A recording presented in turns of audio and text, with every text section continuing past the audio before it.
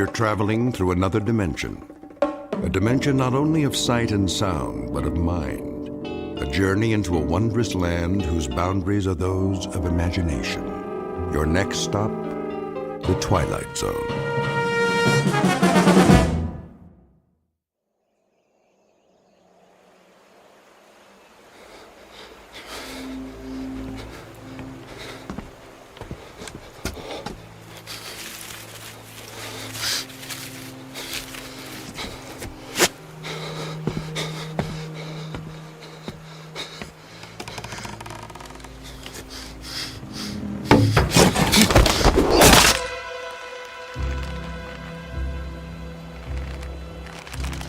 He's dead.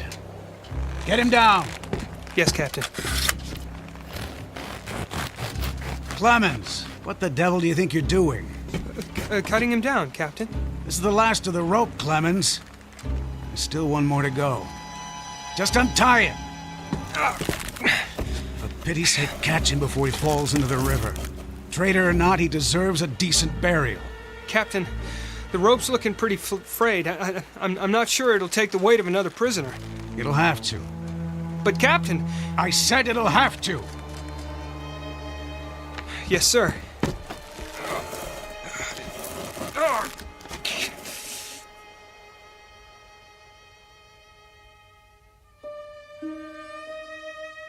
You have just witnessed a military execution. Death is a dignitary who, when he comes announced, is to be received with formal manifestations of respect, even by those most familiar with him.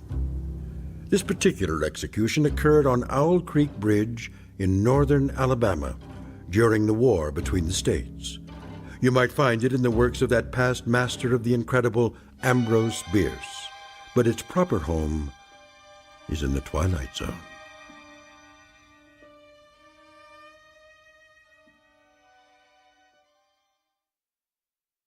And now, the Twilight Zone and our story, An Occurrence at Owl Creek Bridge, starring Christian Stolte, with Stacy Keach as your narrator. Hurry up, Clemens. I want to get this last one hanged while it's still daylight.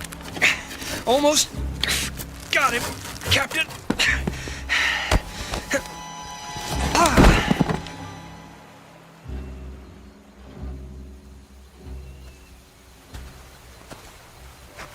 Your friends are dead, Peyton. That's your name, isn't it? Mr. Peyton Farquhar.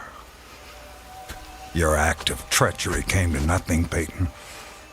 And now you'll be called to account. I wouldn't recommend you think of doing anything as stupid as trying to get off this bridge. Apart from the fact that your wrists are tied behind your back, you'll find yourself more than adequately surrounded, whichever way you choose to run. See those sentinels at either end? Please don't get the impression they're just taking a rest. The way they're holding their rifles, they call that the support position. Means they're always at the ready. As a good soldier, the Federal Army should be. Don't say too much, do you? Huh? Peyton? Peyton Farquhar. Hello? Anybody at home? And here I thought you were a true Southern gentleman.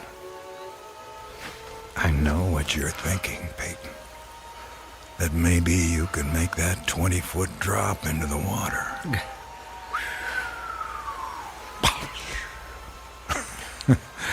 And who knows, maybe you're good at that. But after that, your chances for continued survival become pretty slim. Look over there on the bank of the stream. You know what that is? It's the muzzle of a cannon. You see, there's an outpost near here. If you really squint, you can see a company of infantry at parade rest. Think of them as spectators if you want. But if you sincerely want to swim for it, you might just as well be giving them target practice, which, believe me, they don't really need. You want to leave your wife a pretty-looking corpse, don't you? Still not in the mood for talking, huh? Well, I can understand that, time like this. A man needs to get his thoughts in order, ready himself for, you know. Perhaps I can help you with that. From a purely practical standpoint, I mean. I'm not a priest or anything like that. Truth to tell, my knowledge of matters theological doesn't amount to very much at all. But I can tell you a little bit about how it'll happen. Me and Clemens will escort you out to the center of the bridge, then introduce you to Captain Newman. He's a nice man. You'll like him. Me and Clemens salute the captain, then we stand behind him, leaving you face to face with the sergeant. Now, he's not such a nice man, sorry to say, but... Oh, I forgot. You two have already met. Well, when the moment comes, you'll both be standing on opposite ends of the same plank. He stands on the safe end, but you probably already guessed that. And you probably guessed that it's his job to hold the plank in place. Then, when the captain feels the time is right for him, not for you, he gives a signal to the sergeant. The sergeant steps aside, the plank tilts, and down you go. Nah, never having been hanged myself, I can't give you any information on what your final moments on this earth might feel like. But I can tell you, I've seen more than a few of these. And I'm sorry to have to tell you, it doesn't look any too pleasant. Anything to say about that? Well...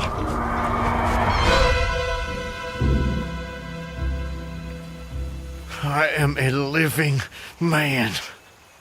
How's that? Speak up, Peyton. If you got any famous last words, we should hear them. Otherwise, they won't be famous. I am a living man! Not for much longer. No, sir, not for much longer. Captain says we're ready for him. Hear that, Peyton? We're ready for you. They say the Lord hates a coward, so take my advice and try and face it with a smile. Why do you have to do that, Levine? Do what? Taunt him like that. You shouldn't expect anything better. This is war. He was on the wrong side. The wrong side? Do you think he thinks that? I don't give a damn what goes on inside his head. Neither should you, Clemens. And unless you want to end up with a noose around your neck, don't let anyone else hear you talking like that. Now, help me up with him.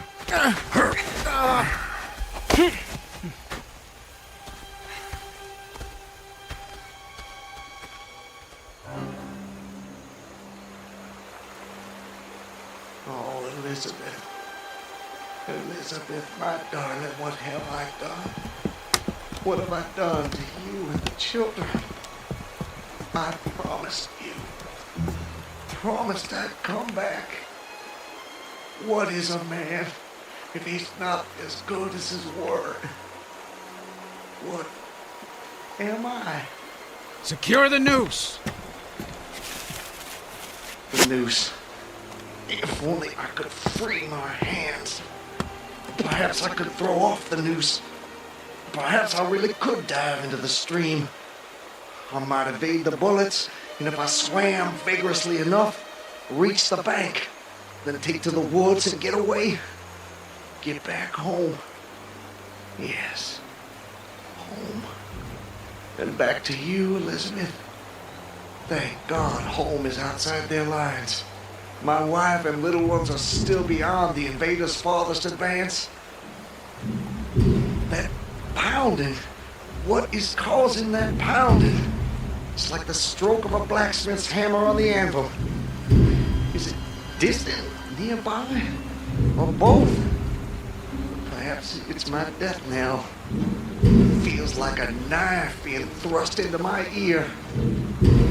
Damn them, what's taking them so long? If you're gonna do it, just do it! Sergeant, step away. Too late. My God, it's too late. Oh, Elizabeth.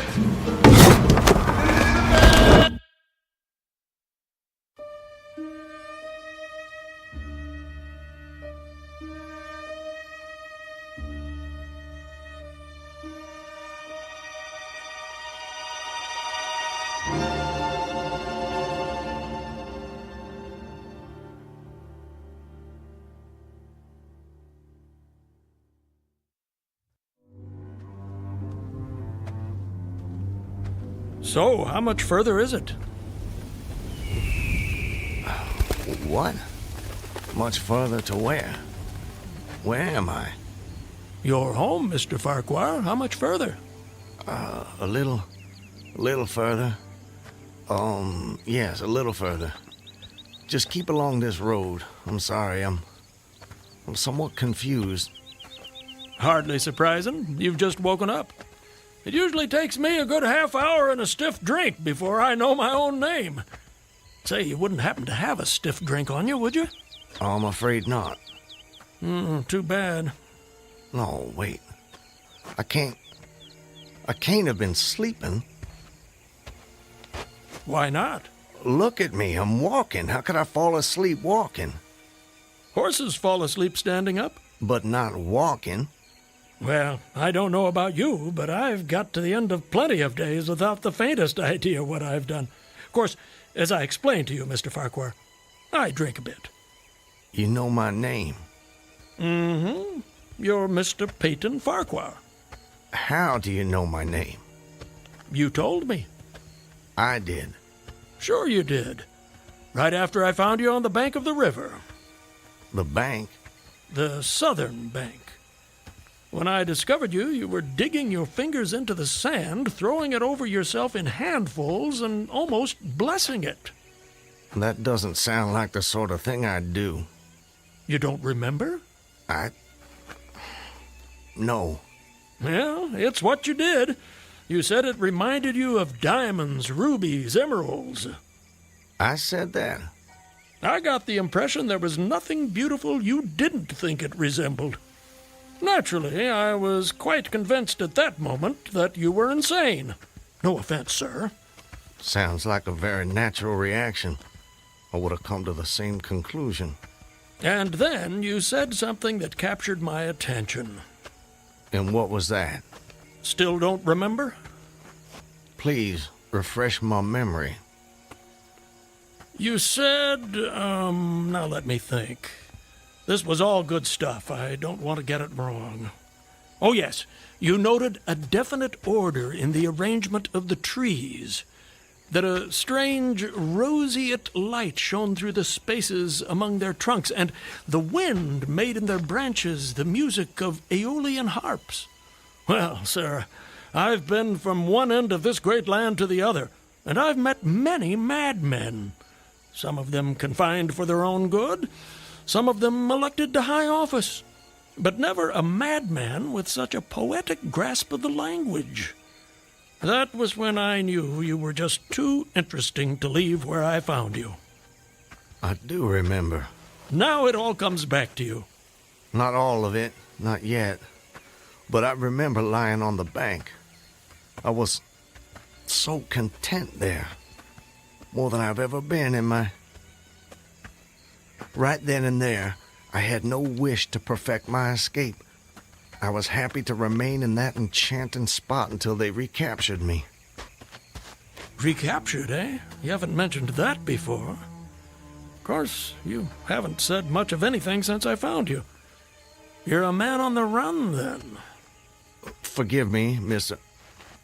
I'm sorry, I don't seem to be able to recall your name. It'll come to you. Well, no offense, sir, but I'm not sure it would be wise to tell you the details. You're not a trusting man. Of late, I've become somewhat disappointed in human nature. I'm not sure why. This is a new world, Mr. Farquhar. It's understandable that you'd be cautious. But rest assured, I'm not what you might call political. But I do love a good story if you have one to tell. My story? I have no story. I have a life.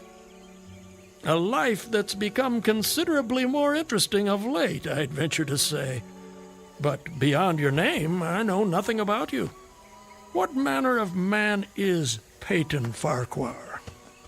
Why do you want to know? The road I travel is long and lonely. I'm starved of intelligent conversation, and the only voice I ever hear is my own. Talking to oneself leads inevitably to madness. With you here as my temporary companion, I can stave off that unfortunate condition for at least another day. I see. And tell me, sir, where are you headed?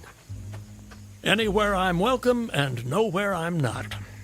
In short, nowhere in particular. So, you were telling me about yourself. Very well. My name is Peyton Farquhar. Peyton Farquhar. I'm a planter in these parts. A planter, eh? Good to have land. It is. So, I guess you have slaves. Naturally. No need to adopt that tone, Mr. Farquhar. I told you I'm not a political, just asking. Well, as it happens, I am what you would call a political. The Farquhars are an old and highly respected Alabama family. I'm naturally an original secessionist and ardently devoted to the Southern cause. Oh, your memory is reliable when it comes to the matter of who you are, if not where. I suppose so. And yet, if you'll forgive my temerity, for all your patriotic fervor, you clearly didn't take service with the gallant army of the South. May I ask why that was? Circumstances of an imperious nature prevented me from doing so, but I assure you I chafed under the inglorious restraint, longing for the release of my energies, the larger life of the soldier, the opportunity for distinction. And in good faith and without too much qualification, you assent to at least part of the dictum that all's fair in love and war. Are you mocking me by any chance? I would never, ever risk a fellow traveler's friendship for such a trivial gain. Please, continue, I beg of you. I imagine that the opportunity to serve your birthplace came at last, as it comes to all men in wartime. It did. It was one evening, as I was sitting under the magnolia trees near the entrance to my grounds. I was with my wife, Elizabeth. The children were playing nearby.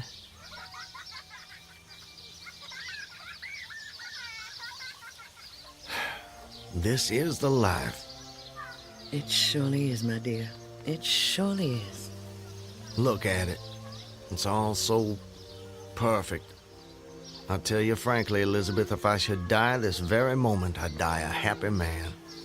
Peyton, darling, I wish you wouldn't say such ghoulish things. I can't bear the thought. I have no fear, Elizabeth. I have no intention of passing away from sheer bliss. I just wanted to make the point that, well, that on such a beautiful evening as this, it's almost impossible to believe there is a war. I wish there weren't. But there must be. Why, Peyton? For them. For the sake of the children. They deserve the best future we can give them. Isn't that worth dying for? I understand that, Peyton. I do. It's just that... I sometimes wonder if we couldn't... Peyton, look! That soldier. He's one of ours. Water. Please. You're exhausted. Peyton, should I fetch one of the slaves? By no means. We'll take care of him ourselves. Get him some water, Elizabeth. Let me help you down, sir. Oh, thank you. You must be starved. Come inside, my man.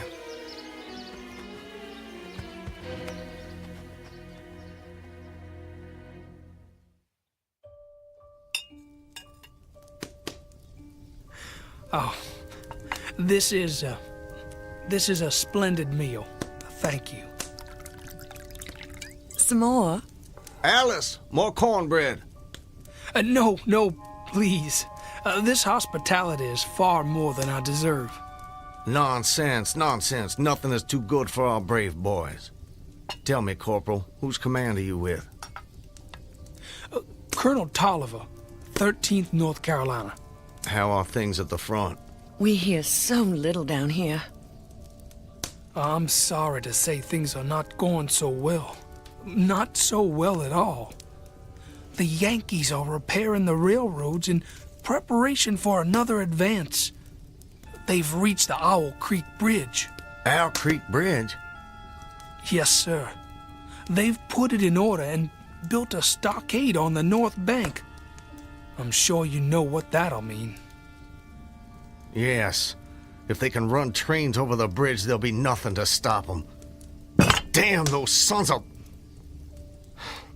Forgive me, Elizabeth. You shouldn't be subjected to this manner of talk. Peyton, I understand. Go and see what's keeping Alice with the cornbread. As you wish, my dear. Something on your mind, sir? Corporal, refresh my memory. It's about 30 miles to Owl Creek Bridge? About that. Maybe even a little less. And there's no force on this side of the creek? Only a picket post a half-mile out, on the railroad, and a single sentinel at our end of the bridge. Suppose a man, or perhaps several men, civilians and persons of intelligence, should elude the picket post and perhaps get the better of the sentinel. What could they accomplish? Accomplish? Well, sir, I was there a month ago. I saw that the flood of last winter lodged a great quantity of driftwood against the wooden pier at this end of the bridge. Driftwood, eh? It's dry now, exceedingly dry. If someone were to put a light to that driftwood, it'd burn like tow. That it would, sir. And that would mean the end of the Owl Creek Bridge. I don't think the Yankees would care for that. Not one damn bit would they care for it. And it goes without saying that such a conflagration would seriously hinder the northern effort. Oh, it would. But you should know, sir, the Commandant's issued an order declaring that any civilian caught interfering with the railroad, its bridges, tunnels, or trains will be summarily hanged. I've seen the order. It's posted everywhere. Risk is a part of life, soldier. You face it every day. I do. That I do. And in my own small way, I've done what I can. No service is too humble to perform in the aid of the South. And should the opportunity present itself, no adventure would be too perilous to undertake if consistent with the character of a civilian who is at heart a soldier, of course. Mr. Farquhar, you are a true son of the South, and a very brave gentleman.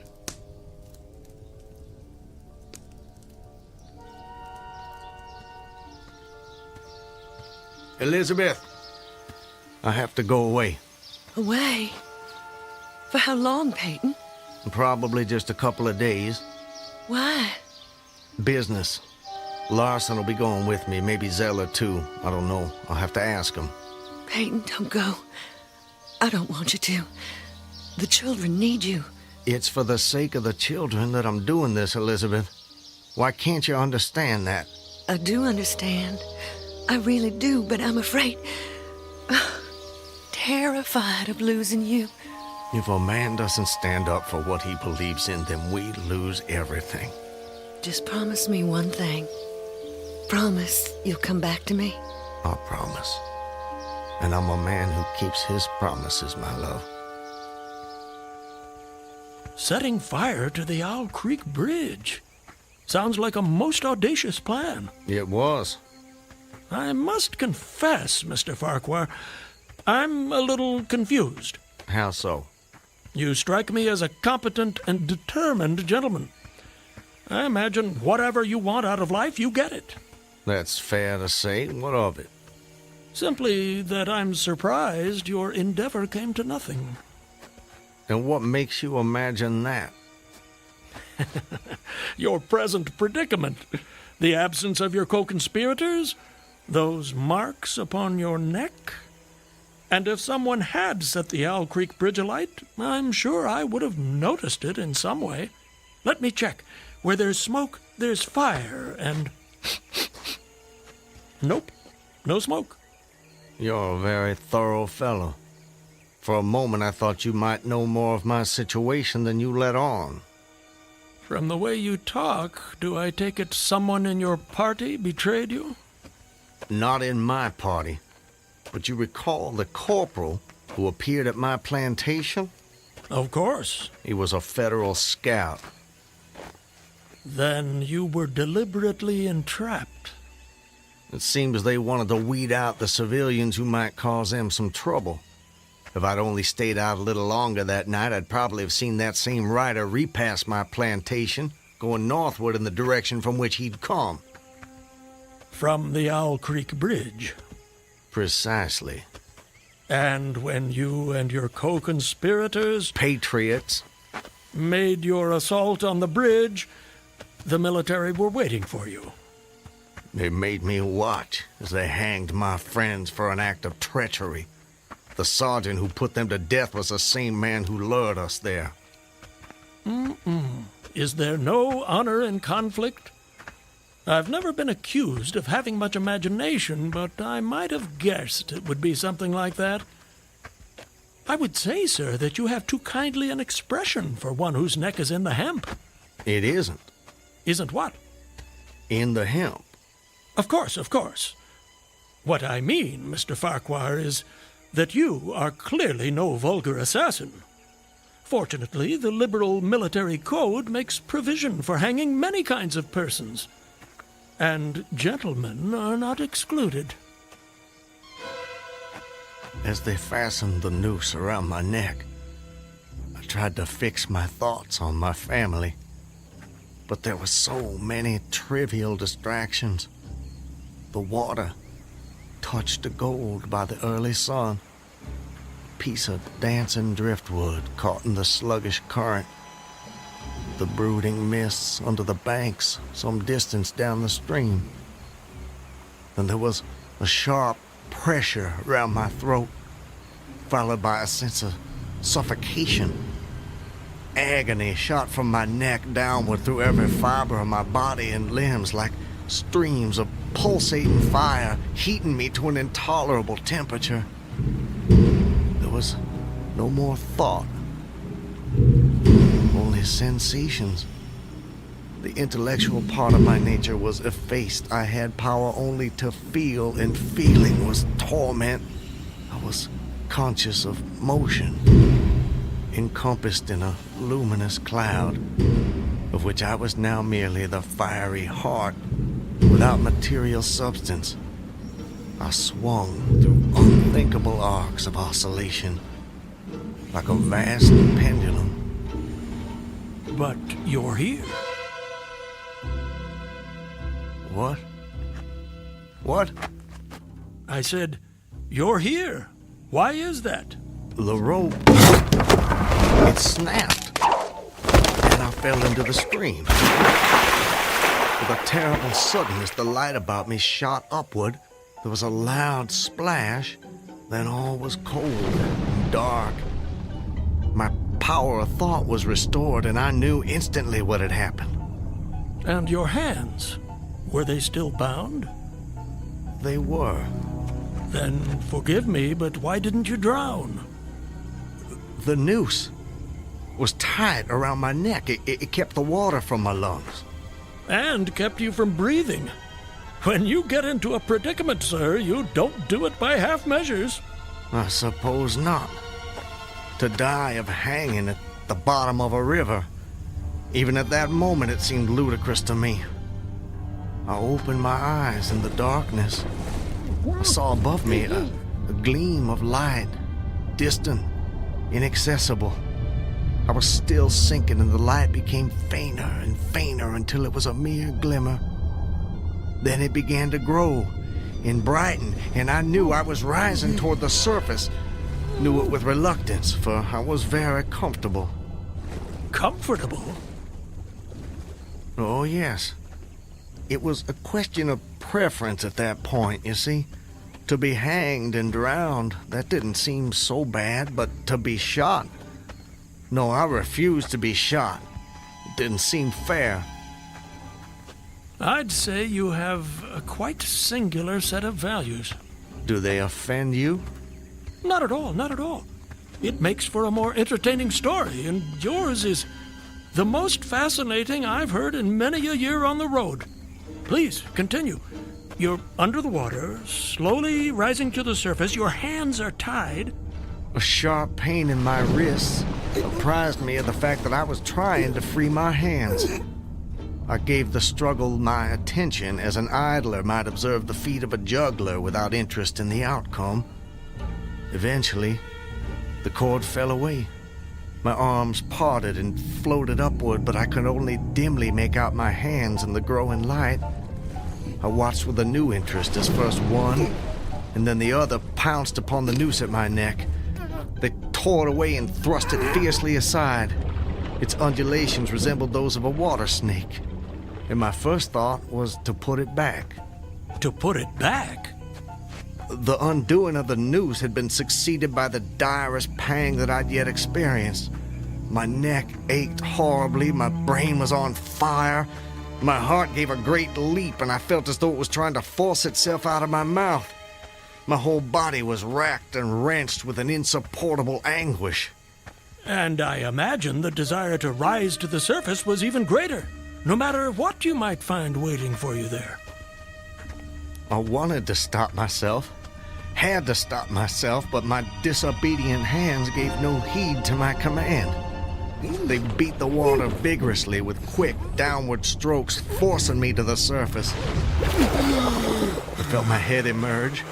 My eyes were blinded by the sunlight. My chest expanded convulsively, and with a supreme and crowning agony, my lungs engulfed a great draught of air. So now you were in full possession of your physical senses. If anything, they were more keen and alert than before. I felt the ripples on my face, heard their separate sounds as they struck.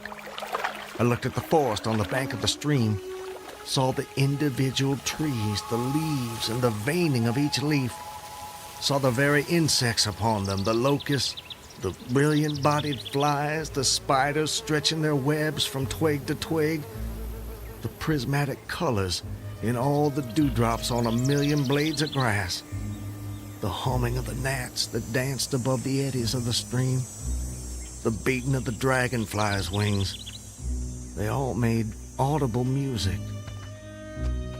Remarkable. If you'll forgive my saying so, you missed your life's calling. You have quite a turn for descriptive language. I'm surprised you had the time to note your surroundings in such detail. It may only have been a few seconds, I'm not really sure. I seem to have lost the ability to judge the passage of time accurately. Or perhaps you've gained a greater appreciation of time. There's a whole world in every second. You have a singular turn of phrase yourself, Mr. I'll get it in a minute. No doubt. Did you acquire this philosophical outlook during your travels? Hard to say. See, it often seems like I've been traveling my whole life. But enough about me. I long to hear your story. You've painted a beautiful background for me, but it strikes me there are more pressing issues in this particular picture. For example, your executioners. My would-be executioners? That goes without saying, surely. Very well. I saw them, silhouetted against the blue sky. They shouted, they gesticulated. Their movements were grotesque and horrible, their forms gigantic. Suddenly, I heard a sharp report as something struck the water smartly within a few inches of my head, spattering my face with spray. One of the officers had his rifle. At his shoulder, there was a light cloud of blue smoke rising from the muzzle. I was surprised he missed. I read somewhere that marksmen with gray eyes are the keenest shots. This fellow was the exception to the rule, it seems. The marksman had gray eyes? Mm-hmm. How could you see that? I'm sorry? He was on the Owl Creek Bridge, you were in the water, and you must have drifted some distance. So, how did you know the marksman had gray eyes? I don't know how I know. I must have noticed it on the bridge. Just before your execution. My intended execution. As you say. Doubtless the detail was burned into my mind. Doubtless. I told you how much more alive my senses had become at that moment. Alive. Yes, indeed, that you did, that you did. At that moment, a counter-swirl turned me half around. I was looking into the forest on the bank opposite the fort. A clear, high voice rang out and came across the water with a distinctness that pierced and subdued all other sounds, even the beating of the ripples. The voice, what did it say? It said, Attention, company! Ready! Aim! How did you do that? "Run!" Fire!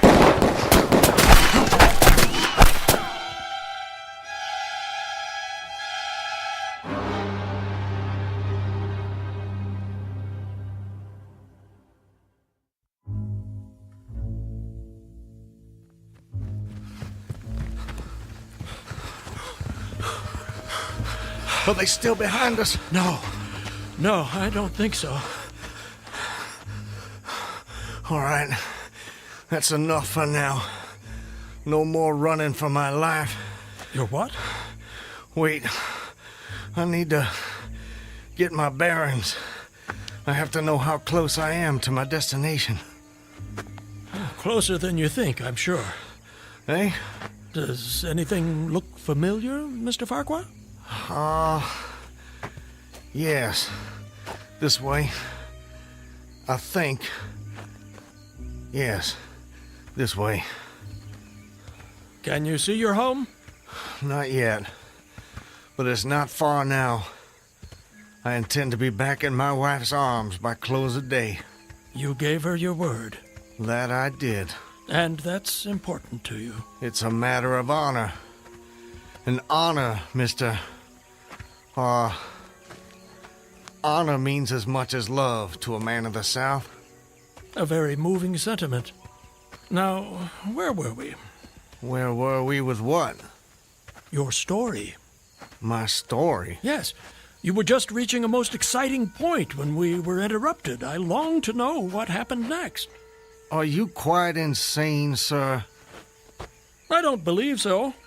But I thought the same of you when I first met you, so I suppose it's a fair question. I am in full possession of all my faculties, Mr. Everything except the memory, eh? Don't try my patience, sir. I wouldn't dream of it. You asked me an important question, and I'm doing my best to answer it. But you'll appreciate it's difficult to judge these things when one spends so much time alone. If I had a constant companion, someone to tell me if and when I appeared to be losing my senses, that might be helpful, but that's not what fate has in store for me. And as I say, I try to avoid talking to myself because that seems to me the fastest route to madness. But, mad or sane, I know a good tale when I hear it, and yours is the most entertaining I have heard in all my years. Yes, sir, I shall cherish the memory of your experiences when I have long since ceased my wanderings. Please, go on. You'd escaped the noose by a most improbable stroke of good fortune, and then you found yourself in the stream and under fire. What was that like? Surely you can imagine that for yourself. We were just under fire a few minutes ago. But not in the water.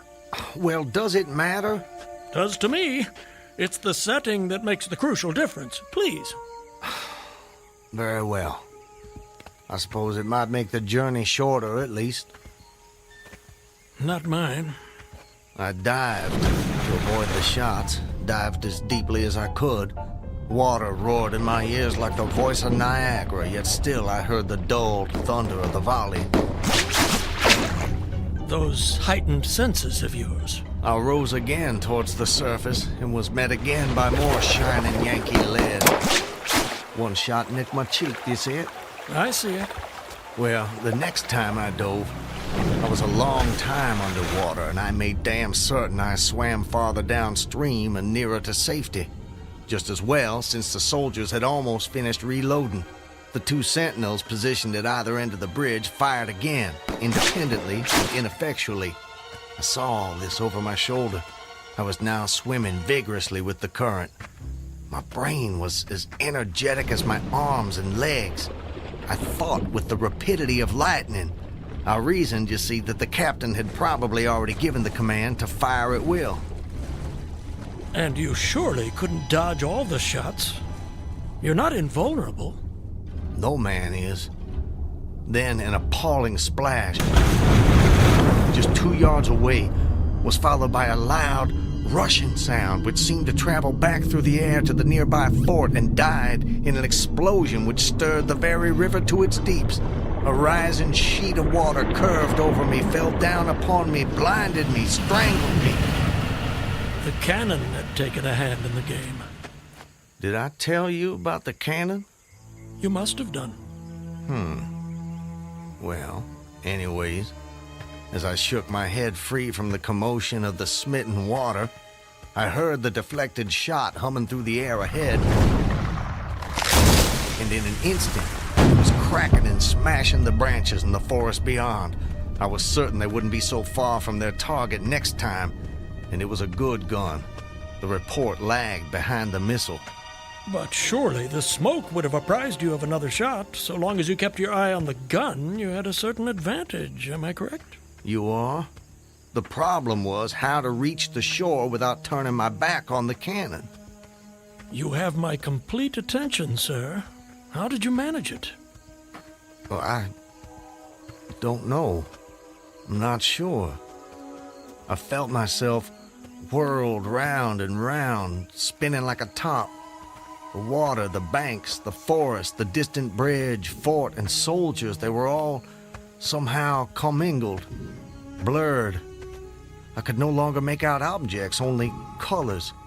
Circular, horizontal streaks of color. It was all I saw. I was caught in a vortex. I felt giddy and sick. Fascinating. Incredible. What is that damned hammering? I don't hear anything. Unless it's the ticking of your watch you can hear. My watch? You're lucky it still works after such an immersion.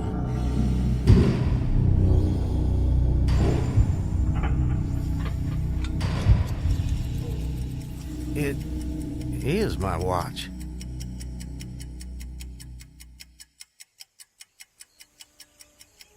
But why should I think... Perhaps you're the sort of man who values the seconds as much as the minutes and the hours. And there's a whole world in a second, so I've been told. So how did you fight your way out of this vortex? I really have no idea. The next thing I knew, I was on the road with you at my side, heading for home as I promised. Surely not. I mean, you obviously avoided the cannon and struggled to the bank. Obviously. But I have no memory of it. And of our meeting? I recall only what you told me about it. Most curious. Stop! What is it? This is it. We're here. This is the path to my home. Excellent. Well, I suppose this is where we part company, Mr. Farquhar. May I say, it's been a rare pleasure. You wouldn't care to come in? I'm sure the servants could prepare you a meal. That won't be necessary, my friend. I have many miles still to travel. But your journey is almost at an end. Yes. Well, goodbye, Mr. I'm sorry, I thought I could recall your name, but it just escapes me. Call me Ambrose. I wish you well, Ambrose. And you, Mr. Peyton Farquhar. And you.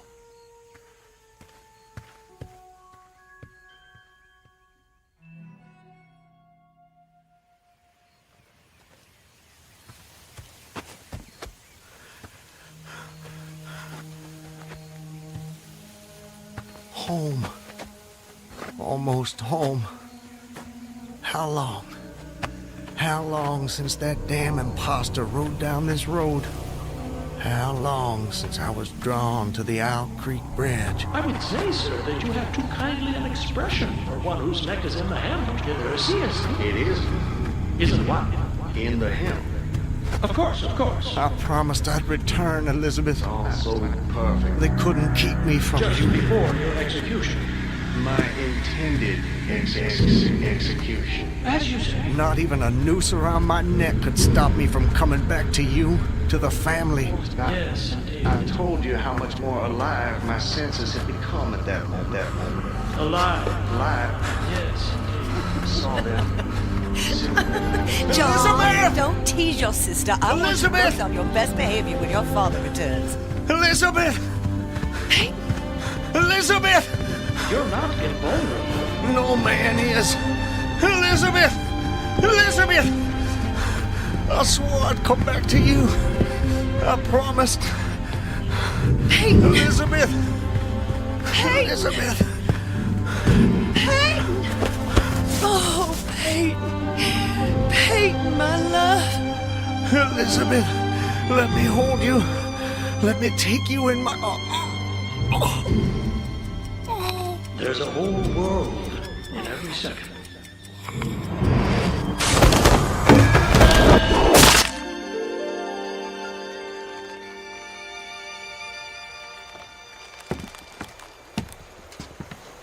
He's dead, Captain. Good work. That's the last execution for today. Get him down! You know, Levine, for a moment there, I thought that rope wasn't gonna hold. It's strong enough. It did its job. Do you ever wonder what goes on inside a man's head in those last seconds before death? Like I said before, Clemens, I don't give a damn. And neither should you.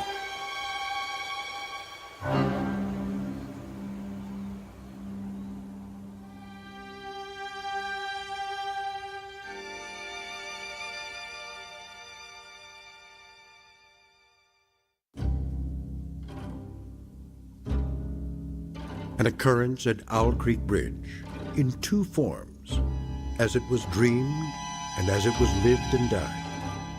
This is the stuff of fantasy, the thread of imagination, the ingredients of the Twilight Zone.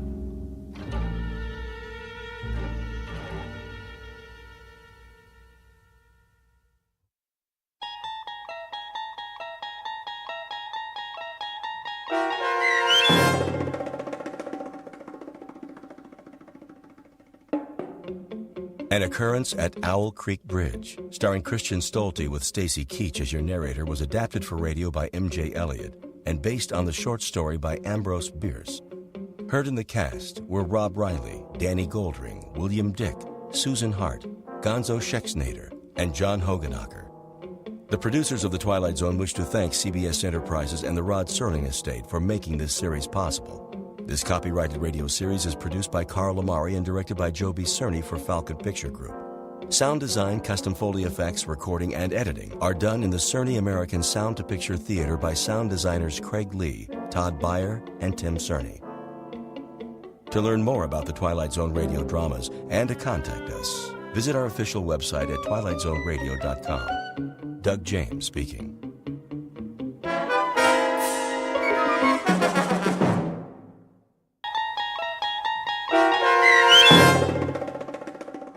Elegy, starring Blair Underwood with Stacy Keach as your narrator, was adapted for radio by Dennis Etchison and written for The Twilight Zone by Charles Beaumont. Heard in the cast were Jeff Lupetin, Christian Stolte, and Joby Cerny. To learn more about the Twilight Zone radio dramas and to obtain audio cassettes and CDs of these programs, visit our website at twilightzoneradio.com. The producers of The Twilight Zone wish to thank CBS Enterprises, Carol Serling, Dennis Etchison, Dick Brescia Associates, Claire Simon Casting, Terry Jennings, XM Satellite Radio, Sirius Satellite Radio, our sponsors, and our radio affiliates for helping make this series possible. This copyrighted radio series is produced and directed by Carl Amari for Falcon Picture Group. Doug James speaking.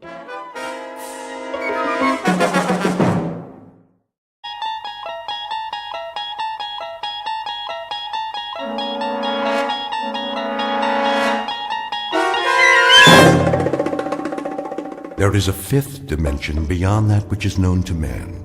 It is a dimension as vast as space and as timeless as infinity. It is the middle ground between light and shadow, and it lies between the pit of man's fears and the summit of his knowledge. This is the dimension of imagination. It is an area which we call the Twilight Zone.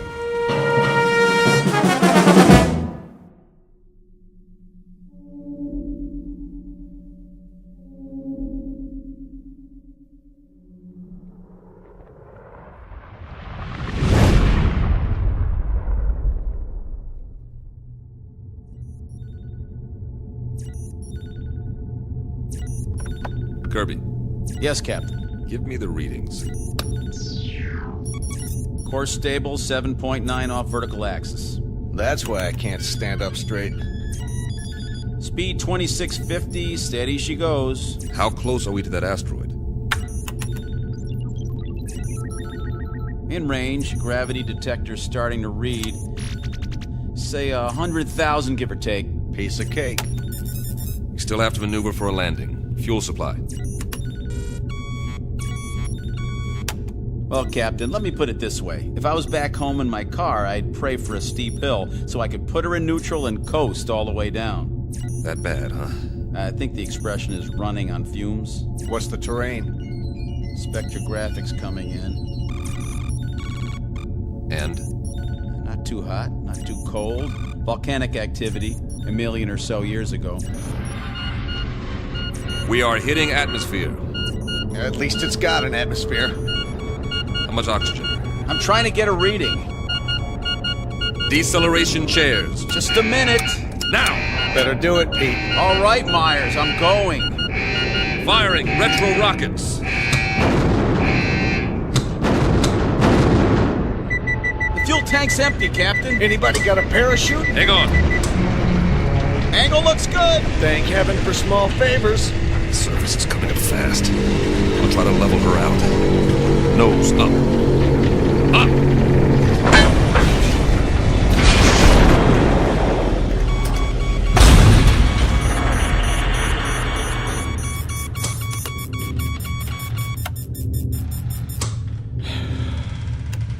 Nobody say anything. I want to remember this magic moment. Oh. Ooh. Everything seems to be in one piece, except for the communications module. And it sounds like we damaged the tail assembly. Instruments are still working. How's the atmosphere? Take a reading. 20.95 parts oxygen. Yeah, right. 78.09 parts nitrogen. That's impossible. I don't get it. That's air. Don't look a gift horse in the chops. Gravity? 1 unit to 0.99. Are you sure? See for yourself, Captain. I don't believe it. You got something better to believe, Myers? But that's incredible. Conditions identical to Earth, and yet we're 655 million miles away from Earth. Let's get the airlock open. Hold up, Pete. What for? I'm sick of breathing recirculated air, eating freeze-dried tofu, and we're almost out of that. The instruments could be wrong. What's the difference? We aren't going anywhere for a while. We can't even radio for help till we fix the module. The man has a point. I suppose you're right. At least put on your helmets. Forget it. If this is all she wrote, then I'm ready for it, one way or another. I'm afraid I'm with Pete on this, Captain. Either we die now or we die later, starving to death like dogs. All right, open it. Now, this isn't in order, but I'd recommend everyone take a very deep breath.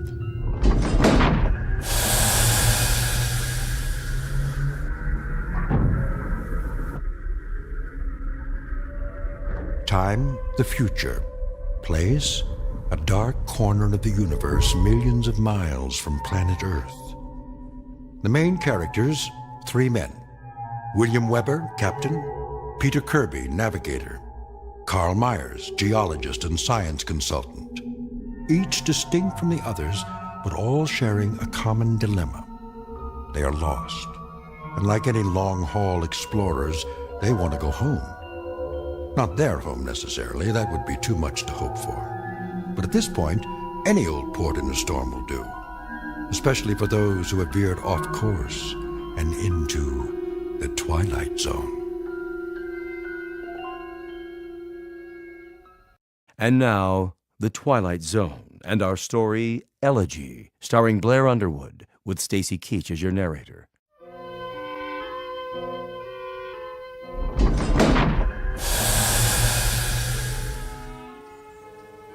Captain's notes.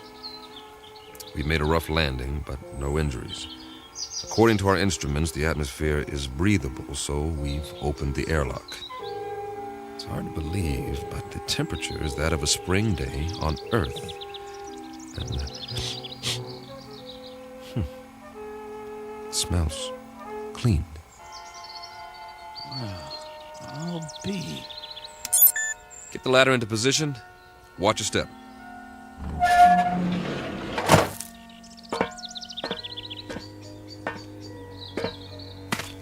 How many miles did you say we were from Earth? Too many. Time for a reality check. You see the same thing I see, Captain? What do you see? Open country, farmland. Kirby? Affirmative. Acres of grass, trees. I grew up in a place like this, in the Midwest. And those hills? They're settled granite, I'm sure. Eroded over thousands of years of wind, rain. I don't get it. Neither do I. Wait a minute. I do. Don't you see? We're back on Earth. Come off it, Kirby. I'm serious. The instruments are all screwed up. Some way or another. Don't ask me how. We got turned around, and now here we are, right back where we started. Oh, man. That is rich. Only one thing's missing. A brass band. Maybe they forgot about us. It's an interesting theory.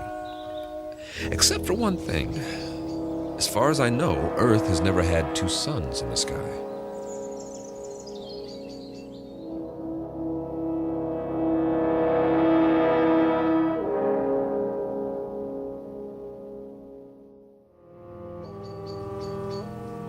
You're right.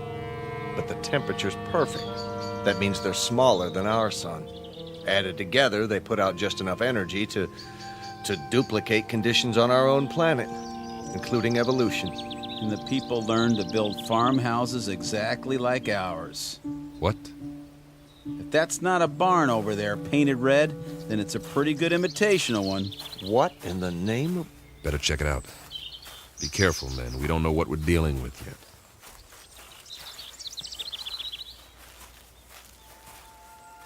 What do you call this? A Martian? I'd call it a hound dog. Hey there, boy. How come he's not moving? He's taking a nap in the shade. I don't blame him, do you? What the heck is that? By the barn, it's called a tractor. They were internal combustion vehicles used in the 20th and 21st centuries before the Total War. So we are on Earth 300 years ago. Negative. We're not equipped for time travel. Okay, you explain it. I can't. The only thing I know for sure is that we're not on Earth. And we are not alone. What do you... Hey! Hey, you over there, by the barn! What's the matter? Can't he see us? He's turned the other way. Looks like he's taking a rest. Leaning on his... It's a pitchfork. He was using it to load hay into the wagon. Some outfit. Overalls. Farmers wore them with straw hats, just like that one. He even has a red bandana in his back pocket. Well, I suggest we ask him the way to the Emerald City.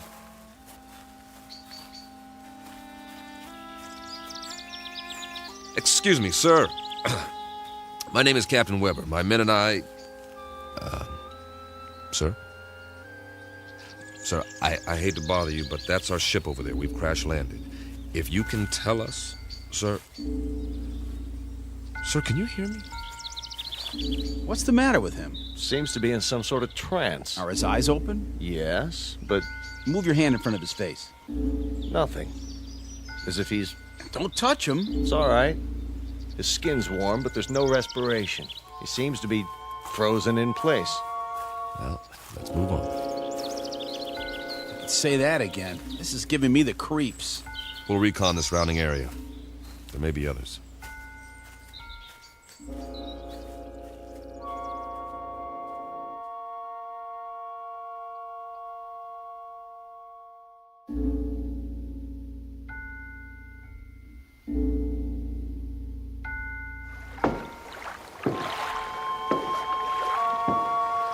Oh, now this is what I call a lake.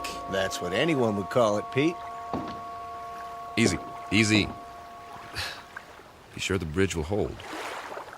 Feels solid to me. We ought to take off these flight suits and jump in. No, thanks. Why not? Well, go on, say it. You can't swim, can you? Not as such. Oh, the big scientist. Wait a minute. Maybe we can find some water wings for you. Let's get a move on. We have a lot of ground to cover. Back home, we had a swimming hole. Man, on a hot day, I thought I was in heaven. We'd go skinny dipping. Right in all that pollution. Nah, before the government closed the rivers. They were even fishing it. You could even see them jumping in the air. You ever go fishing, Captain? Yeah, as a matter of fact, I did. In the mountains. The runoff from the snow was clean there. You could eat the fish if you wanted to and not get sick. I don't see any fish in this water. We better keep moving. We don't know when the suns go down. We should be back at the ship before dark, just to be safe. Good point. Maybe they don't have fish here. That's a possibility, if the planet's evolution took a different turn. Hey, there's somebody. I don't see anything. On the opposite bank, clad shirt. See him? Sitting there with a fishing pole. Hey, mister! Hey, mister! Kirby's right. Folding chair, wicker basket, the whole setup. Looks like the guy's got it made. Let's hope this one talks to strangers.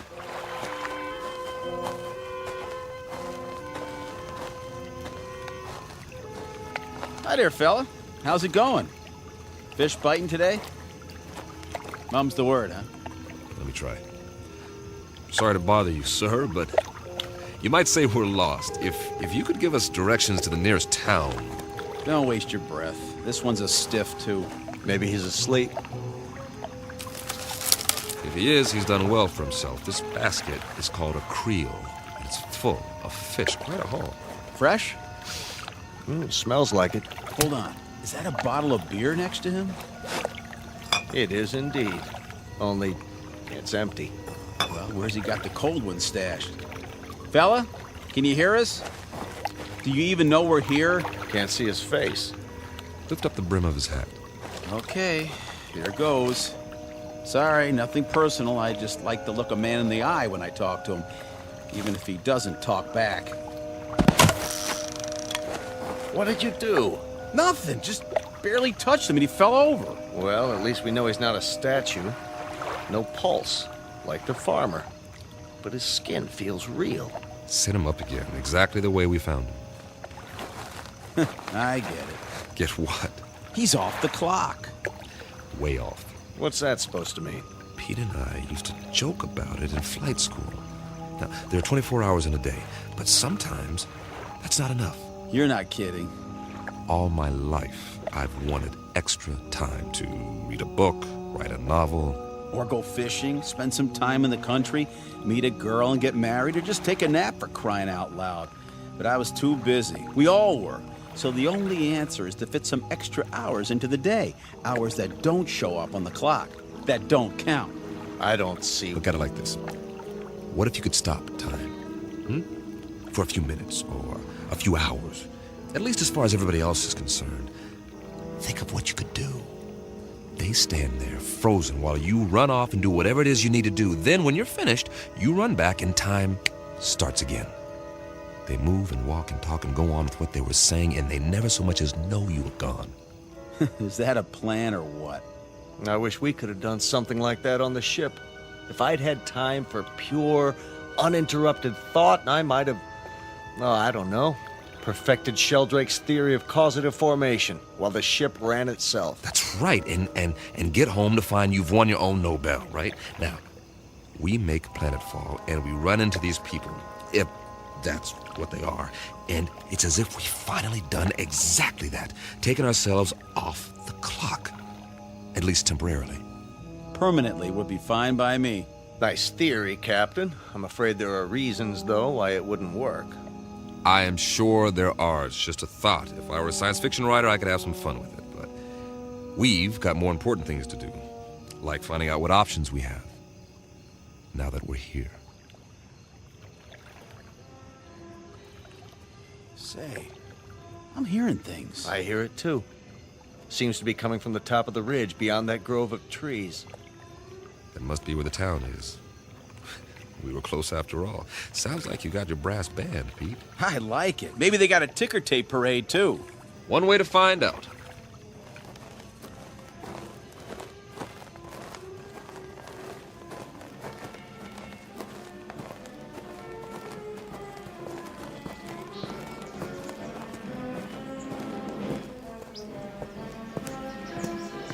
Captain's Journal.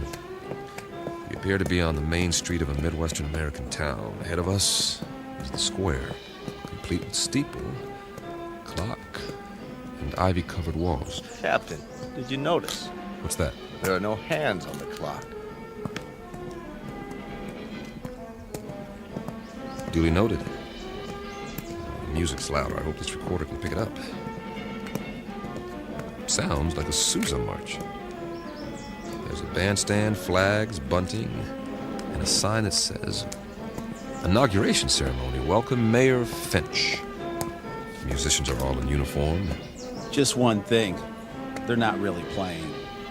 Kirby's right. Nobody's moving. Not even Mayor Finch. He's holding a silk hat. Photographers in front of the crowd about to take his picture, but nothing's happening.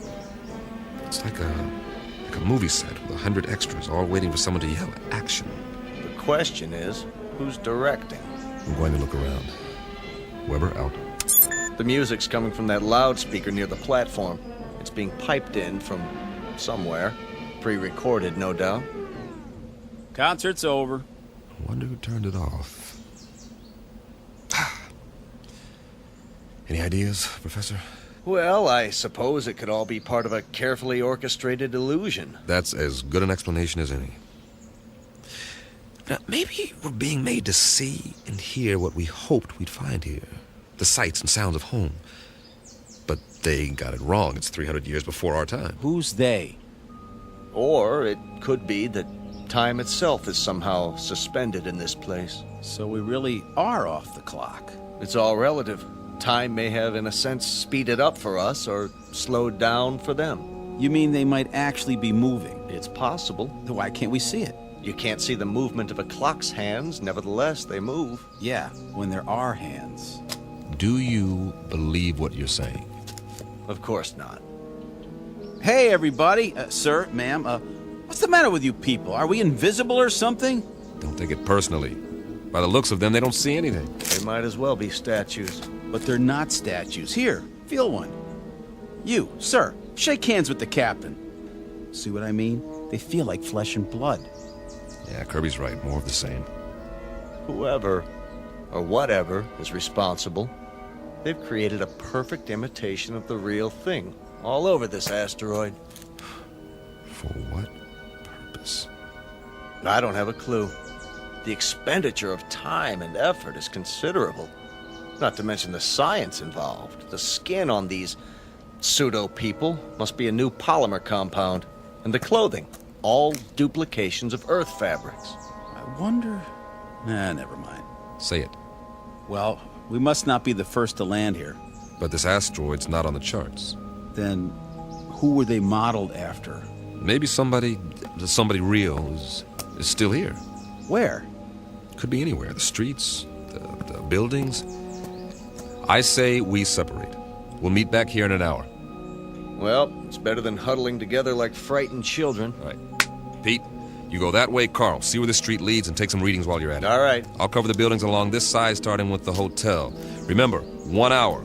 Are your watches set? Yeah. Yes. Don't ask me what to set it to, though. Earth time or something else entirely.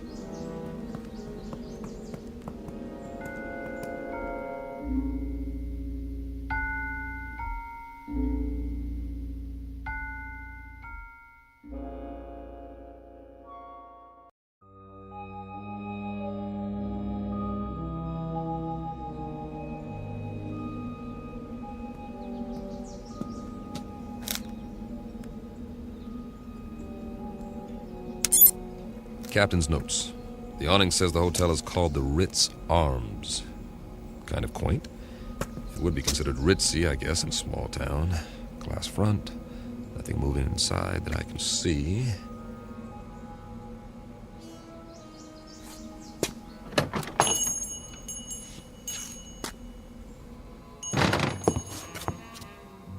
I should have brought the Visicam to record this. There's a clerk behind the desk, not moving, of course. And this is classic. There's an alcove off to one side. I can see 4 men seated around a table.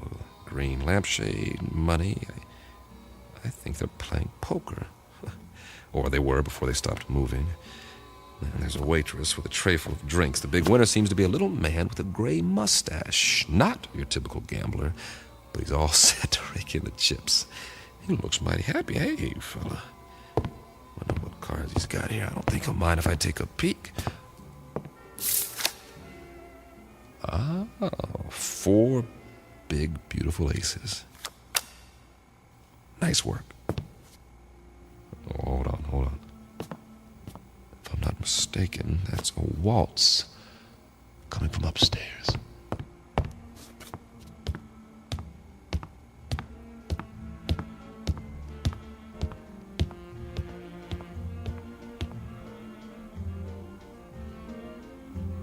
Music seems to be in one of the rooms. Hello? Hello? Anybody here?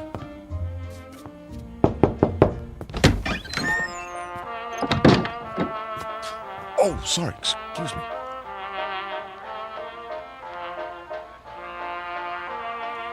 This room is definitely occupied. There's a candlelit table, I see an ice bucket, and a bottle of champagne. The music is canned. The couple is posed in a slow dance. She has a rose in her teeth, and he's got her bent back in a dip, kissing her throat. But what is she doing with him? A short, ugly man. Looks like he's never had a girlfriend in his life. But she's a real beauty. I don't know what's going on here, but I'm beginning to see a pattern. The theme seems to be dreams really can come true, but whose dreams? Who's fulfilling them? For what purpose?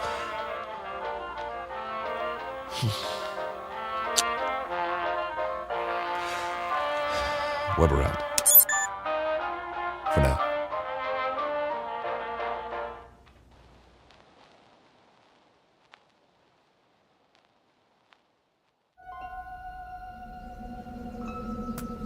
Find anything?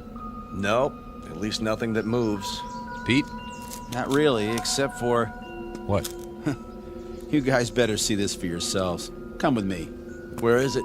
Just around the corner. You're not going to believe this, but I think it's what they called a carnival.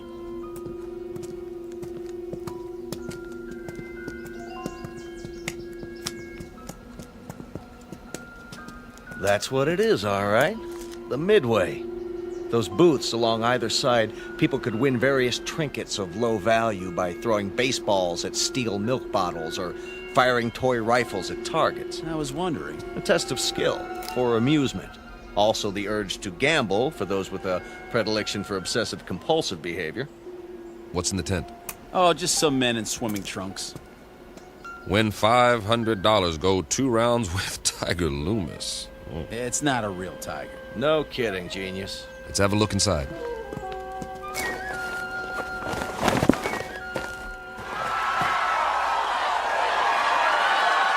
That must be Tiger with the stripes on his trunks. Yeah, the one lying down in the ring. Boy, some crowd, huh? Almost as many as the town hall, complete with sound effects. two pugilists, duking it out, as they say. A primitive display of testosterone poisoning. Check out the other guy with his hand raised. That, my friends, is what's known as a potbelly. Yes, but why? Too many carbohydrates, not enough exercise, plus a certain genetic predisposition. But why would he be the one who wins? Must have been a lucky punch. Looks like old Tiger's down for the count. Interesting.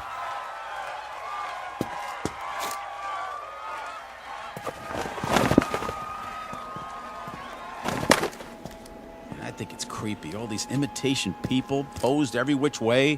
What do we have over there? I believe it's called a sideshow. Scantily clad young ladies who dance for the crowd, which is primarily male. That's nothing. Check out the stage at the end. See? I was saving the best for last. Get an eyeful of this. Some sort of contest, a sign. Beauty queen chosen today. Step right up, gents. You got your blondes, your brunettes, your redheads, your tall ones, your short, stubby ones. Take your pick. I'd say the judges have already made their selection. Cast your eyes on Miss Lakewood County. Some bathing suit, huh? Mm-hmm. It was called a bikini, after the location of the first atom bomb test. Of course, if you like them a little more curvy, there's always Miss Midvale. A little on the hefty side for me. Personally, I like Miss Vernon County in the strapless white two-piece. And they all lost. Kind of breaks your heart, don't it? The one they've chosen with the ribbon and the crown. Miss Wanda Bertolini from Stockton, California. A little long in the tooth, isn't she? 39 if she's a day. Freckles, frizzy hair, the whole bit. And yet, she's won against all those beauties. There ain't no accounting for taste. Perhaps the competition was rigged. Yes. But why? Your Majesty, my compliments to the judges. I don't blame them. They think you're the prettiest one of all. Wear it with pride, but tell me something, Your Majesty. What's wrong with you? I mean, you can't even move a muscle, like everybody else in this crazy asteroid. Answer me. Go on.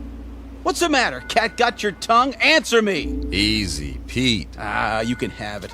Everything about this place is nuts. Where are you going? Wait!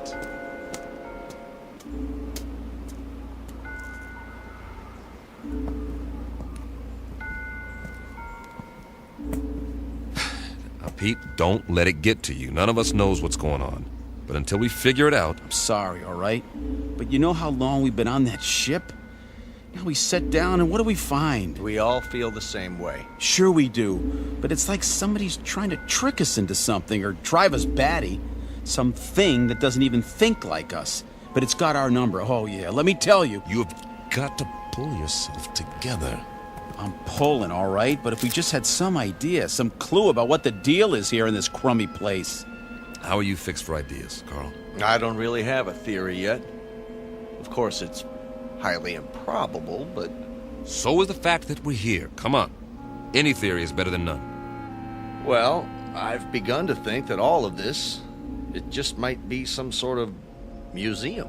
Come again, Professor? We're millions of miles from Earth. It's possible that the inhabitants of this planet, whoever they are or were, developed a very advanced technology. Let's say they had a super powerful scanning device based on some new principle. Over the years, they observed Earth and decided to build replicas of what they observed. Perhaps they even took specimens to use as models. That would explain the accounts of alien abductions. If that's true, where are these inhabitants now? Gone, perhaps, having moved on and left all this behind. They could be in hiding. Then we better explore the rest of it. Or as much as we can in one day. At least they had taste. Take the residential street we're on now. It's right out of the late 19th century. Old-growth trees, Victorian houses. Why this era? Why any of it? It must have interested them. Though for what practical purpose, I can't imagine. Maybe just to please themselves. This is the way it was on Earth a few centuries ago. I've seen pictures, the streets, the houses, everything laid out so peacefully. You guys like it here? I would, if I knew it was real. if I could be sure it wasn't all going to vanish in a puff of pink smoke. It's an okay place to visit, but I wouldn't want to live here. Well, you better get used to it. This is going to be home for a while. Charming. Which one? The largest house, there across the street. Well, that one's a mansion. Isn't it lovely? Think of the freedom, the space to move about. You want it, it's yours. Yes, that's true, isn't it? Why not? I don't think anyone will mind, least of all the old fella in the chair on the porch. Another stiff. It's actually quite realistic, the way they've got him sitting there reading the paper. What's the date on the front page? Hey there, old-timer. You don't care if we look around, do you? Check out the inside. Not at all, gentlemen. You are most welcome.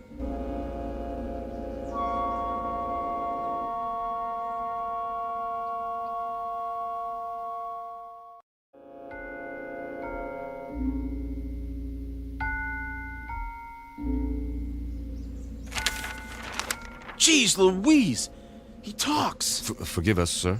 You all look as though you've seen a ghost. We assumed that you were like the others. Oh, no. I'm Captain Weber. The name is Wickwire, Jeremy Wickwire. Ah, a pleasure. Peter Kirby, my navigator. Hi. Carl Myers. How do you do? Can't believe you're real. Isn't everybody? We used to think so. Not around here. Oh, the others are nothing to be afraid of. Really, they're not. We have so many questions.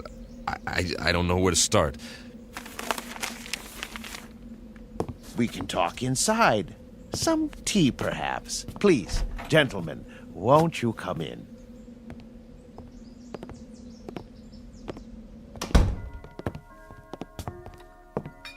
One lump or two? Oh, don't go to any trouble. It's better than what we're used to. Believe me. I don't know about you, Captain, but I must have my tea this time of day. I wouldn't feel complete without it. Oh, it tastes great. Nice and hot.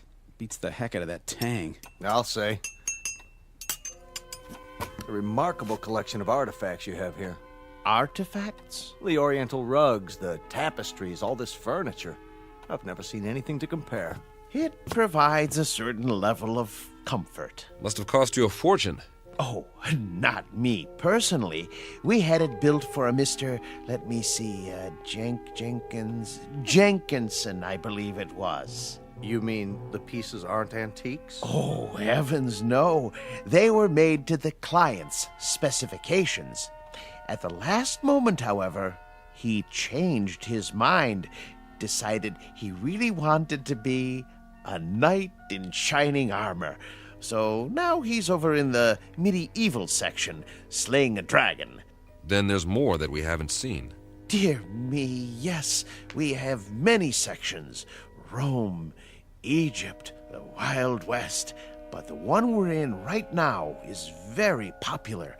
It represents a period when creature comforts were most abundant, before peace in the world became impossible. By the world, you mean? Earth. Mr. Wickwire. I don't know where to begin. You see, we are from Earth. Yes, of course. We were on a routine geological flight in search of ore to be mined. We ran into a meteor storm and, well, it knocked out some of our equipment and put us off course. That was 6 months ago. Really? That long? Feels a lot longer, believe me. Please, go on. We saw this asteroid and landed as well as we could. But there's no more fuel. We're going to have to stay here until we can repair the communications module and signal for help. They'll think our ship was destroyed without an SOS beacon. I see. Then you're not from the Glades. The what? I've been expecting them. I'm due for a delivery. From Earth? May I ask a question about the Earth? Did they, by any chance, have that atomic war Not as such. A cluster of smaller wars almost simultaneously. Most of the Earth's surface was destroyed. We're still picking up the pieces. Oh, dear me, that is bad news. More tea, gentlemen. Mr. Wickwire, explain some things to us before we go out of our minds. Certainly, but you do look hungry. You can say that again. Let me fix us a light lunch first, Then we'll talk. No, Mr. Wickwire. Explain some things to us before we go out of our minds. If you like. Where are we? Why, you're in a memorial park. A memorial? More commonly known as a cemetery. Didn't you know?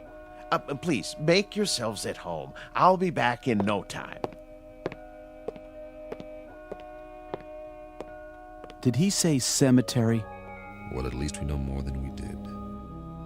You act like nothing's happened. Nothing has happened, yet. Just give it time. What would you suggest we do? I'd suggest that you... Settle down, fellas. Getting upset isn't going to help. Help who? There isn't anybody to help us. That old man's off his rocker. This place is some kind of loony bin. Shut up and sit down. Yeah, well, I tell you, I don't like it. We're sitting around having tea, and we don't even know where we are. It doesn't make any difference where we are. This is where we're going to stay until we can send a distress signal. Unless he happens to have some rocket fuel and a tail fin assembly lying around. So for now, all we can do is make the best of it. Yeah, we don't have to like it, do we? Be patient. Everything will be explained, I'm sure. You mean you trust that guy? A little more trust might have saved our world, Pete. I say something about him is screwy. What's he so happy and well-adjusted about? Well, look at the way he lives. He's got everything he wants, even if it is a reproduction. Quiet. Here he comes. I've brought some sandwiches and a bottle of wine. I trust we'll make quick work of it. You can say that again. I haven't had a drink in I don't know how long. And after that, coffee. It's brewing now. Meanwhile, a glass for each of us. Do you mind if I pour? Very kind of you, Mr. Wickwire. May I propose a toast? Please. To peace, my friends. Eternal, everlasting peace. I'll drink to that. We all will. Excellent wine. Glad you like it. This is a special occasion. I thought it was worth opening a bottle. Liebfraumilch, isn't it? Yes, indeed. Mr. Wickwire, we're still a bit confused. You said we were in a cemetery. What did you mean? Mean? Yeah, why would there be a cemetery here? Perhaps you could elaborate. Certainly. But before I explain the details, you must give me some information. If you like. If your dearest wish could be granted, what would it be? I'm not sure I understand. What would you like to be doing most? Where would you choose to be right now? That's easy. Back on the ship, headed for home. And you, Captain? I'll go along with that. So will I. Splendid. Oh, one other thing. When you left Earth, what was the date? September? No. The year. 2280. Really? 2280? When you arrived, I thought you were the men from Happy Glades, but you couldn't be. We're still not following you. What's Happy Glades? The world's greatest mortuary. At least, it used to be. The management hit upon this scheme as a service to the few who could afford it. The scheme being... Why, this little asteroid. Moriarty bought it and paid well to keep it off the maps. For what reason? Simple, really. You see, the plan was to recreate conditions in which the dearly departed would be most happy. A favorite setting, a desired event. For example, if one had always wanted to be elected mayor, he'd achieve his ambition here for all eternity. So those people outside, they're all... Oh, not all of them. Just the select few. The rest are imitations. Simulacra, we call them, for effect. In other words, this is the place where your dreams come true after you've stopped dreaming. Yes, that might be a way of putting it. Very good. But a cemetery in the middle of space? Your boss, Moriarty, he could have bought a piece of property anywhere, in the desert, say, away from everything. Oh, no, you don't understand at all. Happy Glades promises eternal peace, everlasting peace. You couldn't have that on Earth, now could you? Especially with the wars you've described. He has a point. Let's finish the wine, shall we? It doesn't keep well once it's opened. Thank you. Cheers. Would you like some music? What kind? A somewhat limited repertoire, but there are all kinds of pieces for the player piano, popular, classical. Classical might be nice. Ah, yes. Something soothing to fit the mood. Mozart or Brahms.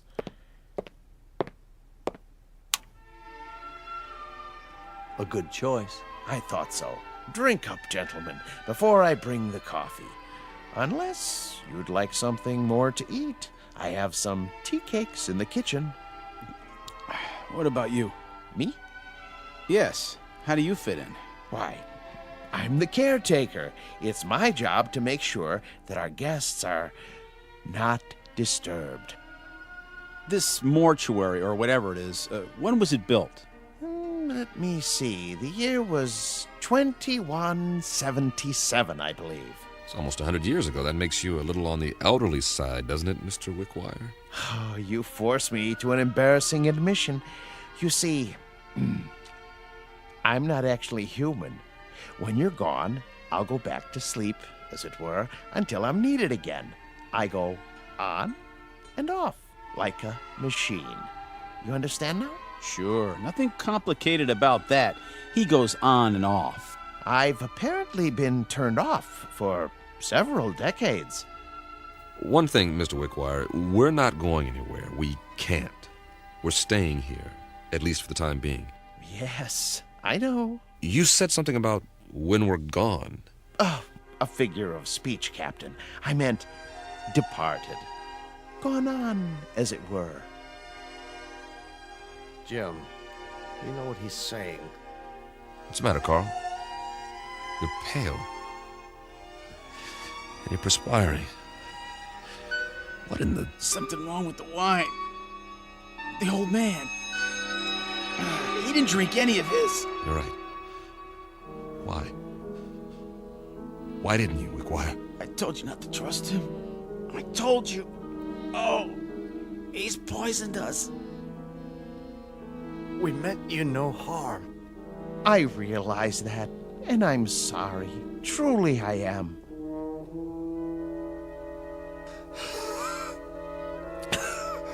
Give us the antidote. Give us the antidote. There is no antidote, Captain. Even now, the eternifying fluid is coursing through your veins. It won't be painful, I assure you. Oh, please. You've got to stop it. Oh, my dear friends, can't you understand? I have no control in these matters. I'm only a machine. But why? Why us? Because you're here and you're men.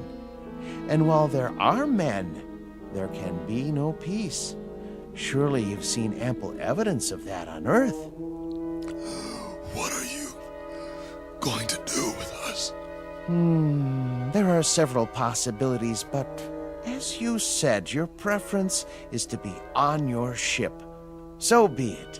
I'll move you there and arrange you in your natural habitat.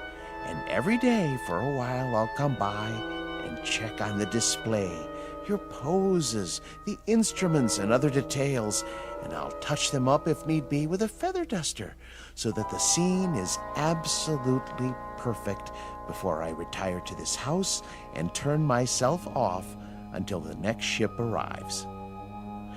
I trust it will be a dream come true for you. It will. Won't it? For the love of God, Wickwire. For the love of God. You'll excuse me now, but I must make ready. Oh, and gentlemen, I do most sincerely wish that you rest in peace. Captain. Goodbye, Captain. Easy, Carl. Easy, Carl. Don't fight it. It'll only work fast. Bill, I'm scared. Try not to be, Pete. I'll be with you. Be back on the ship soon. For all eternity. See you over there.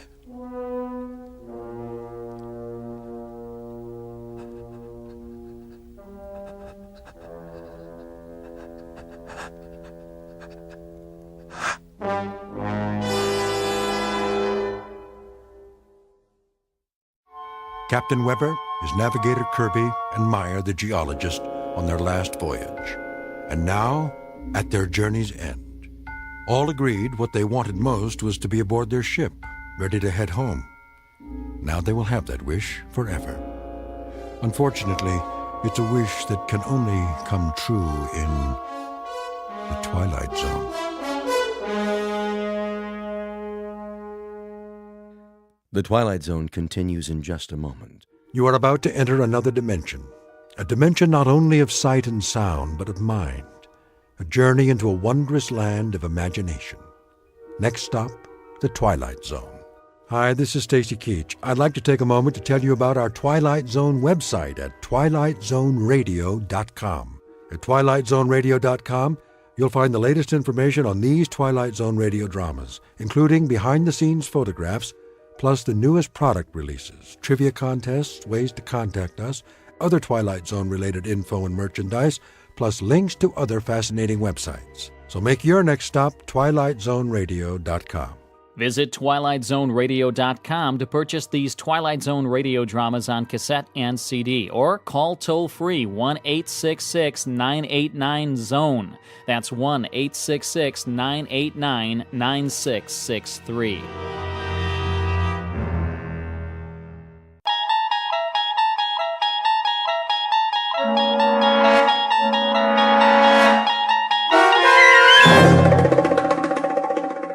He's Alive, starring Peter Mark Richmond and Marshall Allman, with Stacy Keach as your narrator, was adapted for radio by Dennis Etchison and written for The Twilight Zone by Rod Serling. Heard in the cast were Roger Mueller, Jason Bradley, Christian Stolte, Doug James, Jeff Lupetin, Amanda Amari, Elizabeth Lido, Vince Amari, Alex Sopner, Frenette Lebo, Carl Amari, Kurt Nabig, Peggy Roeder, and Jason Mallow. This copyrighted radio series is produced and directed by Carl Amari and Jason Mallow for Falcon Picture Group. Doug James speaking.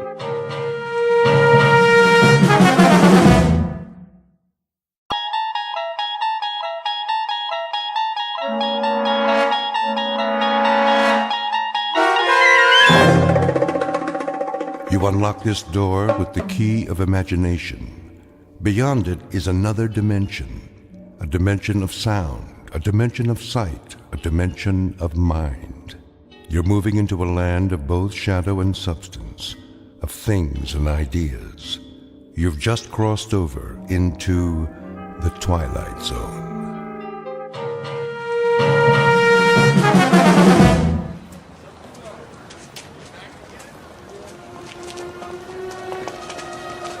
That looks like a good spot. Where? Up ahead on the corner. Yeah, we'll set up some boxes. I don't know. It's perfect, I tell you. All these people taking a walk after dinner, they'll listen. Oh, they'll listen, all right. Just hand out the pamphlets for now. I have to work on my speech. What speech? You don't need one. Just say it the way you say it to us. These people, they don't know what we stand for. So tell them, Pete. We'll make sure they listen. Put the flag up against the building. Which one? Both of them. Ours and Old Glory. The big two. There's some boxes. You can stand on them. I'll go set them up. Man, oh man, this is gonna be the night, huh, Pete? Well, Guess it's now or never. Got that right. How's my uniform look? Here, straighten your tie. The cap, the boots, perfect. You look like a leader. Big time. Go, Pete. Give him a dose of the truth. Hey, mister. Excuse me, little girl. Are you in the army? No army you ever heard of, sweetheart, but you will. My daddy's a lieutenant. Are you a lieutenant? Better than that, kid. A lot better. Now stand back. You're in the way.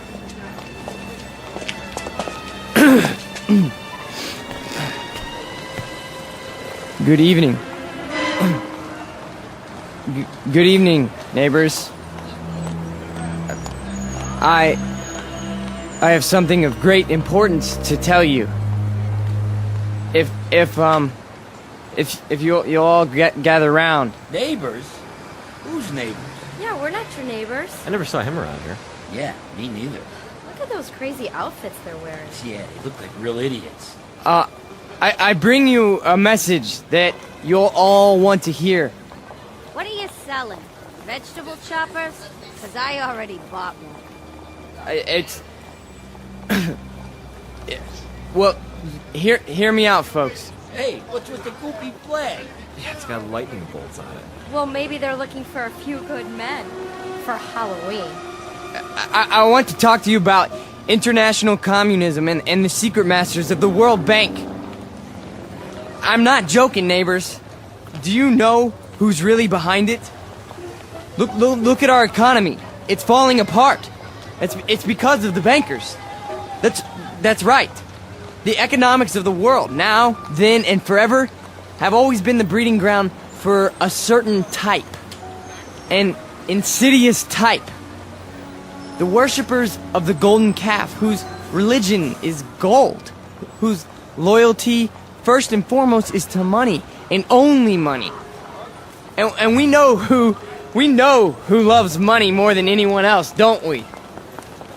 We know what tribe. He's just getting warmed up. Yep, in a minute he'll have him in the palm of his hand. The tribe of traitors. And they're here, in our homeland. They're in Washington. Those swine have captured the reins of government. Yeah, they're rotten apples, and I got an apple for you. Hey, knock it off, people. Yeah, show some respect. I'm talking about traitors. Listen. Boring. Ice cream. Get your ice cream. I want one. Come on, Angie. We'll both get one. Then we'll go home. Yeah, there's nothing happening here. No. Listen to this. What about foreigners? Huh? Foreigners. Take a look at the way that they're controlling us. The lines lead directly to Palestine and to the Vatican. Yeah, I've had about enough of this. Let's go. It's a conspiracy, I tell you. A conspiracy of men who aren't like us. Yellow men, brown men, black men. They come here and they infiltrate our economy. They're right here on our doorstep. If there's anybody sitting on your doorstep, buddy, it's the man in the white coat. Here, take a tomato with you. You think that's pretty funny, don't you? You think it's funny that your country can be sold out? That they can sell out your flag and your birthright? You think that's funny, huh? Well, the day will come. Oh, shut up. Let him talk. What's the matter? No more big talk? He's just a scrawny kid with a big mouth. Real big. As long as you got a couple of punks to protect you. We gotta do something. Where's Nick? Go on, get out of here. Back off. This here's a real American. Yeah, a real jerk. Why, you? Get off! Cut it off! Cut it off! Right now! Portrait of a Bush League Führer named Peter Vollmer, a young man who feeds off his self-delusions and is left perpetually hungry. Like his goose-stepping predecessors, he searches for something to explain this hunger, to rationalize why the world passes him by without saluting. In his own twisted and distorted lexicon, he calls it faith, strength, truth.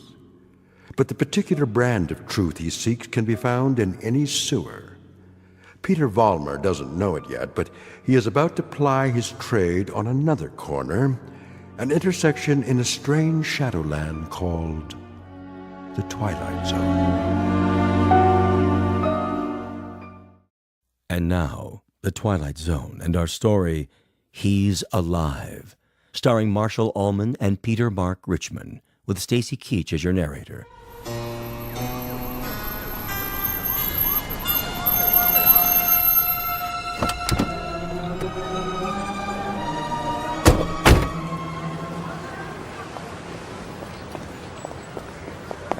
All right, folks, break it up. Party's over. Yeah, what's happening here? Looks like the boys in the brown shirts took a licking. No, we got him. We got him good. Said, what are you lying on the ground for? Problem, fellas? It was the communists. The communists did this. What? Which ones are those, Jack? All of them. They ran away like cowards. We want to press charges. What about names? We need names if we're going to charge anybody. Look, forget about it. We can take care of ourselves. Sure you can. Need some medical attention? No, we don't need your help. Come on, Peter, I'll help you out. Let's get out of here. Hey, Jack, you forgot your flag. Yeah, your mama made it for you. Give it to me. Sure. There'll come a day when guys like you will crawl on your belly to salute this. There'll come a day. Yeah, well, let me know the date, Jack, so I can stay home sick.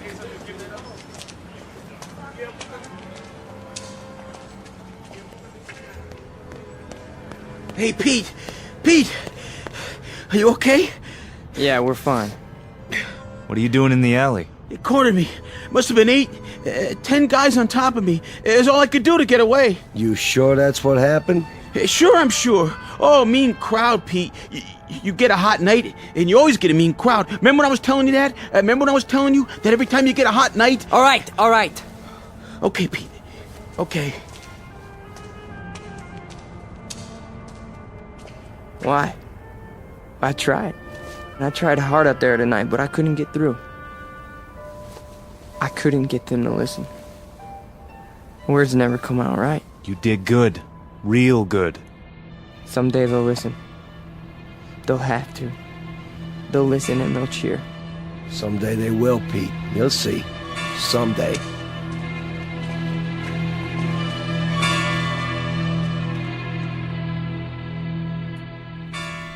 Now, hold still. It's only a cut, not a mortal wound. Wash your face when you get home and put some iodine on it. I think you will survive. Now, do you want a cup of coffee? I'd rather have a drink. A drink, is it? May I have a drink, Ernst? I have some wine. Will that do? Yes, please. Very well. You are a man now.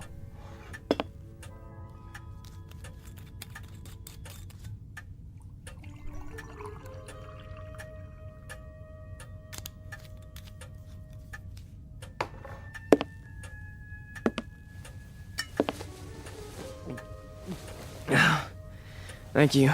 Peter, one sips wine. That's not beer from a beer garden. Sorry. I'll remember that next time. The next time. Just how many next times do you suppose a human being has in the scheme of things? Oh, come on, don't lecture me, Ernst. I'm sick, I'm tired, and I took a beating out there. Did you? Yeah, can I stay the night? Yeah, the couch remains in the corner, as usual. You're a good friend, Ernst. You understand. Sad to say, I do. A man does what he believes in. A man usually does. I believe in certain things. Is that right? You know I do. I mean, we're friends. You've known me since I was a kid. When you were a little kid, Peter, and I used to find you crying at my door late at night, I could pity you then. And now? What do you think? Now you peddle hate on street corners as if it were popcorn. It's not hate. It's a point of view. A philosophy. Oh, I know the philosophy. I know it quite well. 9 years in a place called Dachau. And you know who put me there? Peter Vollmer. What? A lot of Peter Vollmers. Frustrated men, sick men, hungry men. But the result, the effect, never mind the cause, was 12 million bodies in shallow graves. And it all started with young men in uniforms, talking on street corners. Hey, you let me come here. You never sent me away. No, I never did. I never do. That's the weakness that you scream about on your street corner. The sentimentality, the softness, the weakness that makes a man his brother's keeper. So I must be one of the worst of your criminals, Peter. Sentimental, soft, and very preoccupied with my brothers. I should close the door on you, but perhaps this is my sickness. I only see the boy, not the man. Go ahead. Sleep on my couch. Look, why don't you understand? You're the only person in the world I ever had. What else have I had? What? A drunk father who used to throw me against the wall? An old lady who drank till she had no marbles in her head? She didn't even recognize me half the time. That's why I used to come over here to your apartment, because, I mean, you were gentle with me, you know? You'd talk to me. You'd feed me. You'd take care of me. Ernst, you're my real father. Ah, this is the boy speaking again. The little boy with so much fear in him. Yeah, you rest now, Peter. You rest well.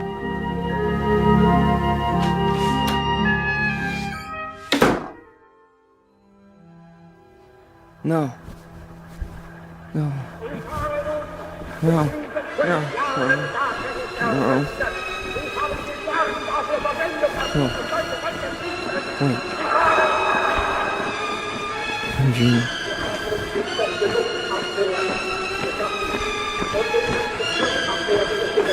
What? What? Peter! Who's that? Peter? Who's out there? Who is it?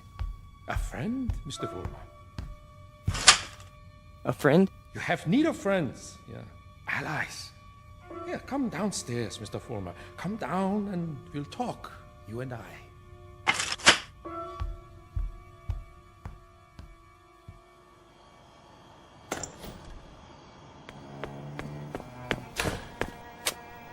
Hello, Mr. Vollmer. I heard people out here. Oh, did you? And your voice. Well, a dream, perhaps, of better days to come. Who are you? Take a good look. Do you not recognize me? Surely you have seen my picture. Wait. That hair. With the mustache. No. It can't be. You died a long time ago. Did I? Or perhaps I only wanted people to think so.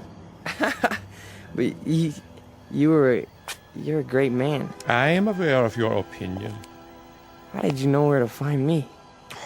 I simply followed your tears, Mr. Vollmer. You said you have something to talk about? I do. I do indeed. I have you to talk about, and the things you believe in, which are the things I believe in as well. See, your success, Mr. Vollmer, will be my success. Are you interested? I am. I am. Please go on. Good. Then let us start by discussing a most important point. What are the dynamics of a crowd? How do you move them, Mr. Vollmer? How do you excite them? How do you make them feel as one with you? I don't know. I don't know, sir. How? Join them first, Mr. Vollmer. Yeah? When you address them, speak as if you were a part of the mob. Speak to them in their language, on their level. Make them hate the things you hate. How do I do that? If they are poor, talk to them about poverty. If they are afraid, talk to them about their fears. And if they are angry, Mr. Vollmer, if they are angry, give them objects for their anger. But most of all, what is most of the essence is that you make the mob an extension of yourself. Say to them things like, things like this. They call us hate mongers. They say we're prejudiced. They say we're biased. They say we hate the minorities. The minorities. Understand the term, neighbors. Minorities. Shall I tell you who the minorities are? Shall I? We are. We are the minorities. That way, Mr. Vollmer. See, you started that way. I think I understand. That's right.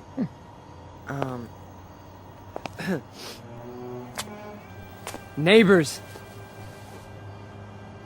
Neighbors. They call us hate mongers. That's it. More. They say we're prejudiced. They say we're biased. Yeah, now you have got it. Go on. The minorities? Understand the term, neighbors. The minorities. Shall I tell you who the minorities are? We are the minorities. Because patriotism is the minority. Because love of country is the minority. Because to live in a free white America seems to be a minority opinion. Let me tell you something, neighbors. I want you to dwell on this. Just dwell on it. Once we had an atom bomb. Suddenly, the Russians had it. We wanted to send men into space, but it was the Russians who got there first. We had a hydrogen bomb. It was the Russians who exploded theirs. Who gave them the bombs? Who sold us out? Who stabbed us in the back? Well, if it's the minority opinion that we must survive, then we are the minority. And this minority will not stop until it's the majority. This minority will not give up the fight. No, this is the promise, and this is the legacy.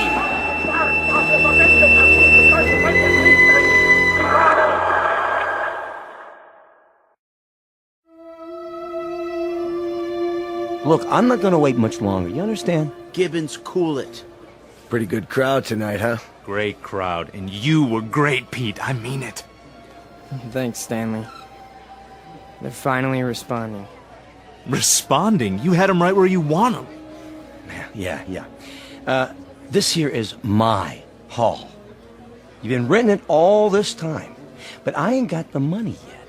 Hey, can't you see we're busy? Okay, boys. I'll put it to you this way. If I don't get paid right now, you don't have the hall tomorrow night. You got that? I'll go count the donations. What's the problem? Oh, this is a hungry man here, Pete. He's got to have his shekels. You know the type. I told you guys you're 3 weeks behind on the rent. You said you'd give it to me a week ago, and all I got was a cigarette butts on the floor. After tonight, that's it. Excuse me. Am I to understand that you're going to lock us out of this meeting hall because of a couple weeks' lousy rent? Oh, you understand right. $600 due. $600 that ain't been received. We happen to be a young movement. We're still struggling. We need time to grow. I don't rent time. I just rent the hall. It's the money. Or you put up a soapbox in the street. A soapbox in the street? What do we do, Pete? We gotta do something. I don't see why we have to tiptoe around this guy. Why don't I just educate him? Look, Frank, I don't know. Why don't you just hold on a second? I can do it, guaranteed. Well, I know you can, Frank. Somebody left this for you, Pete. Who? Nobody saw him. Just left this envelope at the back door. Your name's on it.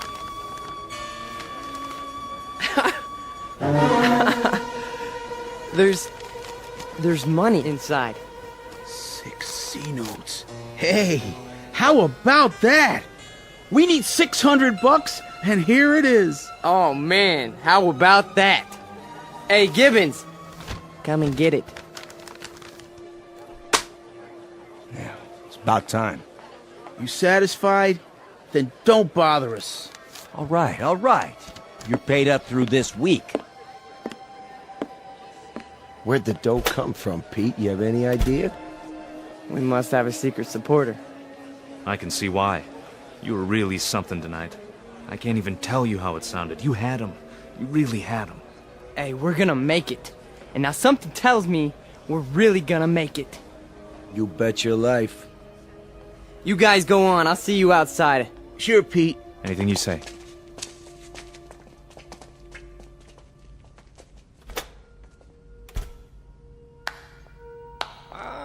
Excellent performance, Mr. Vollmer. Yes, very effective. Very effective. You learn quickly. Well, thank you. I didn't know you were here. I am always here. Pleased to be of help. You learned the style very well. You delivered it precisely as I told you. I'm very obliged. And the money? Oh, it was the least I could do. We couldn't have you thrown out into the streets, yeah? I happen to feel that your work is very important. You're with us? With you? Oh, Mr. Vollmer, you might say I am you. Now, I have some suggestions. I'll continue to give you speeches, but there's a matter of importance that must be taken care of. What is it? An expedient, Mr. Vollmer. Oh, you might call it a cause célèbre. Something to cement the organization together. I don't understand. The organization needs a martyr. A martyr? How do we find a martyr? You don't find one, Mr. Vollmer. You choose one. You pick out the one of least value, and you make him a symbol. You wrap him in a flag, and you make his death work for you. Find a man, Mr. Vollmer, who has no worth while he's alive, but who can serve you when he's dead. Like who? Oh, surely there is such a one. Pete, they're waiting. Be right there, Nick. Okay. Thought I heard voices. You talking to somebody? No. I'm just practicing my next speech. Look, hey, tell Frank to come in here, would you? Right away. Alone. Sure thing, Pete.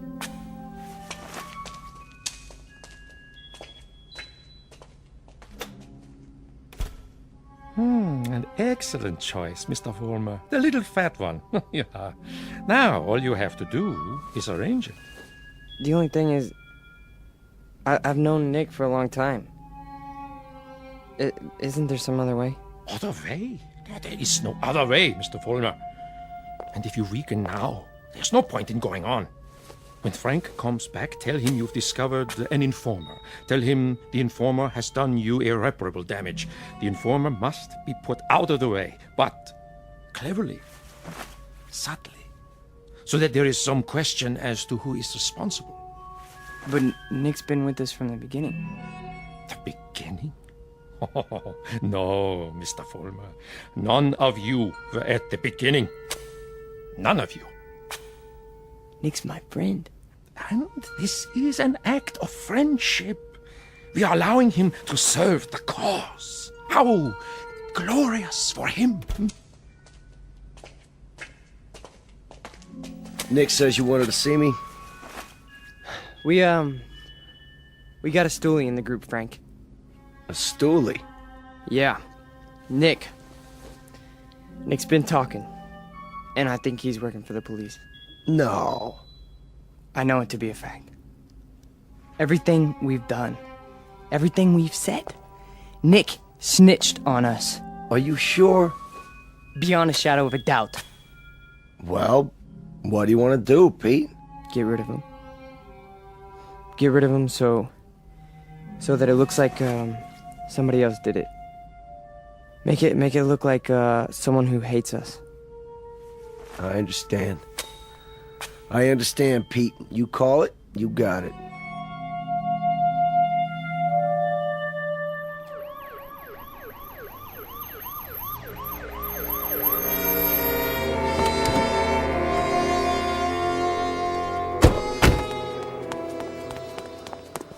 There you are, officers. Thank God.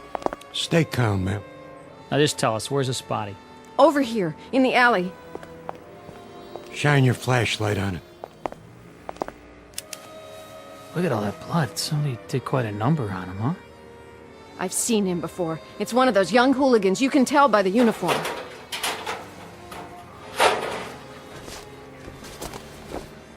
He's dead, all right. Call a meat wagon. What was this one's name? Wait a minute. There's a note pinned to his chest. What does it say? A good fascist. What do you suppose that means? One of their enemies must have put it there after he beat him to death. Yeah, but which enemy? There's a lot of them around here. Fewer and fewer every day.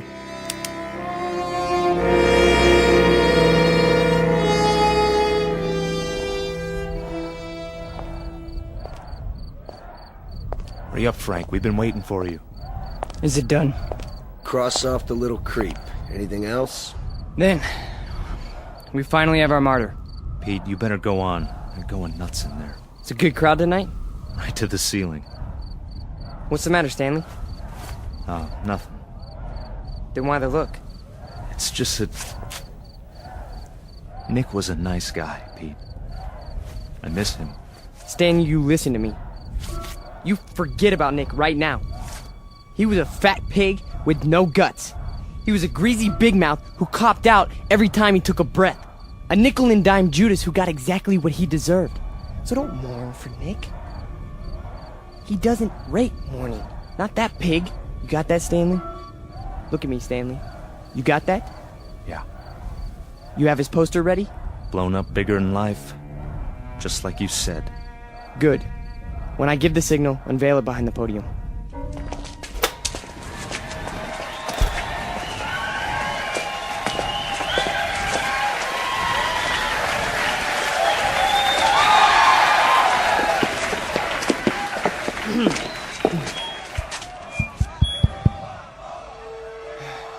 All right, everyone. I have something very important to say. A man of honor has died tonight. A decent, courageous fighter for the cause of freedom. He gave his life. He gave his life for us. Some skulking assassin murdered him. But friends and neighbors and co-fighters, Nick Bloss did not die in vain. They stilled his great heart, but they could not stifle his memory. They could not obliterate his courage. They could not wipe away his honor. He lives, my friends. He lives in you, and he lives in me. He lives deep in the gut of any human being who believes that the United States of America should be free, should be untainted, should be free from the mongrels who try to enslave it. Now, Stanley, look at this portrait of Nick Bloss in his uniform. He wore it proudly. He died for it. And you and I, neighbors, we will live for it!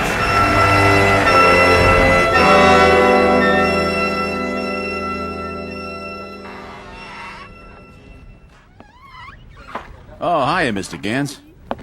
How do you do? How are you tonight? I'm very sober, unfortunately. Beer? Yeah, if you please.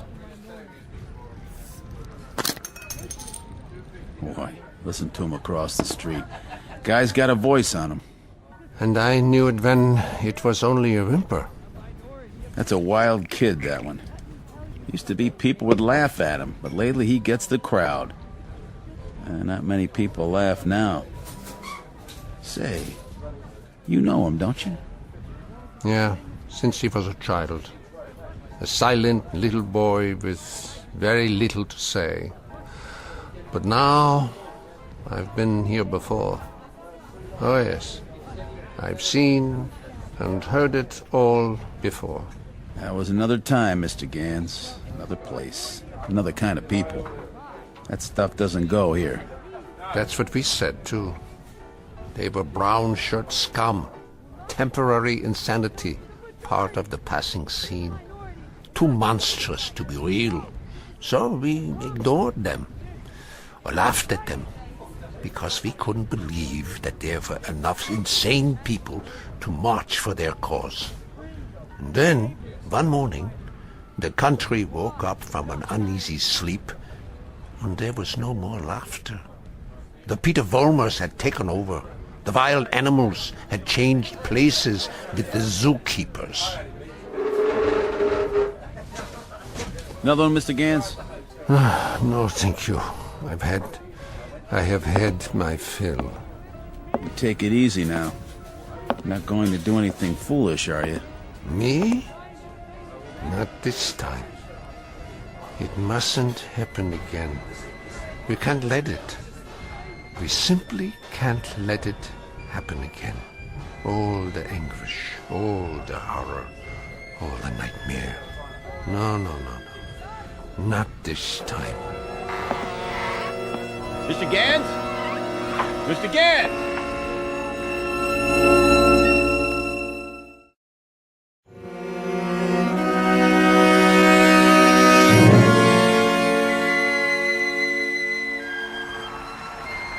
And so I tell you, my friends, we will take it to the streets. There's going to be a big meeting tomorrow night with searchlights and banners and drums and armbands.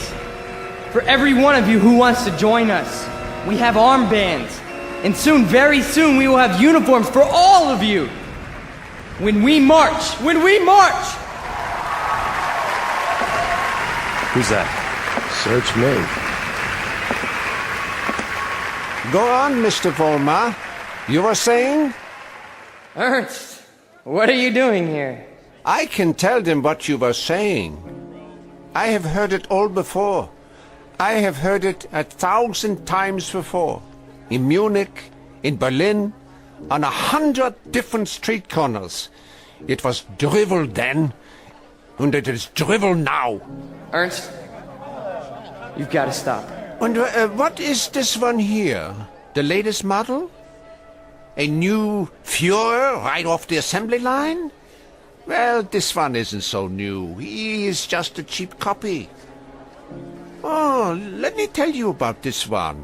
About the breed, the species. They are all alike. Problem children with delusions. Sick, sad neurotics who need applause like a needle. That's enough, Ernst. Please.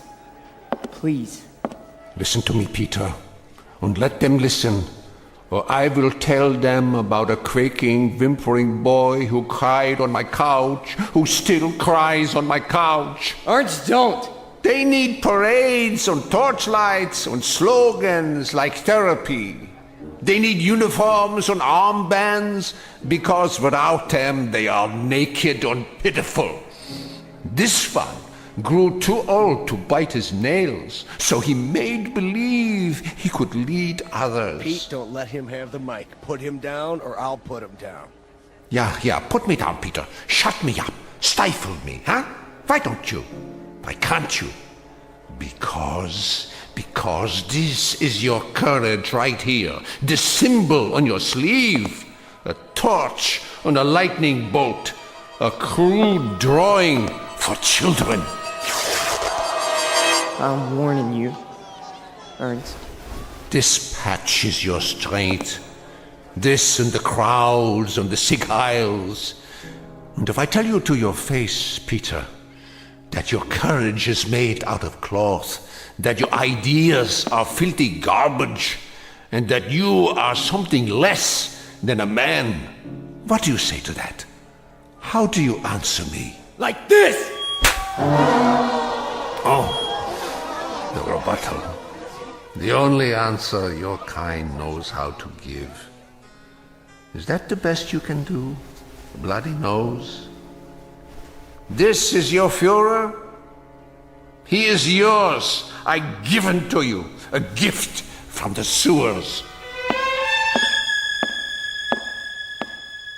You see, folks, the way it is. Hey, Pete, don't worry about it. He's just an old man. One crummy old man. The way it is, I knew him. I knew the old man once. Is that a fact, Mr. Former? Yes, that is a fact. I used to know him. And... Who's he talking to? Mr. Former, I have no interest in who he is. My concern is in what he is. He cheapened you in front of these people.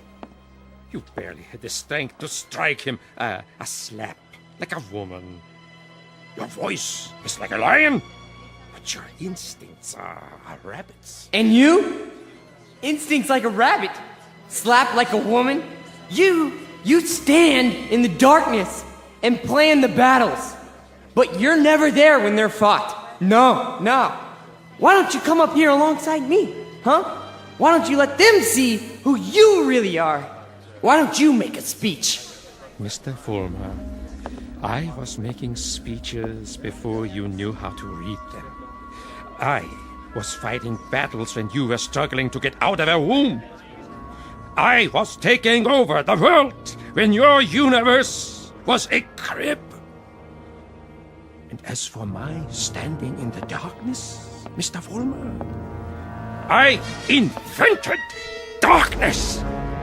Then you take the stage. Go on. It's all yours. Pete, who were you talking to? Where are you going? You can't run out.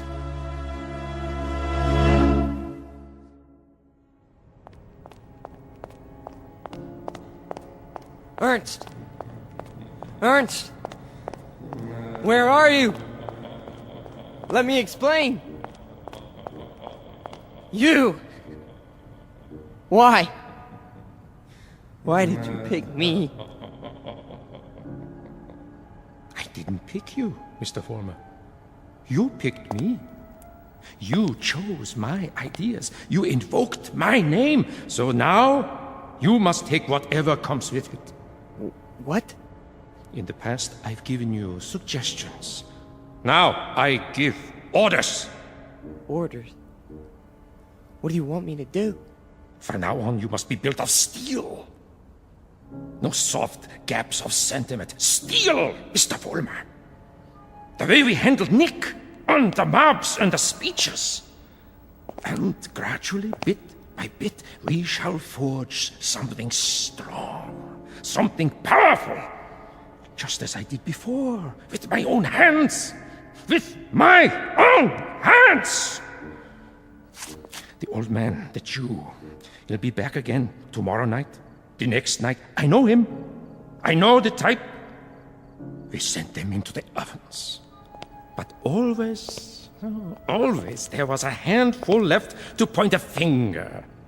His kind, Mr. Fulmer, his kind are dangerous. See, they talk, they think, they plant seeds, they hold us back. Here, take this. What is it? What do you think? A Luger 9mm pistol. My personal sidearm. Kill him. Kill the old man. Kill Ernst? Tonight, he will be in his room. If you are man enough. If you are steel. All right. I'll do it. I'll do it now. Then, Mr. Fulmer, when you come back, there's much we have to talk about. Plans, campaigns, ideas, the next steps. This is only the beginning, the dawn. It will be a long, long day.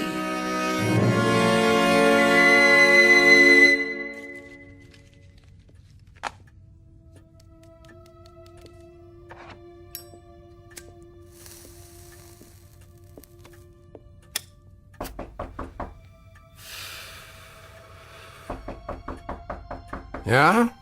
Come in. Ah, I thought it was you. You wouldn't listen to me, Ernst. On the contrary, I listened to all that I was able to stand. You should pay attention now.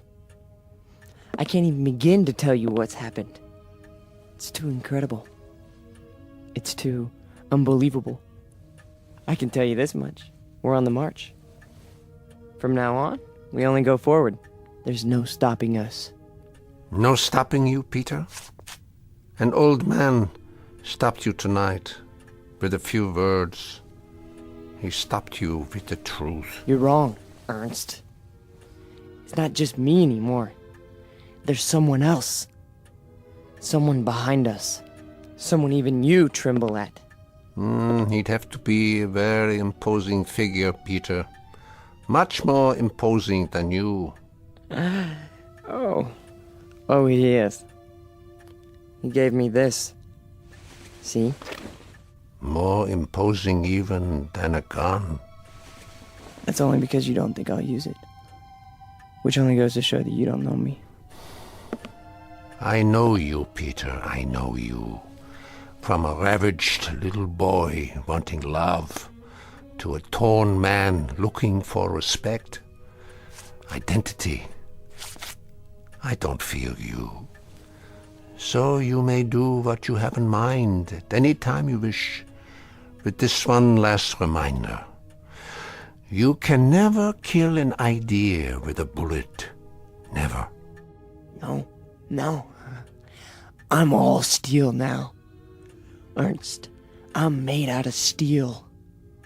No more sentiment. No more softness. Just purpose. Just will. Then shoot. Kill.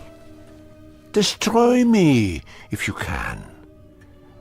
Am I close enough to you? You're frightened.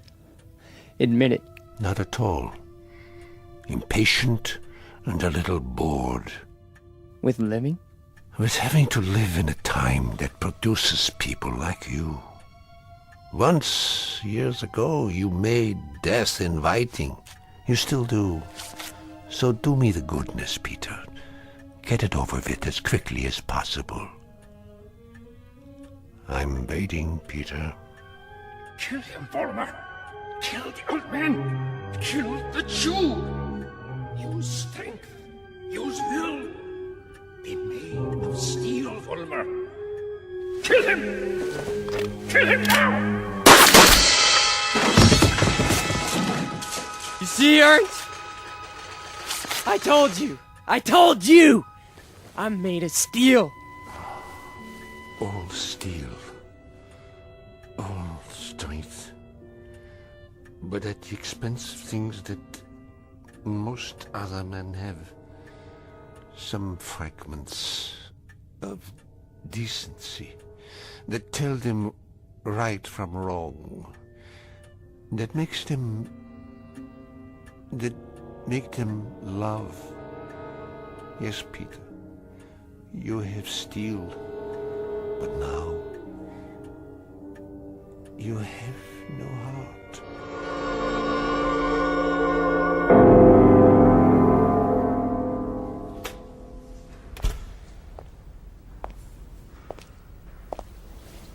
Where is everybody?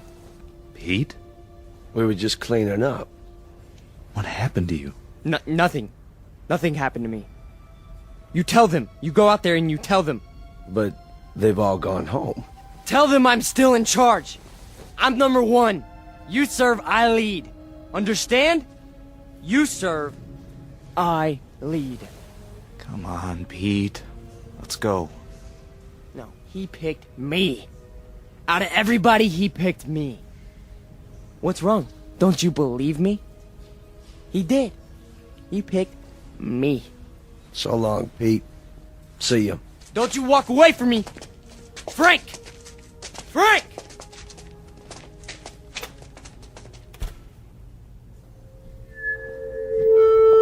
Who's there? Who is that? Vollmer? You. I did what you said. Sentimentality, Mr. Vollmer? None! Steel? Steel. And no regrets? None! What did you destroy tonight? Only a disease. A growth on our flesh that had to be removed. Not a man, then? No. Hardly a man. How did it feel? It felt like I was immortal. Mr. Vollmer, we are immortal. Yes. Yes.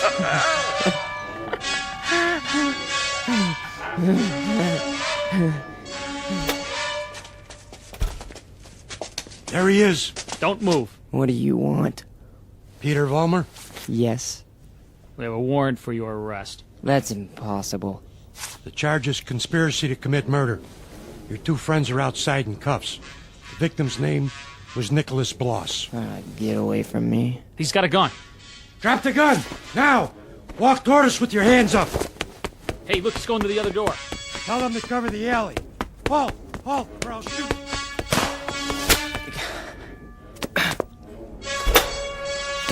Hold it right there.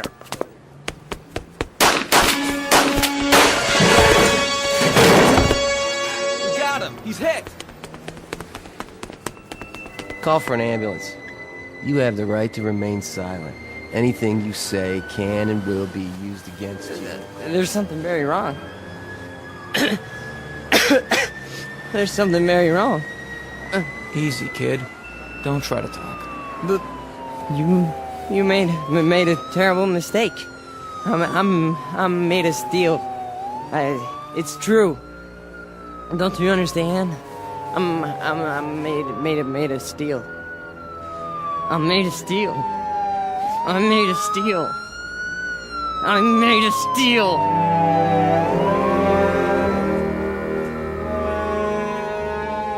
Where will he appear next?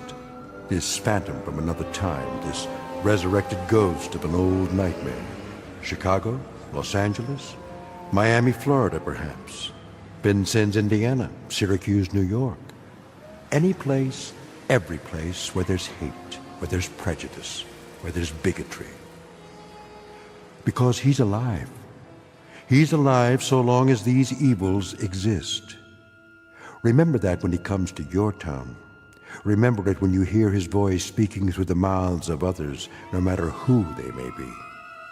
Remember it when you hear a name called a minority slandered. Any blind, unreasoning attack on a people or any human being. He's alive. Because through these things, we keep him alive.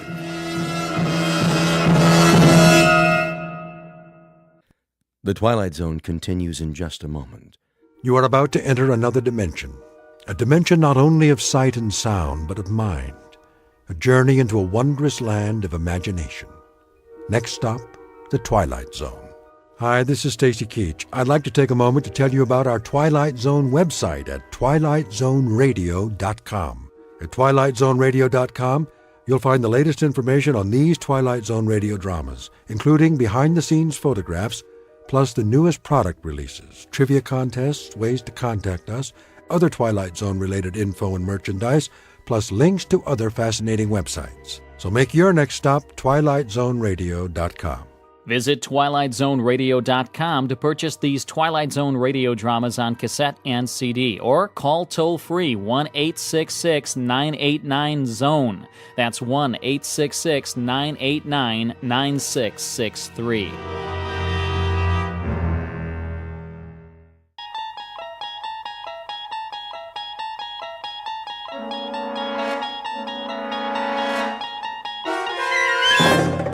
You unlock this door with the key of imagination.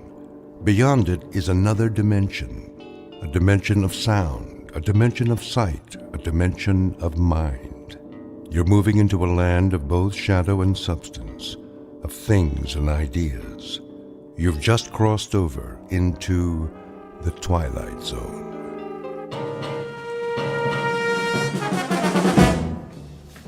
Westbound monorail will be departing on track 10 in 3 minutes. Hurry. We can't miss the monorail. Make way! Coming through!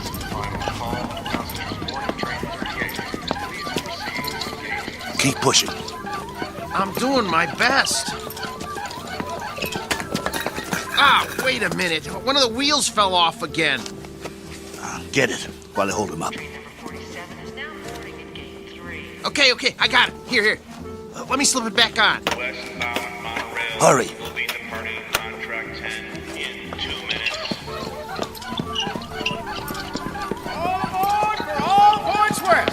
Excuse me, conductor. Yeah? Is this the monorail to Kansas?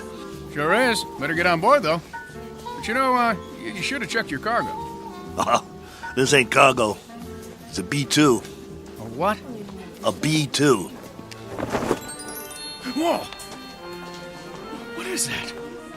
Is that a man? Is he alive?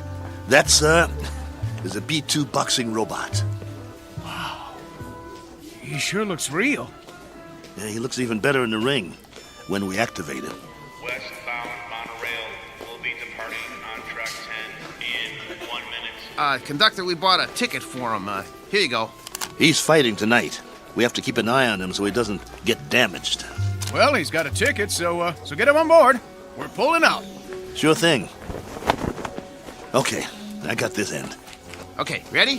1, 2, 3, lift. Come on. Oh, my goodness. How much does this guy weigh?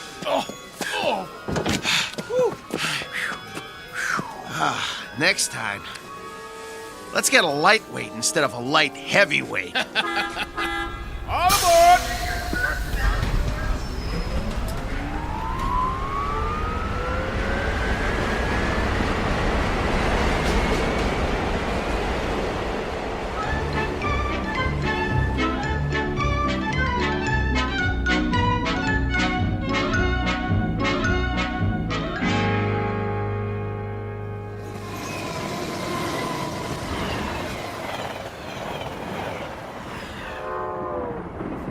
Ladies and gentlemen, kindly observe the no smoking sign and ensure that your seatbelts are securely fastened.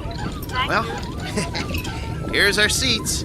C11 through 13. Let's sit him down in the window seat. He gets the window seat? Get him seated. Hey, you hear him squeaking? Not only is he saying he doesn't want the window seat, he's saying he doesn't want to sit down, period. He needs his silicone Teflonic joint lubricant changed. We'll pick up some as soon as we get paid. Well, first we gotta find some. Shouldn't be no problem. Come on, I told you. They don't make it anymore. Well, that's crazy. Still plenty of B-2s in the business. Name one. This one. We'll find some. All right. Wow. Sure is hot. It'll be hotter where we're going. Wish I had a beer. Well, it wouldn't do you any good. I already had 3 and I'm still thirsty. Not Maxo, he don't need a thing. Never complains. Then, why does he squeak so much? You think he'll be all right? Yeah, if he doesn't get hit. Can it, Pole? Hey, come on, no use glaring at me, Steele. You know he's shot. That ain't true.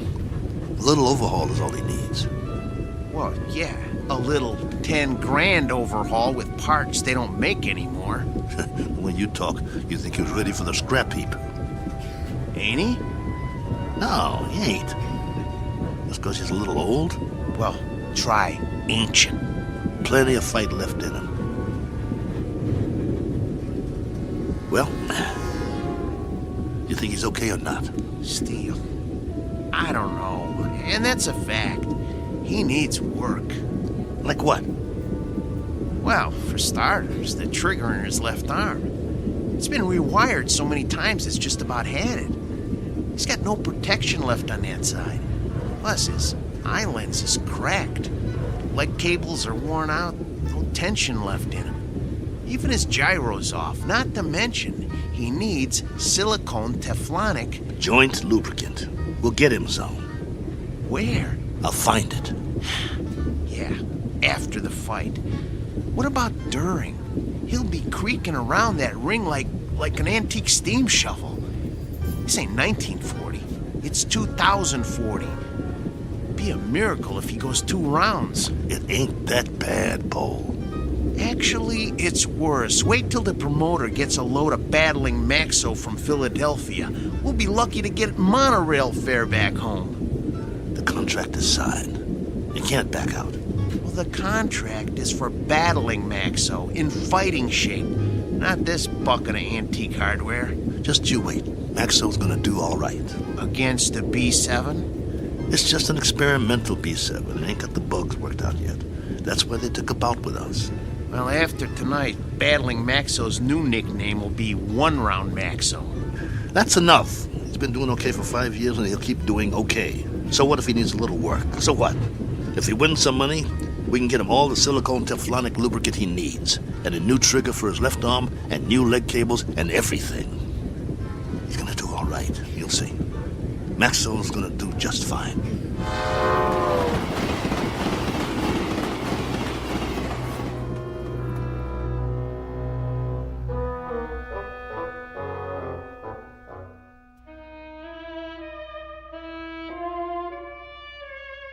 Sports item from the not-too-distant future. Battling Maxo, B2, light heavyweight, accompanied by his manager and handler on his way to Maynard, Kansas for a scheduled 10-round bout. Battling Maxo is a robot, or to be exact, an android, resembling a human being. Only androids have been permitted in the ring since prize fighting was legally abolished. This is the story of that 10-round bout. More specifically, the story of two men shortly to face the remorseless truth that no law can be passed to abolish cruelty or desperate need, or, for that matter, blind animal courage. Location for the facing of said truth? A small, smoke-filled arena just this side of the Twilight Zone. And now The Twilight Zone and our story, Steel, starring Lou Gossett Jr. with Stacy Keach as your narrator. You were right. It is hotter here. Told you. Hey, taxi! What are you doing? It's 6 o'clock already. We better get a move on. Well, we got no money for a taxi. We can't push him through the streets. We don't even know where the stadium is. What are we supposed to eat with then? We'll be loaded after the fight. I'll buy you a steak 3 inches thick. Hey, fellas, need a taxi? Thanks, pal, but no thanks. Oh, come on, where are you headed? Stadium. The stadium? That's 6 miles away. You can't push that thing that far. He's right. I told you, we ain't got the dough. Ooh-wee, what is that thing? A boxing robot. Oh, man. He is something. I've never seen one up close. Come on, I'll drive you to the stadium for free. It's on my way. You want a hand with it? Careful. He's got a bum wheel on the bottom. He's real heavy.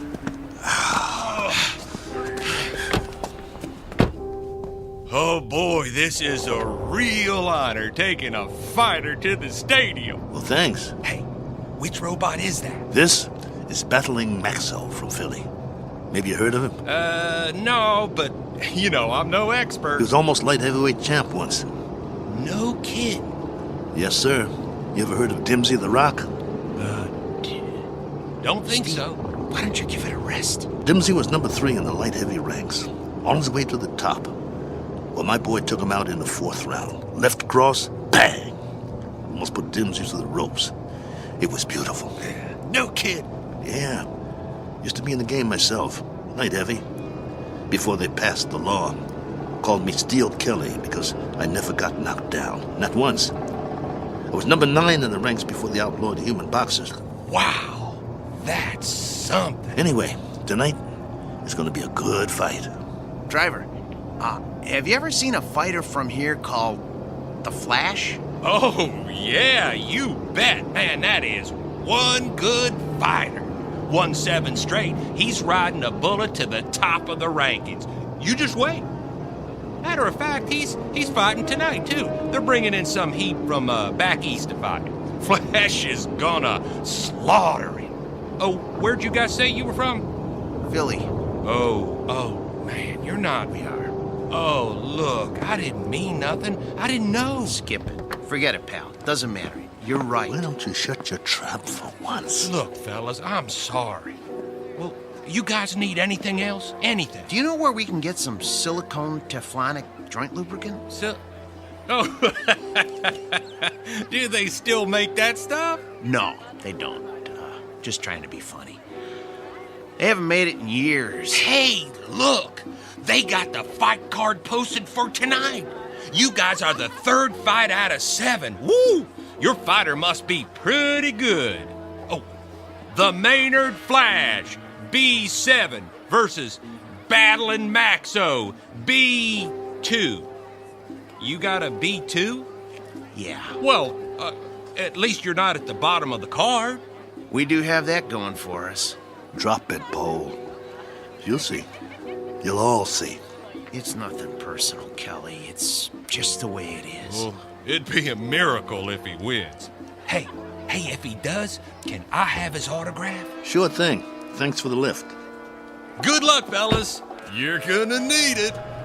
Steele, you know, Maxo's not programmed to sign autographs, right? I know. Let's roll him inside.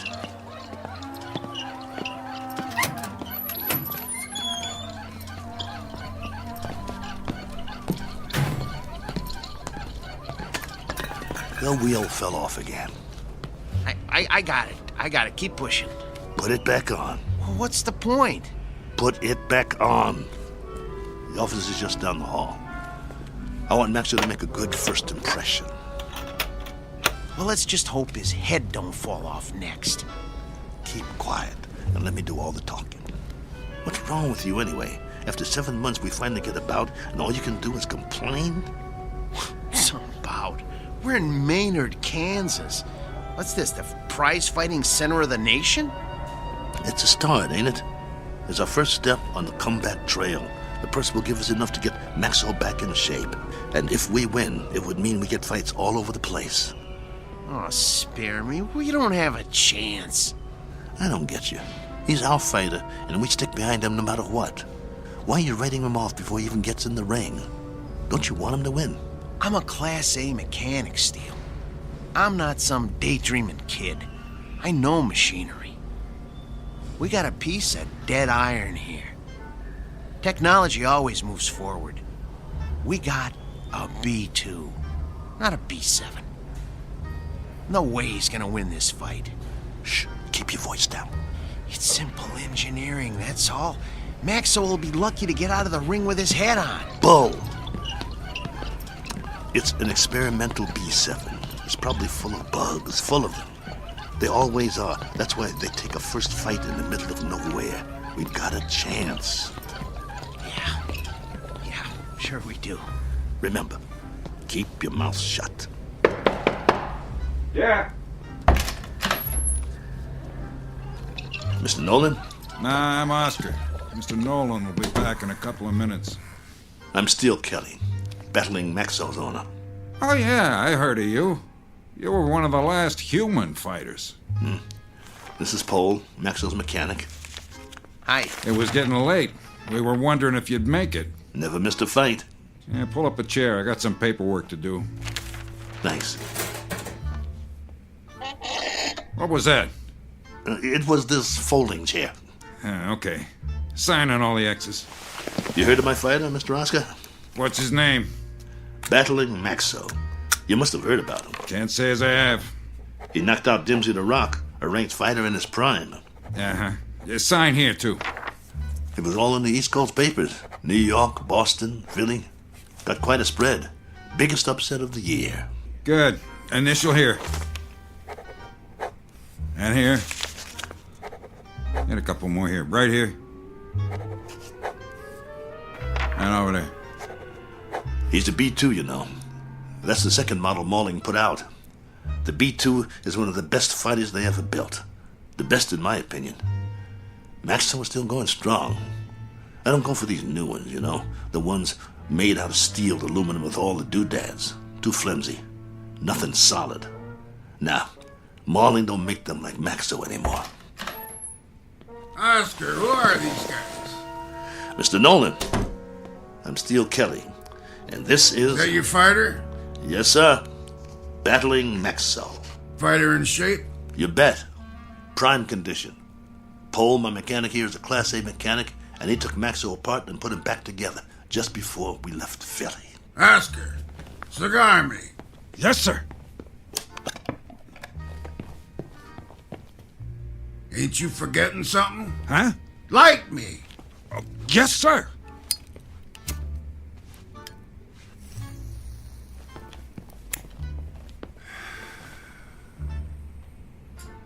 You know, Steele, you're lucky to get this bout. We ain't staged a bout with nothing less than a B4 in must be 2 years now. The fighter we had scheduled got run over by a truck in a loading dock at a stadium in Detroit. I needed somebody on short notice. So that's the only reason you're here. You got nothing to worry about, Mr. Nolan. My fighter's in shape. He's the one that knocked out Dimsey the Rock in Madison Square Garden a few years ago. Maybe you... I just want a good fight. And you'll get it. Maxwell's in top shape. No first-round knockout. No, nothing like that. People pay to see action. Do you have a prep room we could use? We want to check him over and make sure he's perfect. Down the hall, third door on the right, next to the janitor's closet. Thanks. Your bout is at 9. Got it.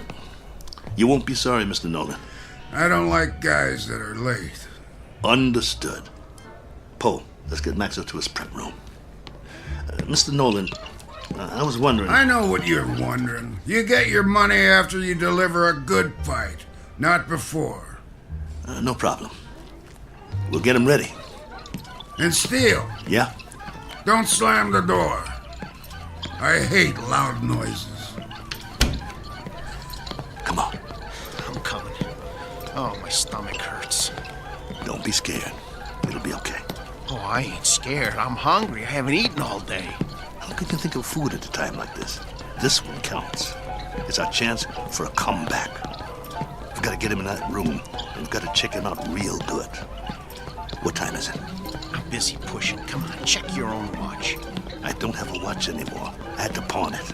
The one your wife gave you? Ex-wife. Hey, look, we got 2 hours before the bout begins. Have we got time for a sandwich? I want you to check him out real good. His arm, his gyro, everything. What for? Did you hear me? Yeah, but I work better on a full stomach. You get to work. I'll get you a sandwich. Maxwell's gonna take that B7, but good.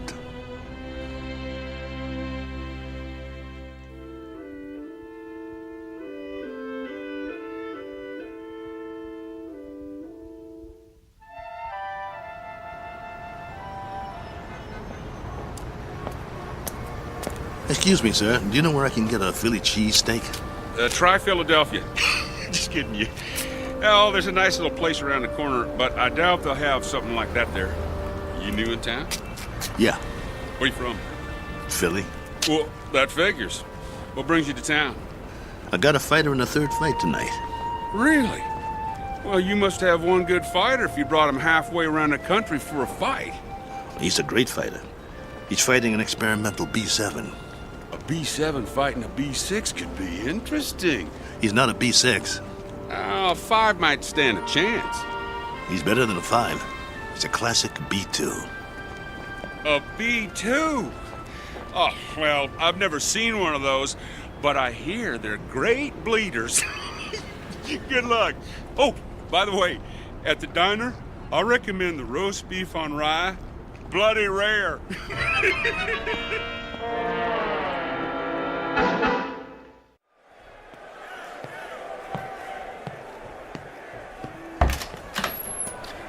We got a big crowd out there tonight.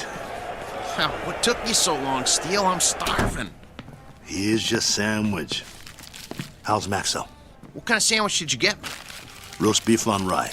Well done with silicone Teflonic joint lubricant on the side. What? It's mayo. How's Maxo? Did you give me a pickle? How's Maxo? I love dill pickles. Oh, here it is. Okay, well, the answer to your question is Maxo is still big as life and twice as ugly. I cleaned him up a little, though. The B2's always looked real. Look at him. You'd swear he was real, wouldn't you? He's got that natural-looking flesh, great muscle tone. He could have been a male model if he wasn't a fighter. Come on, get to it. Well, outwardly, he hasn't aged a bit. His hair's still curly? Just like mine. Yeah, but he's got a little bit more than you do. Hey, when I had him made, they gave him my good looks. That's a matter of opinion. Quit stalling. What's the good news? Well, that was the good news. And, well, I also turned his power source on, and that's still good. So I ran a diagnostic check. And? And everything that was bad when we left Philly is still bad. There's got to be something we can do. Open him up again. You got a thing for bad news, don't you? Come on, Paul. Earn your keep. That's what you're here for. I'm not a miracle worker. I'm just a mechanic. Well, what do you want to do? Retire? Oh, fat chance of that. Then quit stalling and open the control box. All right. Let me power him up first, so we can walk over to the table. He's too heavy. Okay, come on. Atta boy. There you go. All right. Okay. Here, help me get him up on the table.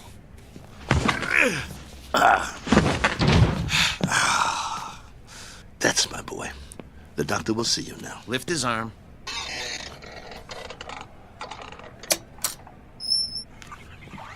What's all that corrosion around the access panel? Dried sweat. All the B2s sweat like bulls. It's nothing to worry about, though. You hear that, Maxo? Nothing to worry about.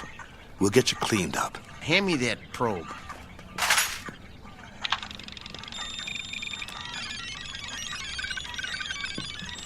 Well? Well, all electronic systems are functional. Well, I hope the circuit board doesn't blow. Why should it? Well, if you recall, he got knocked out of the ring in the last fight 8 months ago. It jarred all his electronic systems. The connections are all still operational, but, boy, I wish I had more time to manually double-check the connections. Well, you don't have time. Sometimes you just have to suck it up and have some faith in your fighter. All right, then. Okay.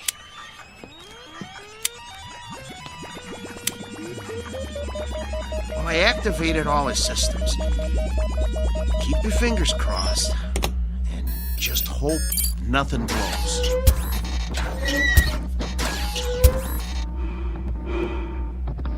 See, his breathing sounds good. His arms are creaky, but they'll quiet down when he warms up. Look, beads of sweat are forming on his forehead. I told you these were good sweaters. Can you hear me, Max? Relax, boy. Let him warm up good, Paul. I'll tell you, the mechanical part is what worries me. I need to check his reflexes. Look, Steele, go put on the gloves, will you? Let's see if he can zero in on you, okay? Maxo, get your legs loosened up. Move around a little. Loosen up your jab, big boy. Don't rush him. If it don't work now, it won't work in the ring. All right. But just enough to check the jab. Set his controls so he doesn't counter punch. Good idea. Okay, hold still, Maxo. This won't hurt a bit. Okay. That's as low as it'll go. I don't think his systems like it, though. You know, if that cracked eye quits, he'll be very vulnerable. Look, Steele, start circling him and see if he can follow you. Come on, Nexo. Look at me. I'm moving in. I want to get you. Block my punch. Oh, man, they're gonna hear that in the back row. That's good enough for now. We know it works. Oh, Steele, he's gonna get more than one punch thrown at his head. He'll outdance him to keep clear. Give him more power to his legs. Those cables are bandy. I don't like doing this. There's not much tension left in him. He seems to be moving all right. Yeah, but, boy, a heavy wind might knock him over. Put him on automatic. Oh, no. Come on. Let's not push our luck. Do it. All right. Here goes nothing. Maxo, gloves up. That's it. Beautiful.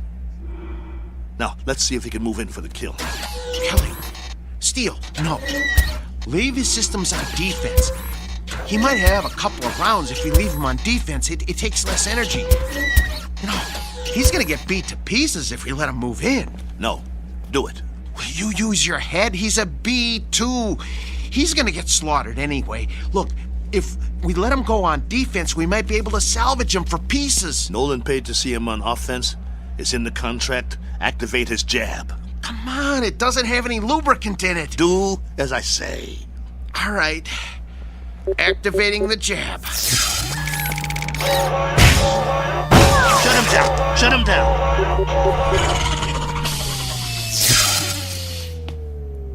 What did you do? What did I do? I told you to take it easy. It was on the lowest setting. I told you to check the arm. What's the matter with you? So help me if you broke that arm. If I broke it? Yeah, you. Look, Steele, I kept this heap running on borrowed time for 3 years now. Before we left Philly, I told you we needed to fix things and replace parts. We couldn't let this chance go. Please, open him up and see what you can do. Steele, you know, try finding another mechanic that could have kept this antique working as long as I have. I dare you to. Please, see what you can do. Hold the arm up. Oh, man. Oh, no. Come here. Take a look. You see that? The trigger spring came right off. Can you reattach it? I can try, but, you know, it's just gonna pop off again. That's what happens when a joint doesn't get enough lubricant. Well, I'll try to stretch it.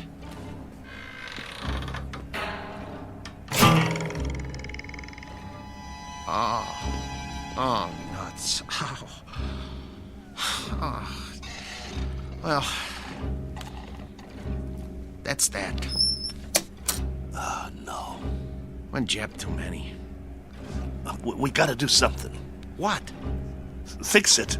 I can't. You just can't fix a spring. Once it can't spring, it ain't a spring no more. I told you it was getting ready to break, and to get a new one last year. He's got to be fixed if he's going out there, and he has to go out there. They fronted me the monorail fare. Steele, he needs a new spring. Nothing else will work. Well, can't you get another spring? Where? They don't make them anymore. It's a special spring.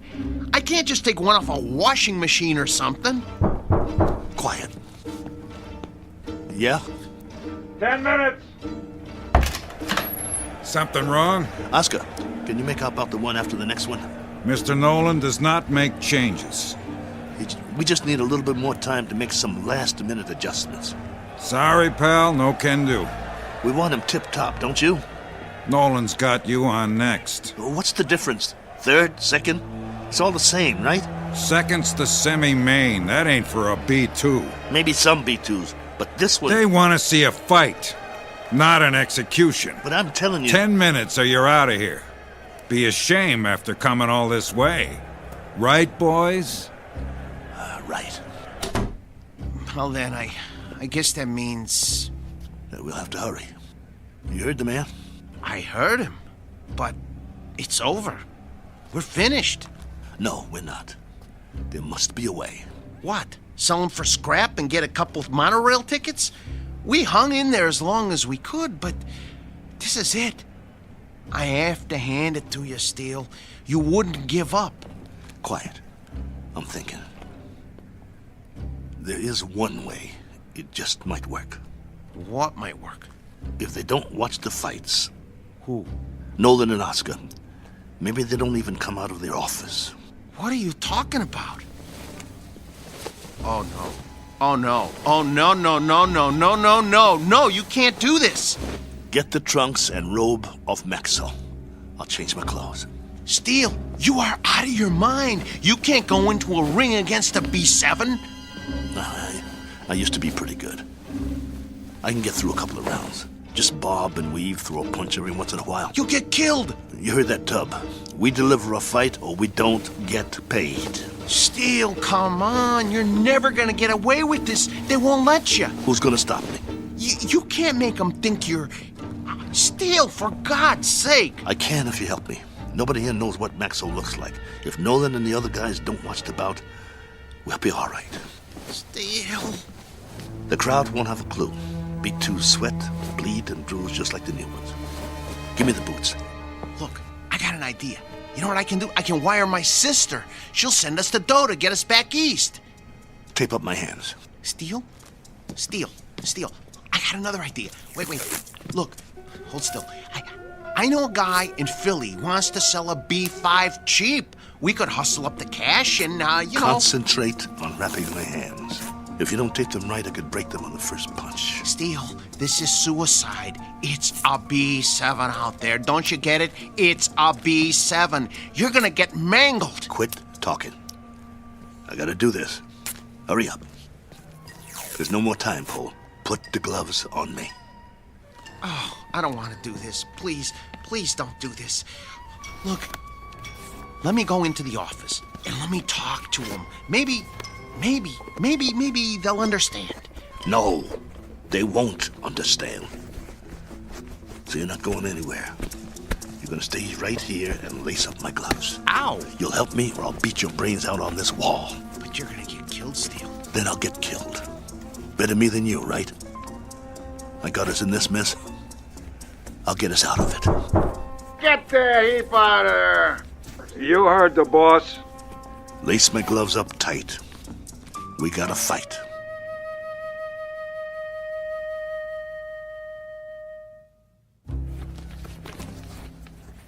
That's it, Paul. Tie him off tight. Oh, you really want to go through with this? Yes. Let's go. How do I look? Like a broken down old fighter. So I'll pass for a B2? That's what I said. You look like a broken down old fighter. Here. Let me put a towel around your neck. Pull up the hood on my robe, too. I'll keep my head down so they can't see my face. You better do that in the ring, too. Let's go.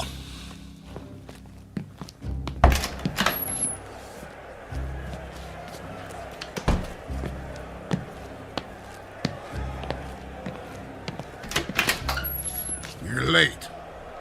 Just gamesmanship, Mr. Nolan.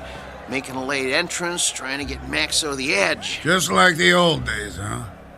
Maybe I underestimated you guys. Nice robe. It's old school, you know? Genuine satin. No more stalling. I got a full house out there. Right. Come on, Maxo. Let's show him what you can do. Hey! What? Where's that... What's his name? The owner. Oh, you mean Steele? He's already out there. One step ahead of you. I didn't see him pass my door. Well, he went a few minutes ago. He likes to check out the crowd. You boys better put on a good show. Yes, sir. Let me know when we get to the stairs. I got sweat in my eyes. I should have told him. If you had, I'd killed you. Okay, first step. Careful, Steele. Grab my waist. Wipe my eyes. Can't see my feet. Geez, Steele. You're already sweating like a pig. You'll have to towel me off between rounds, just like a real B2. Between what rounds? You won't last long. Whose side are you on? Steele, you're not up against some punch-drunk fighter.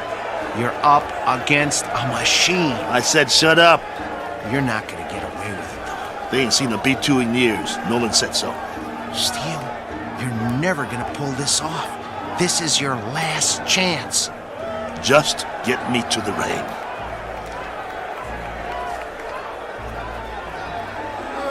Hey, if it ain't battling Maxo! Go back to Philly, you bum! Rattling Maxo's more like it. You're terrible! What is it, a book and a roll? Okay, Steele, here's the ring.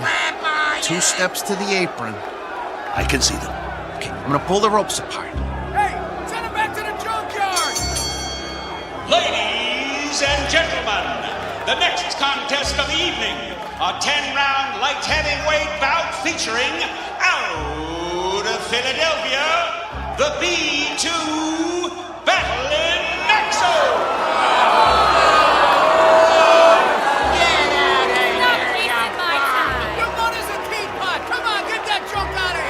I'm gonna take your rope off now. Keep looking at your shoes. Try not to blink. Stay in my corner. Of course I will. Breathe through your mouth. Come on. Little breaths. Come on. Breathe. Not too fast. I need a drink. Sorry. The water bottle is filled with B7 hydraulic fluid. And now, entering the ring, his opponent, our own B7, the pride of Kansas, the Maynard Flash!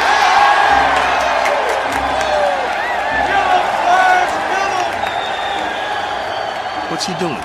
He's jumping up and down on his toes. I never saw a robot do that before. Must be a new gimmick. Big deal. Well, this ain't kickboxing, so he's not scaring me. You should be scared, Steele. Come on. Get out of the ring now while you still can. You get out, pal. See you at the end of the round. Steele, stay away from him. And there's the bell. The fighters come out of their corners quickly. They size each other up.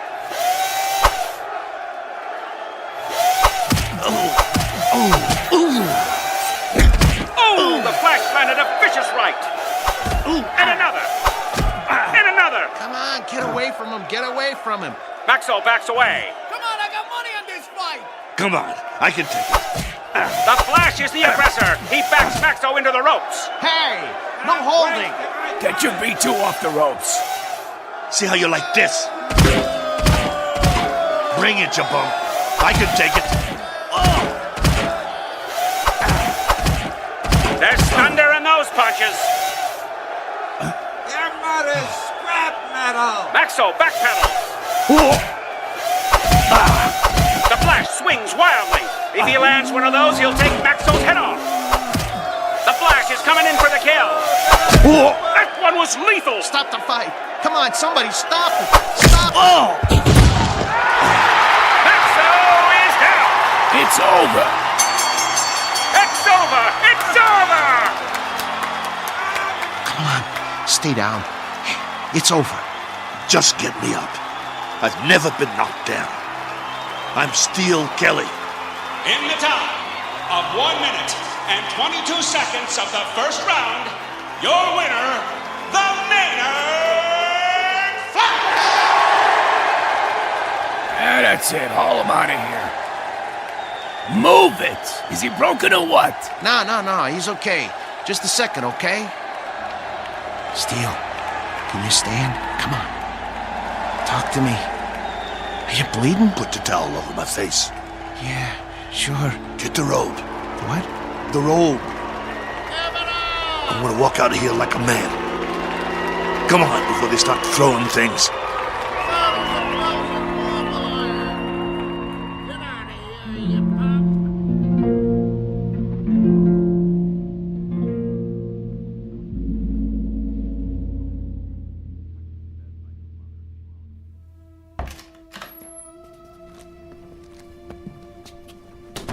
Come on.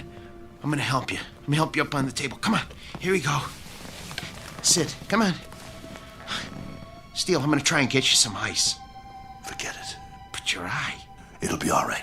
I think right now you need a good stick man instead of a mechanic. That eye looks terrible. Actually, I think you need a doctor. Oh, man, you are really a mess. I don't have nothing with me. No needle, no thread, no iodine. That's not what I need. All I got is a couple of Maxo shop rags. Well, maybe we can stop the bleeding with them. Go. What? Where? Go get the money. But I can't leave you now. All right. Look, but just lie down. I don't even try to move, okay? I'll be right back.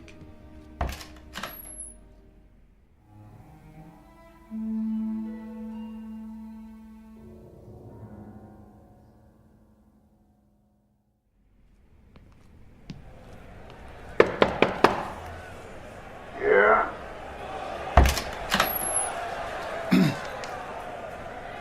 Mr. Nolan? Over that quick, huh? Yeah, I guess. Maxo did the best he could, though, Mr. Nolan. Your strategy didn't work. Did you really think arriving in the ring late would upset a robot? Well, you never know. But that B7, it must have been tweaked or something. I never saw anything like that. Me neither, and I hope I never do again. Get your boy and clear out. Yeah, we will. Only first... You heard the boss. Well, you see, my boss Hiding out, huh? Don't even want to show his face. Something like that. Come here. What? Mr. Nolan says you should come over to the desk. Okay. I want you to deliver something to your boss. Yeah? Piece of advice. Can you handle that? Yes. Now listen real close.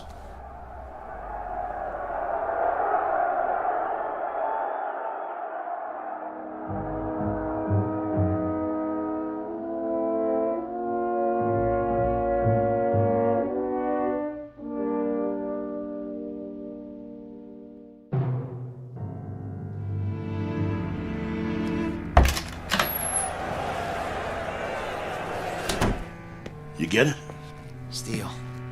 Well? Here. This all he gave you? Where's the rest? Well, that's what he gave me. This is just enough for monorail fare back to Philly. Well, he said he wouldn't pay for a one-rounder. What do you mean? Come on, take it easy. No. Here, let me see your hand. Oh, man. Did you break your wrist? He can't do that. Steele, that's it. He's got a bunch of thugs in that room now. I'll go in there. You can't. If he sees you, he'll know what you done. But the contract says... I'm supposed to deliver a message to you, too. He said to tell you. You're lucky he doesn't run us out of town on a monorail. And if you ever show your face in town again, he said you won't be so lucky the next time. Help me up. Just stay seated. I'll get you a drink of water. I don't need water. That's all there is. Look, we gotta get that wrist set. I can make you a sling. For now, just try not to move it. We'll go back by bus. By bus? Come on, you're not listening to me. Look, just hold still. If we go by bus, we'll save money. We'd have enough to get Maxo a new trigger spring and a lens for his eye and some silicone Teflonic joint lubricant. He'll be good as new again. All right, Steele. Anything you say. Then we'll be all set. Maxo will be in shape again, and we can get us some decent bouts. That's all he needs. A little work, huh? That'll shape him up. We'll show him what a top B2 can do. Old Maxo will show him. He'll show everybody. Right? Right?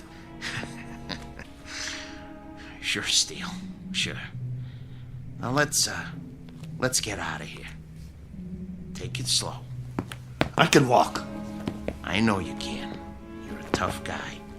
But put your hand on my shoulder. That's it. Don't worry about Max. I can pull.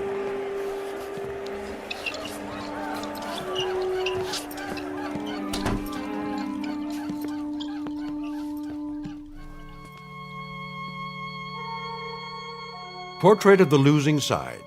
Proof positive that you can't outpunch machinery. Proof also of something else. That no matter what the future brings, man's capacity to rise to the occasion will remain unaltered. His potential for tenacity and optimism continues, as always, to outfight, outpoint, and outlive any and all changes made by his society. For which 3 cheers and a unanimous decision rendered in the Twilight Zone.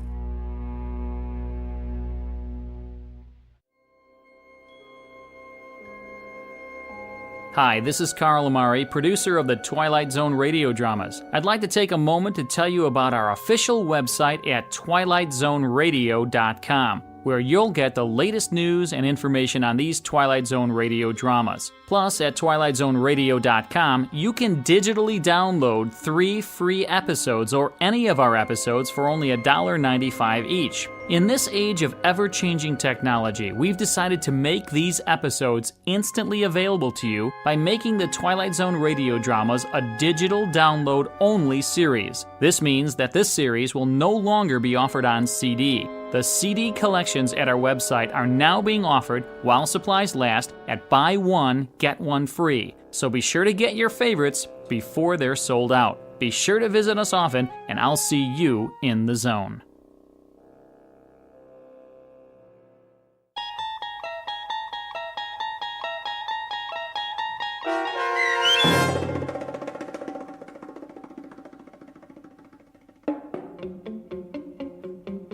Steel, starring Lou Gossett Jr. with Stacy Keach as your narrator, was adapted for radio by Dennis Etchison and Joby Cerny, and written for The Twilight Zone by Richard Matheson.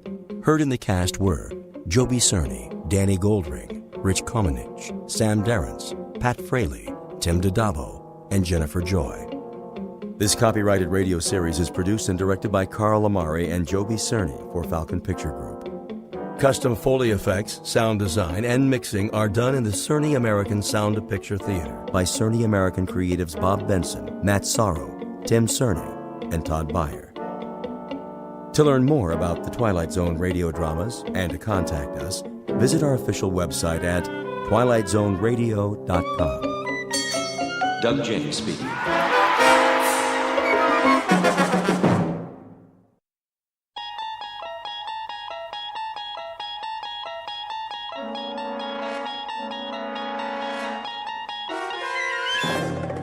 You unlock this door with the key of imagination. Beyond it is another dimension, a dimension of sound, a dimension of sight, a dimension of mind. You're moving into a land of both shadow and substance, of things and ideas.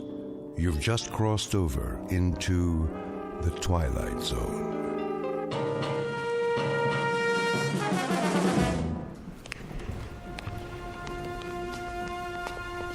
Here we have the famous temptress from ancient Egypt, Cleopatra. Her beauty almost brought about the destruction of Caesar, Mark Antony, and the Roman Empire.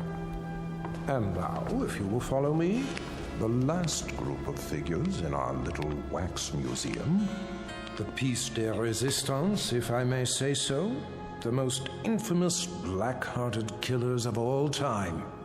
This is not for the faint of heart, so if there are any who would prefer to stay behind... I don't like this place. Come on, honey. They're made out of wax. But... No? Very well, then. Feast your eyes upon... Jack the Ripper, Henri Landru, and the dreaded Burke and Hare. It's Burke who's smothering the poor lady with a pillow, while Mr. Hare assists by holding her feet to the bed. And last but not least, in the sailor's garb, Albert Hicks, about to sink his gleaming axe into the skull of his hapless victim, one Martin Senescu. Move in, please. They look so real. Closer. Closer. But not too close.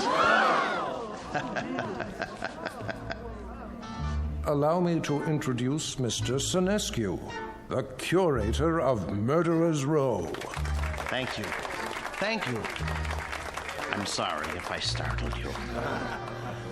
I thought he was one of the dummies. Oh, nothing to be afraid of. Perhaps not, young man.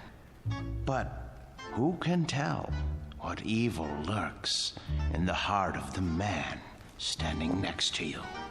Go ahead, Martin. Introduce your friends. With pleasure. Albert W. Hicks, mate on the oyster smack E.A. Johnson, a gentleman. Yet one day, in 1860, off the Atlantic coast, he murdered everyone in his crew with an axe, exactly like this one. Why did he go mad? I'm afraid we'll never know.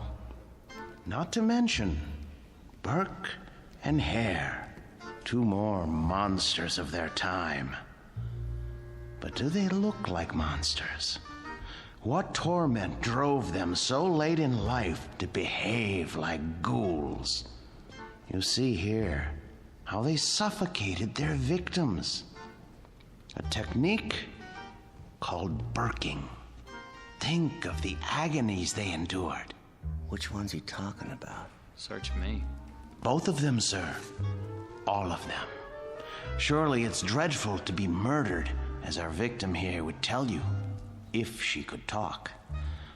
But to commit murder, to take a life with your own hands, again and again, and not be able to stop yourself. Can you begin to imagine the horror? Nope, but why don't you tell us about it? I wish I could. But somewhere in the world, now, at this very moment, there is someone who can. Yeah?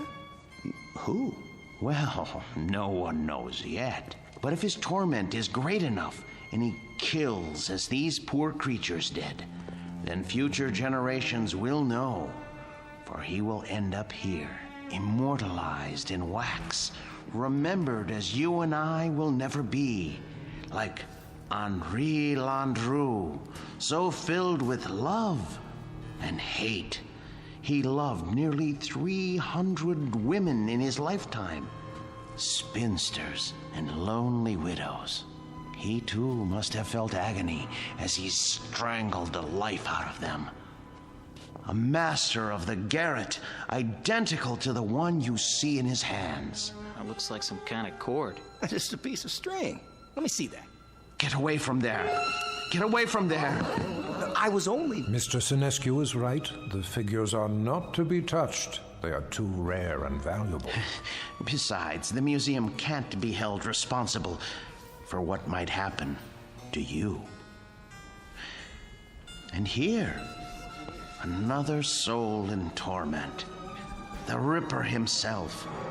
Of all the faces in London's Whitechapel district, which was his? And why did he feel driven to kill those pathetic drabs with one sweep of his knife? Identical to the blade you see before you. Step closer, young lady. What? Go on. It's only a prop. Lean forward. There. It's quite all right. Look deep into his eyes and remember them so you'll never fall prey to such a man yourself. A man who carried a long, sharp weapon which he slashed across women's throats. Like this. That knife, it swung at me. It almost... Spring in the arm. Pretty good trick. A trick, yes, but one that serves to remind us how near death is to all of us. When we look at Hicks, at Burke, and Hare, at Landru and the Ripper, we see what appear to be ordinary men. What devils pushed them to their bloody fate? We can only guess. Thank you for your kind attention. Thank you, Mr. Sinescu. Ladies and gentlemen, this concludes our tour of Ferguson's Museum. Exit to your right, please.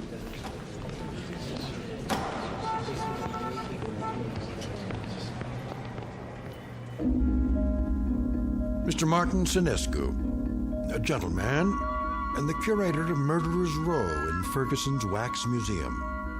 He looks after these replicas with care and dedication, and he ponders why ordinary men are driven to commit mass murder.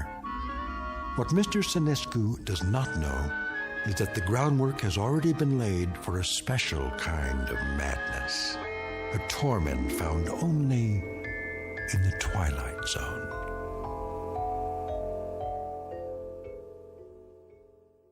And now, The Twilight Zone and our story, The New Exhibit, starring Joby Cerny with Stacy Keach as your narrator. There now, Mr. Landru. Collar turned up just so. Easy to see why you're a real lady killer. We have to do something about that suit. Martin? Yes, Mr. Ferguson? I'd like to talk to you. All right. I'll be through here in a moment. That can wait. What I have to say to you is rather important. You know, sir, I think Landru needs a new suit. This one is 10 years old and shows it. Something wrong, Mr. Ferguson? Well, yes and no. I think we'd better discuss it in my office. All right, if you like, sir. Is it something I've done or haven't done? No, nothing like that. Sit down. Very well. Martin, I'm abandoning the museum. Abandoning? I'm afraid so. Is this a joke, sir? No. But you can't. You mustn't, sir. I know how you feel, Martin, but there isn't any choice. I don't understand. I've been offered a large sum of money for this property. Some people want to build a supermarket here. A supermarket? When I first opened the museum 30 years ago, I'd never dreamed I'd see this day. But the day is here, Martin, and we will just have to face it. 30 years, sir. No, for heaven's sake, don't make it more difficult than it is. I'm sorry. I hate this, Martin. You're the best employee a man could have. The way you've run the Murderer's Row exhibit, why, I don't think you ever missed a day's work. No, never. How many more days? None. This was the last. They start wrecking the building next week. What about the wax figures? I haven't decided yet. Sir, we can open another museum. We'll move everything somewhere else. I'm not as young as I once was. I could use a rest. But, sir, I'll do all the work. You won't have to lift a finger. I appreciate that, Martin, but it would be foolish. Foolish? Foolish? Why? We have become passé. People aren't interested in wax museums anymore. Look at the numbers. It's all here. Our attendance figures, our profits, but mostly our losses. This year has been the poorest of all. There's even a news story about the closing of the Grand Guignol. Surely not. The handwriting's on the wall. Seriously, what do we offer? The great lovers of history? The discovery room? Scientists? That isn't why people came here. That isn't why at all. What they really came to see was your Murderer's Row. We've always known that. But they've been coming in decreasing numbers. And do you know why? Because the evening news offers them fears we could never match. The wars, the atrocities, the perversions, they've all ruined our chamber of horrors. People are blasé. They think they've outgrown the need to be frightened. They already live in fear day in, day out. It's the world, Martin, and the world has changed. No, it would be foolish to open another museum. Maybe it's the location or the exhibits. Remember how people came after we installed the Ripper's arm with the knife and the spring mechanism? That was years ago. They're simply not interested anymore. But what's going to happen to them? Landru and Hicks and the others? If I could sell them, I would. But there is no market for wax figures. Mr. Ferguson, you're not thinking of destroying them, are you? I mean, they were meant to live forever. Martin, I tell you, I don't know what I'm going to do. You're forgetting something. Come with me. Martin... Look at Landru. His eyes. Don't you see the shy, frightened little choir boy he once was? The bookkeeper who so longed for freedom. Of course, but... Even the cheek feels real, like flesh with pores, and the mouth. Isn't it about to say something? Oh, Landru was an elegant man, full of tenderness. It's right here, in the lips. The way... What are you trying to say? Mr. Ferguson, you seem to have forgotten that these figures are the work of the great Henry Guillemond, the only ones he created outside of Europe. I haven't forgotten. There was genius in everything he did. They're not just so much candle wax. It's as though they were alive. I'm afraid it doesn't make any difference now. I don't think I could stand it if these figures were destroyed. It would be like losing 5 close friends. I won't destroy them, Martin. I give you my word. But where would I store them? You know how vulnerable they are to changes in temperature. I could take them. You? Yes. What would you do with them? I wouldn't put them in an ugly warehouse, I'll tell you that. They need constant care. I'll put them in my basement. That's ridiculous. Think about it. What would Emma say to having the figures of 5 famous murderers in her basement? Oh, she wouldn't mind. She rarely goes in the basement. It's my space. She'll understand. I'll put air conditioning down there and a heater for colder days. Oh, you'll see. I'll take care of them, just as I always have.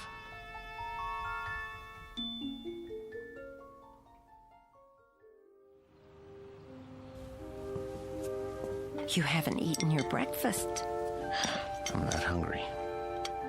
They should have arrived by now. They'll get here when they get here. Now, how long do we have to store them? Not long. What time is it? You asked me that 5 minutes ago. Oh, maybe something happened. It's not like moving furniture, you know. They should have let me ride in the truck. What if they dropped one of the crates? There they are now. Just relax. You Martin Sinescu? Yes, are they all right? The boxes? They okay? They didn't break, right? Nope. No bumps? No bumps. Where do you want them? Look, carry them to the rear of the house and down to the basement. Carefully. Take your time. Wait a minute, how much time will it take? I don't know, an hour maybe. You gotta pay by the hour, you know. Sign here. With pleasure, and please, hurry. You see? All here, safe and sound. Easy! Please, don't jiggle them. Will you stop worrying? It's getting warm. What? I say, it's getting warm outside. They're very delicate. They can't stand more than 80 degrees. I didn't think they were so big. They're not. The boxes are big. The actual figures are not any bigger than you or I. See? Landru's in the first one. The next is Jack the Ripper. Oh, Emma, I'm so sorry I got mad. But it's gonna be like opening Christmas presents. Mr. Sinescu? Yes? Miller's Appliances. Got your air conditioner in the van. Where do you want it? Oh, good. I'm glad you're here. Look, put it there. There, the basement window. Oh, please, hurry. I'll do my best. Thank you. You bought an air conditioner? I had to. They can't stand the heat. How much did it cost? Don't worry about that. Well, I am worried about it. Please. Leave me alone. Just leave me alone with my friends, all right? Now, if you don't mind, I have to go downstairs.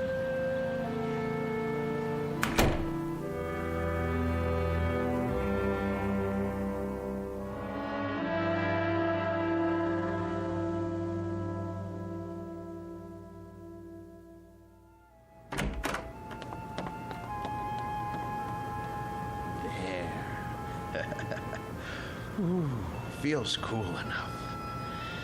Now then, gentlemen, Bloody Jack, Jack the Ripper, how are you today? None the worse for wear, I see? Oh my. Cape's a bit shabby, though. Martin, are you down there? Yes, sir. Positively threadbare. Martin! Yes? Are you fussing with the Ripper's cape again? No. Yes. No. It's his hat. His hat is going to need cleaning and blocking before long. In fact, all their clothes could stand it. It's been almost a year since Mr. Ferguson let me do that. Martin! Emma, listen to me. The truth is, these men need clothes. But the Ripper here, his are the worst. part of his coat back's come undone, and... Martin! What is it, dear? We're not buying them any clothes. Oh, Emma, listen. It's not just buying. It's tailoring to fit their bodies. I don't care, Martin. Oh, you don't mean that. Yes, I do. No, you don't. Honestly, Martin, you pay more attention to those murderers than you ever did to me. Oh, Emma, listen, that's not true. You practically live down there. Emma, they're a trust, a sacred trust. These figures were made by Guy Lamont. They're masterpieces. All right, so they're masterpieces. But you told me it would only be for a few days. Now, they've been here for weeks. I've been nice about it, Martin. You can't say I haven't. How long is this going to go on? I'm sorry, dear. I didn't lie. I thought they'd be here only a little while. I really did. But, well, I can't find anybody to finance the museum. How can you find anyone if you spend all your time down there? Well, I phoned, but everyone I talk to never even has heard of Henry Guy Lamont. Can you imagine that? What's that? The electric bill. You see how much this air conditioner is costing us running around the clock? Well, you know how hot it's been. Oh my. That is high, isn't it? I'd like to know how we can go on paying it. Martin, there's no more money in the bank. I know. But you mustn't worry. I promise you, I'll think of something. There must be somebody somewhere. Mr. Ferguson. No. Why not? You've told me he loves these things as much as you do. Besides, isn't it up to him to take care of them? Emma, I don't know anyone in the world I respect as much as Mr. Ferguson. And I would never trust these figures to him. I couldn't be sure they were cared for properly. I don't even think I could sleep if I... So we're stuck with them. Stuck? Emma, it's an honor, a privilege. For you, maybe. But how do you think I feel? I am afraid to go into the basement because of these monstrosities. I mean, I just about get a heart attack, Martin. The way they stand there and stare at me, they're frightening. They're supposed to be frightening. Live with them as long as I have, and you'll come to love them. Love them? One day, they cease to be strangers to you, and you want to say good morning to them and ask them how they passed the night. And when that happens, Emma, I tell you, Emma, where are you going, Emma?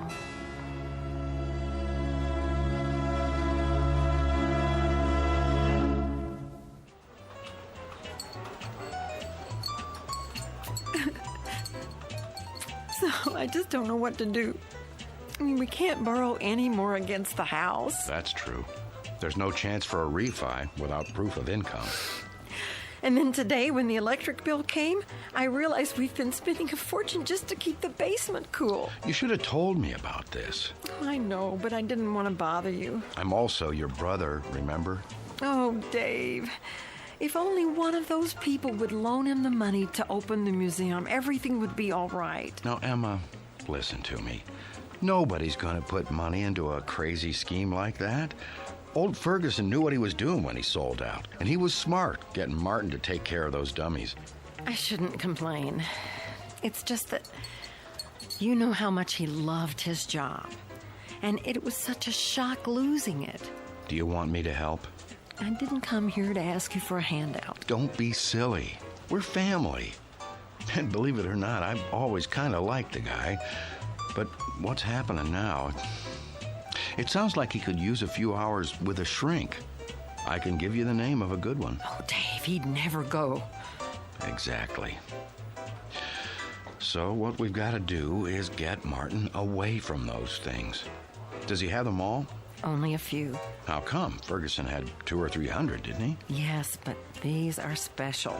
Some man in Europe made them. Well, they can't be too special if they're not worth anything. They are to him. It's the first time that anything has come between us. I hate those murderers. I'll stop by and talk to him. It won't do any good. Then you talk to him, Emma.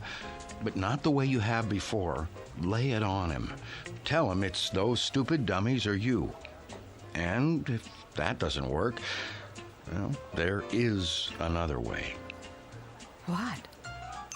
Air conditioners break down.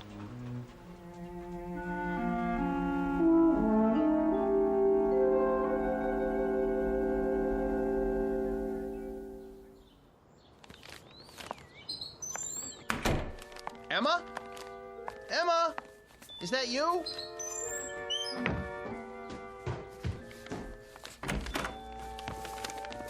Where have you been?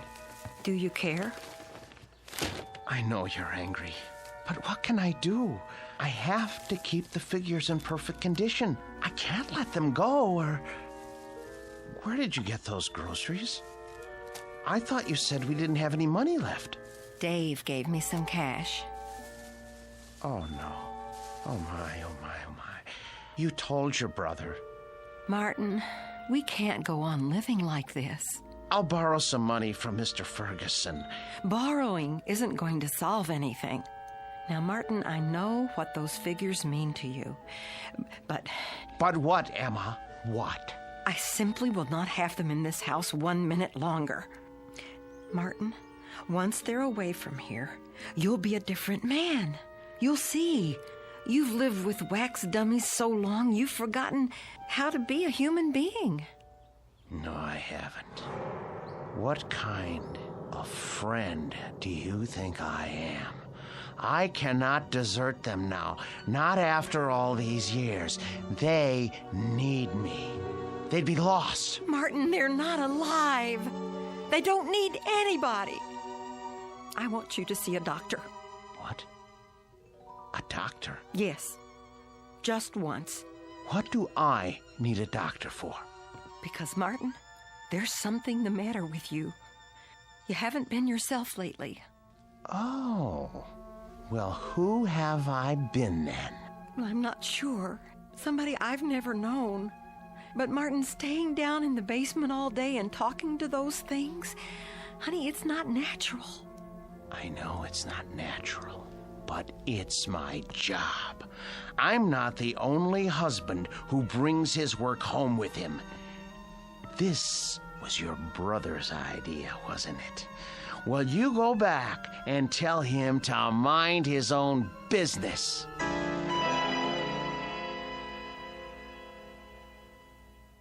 So it's hard to know where it's heading. Chances are we're in for another ride tomorrow. And that concludes our broadcast day. This channel will return to the air at 6 a.m. with the early report. Until then, we bid Are you asleep? Good night.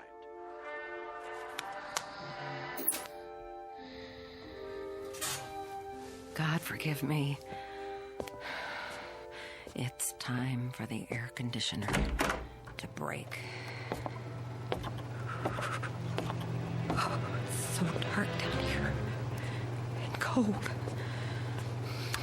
Well, it won't be for much longer. Oh, where's the fuse box?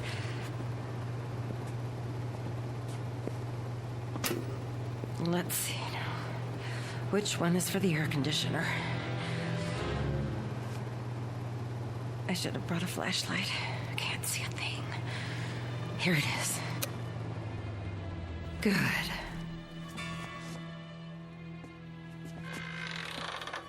What? Who's there? What's happening?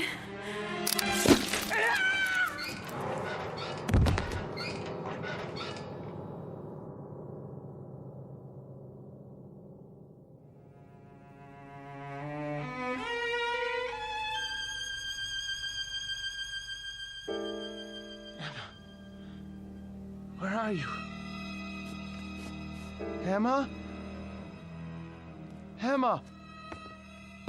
Are you down in the basement? What are you doing? Emma. I asked you not to go down in the basement alone, Emma. I don't want you touching the figures. You leave them to me. Emma. Oh, where's the light switch? Ah, that's better. Emma! Emma!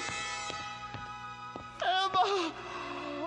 Oh, good Lord, what happened? Your throat. For the love of Emma. Who could have... Oh, you. The Ripper's knife? The blood?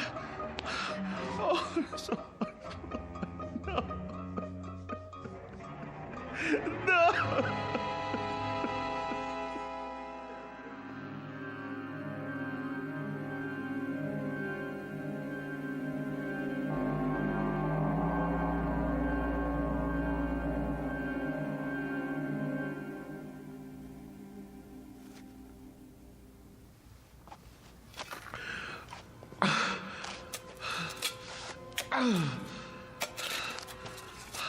I hate to bury you down here, Emma.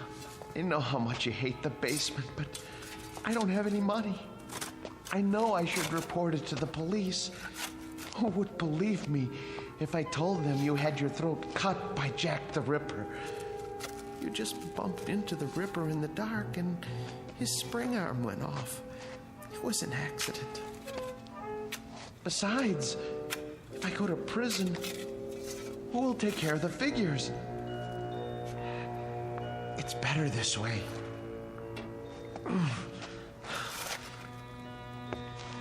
They didn't like you, you know. You said some very unkind things about them, and they heard you. You have to be careful around Jack. He has such a temper. I should have warned you. There. Now for the cement. Oh, poor Emma. But it's too late to tell her anything now.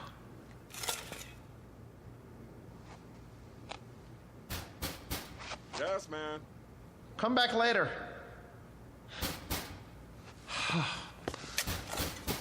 All right.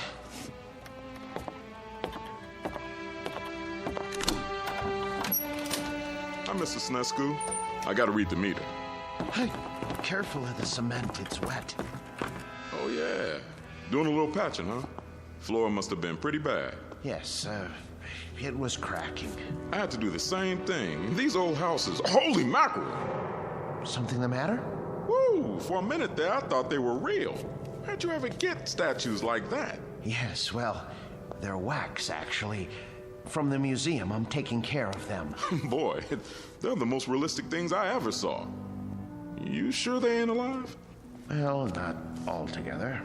Well, you could have fooled me. Should be a fine thing come Halloween. Something like this will really throw a scare into people. Man, oh man. Even close up, they... What's this? What? Whoever made these thought of everything. Even put blood on a knife. Well, I gotta go. You got quite a layout here. Hey, tell me something. Yes? Don't they ever give you the creeps? Not when you know them as well as I do. You're a real joker, Mr. Sinescu. Wait till I tell the wife about this. Hey, do you think it'll be all right if I bring her over for a look? No. Well, I mean, we're going to be gone. I don't know when we're going to be back. Oh, okay. Well, I'll see you next month. Fine. Goodbye. Best to keep the outside door permanently locked.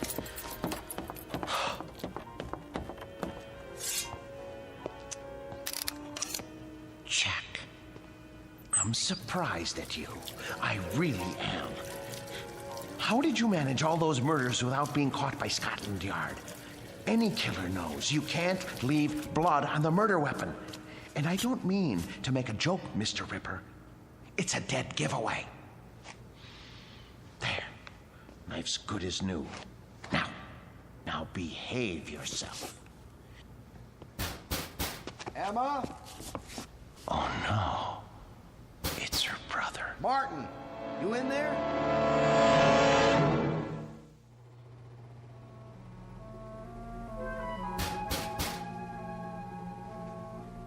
Emma? Martin? Where are you? Gotta lock the basement door. Martin, if you're in there, open up. Now. Martin, are you in the basement? Yes. Yes. Is that you, Dave? I'm down here. Open the door, will you? I can't. Why not? I'm painting the stairs. Look, give me a second. I'll go out the cellar door and come in the kitchen. Okay.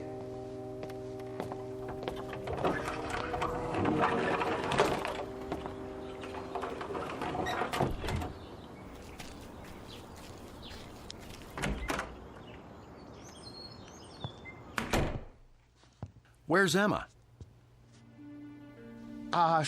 She went out to get some air. Just as well. Mind if I sit down? Why? What do you want? You sit down, too. Dave, look, I don't have time. I'm in the middle of something. Now, just tell me what you want. Emma came to see me yesterday. I'm very embarrassed. She told me about it. She did, huh? Well, that'll make it easier. Perhaps. Oh, you two have an argument? Yes. But look, everything is settled now. Glad to hear it. She was pretty upset when she talked to me. I know. You didn't treat her square when you brought those dummies home.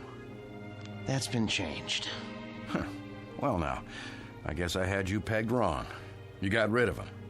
Yes. Must have been pretty hot in here last night, huh? What? For a bunch of wax dummies. Hey, what's that humming noise? I don't hear anything. It sounds like it's coming from the basement. No, is that the air conditioner?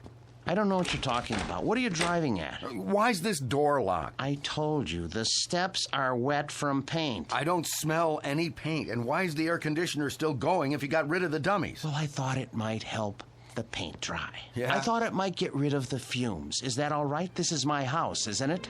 I think you locked it because you don't want me going down there. You better open up. Are you threatening me in my own house? You didn't get rid of those things at all. Where's Emma? Look, I am tired of answering questions. I've had a busy day. I'll thank you to leave now. All right. I don't want to cause trouble for Emma, so I'll go. But have Emma call me when she gets back, here? I will.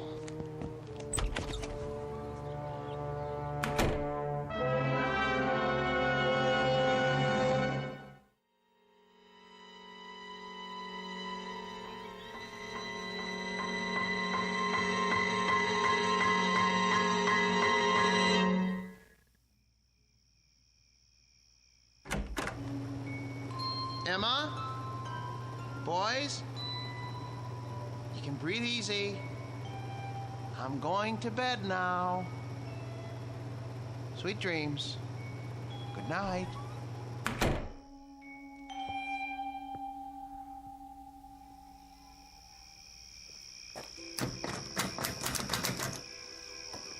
Huh.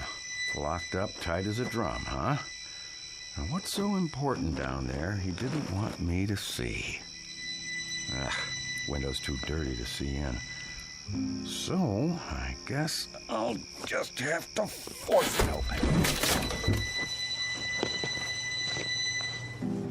Whew, air conditioner's on all right. Cold as a tomb down here. It's so dark. Now, let me light a match. Oh, a dummy in a sailor suit. With an axe? Oh, Martin, old boy, you need help. You really do. Ugh, when you look at these two, plug ugly. And two more big ones. Oh, some knife. Looks real. What the heck?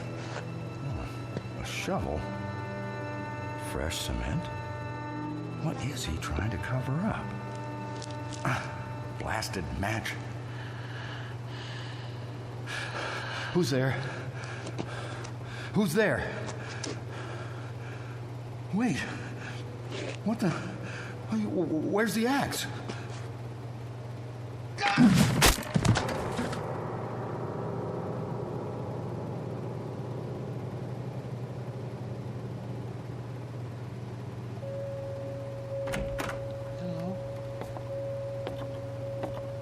Hello? What's going on? Who's here? Hicks. Where's your axe? Dave. Dave. Oh no. Mr.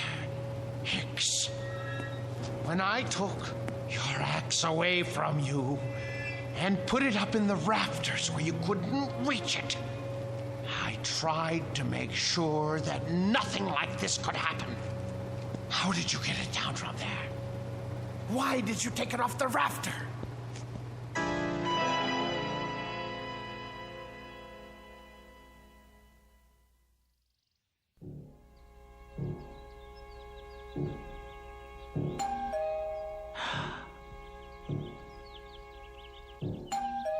Martin?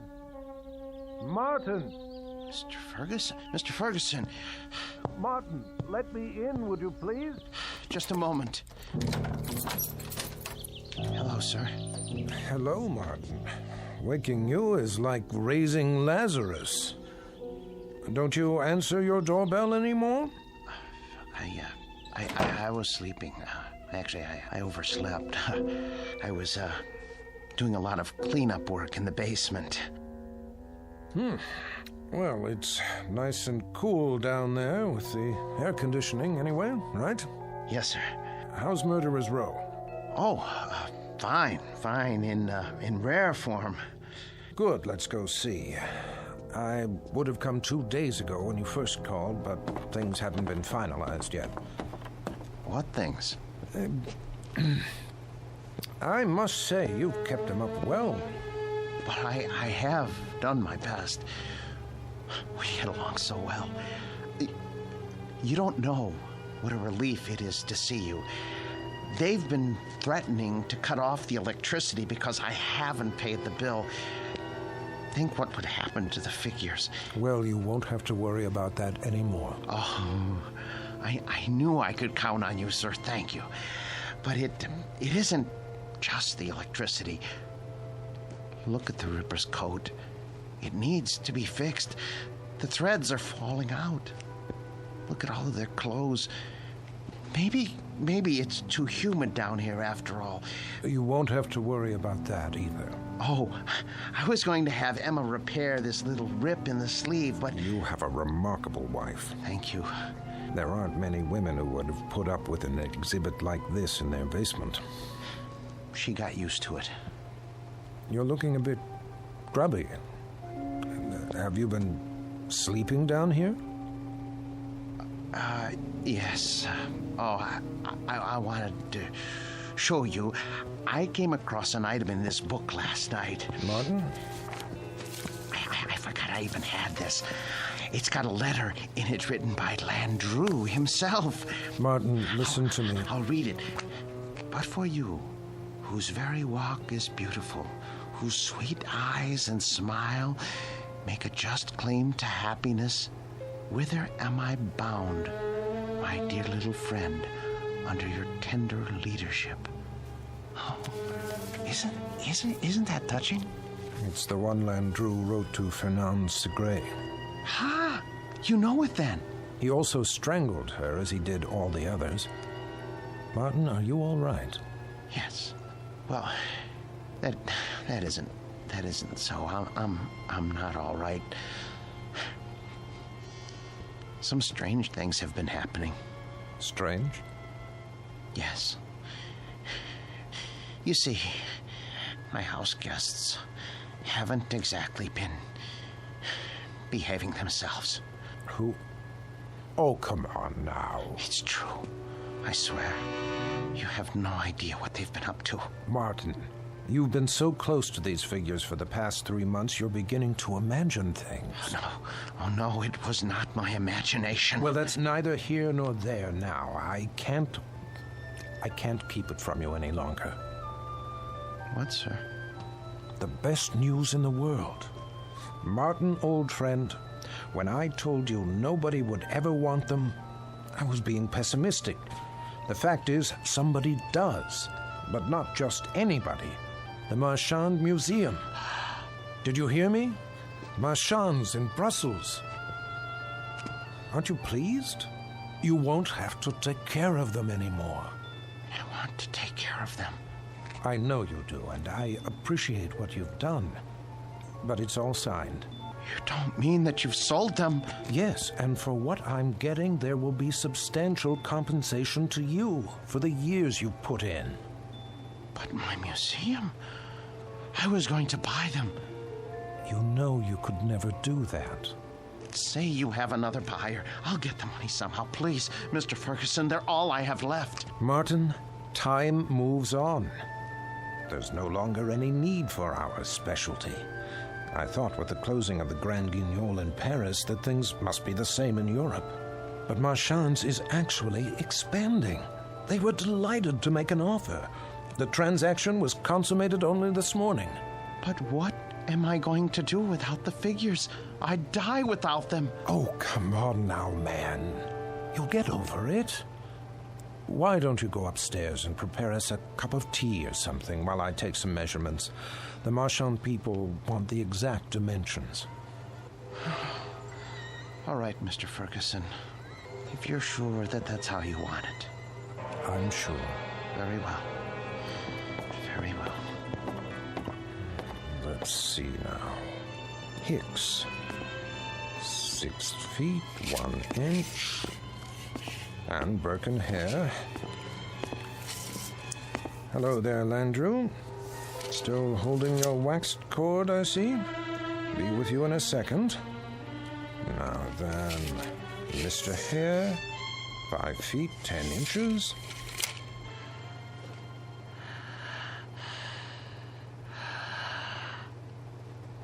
What? What?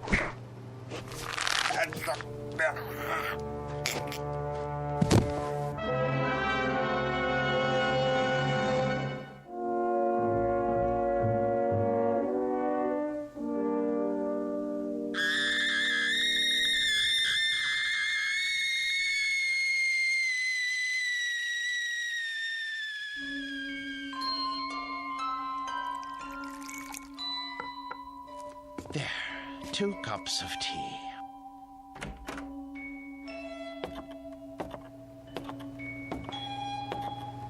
Mr. Ferguson, I don't remember whether you take cream and...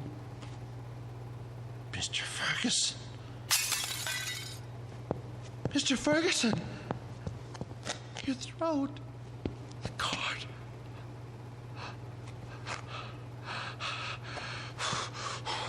Why did you strangle Mr. Ferguson?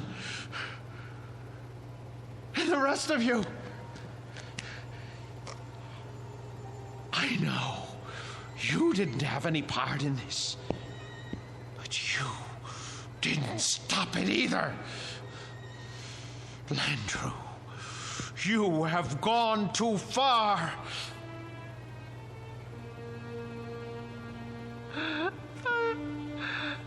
I gave all of you my best years. You wanted for nothing. I washed you. I cleaned your clothes. I waxed your shoes.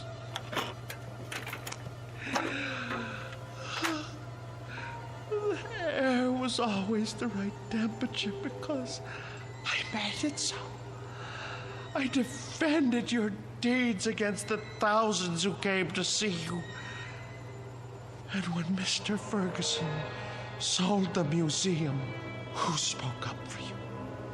Who wanted you? And now, what have you done to repay me?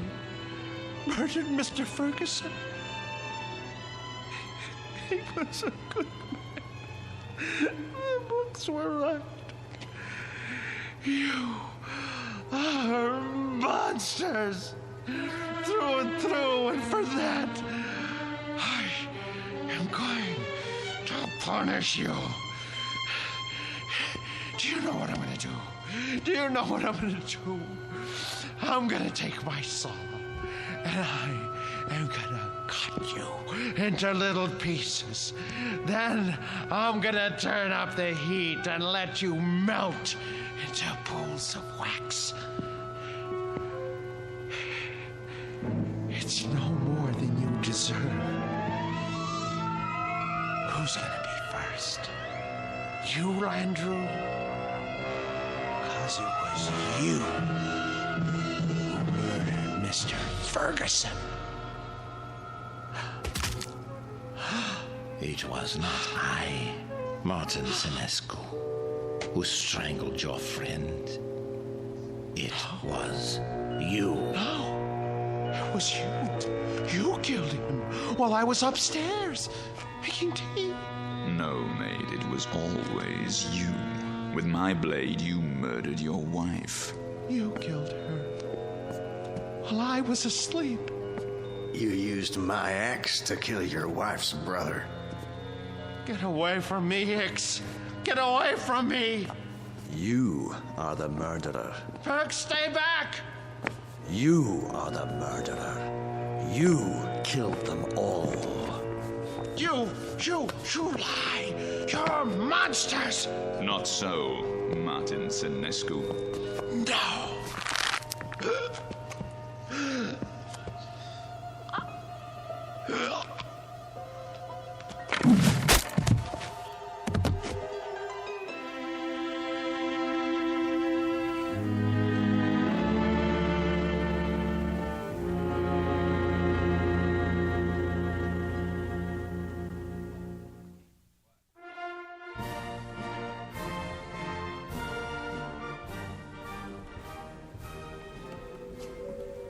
And here is the latest addition to Marchand's Wax Museum, Murderer's Row, complete with its newest cast member, Martin Lombard Senescu, a remarkable and most versatile man. Who knows what thoughts went through his mind as he dug the grave for his wife, Emma, whom he killed with a knife. His brother-in-law, David, whose skull was split with an axe. And his friend and employer for 30 years, Mr. Ernest Ferguson. We'll never know. We can only guess what fierce devils tortured Senescu's soul and drove him to his destiny. But he has taken his place with the infamous and depraved. Next to Albert Hicks, Burkander, Landrew, and Jack the Ripper himself. This way, please.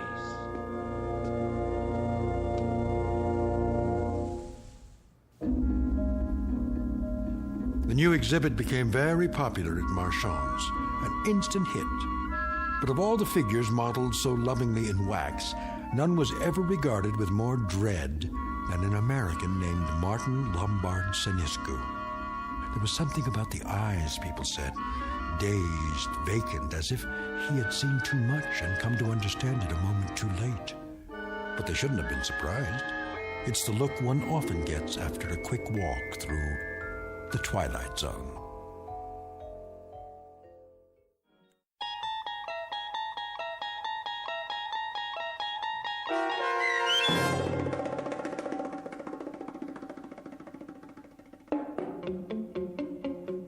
The new exhibit, starring Joby Cerny with Stacy Keach as your narrator, was adapted for radio by Dennis Etchison and Joby Cerny, and written for The Twilight Zone by Jerry Soule and Charles Beaumont. Heard in the cast were Jim McCants, Nancy Baird, Richard Hensel, Nick Sandys, Tom McElroy, Christian Stolte, Damian Arnold, Roderick Peoples, Craig Harris, Martin Aestro. This copyrighted radio series is produced and directed by Carl Amari for Falcon Picture Group. Sound design and custom Foley effects for The Twilight Zone by Cerny American creatives Bob Benson, Craig Lee, Michael Slaybach, and Matt Sorrow. To learn more about the Twilight Zone radio dramas and to contact us, visit our official website at twilightzoneradio.com.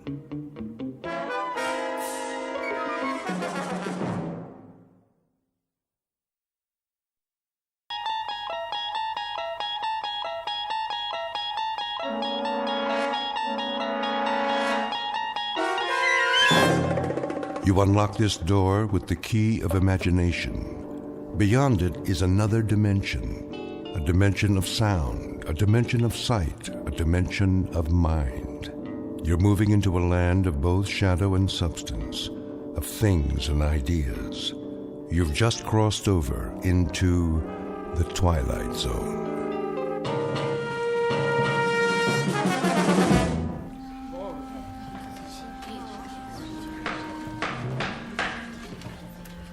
That will conclude the closing argument.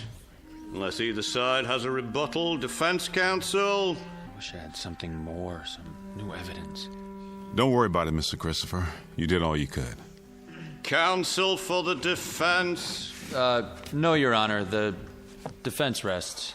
How about the prosecution? Nothing more, Your Honor. Very well, then. The jury will now retire for deliberations. Bailiff? This way, please.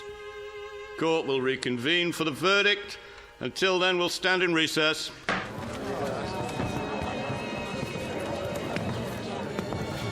On your feet, Grant. Do you really have to put the cuffs on me? Hands behind your back. I'll stay with you to the verdict's in. It doesn't make any difference. This way. It may take a while. It never does. Mr. Grant? No statements to the press. If I could have one more word. I told you, Mr. Carson. Oh, why not? Give the reader something. I wouldn't recommend it in case we file an appeal. We won't. I guarantee it. End of the hall.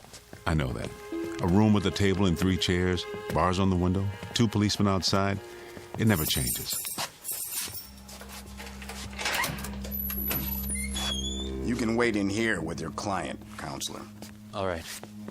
I told you there's no need, really. Go get a cup of coffee, just drink it fast. What about that interview?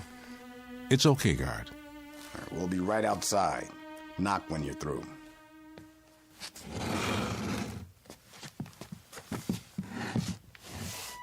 How do you do it, Mr. Grant? Do what? You don't seem worried about the jury. Still believe this isn't happening? Oh, it's happening, all right. That's the problem. I can't stop it from happening. Then you do fear capital punishment. As much as anyone else. But you, all of you, are the ones who should worry. Because if I go, you go too. That's the part I don't understand. I'll go on with my life. We all will. But if the judgment is against you... Where do I know you from? Pardon? Help me out here. Was it grade school? My first job? We met when the trial started. No, before that. Your face. Oh, well. There's much time left. You never can tell. The longer the jury stays out, the better your chances. That's usually the way it works. Not today. If I could ask you something else. Sorry. Time's up. Let's go. Yeah, jury's ready. I know. So long, Mr. Carson. See you in my dreams.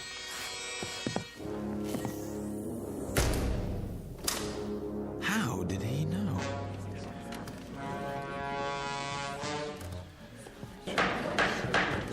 Sit up straight. Here they come. Ladies and gentlemen of the jury, have you reached a verdict? We have, Your Honor.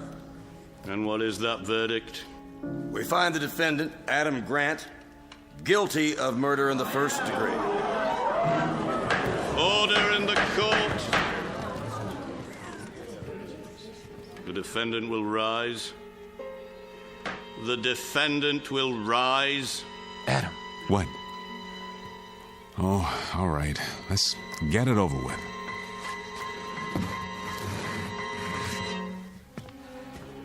Adam Grant, you have been tried by a jury of your peers and found guilty. Do you have anything you wish to say before sentence is passed? Very well. It is the sentence of this court that for the brutal and despicable crime of murder in the first degree, you shall be put to death by means of electrocution. No, not again. You can't make me die again. Restrain the prisoner. Put the leg irons on it. I'll put them back. You can't make me die again. Oh, God, please, please, please. Take him away. Tell them, Mr. District Attorney, that this isn't real. Make them understand that they're only a dream I'm having. You fools! If you kill me, you'll die too. Mr. Carson, you believe me? Make him believe. Tell the district attorney he prosecuted himself and everybody in this building and everybody in the world. Tell him, Mr. Carson, before it's too late. Tell him. Tell him.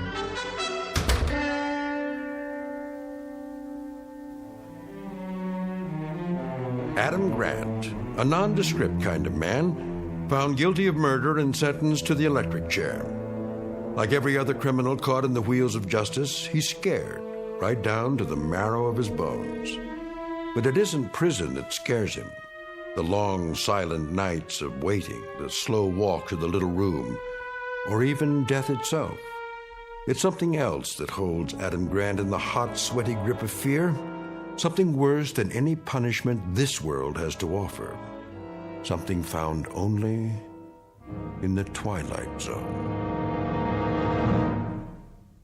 And now, The Twilight Zone and our story, Shadow Play, starring Ernie Hudson, with Stacy Keach as your narrator.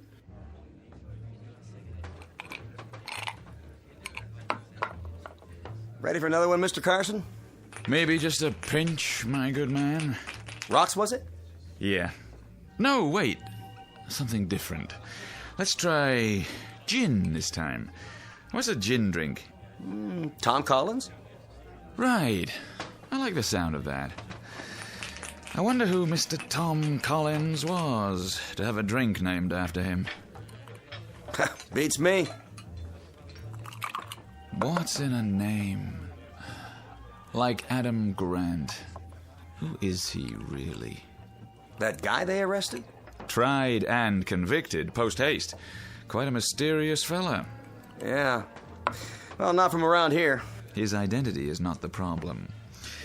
He had virtually no defense, but he has some very peculiar ideas. You talked to him? A few times, for the paper. He's seriously disturbed, mentally speaking. No kidding. Has some crazy notion that this is all a dream, that it's happened before. Huh? And that it'll happen again. I'd say he's certifiably insane. Well, that won't save him from the chair. No, but maybe it should. Yeah, sure. I'll just go knock over the bank and tell him I'm some kind of a nut. Well, that ought to do it. But what if he is? If he was incompetent to stand trial? His lawyer should have thought of that. Some kid from the public defender's office. His first case. Well, you pull something like that, you pay the price. You know what I mean? Hey, how's the Tom Collins? Out of this world, if I do say so. You should meet his friend, Johnny Walker. An excellent idea. Top draw. He really got to you, didn't he? To whom do you refer? The creep. Ah, well. I am but a lowly newspaper man. It's all quite beyond my control, I suppose. Hey, take my advice. Forget it. Hey, ever meet my other friend? What's his name? Well, they call him Jack Daniels.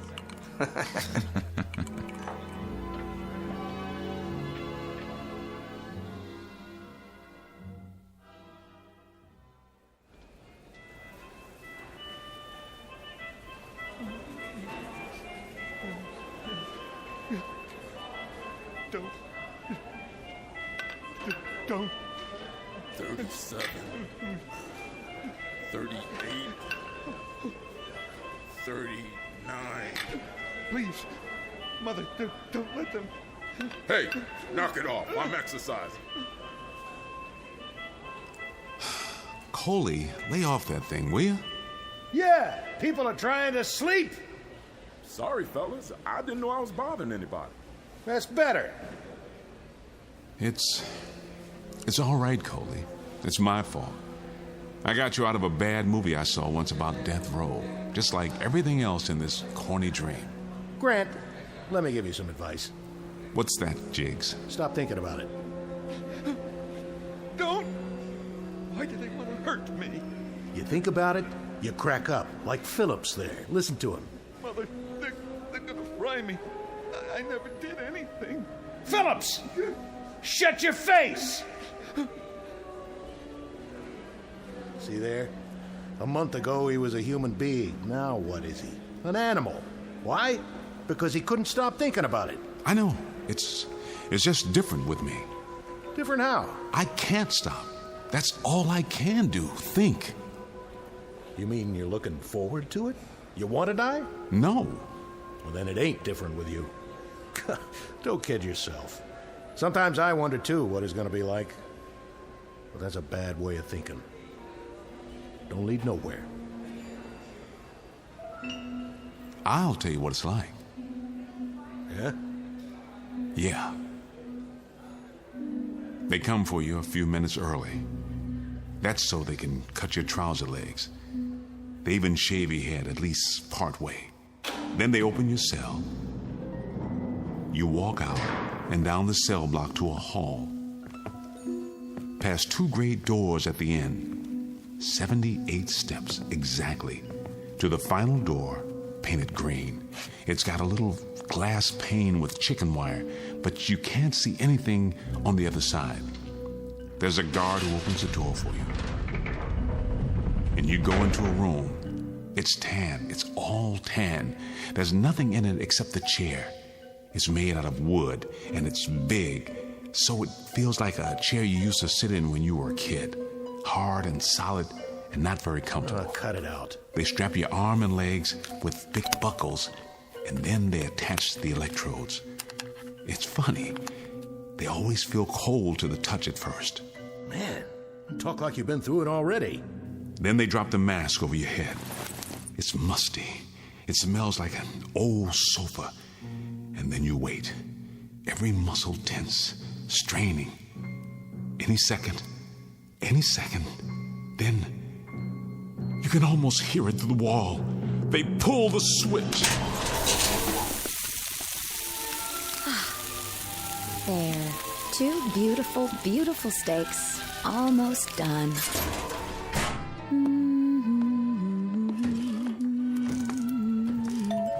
Who's that, Hank? Why, I don't know. You expecting anybody? No? You sit right there. I'll get it.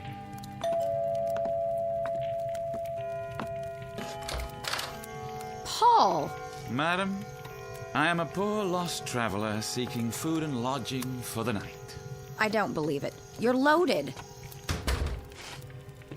Mr. District Attorney. Hello, Paul. I've just been insulted by your wife. She says I'm intoxicated. Well, aren't you? That has nothing to do with it.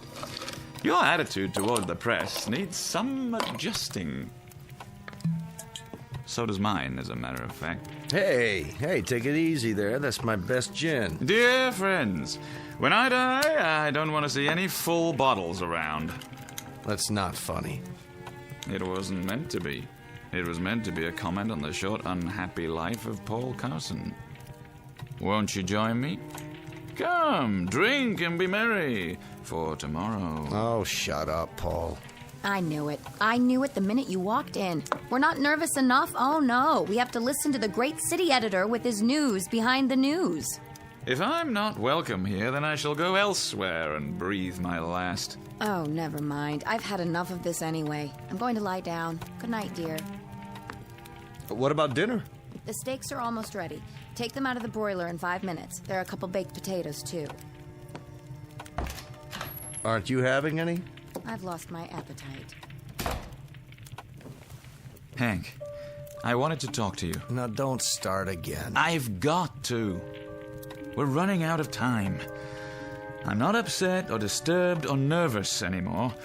I'm scared. That's ridiculous. I know it is, but that doesn't help. You mean to say you believe that crazy story? God help me, Hank. But I do. At least I believe it's possible. Oh, come on. Well, why not? Can we prove he's wrong? Maybe not, but that's a poor reason for believing in anything. I can't prove the world isn't going to end, but it isn't.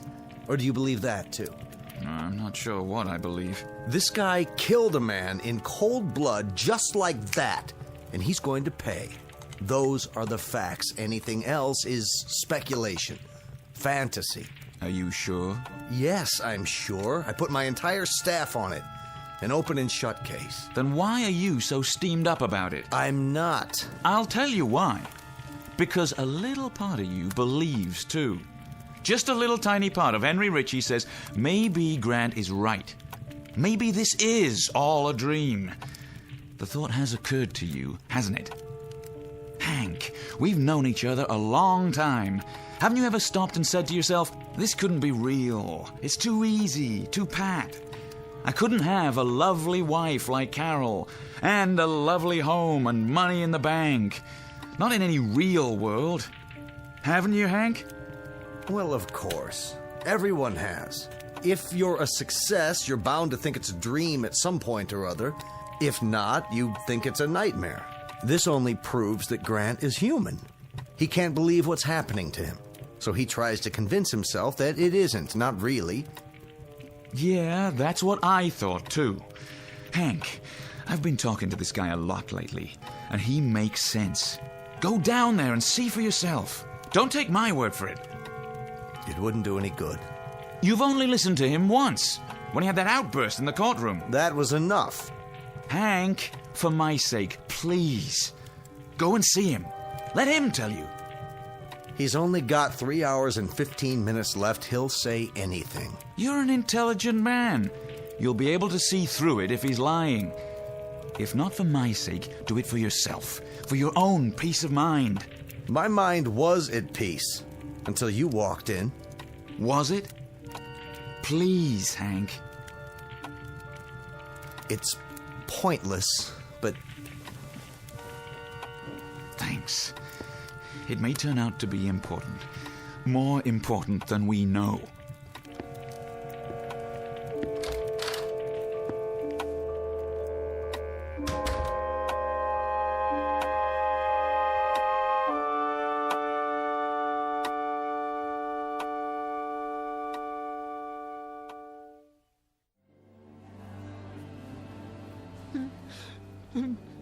No. No, Mother, don't let them strap me in. Enough already, Phillips. Yes. Yes, sir. I'm a good boy. Grant. Yeah? What's the matter? You don't like your food? It's fine. Then how come you didn't touch it? Because my stomach's tied up in knots. How would you feel about your last meal? I told you we would have got you anything you wanted. All you had to do was name it. Except maybe a cake with a hacksaw in it. That wouldn't do me any good. It wouldn't change a thing. Well, we did the best we could. Steak, ice cream. You shouldn't have bothered. I don't even like ice cream. All melted now anyway. I thought you liked steak. I do. But a condemned man isn't supposed to enjoy his last meal. How could he? Look here. I'm not supposed to, but you want something else? I'll try to get it for you. No, thanks. Give it to Jiggs. Maybe he's hungry. You don't have to ask me twice. Pass the tray through. That's mighty nice of you, Grant. Don't mention it. Guard, what's the time? 9:02. Plenty left. Get some rest if you want. That's pretty good steak. You ought to have some. Knock yourself out. Hey, Grant, don't you know this is a tradition? The one time where the screws will give you anything you want. Yeah, I know. That's why I dreamed it this way. Bad stomach and all. Coley, want some? What you got? Baked potato. Catch. Hey, thanks. What time you got, Jiggs? Don't you have a watch? It might have stopped. 9:03. You got a date? Nah. Just expecting someone. Let me guess. The governor, right? With a nice fat pardon in his fist. No, it's the district attorney. He usually comes around 9. The DA himself, huh? You must be a real important person. Yeah. The most important man in the world. Ow! You gotta have some sense of humor, pal. You could have broke your hand that way. Now it has stopped. Wait a minute. There's something else that isn't right. I'll have to remember next time. How's that? Prisoners about to be executed aren't allowed to wear watches because of the glass and metal. You don't say. You ought to tell that to the warden. She'll be real interested in your opinion. I don't know who the warden is this time. It might have changed.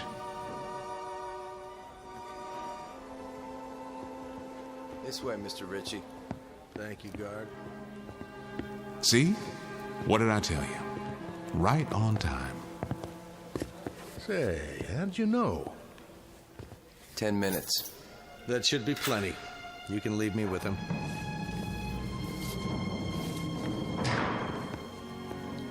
Be back when you're ready. Hello, Grant. Hello, Mr. Ritchie. You don't seem surprised to see me. I'm not. You won't drop the act, will you? I don't have to act. You always come. I mean, the district attorney always comes. It's not you every time. Grant. Yes? Why bother to stick to this dream story of yours? What does it matter now? If I could change it, I would, believe me. Only I don't know how. It can't possibly do you any good at this point. You realize that. I should. After all this time, every night I explain, and every night it's the same. Explain it again. Well, it's very simple. When I die, you die.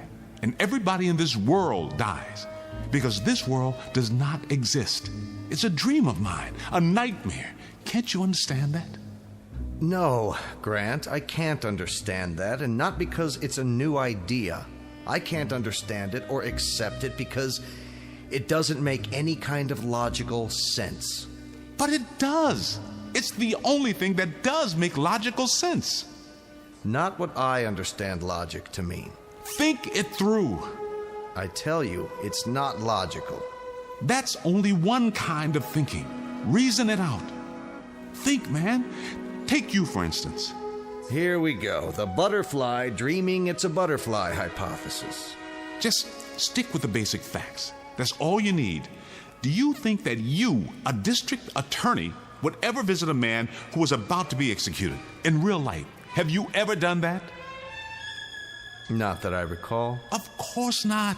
They wouldn't let you in here. I'll bet they didn't even search you. And now they're leaving us alone in a locked cell together? You're the man who sent me here. I might beat your brains out. I'm a murderer, aren't I? I'm sure we're being monitored. We must be. Or take me. Have you ever heard of a case where a man was condemned and put to death this quickly? There would be years of appeals, wouldn't there? Your lawyer didn't file any. There are automatic appeals required by law. And don't you think it's a little too pat that I was represented by a public defender who had never even tried a capital case before? Oh, come on. Look around you. This isn't a real prison. It's a cliche drawn from every old movie ever made. The guy with the harmonica, the nutcase, the guards, everyone's a type. They could be from Central Casting. Well, you're certainly not typical. How do you know? You don't know what I am. You don't know any more about me than you did when it started. It's like I didn't have a past before this. I'm some sort of mysterious stranger, like a character in a story. There are hundreds of vagrants in every town without names, without histories. Stop that. How did I just know what you were going to say? Isn't that a little weird? Or do you believe in mind reading? That's not too weird for you? We know you're mentally sound. You were found competent to stand trial. I don't think you're deliberately lying to me. So what are you left with? Some other explanation? I'm going to destroy this story of yours, Grant, once and for all. Now, you say that all this is a dream and that when you're electrocuted, you wake up, and when you wake up, we all disappear, right? That's right. And then it starts all over again. What about our parents? And our parents' parents, and everybody who never even heard of you? What about the billions of people? Well, what about them, Mr. Ritchie? Every dream builds its own world. Have you ever had a dream with blank spaces in it? It's filled out in every detail, complete with a past, and as long as you stay asleep, a future. What about us, then? The people in this world, when we sleep and dream? Or don't we? Is that when you're supposed to be up and around and wherever you really are? You only sleep and dream because I dream you that way. All right, now answer me this. You're scared. Why? Why are you scared? You've got to wake up sometime, even if you're electrocuted, so why don't you just sit back and enjoy it till then? Enjoy it? Let me tell you something, Mr. Ritchie. Huh? How soundly do you sleep? What's that got to do with it? Well, I mean, you dream, don't you? Certainly, sometimes. Haven't you ever been hurt in one of those dreams? Haven't you ever fallen out of a window or been drowned or tortured physically and mentally? We all have nightmares. You have. Well, don't you remember how real it seemed? How you woke up screaming? Let me ask you something, Mr. Ritchie. How'd you like to wake up screaming every night? That's what I do. Because I dream the same dream night after night after night. It's this one. It changes a little bit. The people get shuffled around, but it's the same dream. You got to believe me. I can't go on dying. I can't. Not every night. I can't. I can't. Get your hands off me. Let him go. Out this way. I'm telling you the truth, Mr. Ritchie. Please, let me live, and I'll keep you alive. I'll dream you every night, just as you are now. Your life, your house. Wait a minute. I'll prove it. Your wife. She has a steak waiting for you. Isn't that right? Go home, look in the oven. It'll be something else when you get there. I swear. I can change the small details. You'll see. Please, please.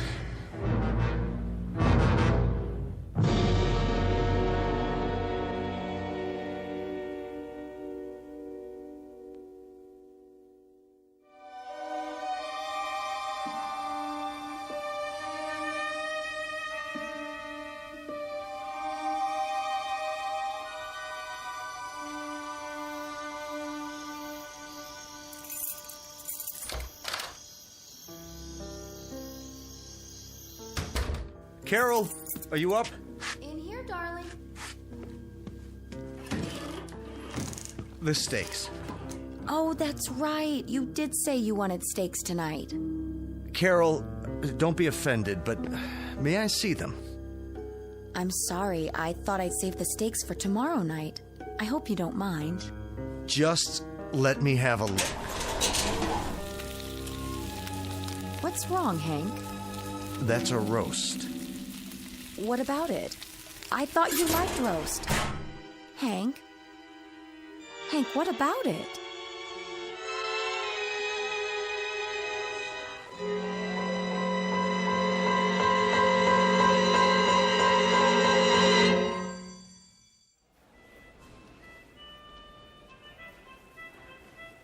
Grant. Grant! Yes? Did I wake you up? No. You didn't wake me. What's so funny? Nothing. Nothing's funny at all. Well, thanks for giving your meal away. There was nothing, really. I thought I heard you laughing in your sleep. No chance of that. Hey, Grant, listen. I've been thinking about what you said, about all this being a dream, you know? So? Well, no. Maybe it won't work, but maybe it'd be worth a try. What would? If you told that story to the governor, he might let you out on a psycho. He wouldn't believe me. Well, you never can be sure. You don't believe me, do you, Jiggs? Oh, that don't matter. If you think it's true, see, why, then you got a loose cog somewhere. And they don't burn guys with loose cogs. I wonder. I could try proving it to you. Prove what?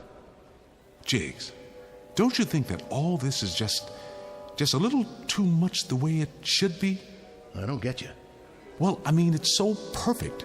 For one thing, I got tried and sentenced the same day. It doesn't work like that. Huh? But you see, that's the way I saw it in my mind, and that's the way it is. All the movies and TV shows when I was a kid, the comic books, take this place. You, for instance. Hey, now. And Coley. And Phillips and his mother. It is a movie. For all intents and purposes, real death houses aren't like this. But you see, I've never been to a real death house. So what do I know? That's my impression of it. And in my mind, people do get last-minute reprieves. Stays of execution, new trials. It's not out of the question. But I played my last card. There's nobody left for me to tell my story to. Except you. No, Jiggs. It won't work. I can't change the basic scenario. I wish to heaven I could. Man, you're really flipped. Now I don't know what you're talking about.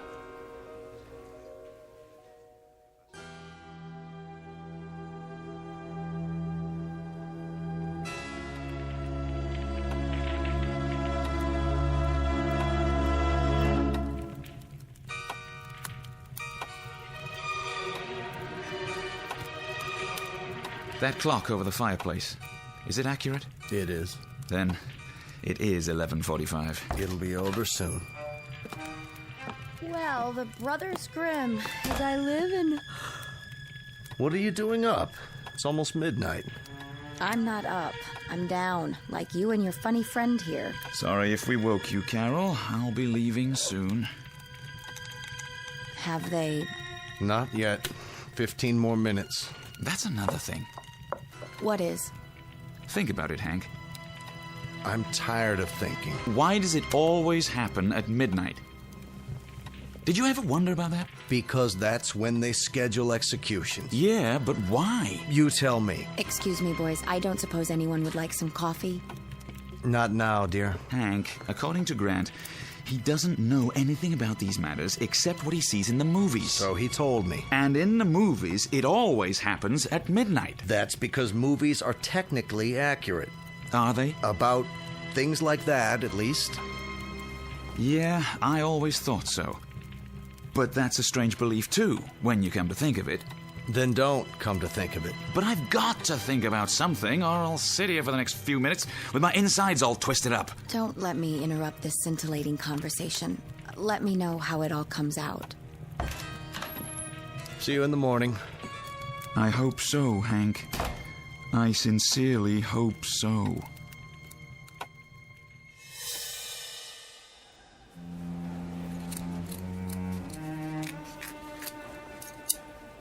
Cut the legs open a little higher. Okay. You just relax, Grant. We'll take care of it. I'm only trying to make it easier for you when it's time to connect the electrodes or the straps. I don't remember. Got it. Pants, legs, head shaved. I think that's everything. The watch. Take my watch. You don't want it anymore? It's the electricity. It'll melt or fuse or something. He's right. Take it off. Want a cigarette, Grant? I don't smoke. It's bad for my health. Hey, Screws! You're wasting your time. Shut him up! Shut that guy up! You can't kill Grant. You want to know why? I'll tell you why. Because you're nothing but dreams. Dreams! You hear that, Screws? Bet you didn't know that. Must be a full moon. The animals are restless.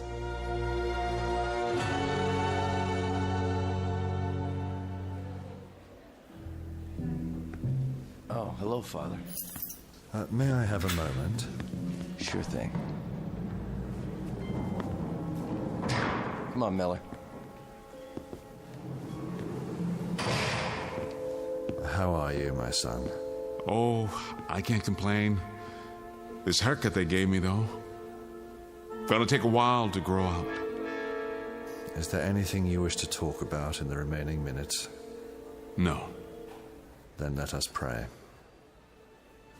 There's no need. There is always a need for prayer, my son. What will it do for me? Open your heart. God won't forsake you. Only in the real world, Father, not in a nightmare. You no longer feel a part of this world? I not only feel it, I know it. You're ready for salvation any time up to your last breath.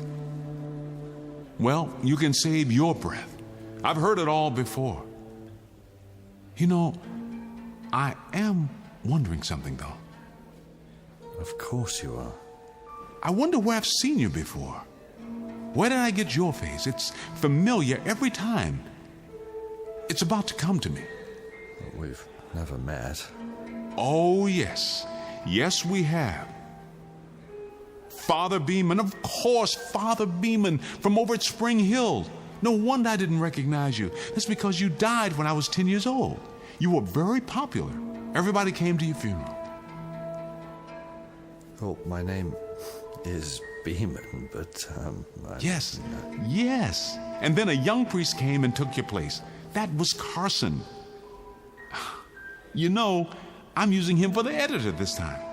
Calm your mind, my son. And what about the district attorney, Richie? Richie. He must have been a school teacher of mine. Or maybe he was a friend of Dad's.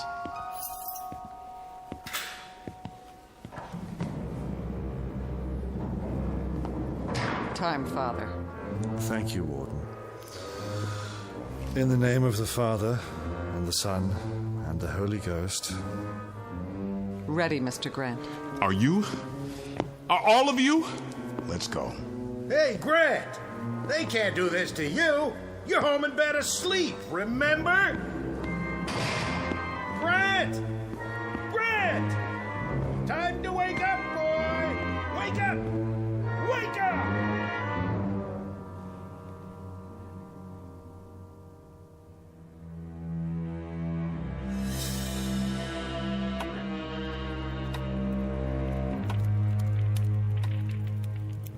Four more minutes. Well, you can at least get a stay of execution. I know you can do that much. What good would it do? We'd simply have to go through the same thing all over again. Cruel and unusual punishment. Maybe not. Now look, Hank. Forget all the dream stuff. Whether that's true or not, it doesn't matter. What matters is the guy believes it. That means he's got a case. The psychiatrist said... The psychiatrist made a mistake. It won't be the first time. Get a week's stay. Have him checked out again. I can't. Why not? Because we might be wrong? Well, maybe we are. But maybe we're not. And in my book, that's reasonable doubt. Hank, he's sick in the head. Are you going to send a mental incompetent to the chair? I'll regret this, Paul. I'll regret it as long as I live.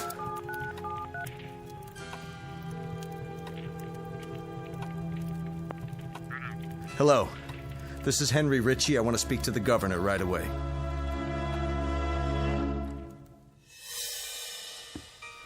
"76, 77, 78. Here we are again.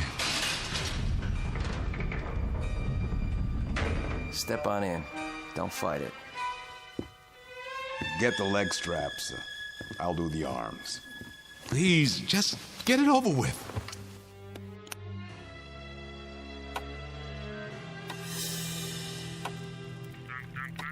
I don't care. This is an emergency. Wake them up. Hurry. It's 11:58. They're having trouble putting the call through.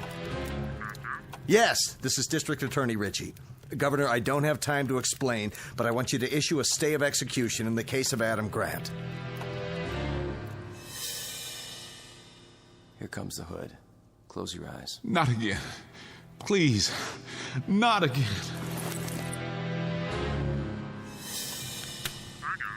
Thank you, Governor. Well? He's calling now. Throw the switch. Yes, ma'am. This is the warden. What did you say? What? I'm sorry, Governor. You're too late. Did he get through? It's out of our hands now.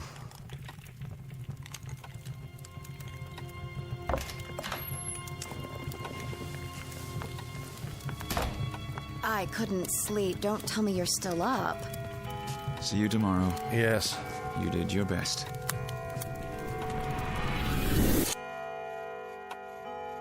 What in the... What is going on here? How do you mean?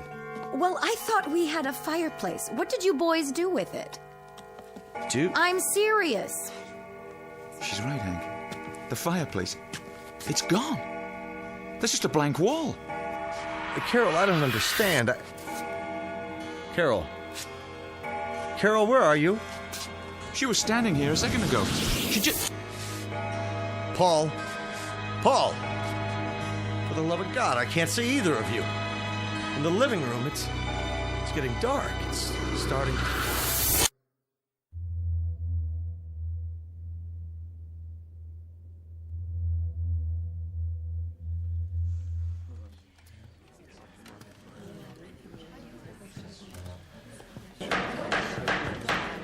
Ladies and gentlemen of the jury, have you reached a verdict?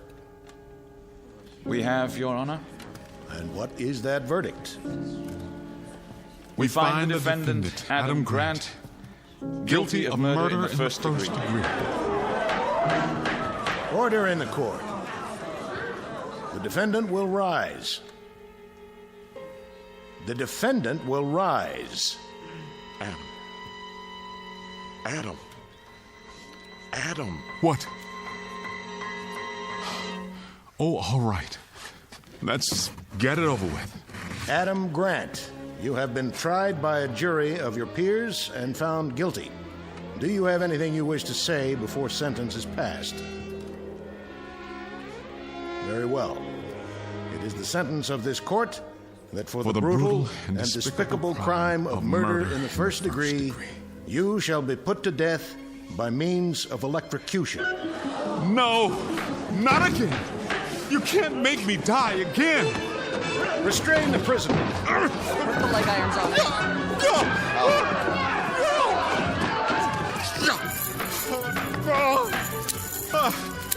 Can't make me die again.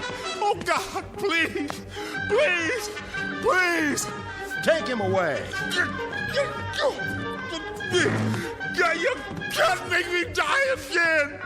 Oh, God, please. Please. Please.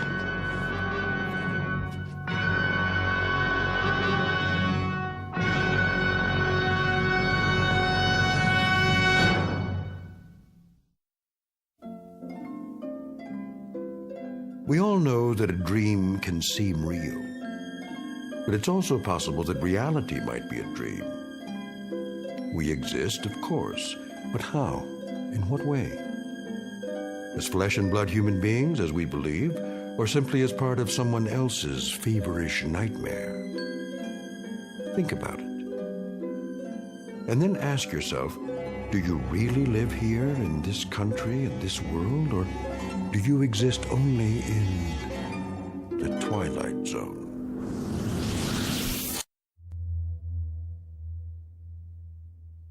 We'll return to the Twilight Zone in just a moment.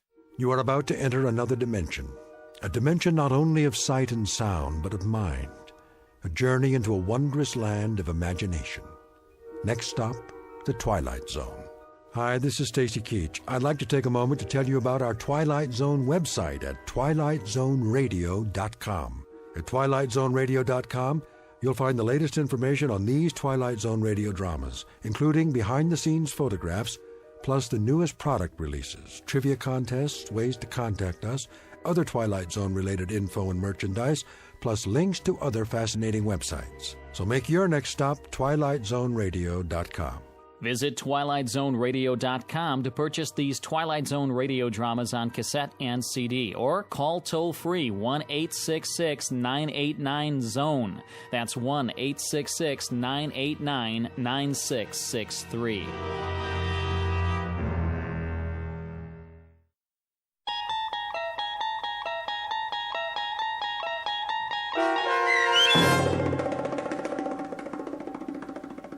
Shadow Play, starring Ernie Hudson with Stacy Keach as your narrator, was adapted for radio by Dennis Etchison and written for The Twilight Zone by Charles Beaumont.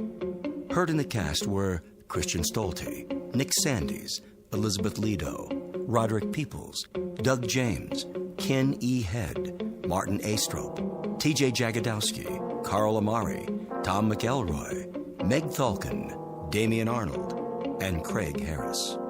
The producers of The Twilight Zone wish to thank CBS Enterprises and the Rod Serling Estate for making this series possible. This copyrighted radio series is produced and directed by Carl Amari for Falcon Picture Group.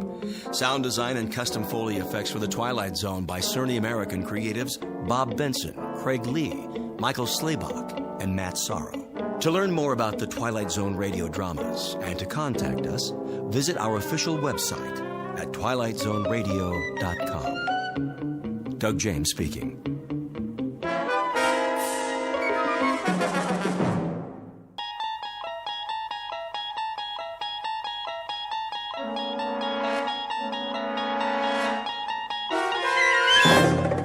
You're traveling through another dimension, a dimension not only of sight and sound, but of mind. A journey into a wondrous land whose boundaries are that of imagination. Your next stop, the Twilight Zone.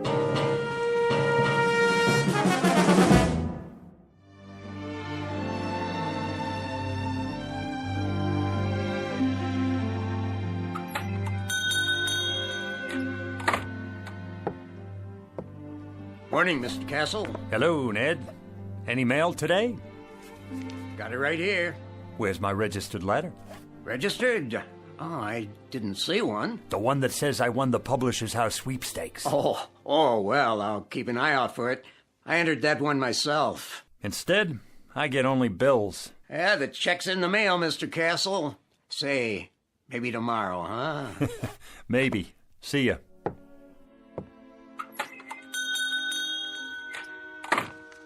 Another bill, and another, and another. Edna, what about the gas and electric? What? The gas and electric bill. How many months is that? 2 months. That's one you'd better pay. That's the one I can't pay. Mr. Castle? How are you, Mrs. Gumley?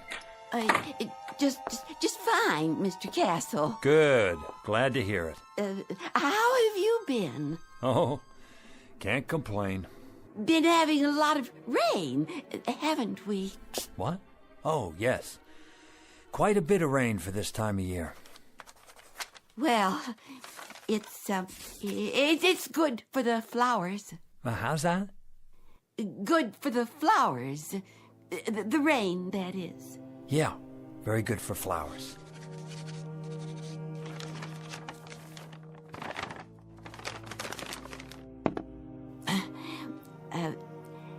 An heirloom today, Mr. Castle. An heirloom, Mrs. Gumley. You don't say. Oh, yes, Mr. Castle. Been in my family for years. Has it now? Years and years. It's supposed to be very valuable. Hand-blown glass is what it is. Mrs. Gumley, it's just a plain old glass wine bottle. Do you know what it's worth, actually? Nothing. Not even a deposit. If you could find the store where it came from, that's what they'd give you. Nothing. I could let it go for $1. Mrs. Gumley, if I could spare $1, I'd give it to you. Believe me, I would. But things have been rough here. The pawn shop business isn't what it used to be. I'm so in debt myself that... I see. Wait a moment. Yes.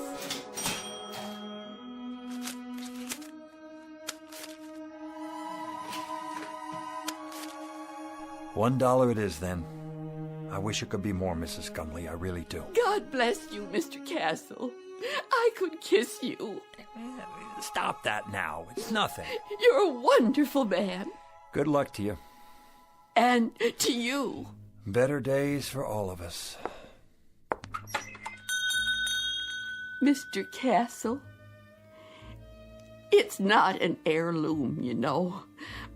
I found it in a garbage can. It's just a dirty old cheap glass bottle. Please forgive me for lying to you. That's all right, Mrs. Gumley. Who knows? Maybe it'll turn out to be an heirloom. We'll just have to wait and see.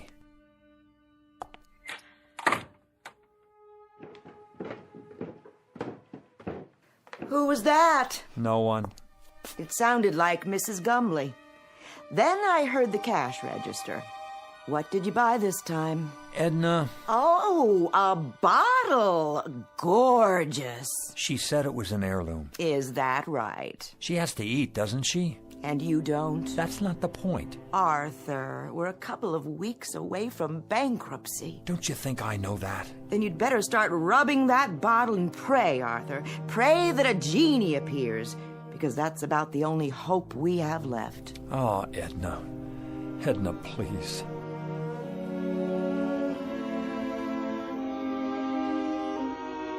Mr. and Mrs. Arthur Castle, suspended in that brief fragment of time before fate comes out of a bottle. Mr. and Mrs. Arthur Castle, gentle and infinitely patient people whose lives have been a hope chest with a rusty lock and a lost set of keys. But in just a moment, that hope chest will be opened, and an improbable phantom will try to bedeck the drabness of these two people's failure-laden lives with the gold and precious stones of fulfillment. Mr. and Mrs. Arthur Castle, standing on the outskirts and about to enter the Twilight Zone.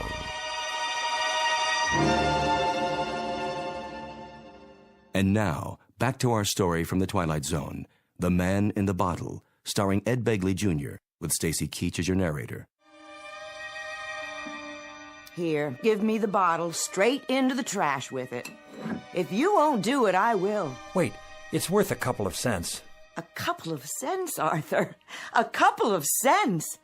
We've got more creditors than we've got cheap watches. You promised me no more handouts. Look, Edna, maybe all that's left for me is to try and find someone who I can feel sorry for. Can you understand that? I need to feel that I'm doing something of value. Maybe a man can be a failure for only so long, and then it catches up with him. Arthur, you're not a failure. Of course I am. Look around you, Edna. In this clutter, you see the legacy of 100 years. My grandfather owned this shop, and it finally broke his heart. Then my father, and it killed him too. The meanness of it, Edna. The shabbiness of it. The hand-to-mouth of it. This isn't just a hock shop where you buy the pitiful little residue of other people's failures. It's a shrine to failure. That's what it is. It's a mausoleum, a burial ground for people's hopes. Arthur, please don't talk like that. Edna, what happens to us anyway? What happens to us? Have you ever thought of that? We're not old people, and yet this place is making us old. There should be years ahead of us, years without having to make do, scrimping and counting and picking over checkbooks and budgets and final notices and old bills and... Careful, Arthur, you're knocking things over. I don't care about the bottle. I'm trying to explain... Arthur, what's all that smoke? I don't know, but it seems to be coming from inside Mrs. Gumley's bottle. How do you do? Where did you come from? From the bottle, of course. The bottle? It fell to the floor, the cork popped out, and here I am, at your service. I'm supposed to buy that. What do you take me for? Rather than go into any lengthy generic explanation of my existence, suffice it to say that I am here, and I am, in fact, a genie. In a business suit, with a derby hat and a walking stick. And you expect me to believe that you're a genie? That's quite correct. There's no such thing, except in fairy tales. On the contrary, I am living proof, in a manner of speaking. Arthur, who is this man? You'll have to do better than that, mister. I don't know what you're trying to pull here. Very well. I'll get right to the point. I can offer you 4 wishes with a guaranteed performance. 4 wishes?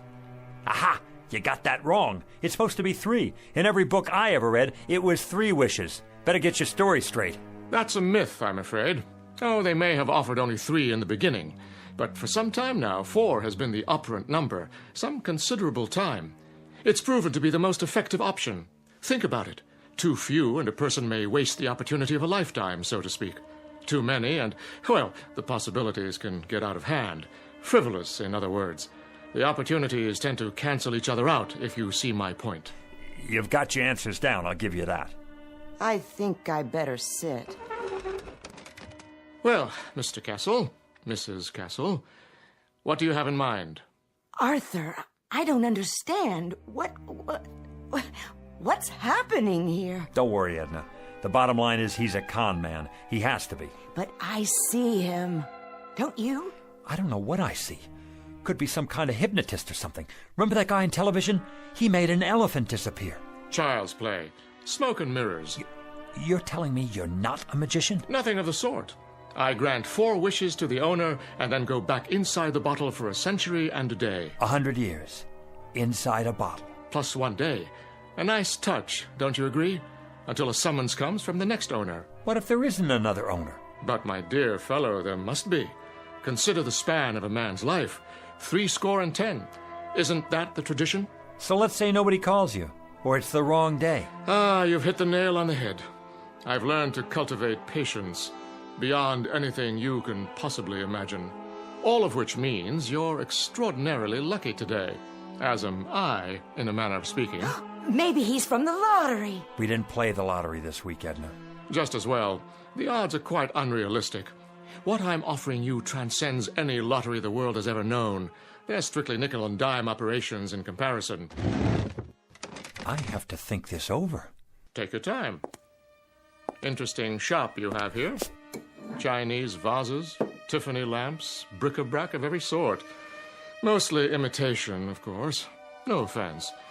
Nonetheless, I have the distinct feeling I've seen some of these items before. How could you if you haven't been out of the bottle in 100 years? I meant the originals. The originals? How old are you? If I told you, you wouldn't believe me. Nice silver cigarette case. Faux Victorian, isn't it? My uncle's. He passed it down from his great-uncle, who bought it in Liverpool in 1914. Is that what he said? How much? Take it. Get back to the subject. What else about the wishes? Oh, yes. Now, I think the business at hand is for you and Mrs. Castle to decide the nature of your 4 wishes, keeping in mind, of course, that each wish is irrevocable.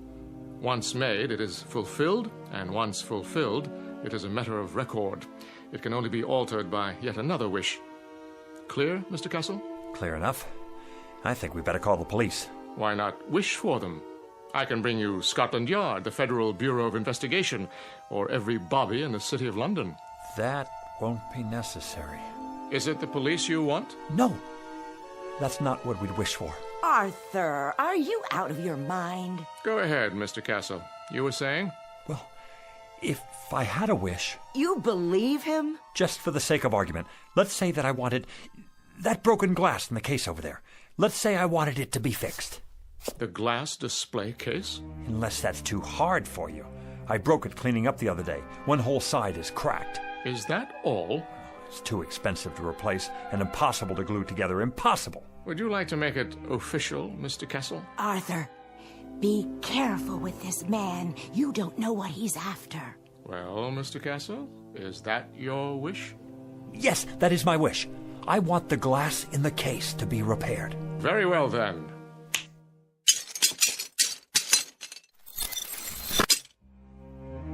Am I dreaming? It's a magic trick. It has to be. No, you're not dreaming, Edna. I see it too. It's like new. How did you do that? Next. What? Well, Mr. Castle, you have 3 wishes left. 3 wishes. 3. Edna, 3 wishes.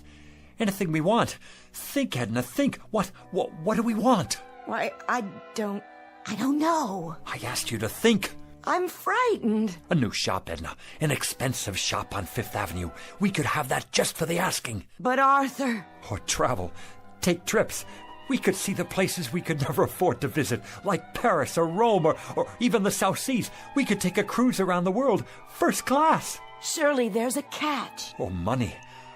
$100,000. $200,000. $1 million. We wouldn't have to grub anymore. We wouldn't have to sit here and waste our lives away. Arthur, it isn't right.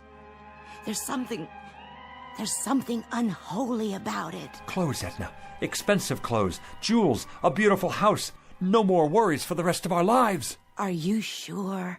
Edna, we don't have to rot away here. We can have anything we want. Anything, Edna. Money. Money? The simplest of all requests, Mr. Castle. Simple? For you, maybe. How much would you like? In what denominations? Edna, how much do we want? I don't know. I just don't know. $1 million. That's what we want. $1 million. In what form? Gold? Silver? Of course, there are market fluctuations in precious metals, so there will naturally be an element of risk. Platinum shows the least movement. Diamonds are relatively stable at the moment. Forget it. Cash only. All negotiable U.S. currency. Very good. Denominations?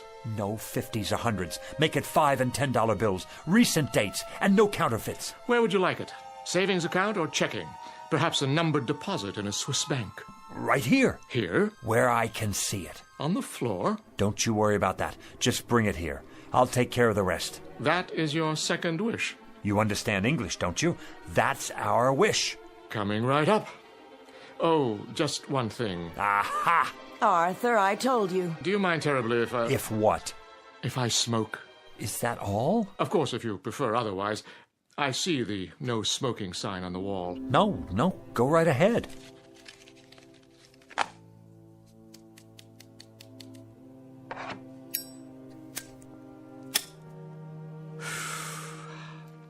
Very well. Now then, Mr. Castle, where were we? Ah, yes, I was about to say, ask and you shall receive.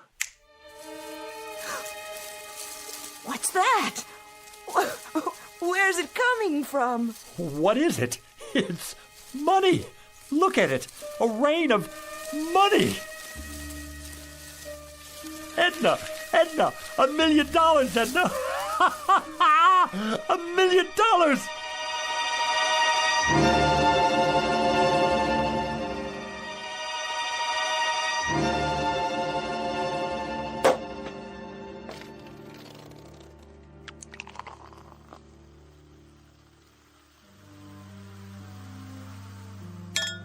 There you are, Edna. Champagne. I think I've had more than enough. I suppose you're right. How can I work if I have a hangover? Well, you could take the day off. Edna, you're a genius. Why didn't I think of that? We both could. Close up the store and... And what? I wouldn't know what to do, would you? Well, let's see now. It's a beautiful day. We could take a walk together in the park. Oh, Arthur, I'd have to get dressed up, and I don't have any comfortable shoes. Or we could go to a restaurant. Any restaurant at all. But we've already had lunch. Then we could take in a film downtown, or a play, a musical. Do you know how many years it's been since we did that? And leave all this money out like this? I don't think that would be a good idea. So, we're prisoners here. We can't go anywhere, do anything, for fear that someone might steal it from under our noses. What good is it? Oh, Arthur, we can put it in the bank. That's tomorrow. The bank's closed now. Unless... What are you thinking? Call your brother on the telephone.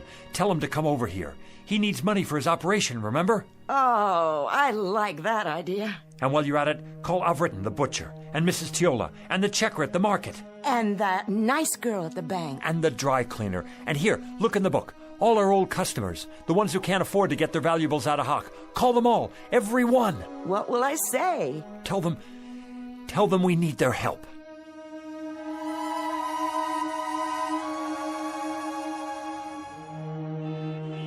It's a miracle miracle, that's what it is. I couldn't believe it when they called. Where did they get it all? They're such wonderful people. And so generous, too. Hey now, what's going on here? Hello, Officer McLaurin. The line's halfway down the street. Yes, it certainly is. Are they having a fire sale in there or what? It's that nice Mr. Castle and his wife. What about them? They're redeeming things. What things? All kinds of things, as long as you've got your pawn ticket. Even if you don't, they remember. They're redeeming us. That's what they're doing. It's the loveliest gesture I've ever seen. Hi there, Mrs. Gumley. Beautiful day. Indeed it is. Your turn, Mrs. Gumley. Go on in. Hold on. Where'd you get that fistful of money? Right inside, officer. From Mr. and Mrs. Castle, bless their souls. What are they doing, running numbers? Nothing like that. Strictly legit. You're telling me they gave it to you? Sure did. Enough to pay off their tab at the butcher shop and then some. Plus the next 10 years in advance. And whereabouts did they get this bankroll? Don't ask me. But their ship sure must have come in big time. The horses, was it? Or the lottery? I heard it was the sweepstakes that came in the mail. No, it was their cousin. He died and left them a fortune. Well, we'll just have to see about that. They're not breaking any laws. I haven't had my turn yet. You're not going to arrest them, are you? Maybe not, but I'll keep a close eye on the situation. In the meantime, I know someone who might be real interested in all this. Don't you people go blocking the sidewalk now.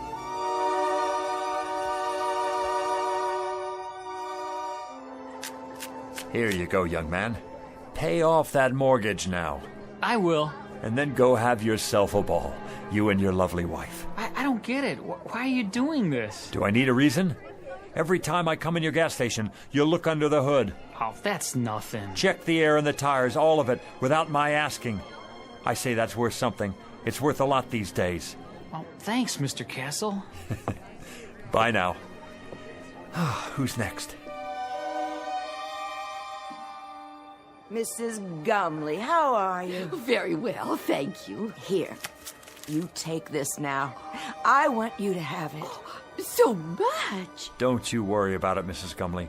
Anything you need, anything at all, you come to us. There's more where that came from. For you, plenty more. God bless you both. But why are you giving me this money, Mrs. Castle? Why? Because you're so bright and cheery every time I'm in the market. Oh, Mrs. Castle, thank you. You put this in the bank now for when you get married.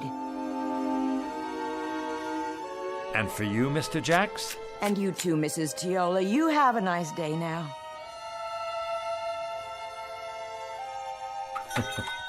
Don't mention it. Buy a round for everybody. On me. Is that all of them? Oh, for now. Put the close sign in the window, would you please? Of course, dear. Whew. Now that's what I call a day's work. You did wonderfully well, Arthur. I'm so proud of you. You know, Edna, I don't care how we spend the rest. I feel so good right now, seeing all those happy faces. I know. It would be nice to get away for a while, though. I agree. Some time in the sun, nothing fancy. How much do we have left? Look in the box. It's still practically full. We didn't put a dent in it. Your father would be proud. Rest his soul. And your grandfather. Tell me your opinion about something, Edna. If you like, dear. I'm wondering, do you suppose I still need to carry on the family business? Well... We don't have a son or daughter. I'd say you've more than done enough, Arthur. All these years. Even if we did have kids, I'd rather leave them money to start their own business. Something with a future. What about your cousin's children? Oh, that would be a wonderful present. And what about you? You've been so patient all these years. What would you like? Well, first, of course, you're going to retire. No ifs, ands, or buts. And then, wherever you'd like to live, Arthur, as long as we're together. Of course we'll be together. You think I'm going to take up with a young floozy? Oh, no, I don't think that. You wouldn't. It's not in your nature. But you're tired. You need to rest. We both do. Rest and live.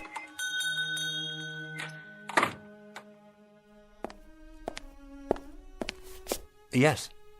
Good afternoon, Mr. Castle. Do I know you? Let me see. Harry Joy's son. I don't believe we've met before. Wait. Stu Wintner's nephew. That's it. Not quite. Are you from the life insurance company? Because if you are, we've got your payment right here. Just let me count it out for you. In cash. Is that all right? That's not necessary. Or we could write you a check just as soon as we make a deposit.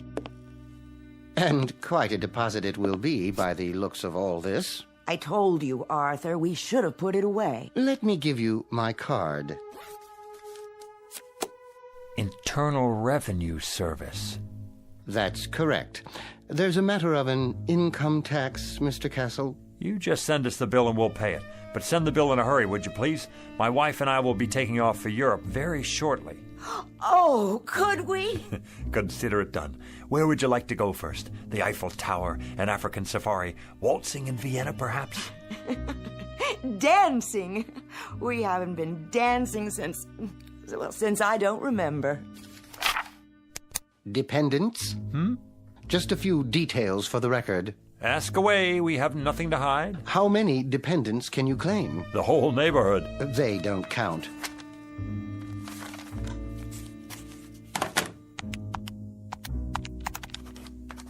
Wait. What's that figure? The one you just wrote down? Beginning with a sum of $1 million taxed on the basis of a husband and wife, using the standard deductions and taking into account unpaid back taxes, approximately $907,000. That's how much I have left? Good. Fabulous. That's how much you owe the government. I beg your pardon? In addition, there's a state income tax involved, which, using thumb rule, would come to a rough figure of $35,000. You mean hundreds, don't you? Then there will be a matter of a 5% penalty. For what? If you fail to file a declaration within 30 days of today's date, but I'm sure you won't let that happen.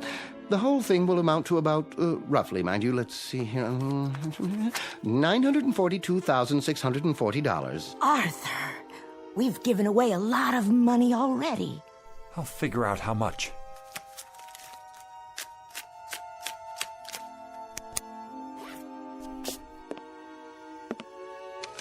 Fill out this form and send it to us with your check. It should be self-explanatory.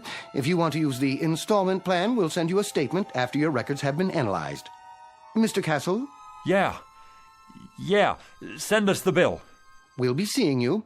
Good evening to you, Mrs. Castle.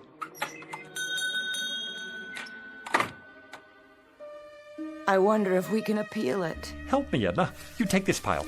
76, 77, 78... Oh, Arthur, where's the genie when we need him? Well, how much is there? $910,535, $910,540. We gave away almost $60,000. And this goes to taxes, leaving us with this. One $5 bill. That's our entire profit, Edna. $5 whole. That was quite a wish, Arthur. Quite a wish. And we haven't even paid the bills yet. If you'll recall, it was my suggestion that you reflect very carefully, Mr. Castle. Very, very carefully. Now he shows up. Had you made a wish that took into account the taxes involved... Look, you. Plenty of sweet talk and promises and the whole thing. And all the time, you're nothing but a con artist, after all. This time I want the $1 million, but I want it after... Arthur, no more money. You've got to wish for something else. Oh, something else, then. A new store. A chain of stores. They could burn down 1 hour after we get them. Success? Be careful, Mr. Castle. Success is a pretty broad term. He's right. You can't wish for success. I've got it. How about 10 more wishes? Or 20, or... Very clever, Mrs. Castle, wishing for more wishes. But I'm afraid that isn't permitted. Frankly, I'd be afraid to have you try it for fear of the consequences. What consequences? Why do you have to keep losing your temper? Why can't you think about this thing carefully and then come up with Well, you're no help to me, that's for sure. Here we stand in the middle of this crummy little pawn shop with the whole world out in front of us and anything to wish for that we want. Anything. And you just stay on my back and... Stop it! This doesn't sound like you. Not like the man I married. Not at all. Edna, what's happening to us? What's really going on here? Oddly enough, this is the normal pattern that seems to be generally followed. Great excitement, great emotionalism, and strangely enough, hard to believe though it may be, only a modicum of happiness. Well, you've got cheap customers here. Our price is no longer so high. We're people who haven't had much happiness. People who've carried a crummy hawk shop on their backs all their lives. What, Edna? Tell me, what do we wish for? I don't know, Arthur. I just don't know. What about it? What can I wish for now? What can come to me without tricks? Without tricks? I question the semantics here, Mr. Castle. There are no tricks involved. There are simply normal and understandable outgrowths and conditions that go with any windfall. No matter what you wish for, you must be prepared for the consequences. What sort of consequences? Nothing more than cause and effect. Consider, for example, what happens when you throw a stone into a lake. The stone sends out ripples in the water. After a while, these ripples reach the shore. The bigger the stone, the bigger the ripples. And if the stone is large enough, you'll get a wave of water, even a tidal wave that could sweep you off your feet. It all depends on how much you disturb the way things were to begin with. Now do you see what I mean about consequences? That I need something without consequences. I'm not sure that's entirely possible. Something dead sure, at least. Something anchored, something airtight. I must agree, that would be the ticket. Is there such a thing? Sit down now. You'll give yourself a heart attack. Edna, I think I've got it. I think I know what it is. What, Arthur? Power, Edna. Power, prerogatives, to be in charge of something, to be a boss, to be a leader, with respect and the freedom to live as one likes. We could wish for that. Possible. Very possible. President of a corporation? That sort of thing? We could be sued, go bankrupt. Warden of a prison? That's idiotic. Mayor of a city? We could get voted out of office, and then what? Wait a minute. I know what. Head of a country. Ruler of a whole country, that's it. Who can't be voted out of office. What about it, Jeannie? I want to be the head of a country who can't be voted out of office. Is that your wish? Do you want to be more specific than that? Hold on. Let me give it to you this way. I want to be the head of a foreign country who can't be voted out of office. But it must be a major country, well known, not some poverty-stricken third world place, and not in ancient times either, in modern history. How do you define modern? Within my lifetime, and developed. A fully industrialized country with millions of educated people where I'm very popular and can't be voted out of office. No problem. You're sure? Of course I'm sure. I mean, what about the consequences? Consequences, Mr. Castle? I've already told you. You run the risk of consequences no matter what you wish for, like the ripples in a stream. There's no predicting, at least not with absolute certainty, where they'll lead. All right, then. Go ahead, Arthur. Wish for that. The thing you said. I want to be the head of a foreign country, just as I've described it. Now it's your turn, Jeannie. Take over. As you wish, Mr. Castle. As you wish.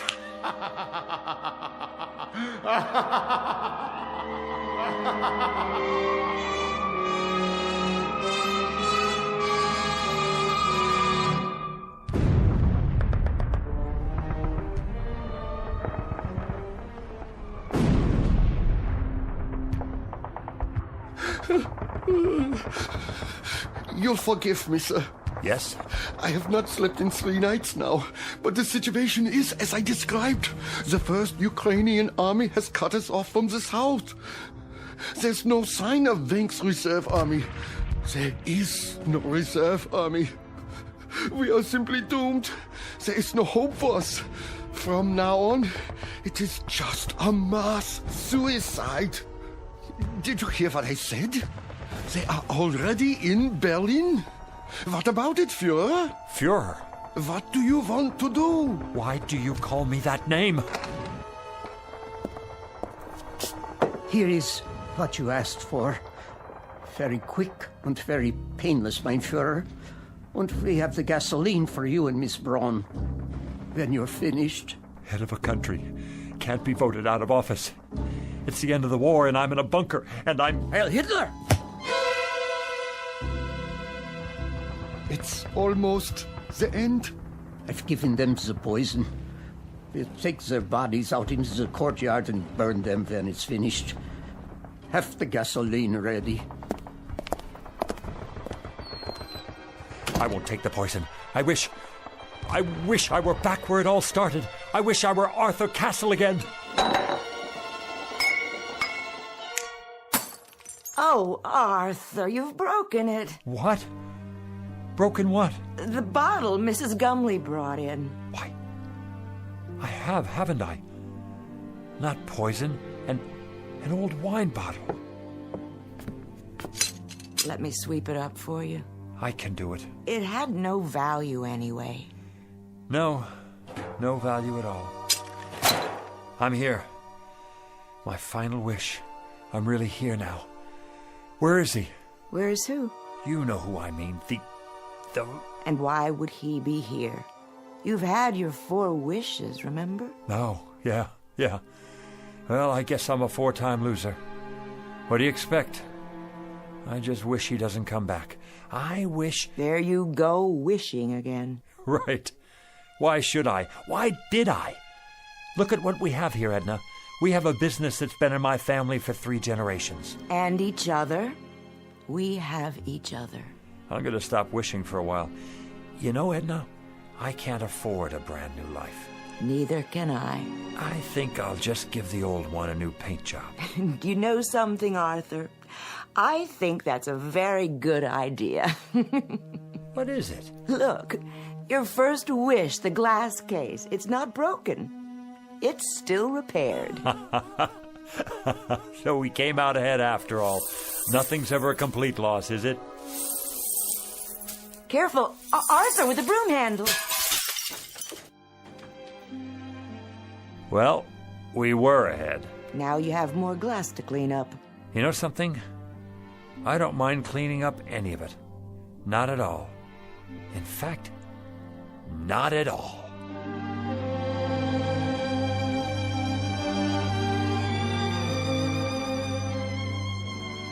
A poet named Lowell said it, something to the effect that granting our wish is one of fate's saddest jokes. Lesson to be learned out of a few fragments of broken glass in a trash can. And a word to the wise, to the garbage collectors of the world, to the curio seekers, to the antique buffs, to everyone who would try to coax a miracle from unlikely places. Check the bottle you're taking back for that deposit, because the genie you save might be your own. Case in point, Mr. and Mrs. Arthur Castle, fresh from the briefest of trips into the Twilight Zone.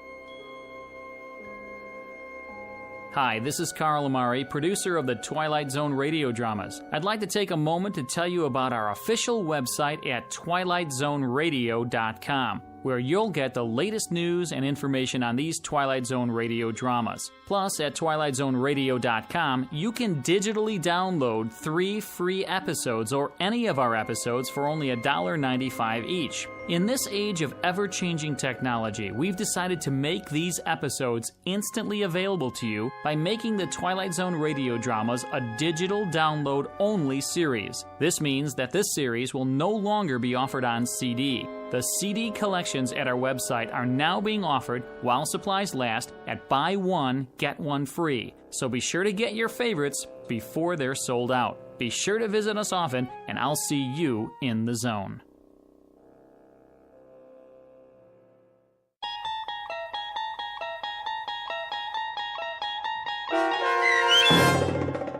The Man in the Bottle, starring Ed Begley Jr., with Stacy Keach as your narrator, was adapted for radio by Dennis Etchison and based on a script by Rod Serling.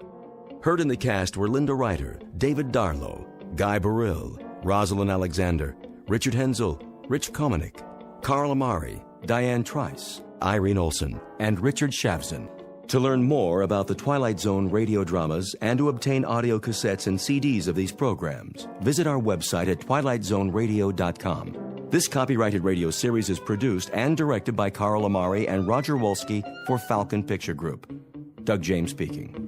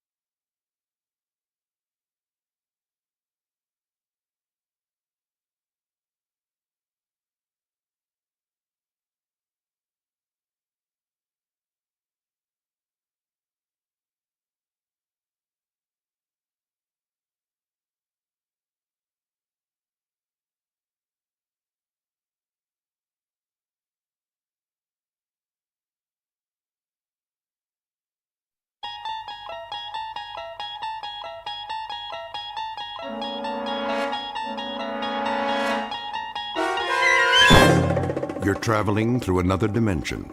A dimension not only of sight and sound, but of mind. A journey into a wondrous land whose boundaries are those of imagination. Your next stop, the Twilight Zone.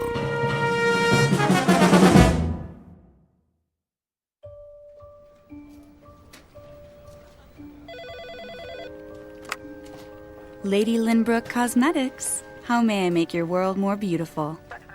One moment. Lady Lynbrook. Oh, good morning, Tim. Yes, she's expecting your call. If you'll hold, please. Mrs. Lynbrook. Yes? Mr. Gunn on line 2. What's that? Shall I put him through? Speak up. I can't hear you. The Bravo account. Shall I put... I don't know any Mr. Bravo. It's Mr. Gunn. If you like, I'll... Sally, please. I'm due at the photo shoot. Mr. Munn will have to call back, if that's really his name. Gunn. What? Nothing, Mrs. Lynbrook. Stop muttering, dear. Should I tell Burton to have the car ready? And have Burton bring the car around. Yes, ma'am. He's already parked downstairs. Wayne. Good morning, Miss Richards. I mean, Mr. Benson.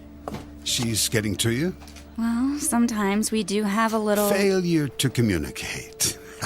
Tell me about it. Last week I locked myself out of the house, had to climb in the window and she couldn't hear the doorbell. Vanity, all is vanity. Whoever said that got it right. Anyway, the limo's at the curb. Burton's waiting for her call, like a good dog. She won't use the cell phone. Oh, why not? She's convinced there's something wrong with it. Don't worry, Sally. I won't let her take the company down with her. I'll tell her you're here. Oh, that's all right. Let me surprise her.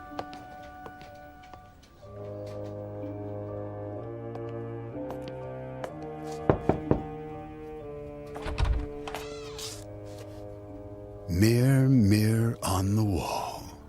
Who? Gotcha. Wayne, darling, I didn't hear you come in. If I were a snake, I would have bitten you. Well, you shouldn't sneak up on me like that. I haven't finished my makeup. Be a dear and hand me the hairspray. You know they have makeup people at the shoot. What? I said you're beautiful as always.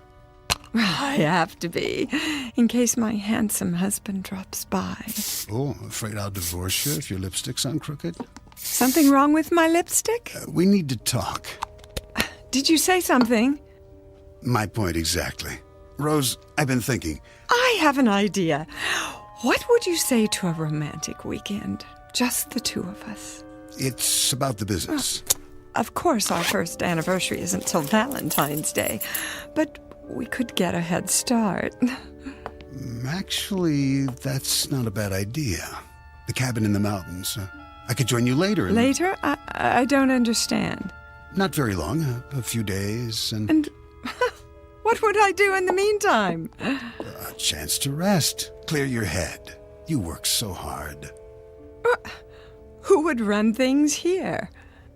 Well, I could take the reins, temporarily, of course. But I enjoy my work. Now, don't be stubborn. It's for your own good. You think I can't handle it anymore? Just because this building has such dreadful acoustics. It's not the building. Admit it. If you weren't so... vain? That's not what I said. I've told you, I will not wear hearing aids. It has nothing to do with vanity. They hurt my ears. They distort everything. I wouldn't understand a word anyone says. All the more reason to take some time off. You'll see.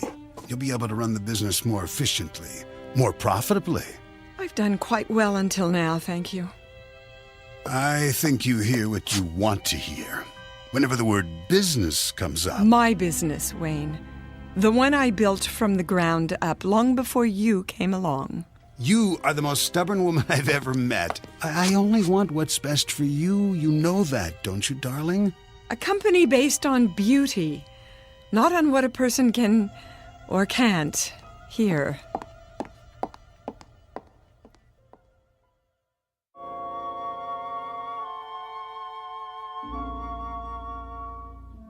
Beauty is, they say, as beauty does. And the CEO of Lady Lynbrook Cosmetics understands this, or thinks she does. But truth, that's something else. Like perfection, it may lie in the eye or the ear of the beholder. Rose Lynbrook is about to hear one very surprising truth, intended especially for her and broadcast directly from the Twilight Zone.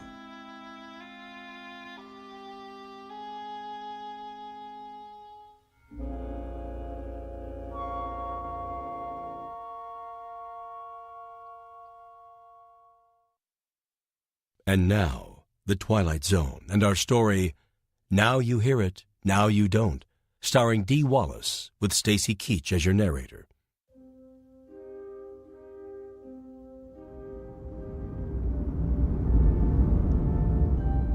Here we are, ma'am. Burton, why are you stopping? I say we're at the studio, Mrs. Lynbrook. What time is it? We're right on schedule. Not late, are we? Not in the slightest. Speak up, will you? I'll get the door. Would you kindly help me with the door? Certainly. Where is my blusher? Ready, ma'am?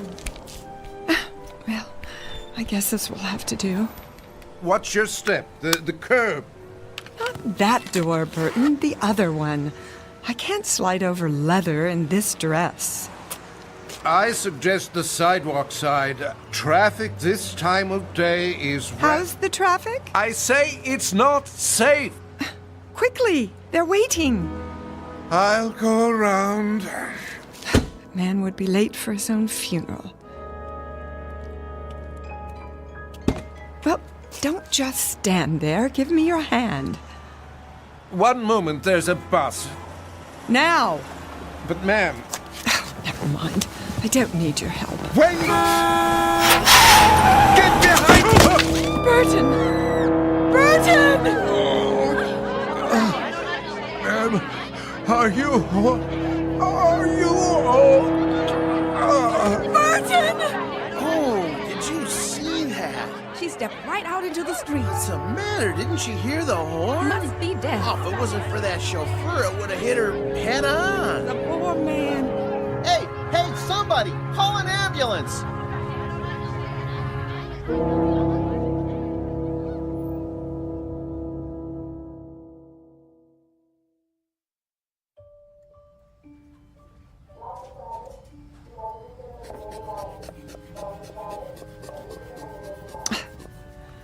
Will you stop fussing? I'm rechecking your blood pressure.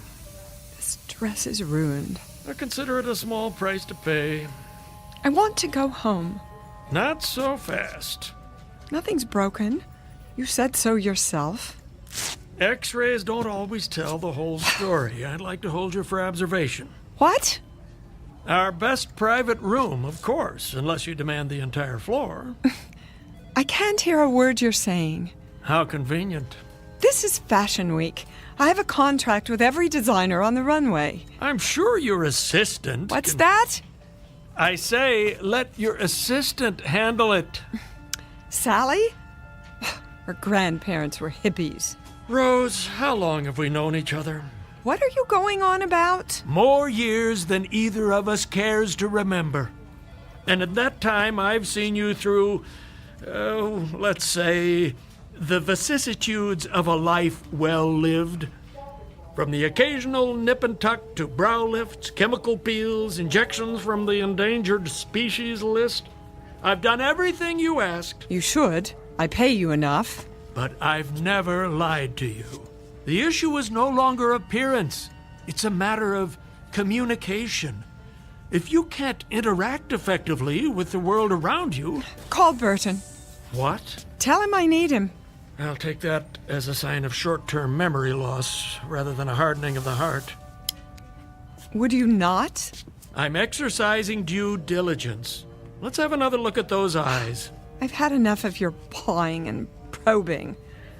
Why don't you tell me what you remember about the accident? This is the room. You can't go in there. Out of my way. Hey! Wayne! Stop! Get me my purse. I need a mirror. Rose, I got here as fast as I could. Sir, there's a waiting room. It's all right, nurse. This must be... My present husband. Wayne Benson. How do you do? Rose, thank God. And my assistant, Sally Richards. Mrs. Lindbrook, are you all right? Why is she here? Sally drove. As soon as we heard...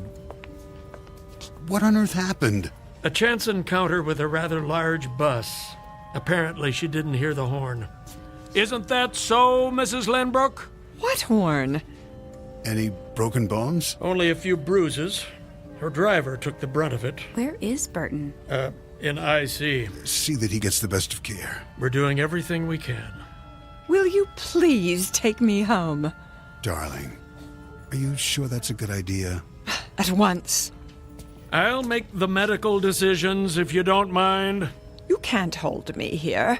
Not without a lawsuit. On what grounds? Emotional distress. Confinement against my will. And overbilling for utterly pointless tests. You're being unreasonable, not to mention reckless. Sally, call my lawyer. Yes, Mrs. Lindbrook. Very well, if that's the way you want it. You'll have to sign a release of liability. Anything, just get me out of here. These are muscle relaxants. Take one as needed. The other pills will help you sleep. Nurse, send up a chair. Right away, doctor. Why is everyone treating me like an invalid? I can stand on my own 2 feet. Careful, darling. The wheelchair's on its way. I wouldn't be caught dead in one of those contraptions. Hospital insurance requires it. But don't worry, someone can roll you to the exit with a bag over your head if you're afraid of being seen. I could park by the ramp and back. Would you mind, Sal? We'll meet you there. No problem. Mrs. Lindbrook, I just want to say how relieved we all are. What did she say? She said you look absolutely fabulous. Oh. What was that about Burton? Don't worry your pretty head. I'm sure he'll get the best care money can buy. And what is that monstrosity? One final indignity. A standard issue neck support. You can put your scarf over it, or I'll pull the fire alarm and clear the hall. I don't think that'll be necessary. Good. It would be a first in this wing. Mr. Lindbrook? Benson. Yes, the release form is at the front desk. Be sure she initials the waiver. Oh, Wayne, do be a dear. Oh, right. Scamper, darling. And this little box is for you, too. What is it? A special gift. I don't like surprises. Go ahead. Open it. No. Absolutely not. Give it a chance. That's all I ask. I've made myself perfectly clear. This is a prototype. A real advance, I'm told. They call it the H100. I will not wear a hearing aid. An entirely new technology. The research lab needs someone to field test it. Who knows? You might be written up in the scientific journals. I don't want that kind of publicity. Think of what it might mean for others. Let them get their own hearing aids. I tell you, you're the perfect subject. Oh, then I shouldn't need it. Rose, be honest with yourself this once. Anyone else would have heard that bus. It came out of nowhere. With 100 decibel horn blasting away? Face it, you have degenerative hearing loss, and it's only going to get worse. Look, it's no larger than a pencil eraser. An experimental microcircuit with full frequency range. And this is the wireless control unit, the size of a lipstick. At least try it. I couldn't possibly. Then I can't possibly release you. If I add borderline concussion to your chart, the decision will be out of my hands. You wouldn't. What's more important? Your vanity or your life? It doesn't even look real. Completely invisible once it's in place. It won't fit. Hold still while I insert it in the ear canal. There. Where's my purse? Here's a mirror. See for yourself. Even that new husband of yours won't know. From now on, you'll hear every word, every whisper. The two of you will be closer than a kiss. Is that true? Your secret. Trust me, this will make a new woman out of you. Go ahead, turn it on before he comes back. It's just this little switch here.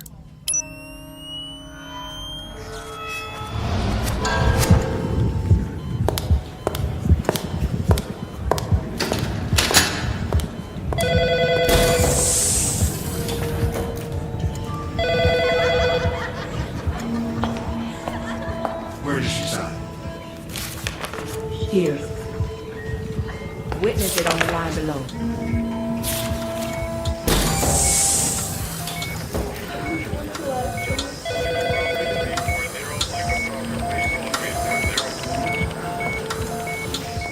Well, It's too much. all that you've been missing. Welcome back. May take some getting used to. Here's the wheelchair, Doctor. Very good. I have the papers. Use my pen. And this line for Rose. That it? Now into the chair, carefully. Hold my arm, darling. Okay, take it easy. Careful. Here we go. Thanks. I'll take it from here. That's all right. It's part of my job. Get some sleep, Rose. I'll stop by and see how you're doing.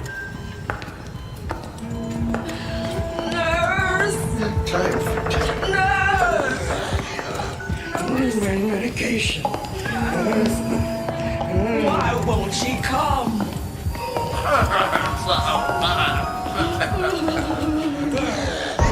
No one came to visit.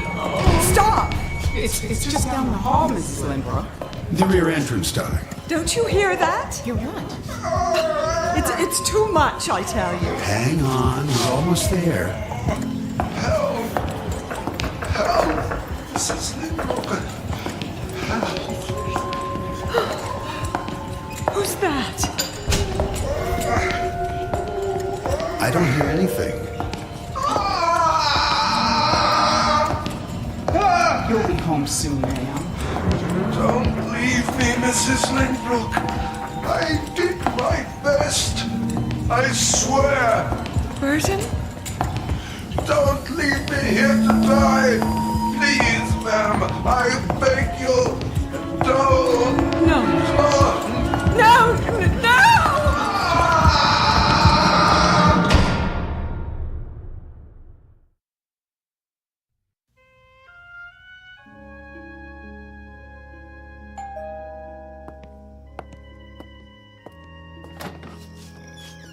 Oh, Doc. I told Rose I'd stop by. You didn't need to do that. How is she? About the same. Up and around yet? She doesn't do well out of bed. No? Still pretty shook up. The pills don't help? Not much. Do you have anything stronger? I don't know if that's wise. Drink? Oh, you go ahead. I've tried to keep the pressure off, but without the business to worry about, well, she's lost. Really? I guess it's all she knows. She just can't cut it anymore. She doesn't even want to try. That doesn't sound like the Rose I know. The accident really did a number on her. She needs more downtime. It's possible, I suppose. Or maybe she's had too much. I'm thinking of moving her to a place in the country until she gets her strength back. Oh, I don't know about that. There's nothing wrong with her body. Of course, if it's emotional, I could refer her to a specialist. A shrink? She wouldn't hear of it. Well, then let's try this. A couple of days a week back in her old office, for starters. She's not ready. She can sign letters, make some calls the way she used to. See how it goes. Not a good idea, Doc. Well, it might do her a world of good. I couldn't allow it. Allow? Well, she hasn't been declared incompetent yet. No, but that's... Let me have a look at her. This isn't a good time. Well, she's awake, isn't she? I'll check. Don't trouble yourself. I think I remember the way. First door at the top of the stairs, isn't it?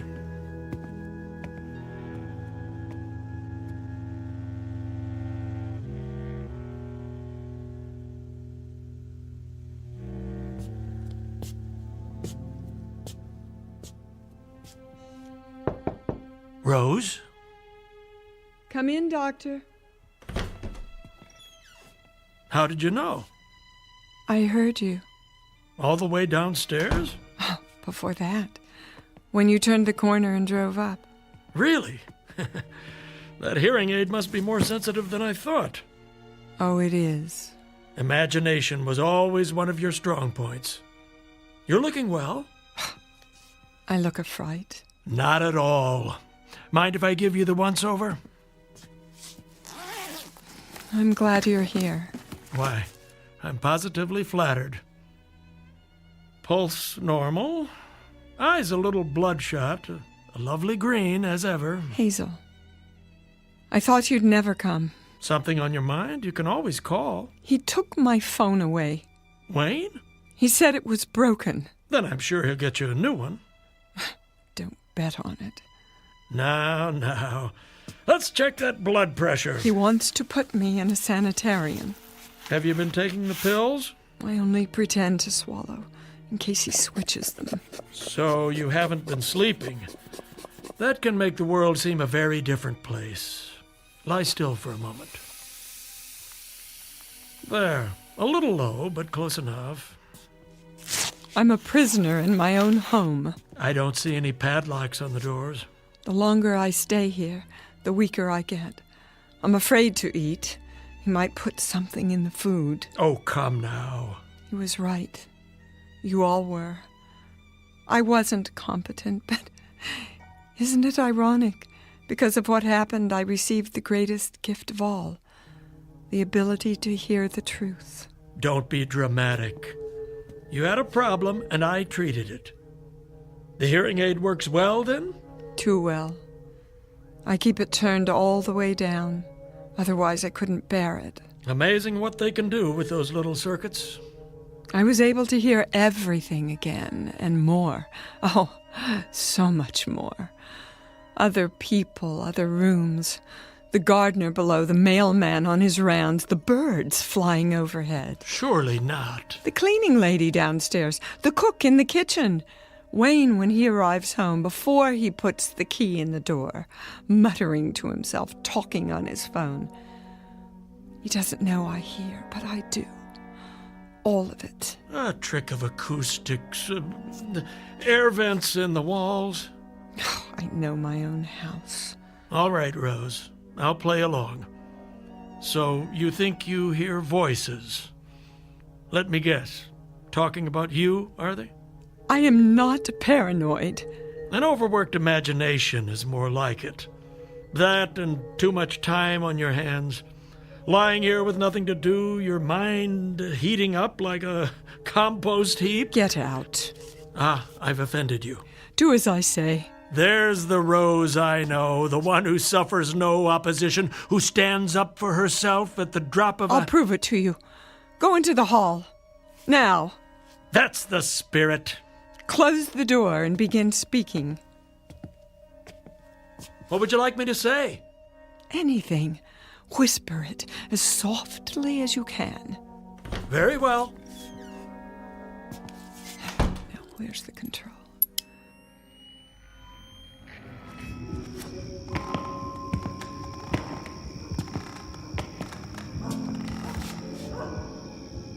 Testing 1, 2, 3.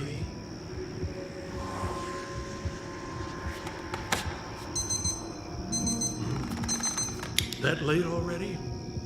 Traffic will be a nightmare. That should do. You can come back now. Well, what card did I pick? You took exactly 7 steps to the end of the hall. Very good. A security camera? Oh, of course, the floorboards do creak. The alarm on your wristwatch. It beeped 3 times before you turned it off. Now that is a neat trick. Where's the hidden microphone? And feel free to bill me, Doctor, for the inconvenience of rush hour traffic. How did you know that? You spoke it under your breath. Did I? Yes, I must have. Either that or I'd have to conclude your little hearing aid picks up people's thoughts. and I'm afraid I don't believe in magic. Believe what you like. Occam's razor is good enough for me, a scientific principle I learned in medical school. It says, begin with the simplest explanation. Anything else is merely spinning our wheels. I know what I hear. Do you? I'm nobody's fool. No, you're not. You're a stubborn, hard-headed businesswoman. One who learned how to think for herself. I had a good teacher. That you did. Your first husband, Jake, rest his soul. I remember when he founded the company. And you, listen to me, you had the courage to take it to the next level. By thinking pragmatically, not by worrying over imaginary enemies. Yes, I did that, didn't I? On my own, using the tools he gave me. So if I have to deal with this on my own... But you're not alone. Do you know how lucky you are? There's a man downstairs who only wants what's best for you. He'd do anything to make you happy. But I heard him talking to that girl, hatching some sort of plan. Snap out of it. No one's trying to hurt you. Can't you see what's happened? You suffered a shock and a delayed reaction, what they call post-traumatic stress. And now your thoughts are trapped in a tape loop, playing the fear over and over again. That's not something you're used to, is it? Learning to rely on others. Learning to trust yourself again. No. Wake up, Rose. You are not a victim. Never have been and never will be. It's time to start thinking again about what's best for you, for the business. You make it sound so easy. What do people do when they fall off a horse, You know the answer as well as I do. Get right back in the game. But first things first, start with some real rest. Sleep that knits up the raveled sleeve of care. But I do hear things. So you told me. You know what that is? Your own insecurities talking. Not hard to understand, considering that you've been running on empty. I'm going to give you an injection, and tomorrow everything will seem 100 times clearer. I promise. I wish I could believe you. Give me your arm. There. I'll schedule you for a physical in a couple of days. Afterwards, you might want to stop by the Lynbrook building. I bet they've missed you. They should. I am Lady Lynbrook. Hold that thought, Rose. Never, ever forget who you are. Doctor? Yes? I meant to ask you about Burton. Your driver? Nobody's told me anything. But I know he has family. I want to continue his salary with full benefits. That would be very decent of you. His injuries must have been quite serious. I heard him, you know. When? On my way out of the hospital. He was in the last room at the end of the hall in severe pain. I told the nurse, but she acted as if she didn't know what I was talking about. You really should do something about your help.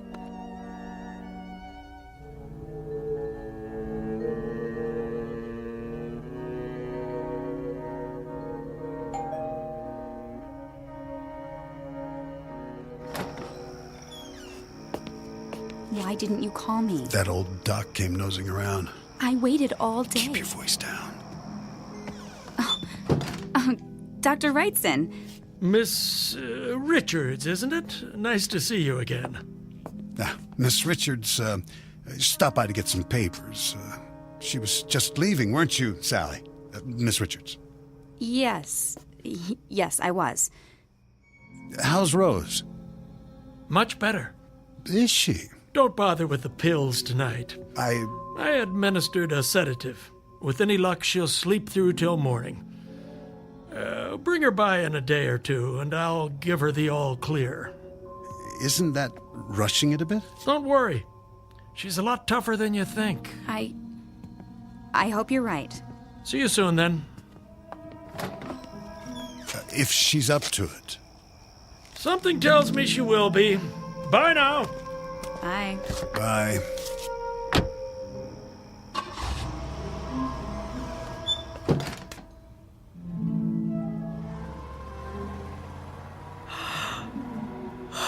Goodbye, Doctor. Is that Sally? Why is she here? What are they saying? He's on to us. Relax. I can't take much more of this weight. It won't be long. When? At the cabin in the mountains. Tonight. Doctor, come back. I was right. I need you now.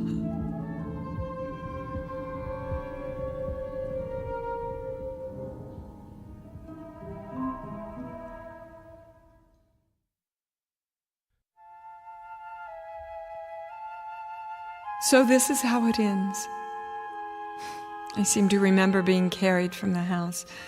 It was still daylight, but the night was coming. I need you, Sally. Lift your feet. I'm trying to. Yeah, help me get her to the stairs. Well, what? She's coming too. No, she's not. I'll drive her. Meet me at the cabin in your car. No one will know you were there. Okay. It could have been a dream. For a time I thought it was. I couldn't wake up. There was too much medication in my body from the injection. But it was all too real. The lake, the cabin, the one Jake built for me. Only this time I wasn't here with Jake. I heard Wayne in the room below the loft. I tried to sit up.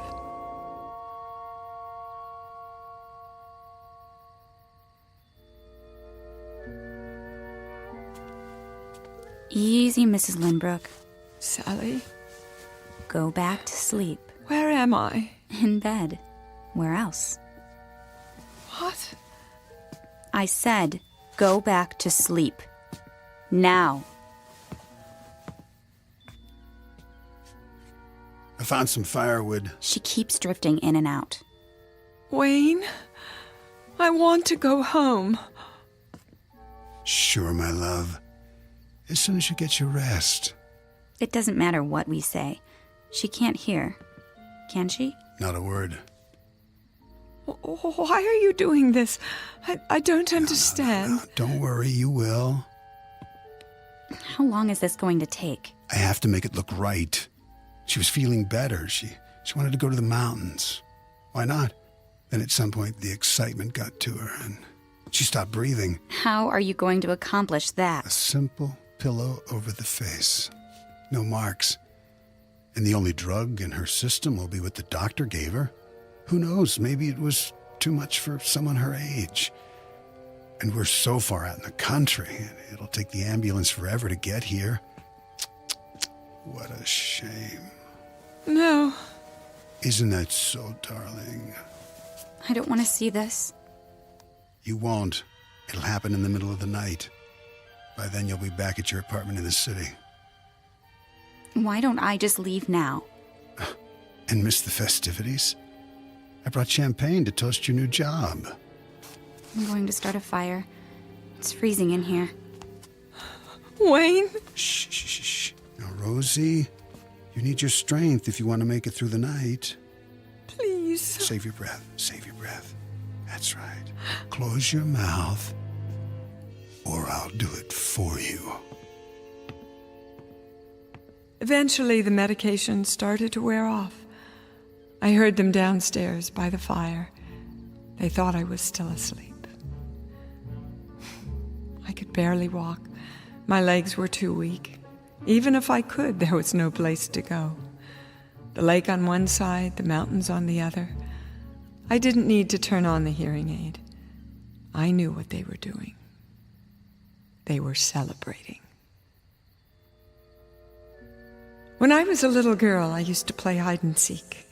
We covered our eyes and put our fingers in our ears while one of us hid in a secret place. I was very, very good at that. No one ever found me. So tonight I would have to be it again.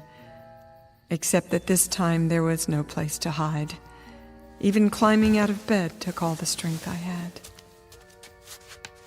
There was no way out, only the window, and it was too high for me to jump. But I knew the cabin well. I had designed it myself with Jake. A rustic dresser, a cedar chest, a small closet with a concealed wall safe.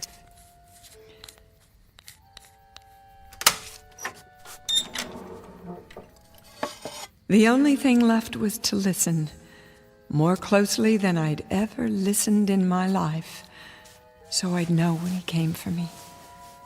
I turned up the hearing aid as high as it would go and waited. I willed myself to stay awake, curled up in bed like a child, afraid of the boogeyman. But I was not a child anymore. You let me fall asleep. Where are you going? It's time. Now. Yes, now.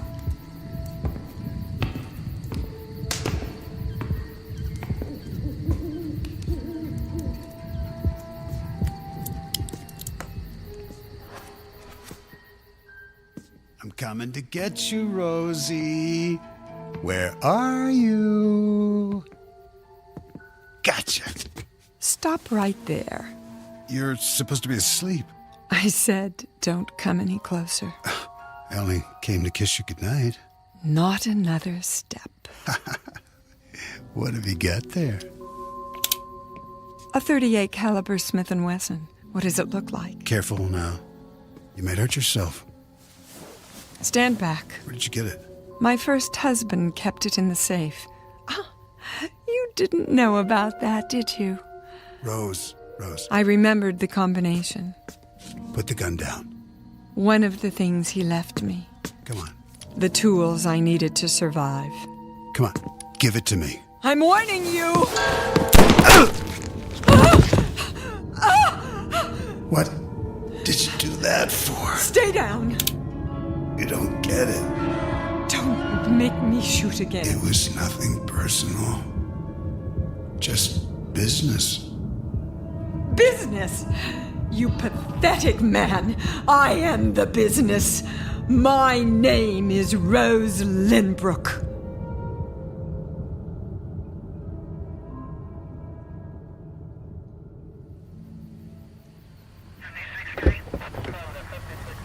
Anything else, Lieutenant?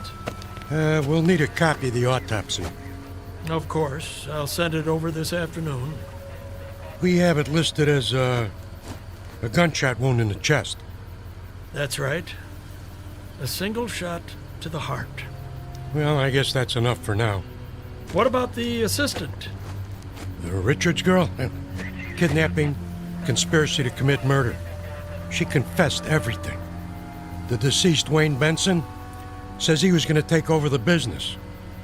He promised to make her the new Lady Lynbrook. Fools.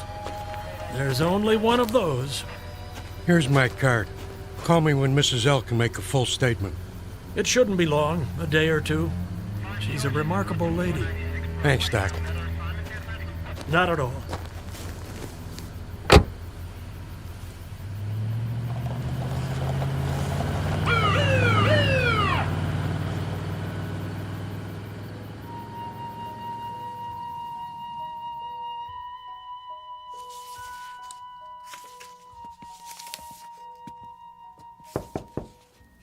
Yes, nurse. Will you need me for anything else this morning? I guess not. I was just going over the test results from R&D. The hearing aid? What did they say? Looks like she was right. About what? It wasn't calibrated correctly. The gain was boosted way too high. So, I guess that explains it. I'm not sure I follow. She could have heard voices at a distance. From another room, say. If they didn't burst her eardrums first. No damage done, fortunately. The H-100 might actually have saved her life. Did she ever... Oh, it's none of my business. Go ahead, Janet. Well, I was just wondering, did she say anything to you? Didn't she suspect what her husband was up to? Yeah, patients say a lot of things to their doctors. Some real, some imaginary. The trick is to know the difference. This time I should have listened more closely. She must have been terrified. She's lucky she didn't lose her mind. Want to hear something really peculiar? The frequency response. They used a new type of limiter circuit. Only it didn't work. So the high end was off the scale. So that's what she was complaining about. Not only the decibel level, but the extended upper frequencies. I don't see how anybody could bear it, except for a dog. Above the normal range? Way above. Beyond any instrument we've got. If there are sound waves that high, no one's ever measured them. I'm surprised it didn't drive her insane. But sounds like that, where would they come from? Don't ask me. Some other place. One we don't know anything about. I'm just spinning my wheels. It is strange, though. Yes, it is. Because she swears she heard some very odd things. She believes she had a conversation with her husband, Wayne, for example, after she shot him. Of course, that's impossible. He died instantly. One shot, straight through the heart. And after the bus accident. Well, when I wheeled her out of the hospital, she said she heard patients at the end of the hall crying out in pain, including her chauffeur. I know. But she couldn't have. The limo driver died in ICU while she was here. And the room at the end of the hall? Well, you know what that is. Yes. The morgue.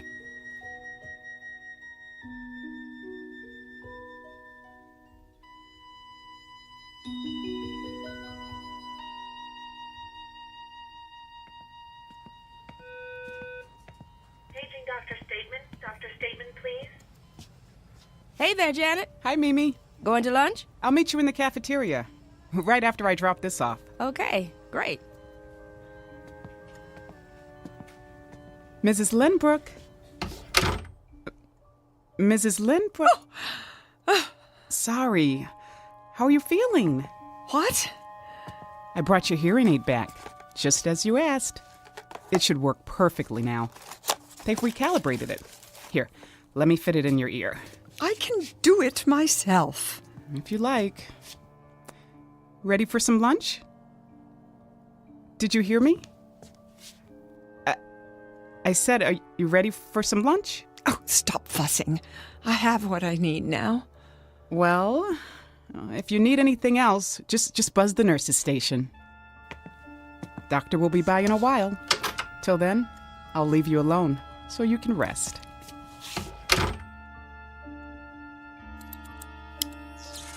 Oh, but I'm not alone now.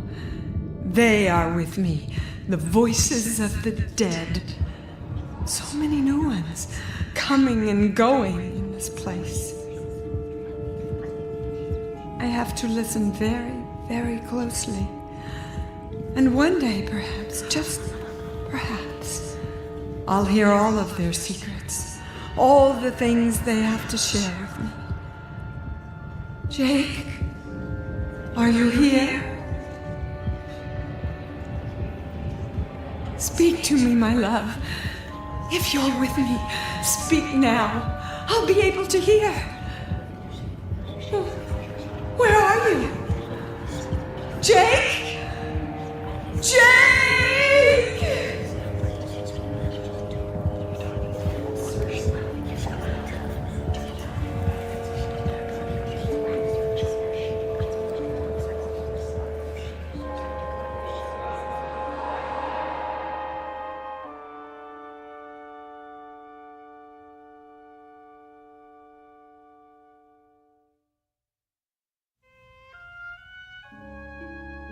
Beauty is as beauty does, and love, like real beauty, never dies, here or in the Twilight Zone.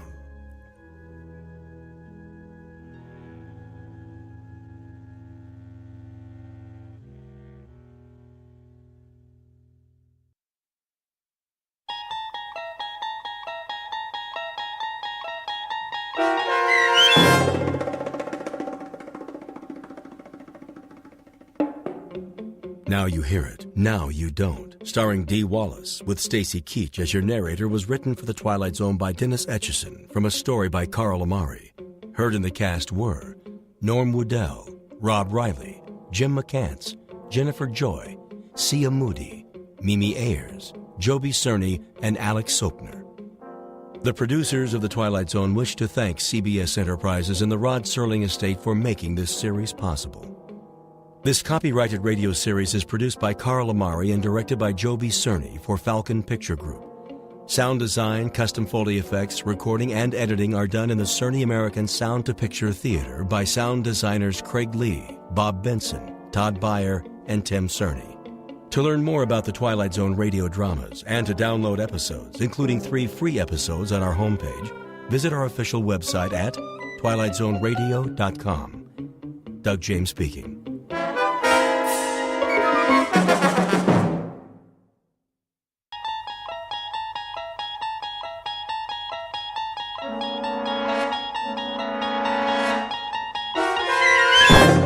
You're traveling through another dimension. A dimension not only of sight and sound, but of mind. A journey into a wondrous land whose boundaries are those of imagination. Your next stop, the Twilight Zone.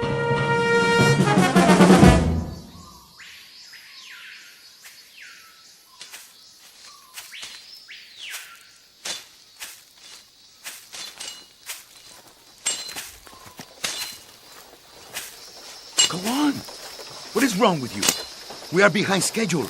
The jungle is too thick, Clemente. Use your machetes, all of you. We have used them. Now they are dull. Then sharpen them.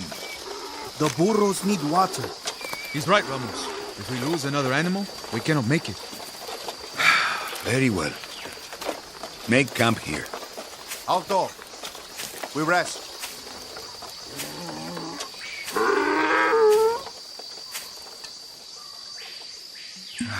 How much longer, Alessandro? A few more days, perhaps a week. If this is the right way to the capital. What? You have the map. What does it say? We are here by the mountains. We should go around, through the lowlands. No, that is too far. We must strike the Cruz now, before his army comes looking for us. Don't worry, Ramos.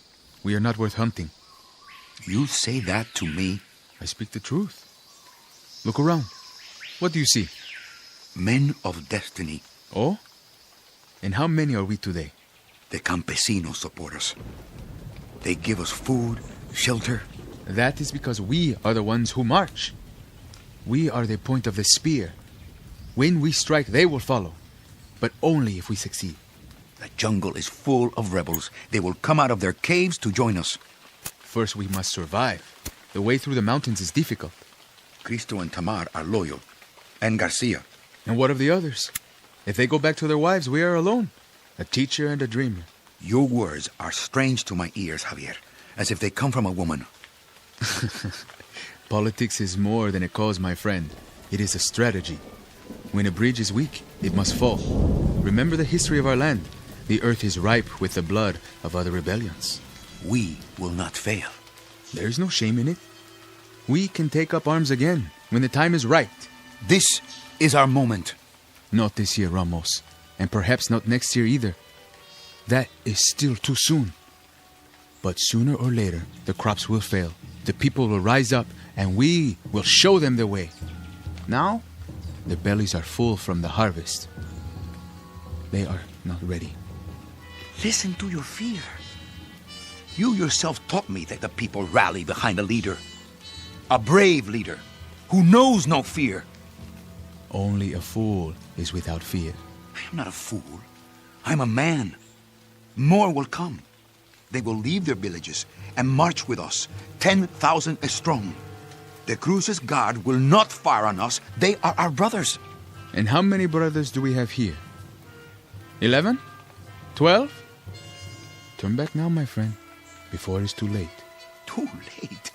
Hear me well, because this, I swear, 1 week from now, we take the capital.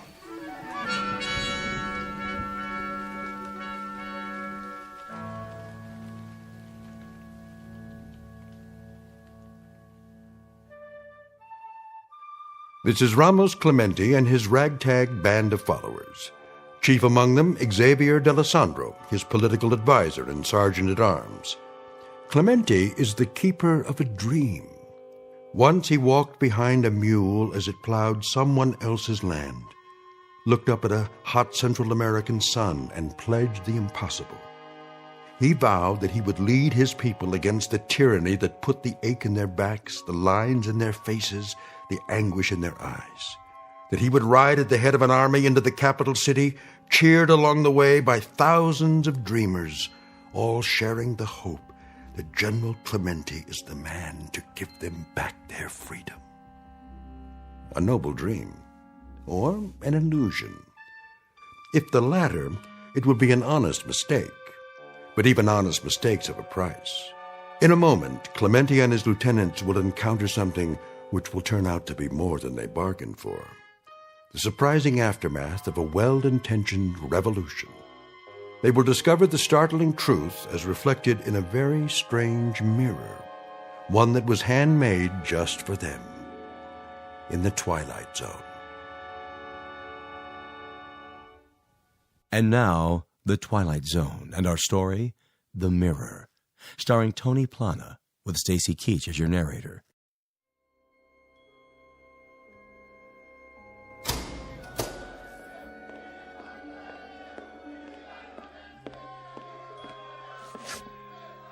Do you hear that? See me, General. They are calling for you. They are. They are. Let them see you, Clemente. Yes, from the balcony. Perhaps I should. Just for a minute. Go on, Ramos. This is your palace now. It is your right. Very well. Look, there he is. It is him. My countrymen, a new day. I promise you the time has come. The president has fallen.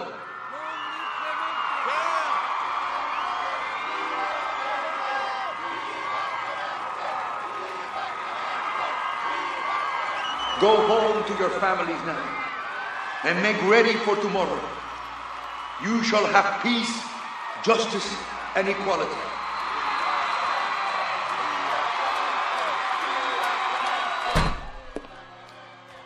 Do you hear? Viva Clemente! That is me. Viva, viva, viva! A toast.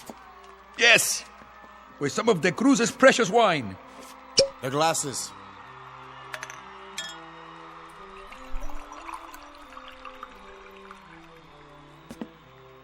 To the revolution. Revolution. So do you know? Do you know why I laugh? I laugh because there is so much feeling inside of me. I didn't know in the beginning. I didn't know when this moment came how I would react to it. What would I do? Laugh? Cry? Get drunk? I didn't know. What makes a man more drunk? Wine? Or the people shouting his name? Another toast to you. No, my friend. To you. To all of you. I toast my friends. Cristo, the bold one. Alessandro, the dedicated one. Tabal, the quiet one.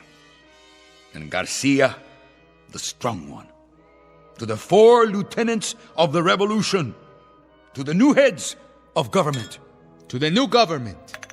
Not to the Cruz, whose portrait stares down on us from the wall. Now the wall drips with wine, like blood. And so we begin. De Cruz. He is still alive? As you ordered. Bring him here. Let that be the first order of business. Yes, sir.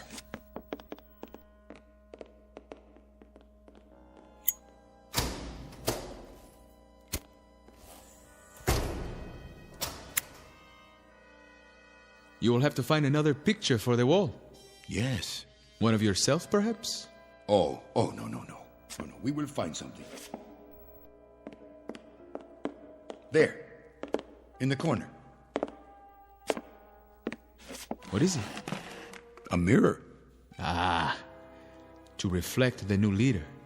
A beautiful frame. Hand-carved. General de Cruz had exceptional taste, huh? You should hang it up. Very well.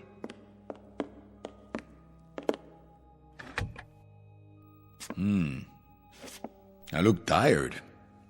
Old. It has been a long day. Do you know, Alessandro? 1 year ago, this was the face of a peasant. A beardless, nameless worker of the dirt, whose fingernails were in mourning and whose clothing stank. And now? Now it is the face of a leader, a chief of state. Yes, it is. 1 year. 1 year of starving, hiding, stealing weapons, and having the same dream every hour. And from the dream came an army, and from the army came a rebellion. And now I have liberated the masses of other nameless workers of the dirt. I have broken their shackles. And what of him? The one whose portrait you have taken down? The memory of him will soon be forgotten. What is your plan? A trial, Alessandro. Of course. A lot of trials. A lot of brick walls and a lot of firing squads. A lot of bloodbaths, you mean? To cleanse us of the past. Are you sure that is the way? It is only fair.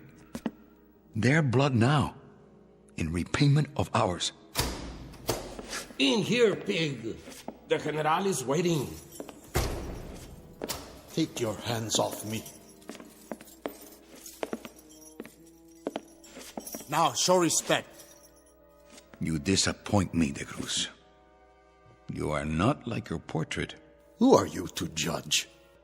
I don't recognize him. The man in the picture had arrogance, a full braid on his uniform. Where is he now? I see only an old man in dirty, torn clothes. What do you want of me, Clemente? What I want? Not what I want. What they want. Look, the dictator! To the wall with him! To the wall! To the wall! To the wall! To the wall! You hear? To the wall, they say. But I won't stand you against the wall with a blindfold. That is a cheap death for underlings. Firing squads are for followers, not leaders. No, no. Old man, you are too good for that. You are a special case. You, I will strip naked and cover with honey. I will tie you spread-eagled on the ground under the sun, and then I'll let the ants eat you. And every time you scream, I'll drink wine. And every time you beg for mercy, I'll laugh out loud, because I want you to take a long time to die. 1 part death for every acre of land you stole. 1 part death for every morsel of food you took out of a peasant's mouth. And 1 part death for every voice you stifled by decree. Now, what is your plea? Or will it be a cry for mercy? I will not oblige you, Clemente, with a cry or a plea. You can strip off my flesh, because it is here for you and easily done by any animal. But my manhood, you greasy little peon, this is as far from you as the moon. Peon? You dare to call me a peon? Stop! He is to be judged, not tormented. He is the animal. And you are not, eh? You are the purists, the idealists, the saviors, the avenging angels. Gentlemen, you will soon be disillusioned. You are me. You are de Cruz. You are Baptista. You are Trujillo. You are Noriega and Duvalier. You are the keepers of the grab bags. You can wave your flags and put up your statues and embrace all the people, from the oldest to the youngest. But we are of the same breed. We are the spoilers. We care for no one but ourselves. You insult me, peon. Enough. He presents his case, and we are his best witnesses. We corroborate everything he says. You cannot help but do it. You think this room, the people out there, you think these are the fruits of victory? The spoils? No. They are simply a legacy, Clemente. What I pass on to you. Power you shall have. Certainly, power. Enough to make you giddy. But there are other things in the inheritance. You will find them soon enough. What things? Fear. The chief legacy. Fear of assassination. Fear of disloyalty. Fear of rebellion. Fear of another Clemente hiding in the hills. Fear even of the Norte Americanos who offer you money and supplies. God help you. God pity you. Take him away. On your feet. Guards!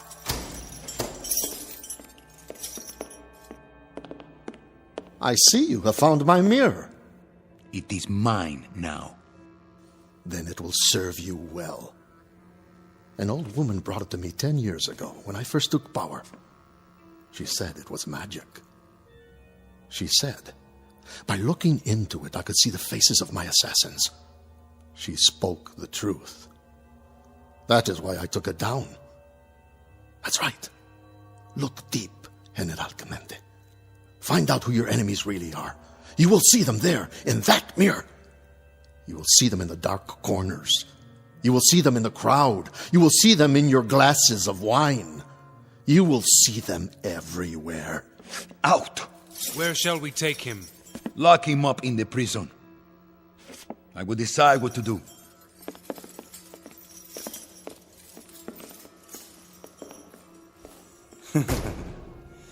Assassins, come out wherever you are. Come on, assassins. Come out of the mirror. Yes, a joke. A stupid, ignorant joke. Assassins in the mirror.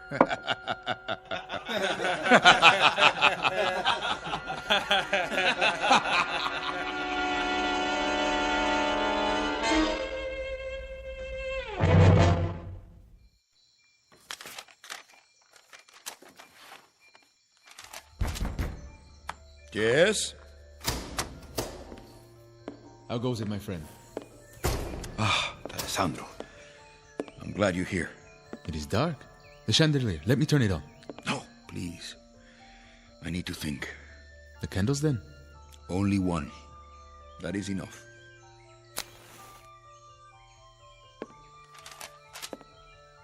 More plans, eh? For the new regime? Come to the windows, D'Alessandro. Look outside. What do you see? Fires in the night. Yes. Many fires. I see the old ways burning to make way for the new. The transition begins. What do you think he meant? Who? De Cruz. When he spoke of dictators. For once he spoke the truth. He is not deluded. He knows his role. But not ours. We will not make the same mistakes. No. But be cautious, my friend. It is easy to slip. Too much blood and the crops will not grow. We will know a season of poverty before the people are reborn. False friends will come to you, offering help. We must make alliances. There is always a price. Their influence, like fish hooks to bind us to them. From our neighbors to the south and the north. From lands across the sea. I will strike a bargain. With those who are so powerful? They will bring ships filled with goods, but also gunboats and helicopters and advisors with pacts to be signed. Their ways are ruthless.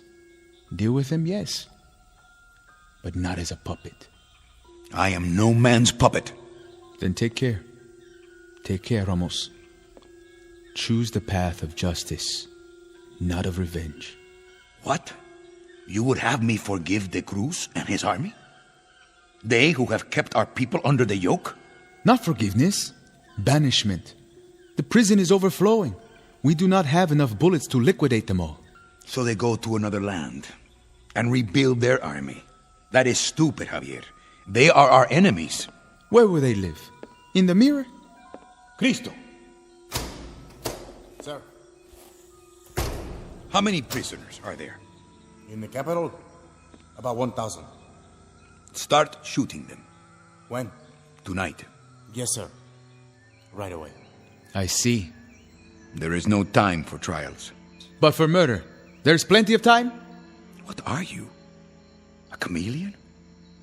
The ease with which you strip off one color and put on another. You turn my stomach. I thought you were with me. I am. But not with mass murder. Murderers can never be murdered. They can only be eliminated. You clean your house with a reckless hand. Go, Cristo. Give the order. Gladly.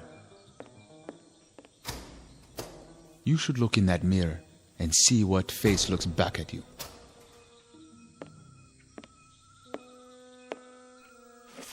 A magical mirror, he said. A mirror that reflects the faces of my assassins. How intriguing. Isn't that intriguing, D'Alessandro? I had no idea that you believed in such... What are you doing? What am I doing? I saw it. Where is it? What? The submachine gun. You need to rest. You have been awake too long. Tomorrow we will go into the fields, the villages, meet with the people. D'Alessandro, the dedicated one, the moralist. I was the arm of the revolution, but he was the heart. What are you talking about? I saw you with a weapon, cradled in your arms. Then you cocked it, ready to shoot me in the back. Where are you hiding it? Ramos, listen to me. You're not making sense. A man can believe his own eyes. I saw you in the mirror with the gun. I should have known. What gun? Ramos, you sound demented. I should have known. Of all of them, it would be you. It would have to be you, D'Alessandro. What are you doing?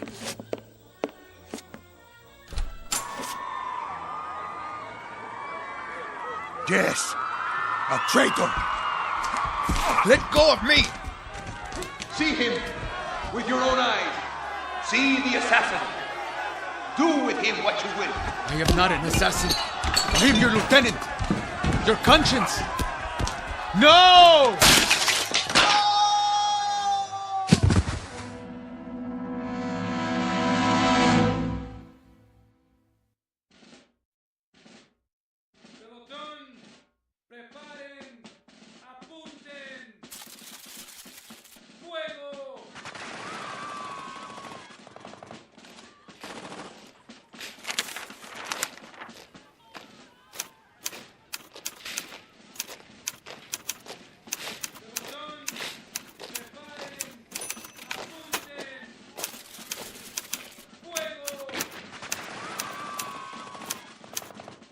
Work with that noise. Garcia, get off the couch and find a bed. What?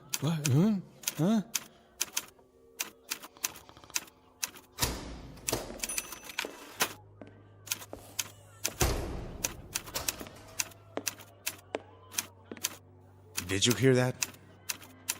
Here, Garcia. He had too much to drink last night. The palace is stocked with the finest brandy. Not that. Outside, in the courtyard. Ah, the firing squad. We've already killed off hundreds. That sound, better than a swig of brandy. What were you before the rebellion, Cristo? Why do you ask that? Don't tell me. Did you work in a stockyard? You seem to enjoy the butchery. It is a fiesta. And why do I not hear laughter?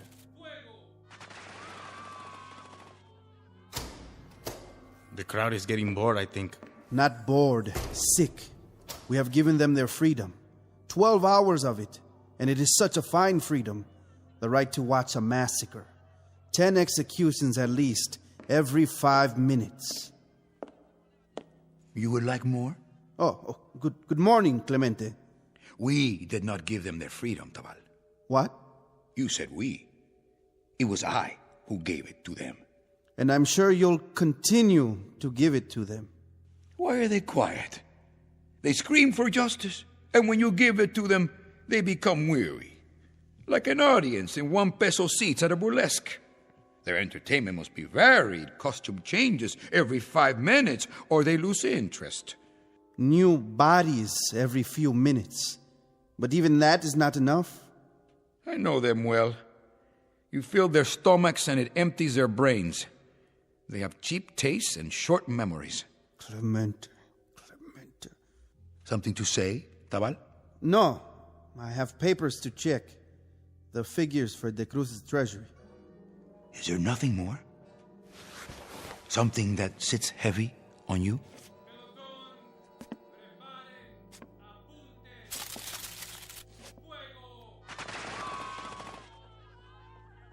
That sits heavy on me, on my ears and on my heart. Why should it? Execution is not a time of joy. But even this is not as bad as the death of a man who was my friend. That is a sword in my chest. D'Alessandro? An assassin? And that's the worst lie of all. It was no lie. He was no assassin. What? What's the matter? What's going on? Oh. Still at it out there, huh? Yes, until their work is done. Good morning to you, Senor Garcia. How handsome you look in the mirror. What do you see there? I see only a tired soldier. A man who needs a change of clothes. Is there a bathtub? Many. Take your pick. Oh, I'll go then. And that is all? You don't see any assassins in that mirror? No, I see nothing but my ugly face. Even an assassin might be better.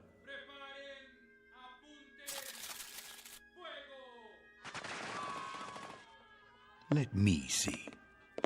No! Leave the mirror alone. Why? You can talk yourself into an illusion. You can make yourself believe anything. Let go of my arm.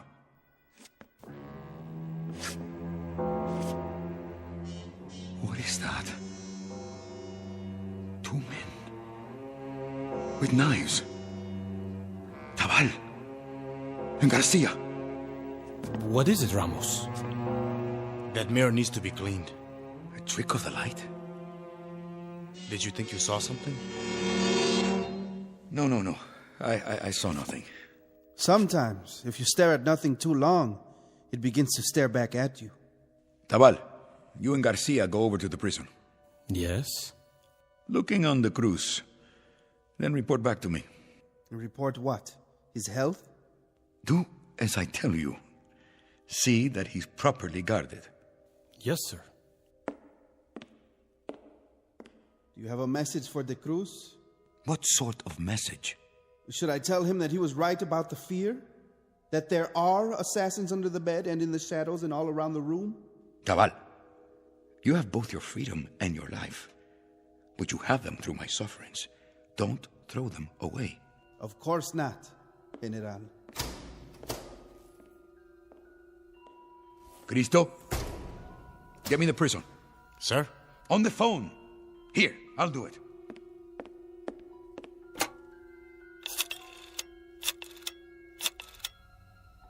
Hello? Hello? Are you asleep down there? It's General Clemente. That's correct. This is urgent. I want the prison. No, not the office, the front gate. That's right. This is General Clemente. 2 men will arrive there in a few minutes. They are spies and should be shot on sight. Their names are Tabal and Garcia. I know who they are and I know what they are. Shoot them. Call me when it is done.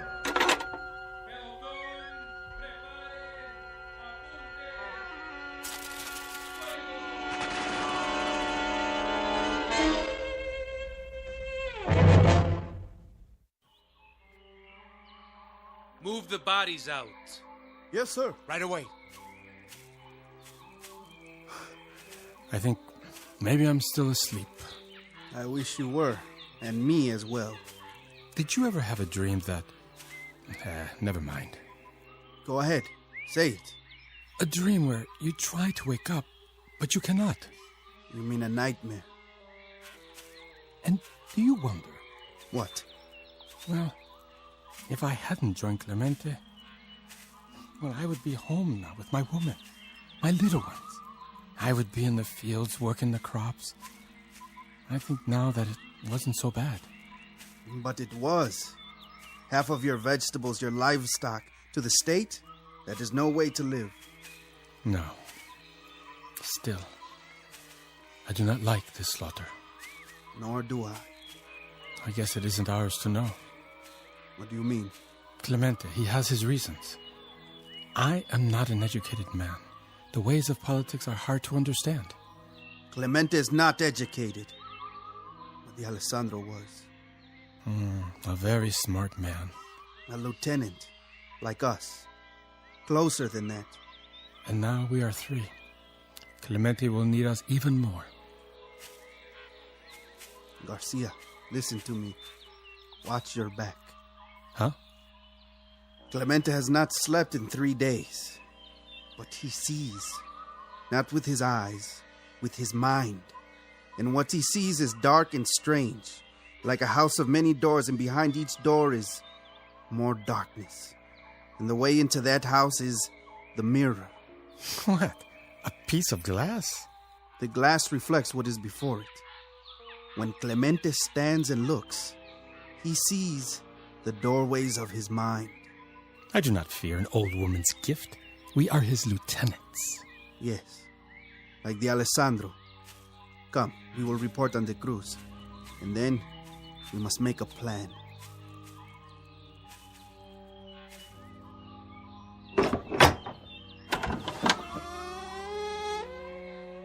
Señor Garcia, Señor Tabal. You know our names? But of course, you have come to see the prisoner. You have many prisoners, but only one of interest to the General. Ah, the General. I spoke to him not 5 minutes ago. Come in. We have been expecting you.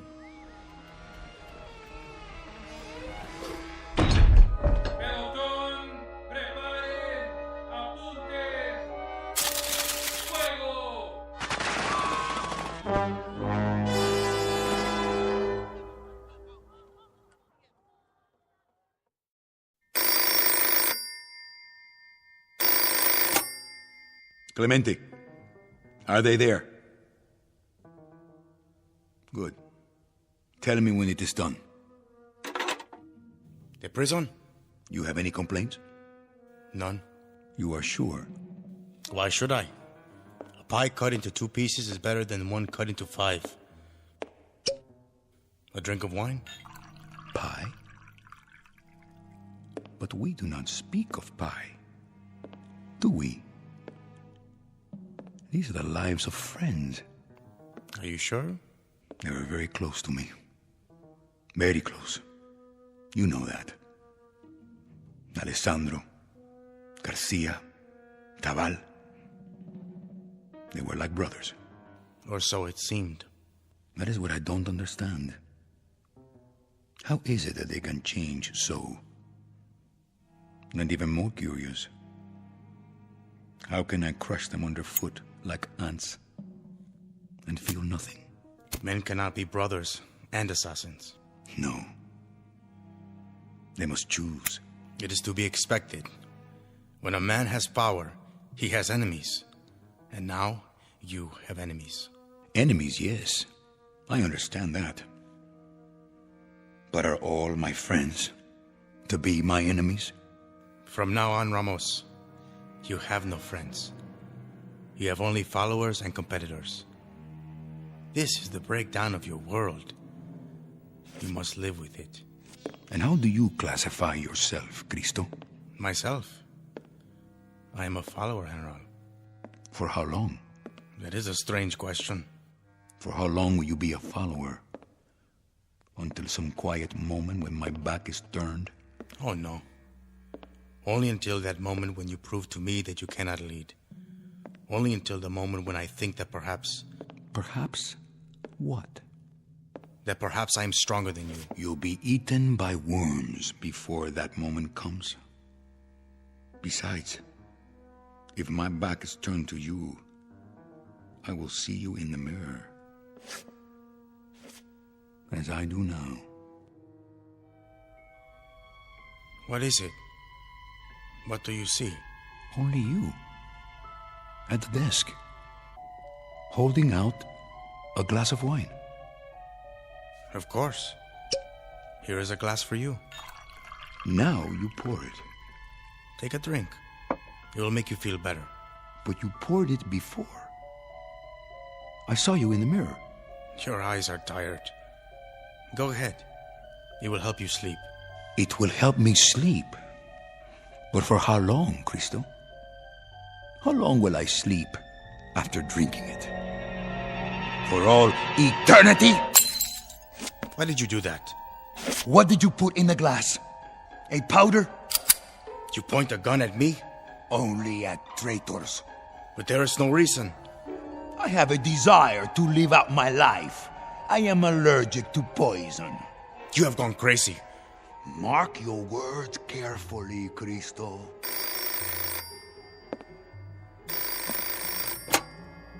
Yes? Yes, he is here. When? All right. I'll tell him. That was the gatehouse of the prison. The guards have shot Tabal and Garcia. They are both dead. And what shall we do now? Mourn for them? If you wish. They were our friends, weren't they? But then again, they can't be friends and assassins. They must be one or the other. Wasn't that your point? Ramos, there was no poison in the wine. I swear to you, I had nothing like that in mind. Nothing of the sort. You are imagining things. Am I? Look, I'll show you. It was an illusion. This is just a mirror, an ordinary mirror, in an old frame. See? It's only glass, polished glass. I'm looking into it. I see myself and you behind me, nothing else. You are raising the gun and pointing it because you've let yourself see things that are not there. You've let yourself... Ramos! What have you done? Only what I had to do. A terrible mistake. Now, you will be very lonely. You will be all alone. You have just killed the better man. The better man.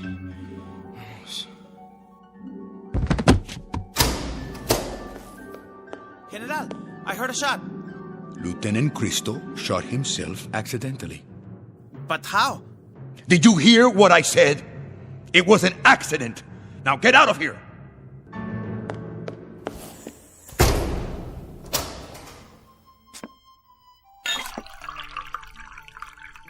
To the 4 lieutenants of the revolution, to the new heads of government, to the Alessandro, the dedicated, Tabal, the quiet, Garcia, the strong one, and to Cristo, the bold one.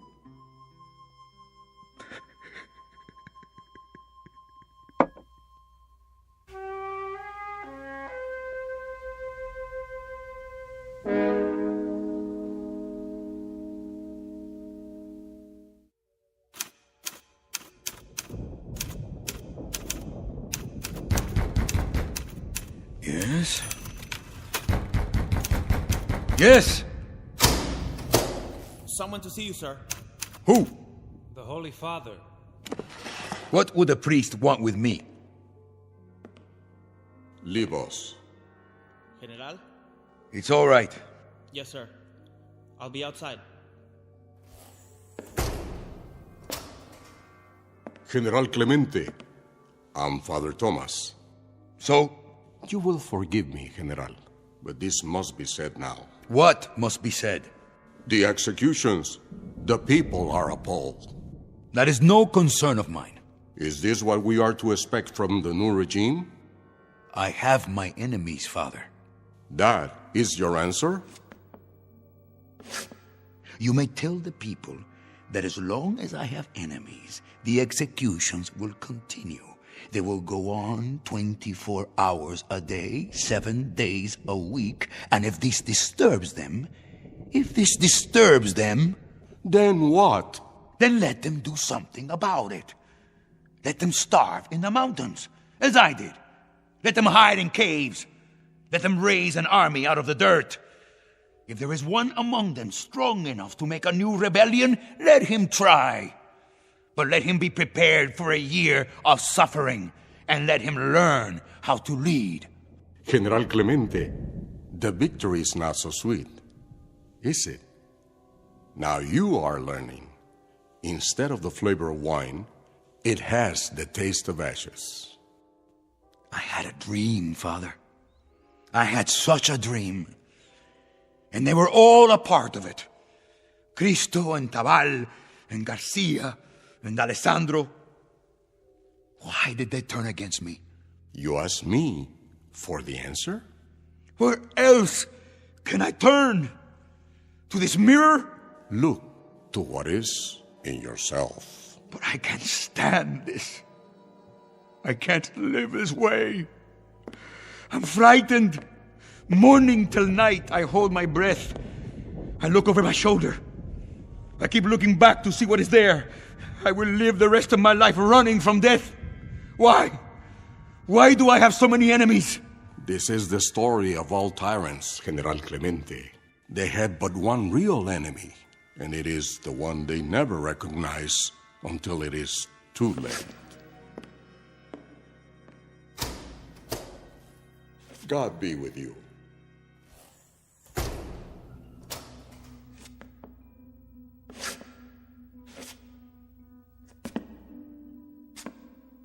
You.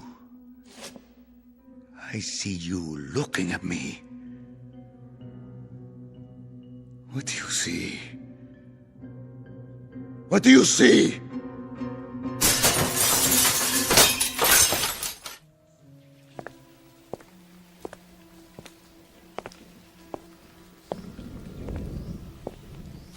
Keep an eye on him. What did you say, priest? The General. He's not well. General Clemente is a great man. He might have been. He may be yet. He needs our help. I will remember him in my prayers. God be with you, my son.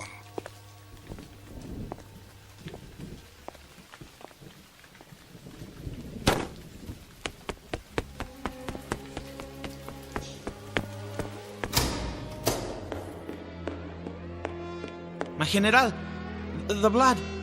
Who has done this terrible thing?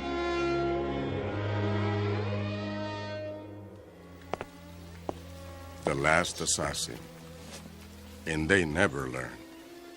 They never seem to learn.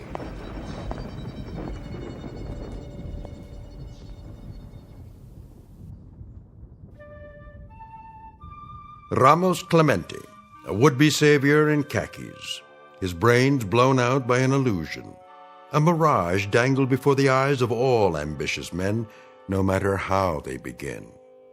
The most vulnerable are the dreamers, when they allow fear and paranoia to make them murderers. Which is not to say that ideals are an illusion, only that revolution requires more than songs and slogans. Courage helps, as does character, a touch of luck, and something along the lines of superhuman strength, whether it be found here or in the Twilight Zone.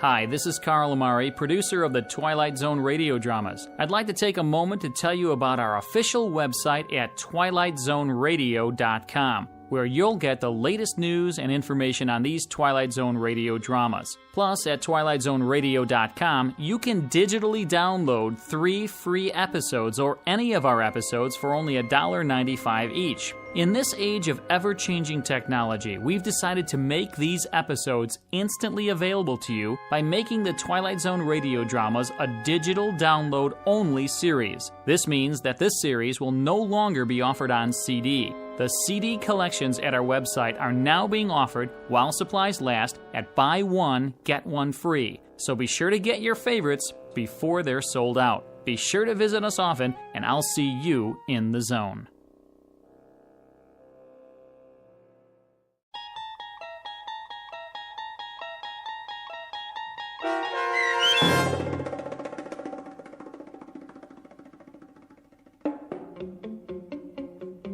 The Mirror, starring Tony Plana with Stacy Keach as your narrator, was adapted for radio by Dennis Etchison and written for The Twilight Zone by Rod Serling.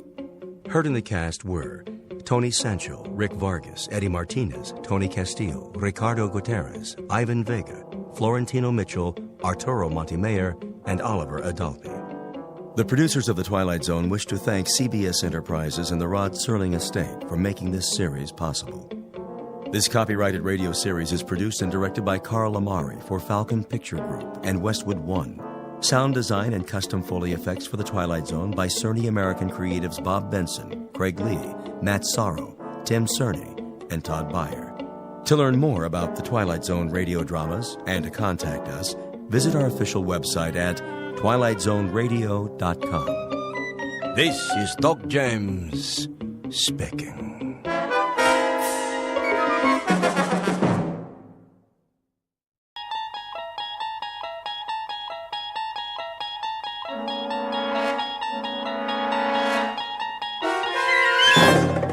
You unlock this door with the key of imagination.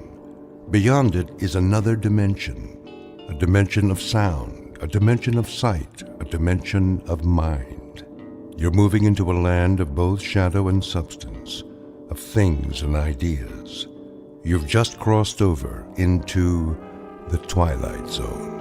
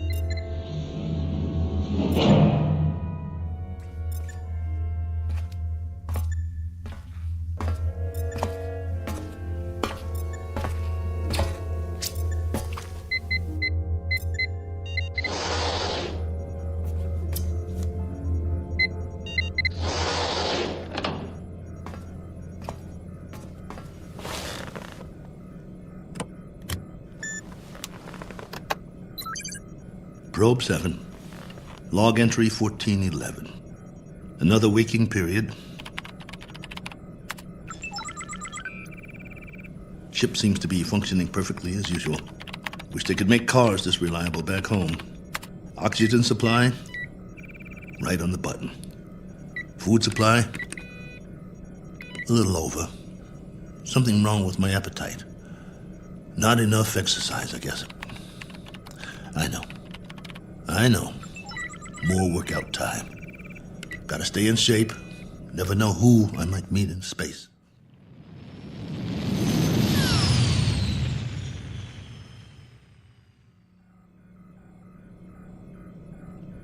Coordinates on autopilot. Propulsion system humming like a top. Pressure flow, output, all right on the money. Oh, come on, guys. You don't need a pilot up here. Could have sent an unmanned probe. All I am is extra weight. Think how much farther this crate could go without me. Of course, you wouldn't have my brilliant observations. Boredom followed by prolonged disinterest, with periods of great loneliness. Must be fascinating. Here's an observation. All these blinking lights in the cockpit. They remind me of stars, or candles, or cigarette lighters. That's it. You remember cigarettes? Did you know at concerts people had these little lighters, and sometimes they'd hold them up and it looked like a sea of stars out there in the dark? I want to write a book, not this diary. Doesn't have enough plot. Just me remembering. That's who I am, boys. He who remembers. Oh, well. Better send you the numbers. Here goes the download. Transmitting now. Till next time, this is Colonel A.L. Cook. Over and out.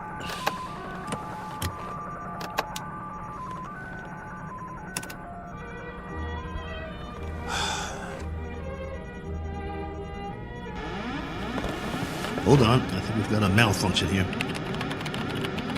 Some kind of overload. Yep, there's a power drain. Initiating diagnostics. No time for that. Switching to manual override.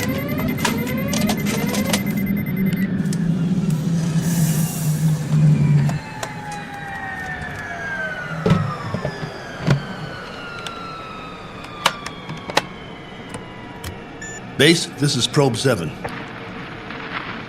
Probe 7, calling base. Come in. I've just lost a rocket tube. Can't handle this baby. Controls won't respond. Losing power fast. Have to set down on the nearest planet.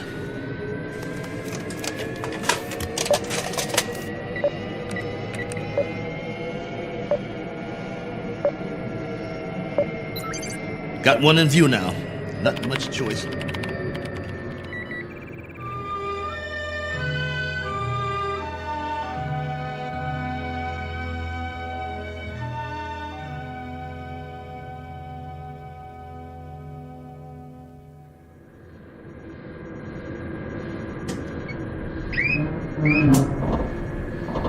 Entering atmosphere.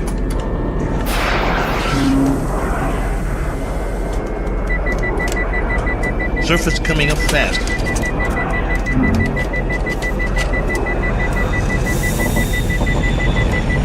Can't slow down. No retro rockets.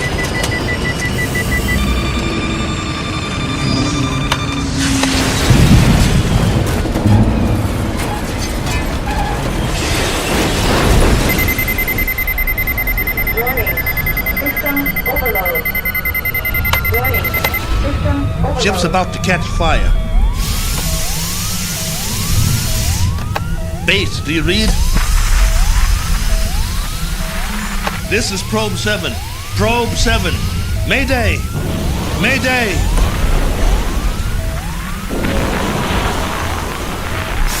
Mayday!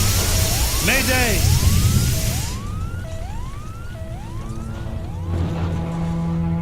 One Colonel Cook, a traveler in deep space several million miles from his point of departure and presently out of options. He set a course across an endless ocean in a one-man lifeboat, now scorched and broken on an alien shore. But even if he should survive, his greatest ordeal is yet to come, for he must face a far more dangerous challenge, an opponent more menacing than the cold, lifeless vacuum of space. He must face what awaits him on the other side of the bulkhead and do battle with the unknown.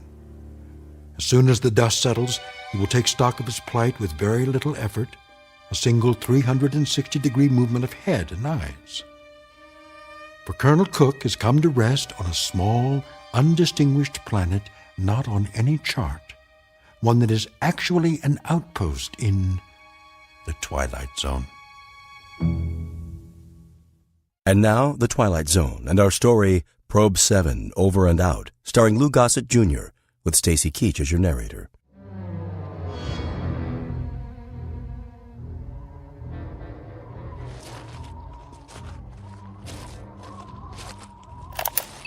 Log entry 1412.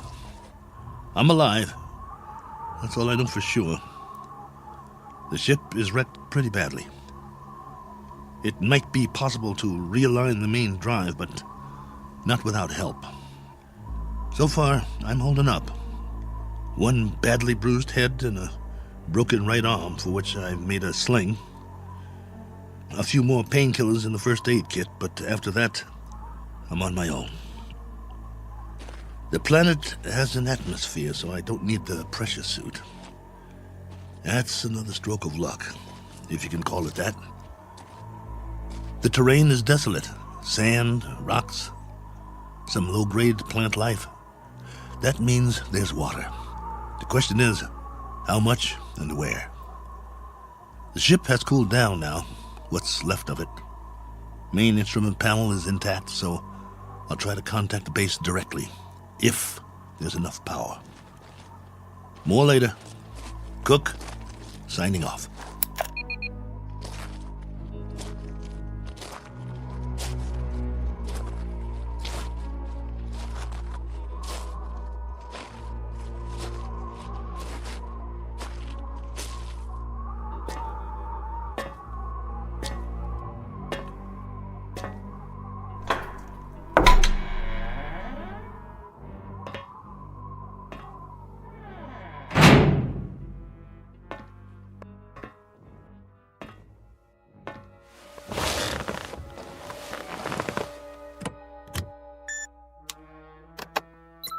This is Probe 7. Do you read? Probe 7. This is Probe 7, calling base. Probe 7, with a landing report and damage assessment. Over to you, base.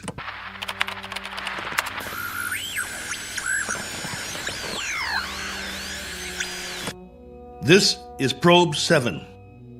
Come on, base. I'm waiting. Probe 7, this is base. You're coming through low, barely audible. Blaine, is that you? Yes, this is Lieutenant Blaine. We read that you're... This is Cook, Probe 7. I'm glad to hear you. Cook? Cook, we thought we'd lost you. Your transmission was interrupted. Everything was interrupted. I'm lucky to be alive. Probe 7 made unscheduled landfall approximately 7 hours ago. What? Come again. Can't hear. I thought you said... I've crash-landed, Blaine, in another planetary system. Didn't have much choice. One of the thrusters broke off the ship. This planet is 92,900,000 miles from the nearest star. Good Lord, Colonel. We're having trouble seeing you on the monitor. Sorry, but I can't send or receive a visual. Most of my equipment was fried in the crash. Okay. How's your oxygen? And that's the least of my worries. There's an atmosphere here. I don't know its density or composition, but it's breathable. Probe 7? Probe 7, your signal's drifting. Can you increase power? Not much chance of that. Far as I can tell, this is the last of my juice, at least for now. I've got half a generator and 3 solar cells working. I was afraid it wasn't enough to get through it all. Okay. Can you effect repairs? Say again? Repairs. Can you make repairs? If you give me maybe 20 years, a good right arm, and a new head while you're at it, I might make a start. The bottom line is, I need help. Got that, base? Help. And right away. Probe 7, you're breaking up. Probe 7, are you there? Probe 7, we're having difficulties. Probe. All right, just stay there. Stay in transmission. Probe 7, we've traced your signal. We know where you are. Great. How soon can you send a ship? Colonel, I'm sorry to say we have nothing here that can reach you. What? You had several ships on the drawing board. Repeat, we have nothing available. Say again? All construction is suspended pending the current crisis. Ah, come on! Colonel Cook, I've been told you'll have to make the repairs yourself. Base, now hear this. I don't have fuel, no propellant at all. I left most of my rockets scattered across 50 miles of dirt and rock. All I have is a ship that looks like a jigsaw puzzle. As for the wiring, it's nothing but spaghetti. So when you say you've got nothing that can help here, you're telling me you're crossing off one spaceman permanently. Probe 7, we're having difficulty. Your words are breaking up. All right, Base. I'll give it to you in a few syllables. This ship isn't going anywhere. Not forward, up, down, or back home. Is that plain enough for you? Now I'm asking you again. Isn't there anything you can do to help me out here? Or are you just going to write me off? Colonel Cook? There's the low power warning. I'm losing transmission. Got to sign off for now. I'll make contact again in 3 hours. Roger that, will you please, base? We will stay on this frequency, Colonel, and wait to hear from you.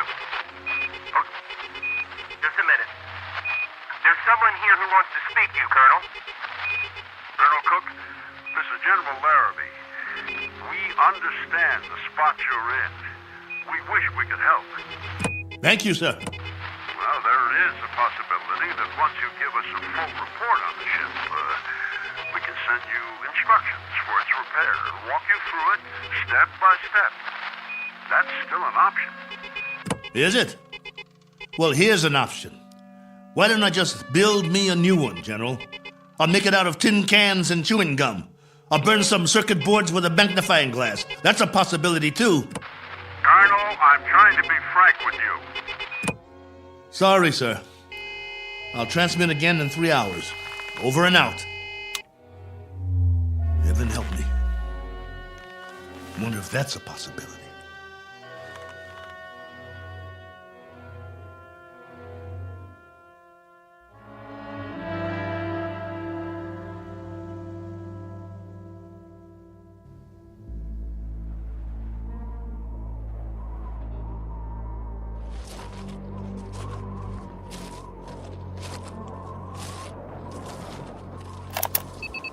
Log entry 1413. I'm standing on a hillside a few meters from the ship. You hear that? I think there's going to be a change in the weather. Back home we'd call it a sandstorm. Better head back soon. I see vines and some flowers down the other side of the hill. There's more life here than I thought. As to what stage of evolution it's reached, that's pure conjecture. No sign of animal life, but the vegetation grows thicker in certain areas, like the valley. Can't trust my leg yet. Better stay close to the ship. I've picked some plants for analysis. We'll see if there's anything edible. Hey! Anybody! Hey! Take me to your leader. I've got beads and wampum. Is anybody here?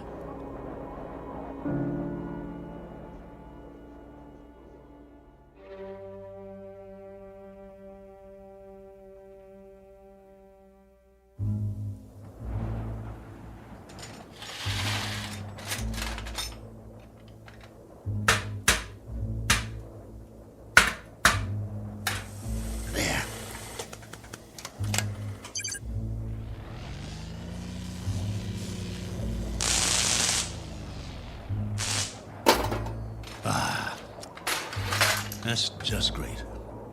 The last good wires in the whole ship.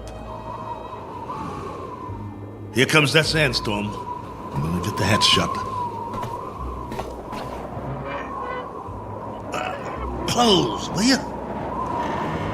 That's it. A little bit more. There. That'll have to do.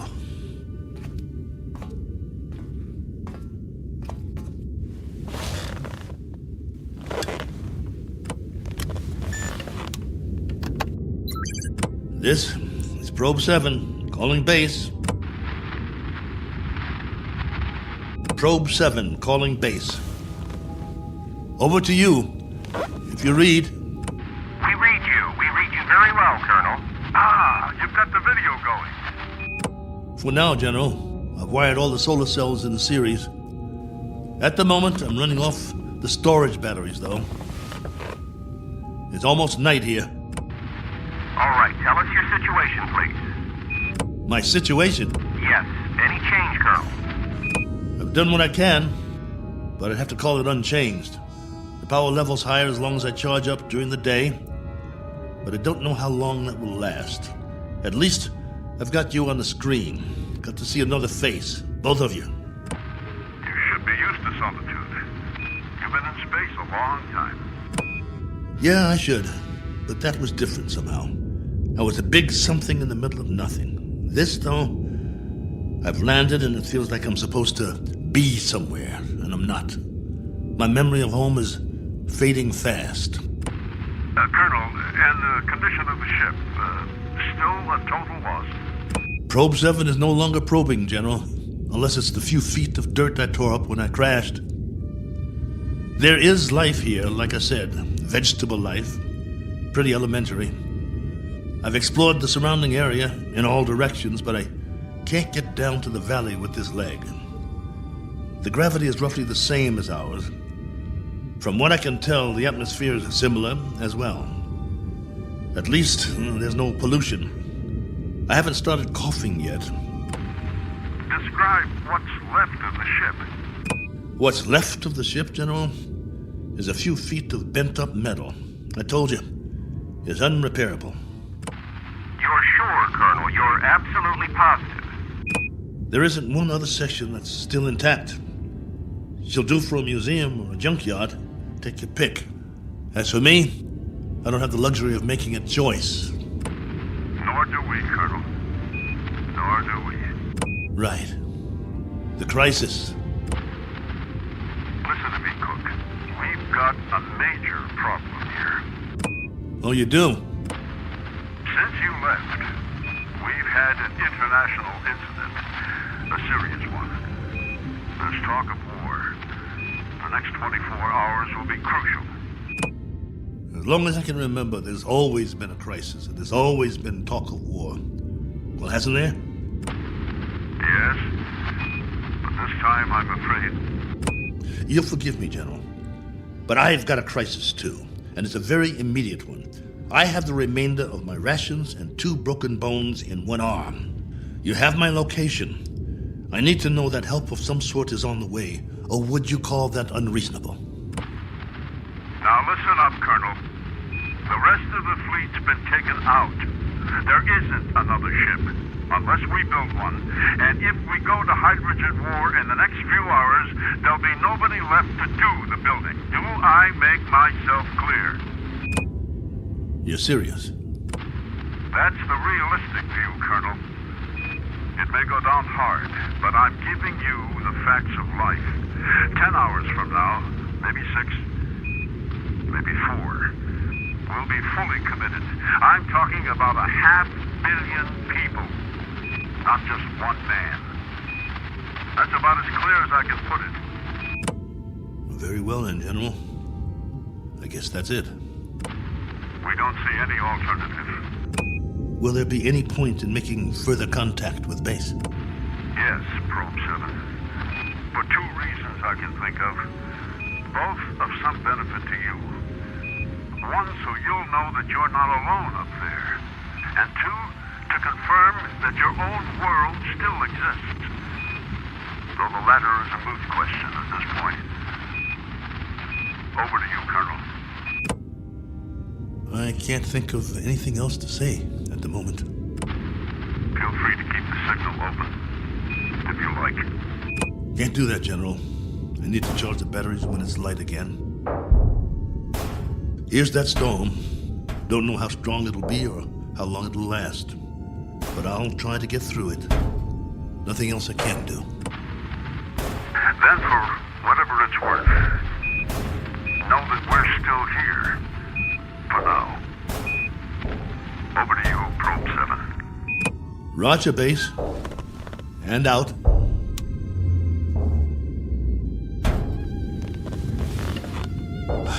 It's going to be a long night.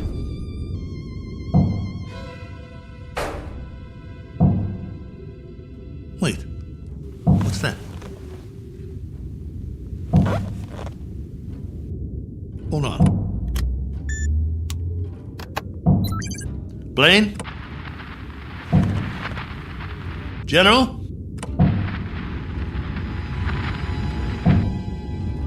I wish you could hear this. There's something outside, I swear. Something or someone.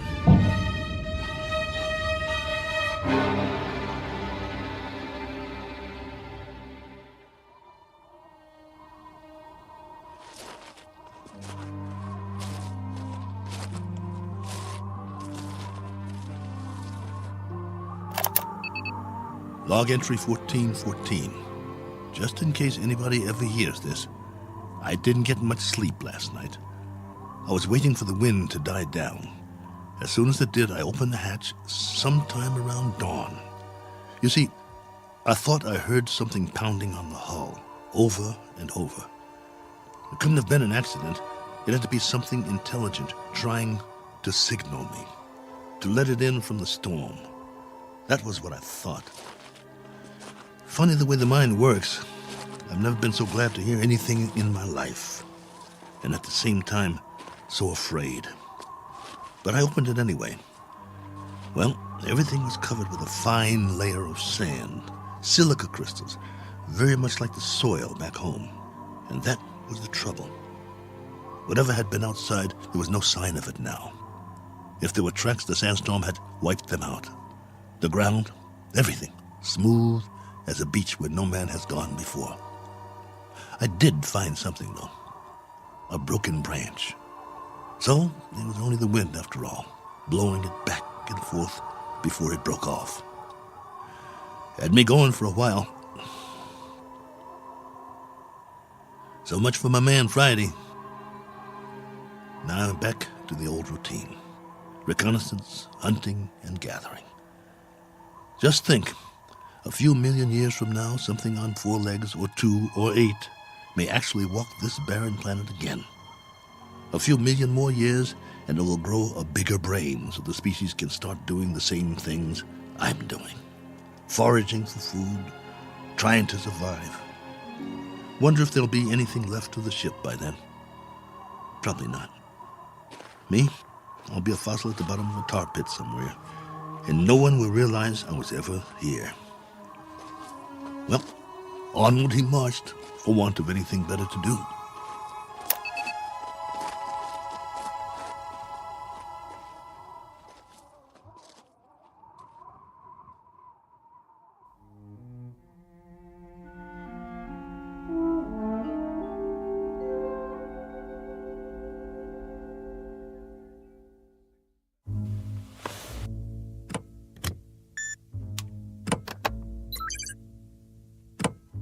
Blaine? General Larrabee? Are you still there? Here, Colonel. Go ahead.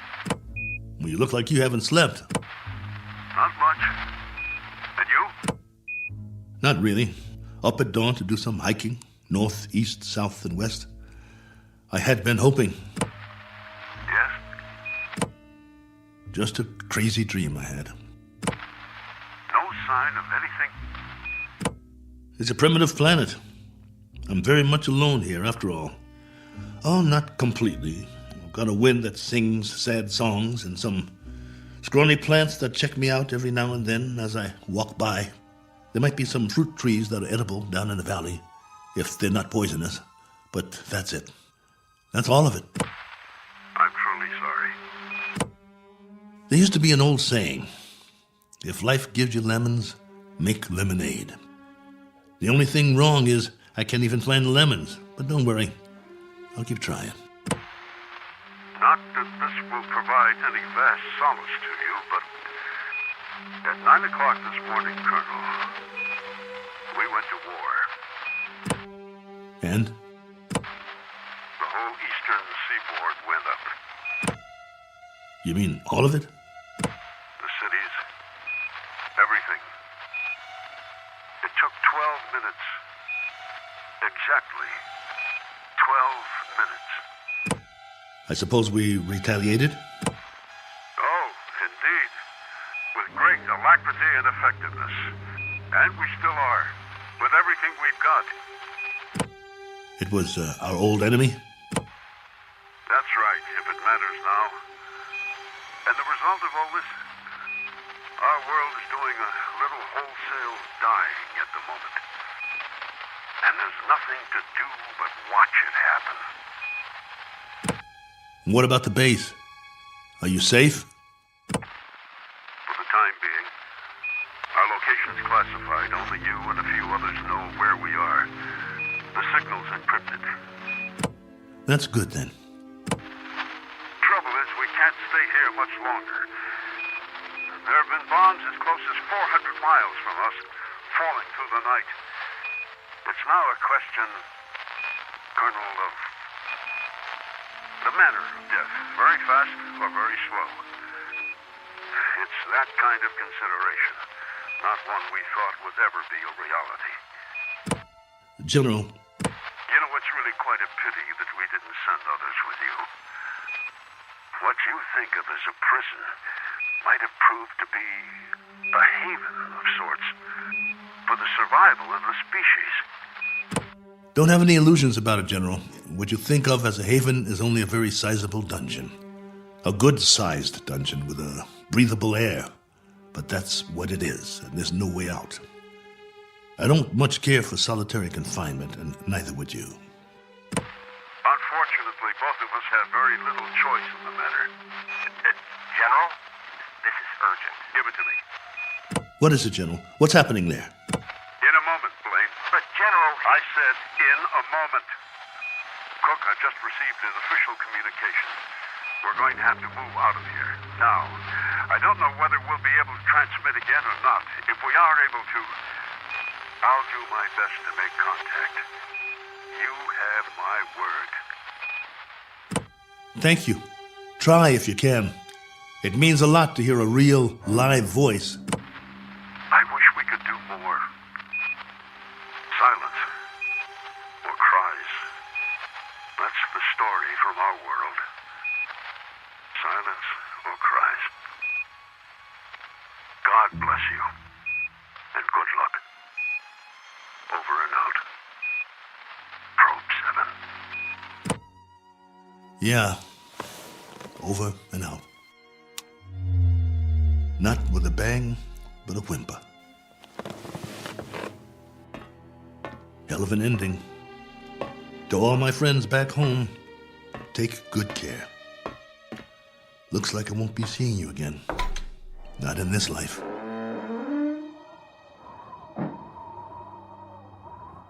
Time to start a new project. Chapter 1. The Memoirs of Colonel A.L. Cook. And I've got a very good memory. You wouldn't believe the stories I could tell. Who knows? After I'm gone, maybe someone else will crash here and find it. A lifetime of memories. Every sight, every sound, all the way back to the beginning.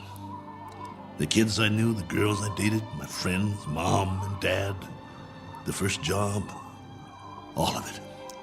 Every detail recorded for posterity. Has anyone ever done that before?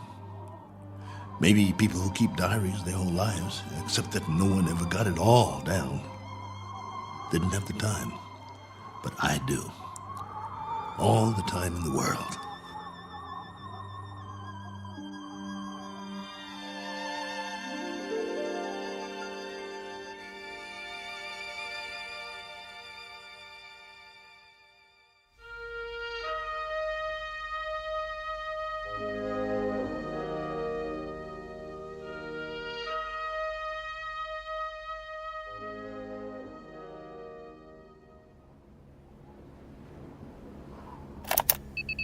Log entry 1415. This one's for the record. A final official entry. From here on, it'll be the life story of Colonel A.L. Cook. Me, myself, and I. If for no other reason than to keep from going batty. But for now, it's a beautiful day. Here on Primordial World. Ship's still standing, of course. You'd never know that's what it was. More like something from a scrap metal yard. The cost that went into building it, the man hours, and for what? To come to rest here. A little way station that isn't even on the map. I'd call that a waste. Exhibit number 1 in the elephant's graveyard. Ever hear of that? They used to say there was a place where elephants go to die. Hundreds, thousands of them. A secret place off the beaten path. And there were bones and tusks.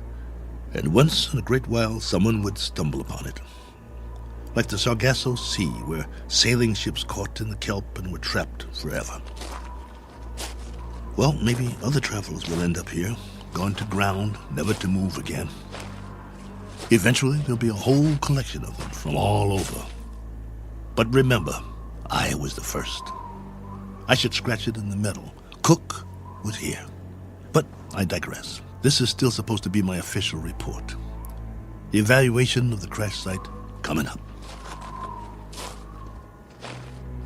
The tail fin is all but covered by sand. Have to dig it out before the next storm. Then build some kind of windbreak or the whole ship might get buried. I could gather some branches, make one. There's more vegetation in the valley if I can get up and over. Now, that's odd. If there are no other trees in the immediate vicinity, where did this branch come from? The one that was banging against the hull last night. Unless something carried it here. The wind or... Oh well, maybe I just didn't notice before. That must be it. Rocks to the left of me, rocks to the right of me. One very dry, broken off branch in the sand. And what great sand it is. None better in the known universe. On sale at closeout prices. Note the fine crunch under my boots as I walk the proud land. The rare texture, the superb body. Why, it's positively... What in the name of... It can't be. It looks exactly like... No, I must be hallucinating. But this... impression...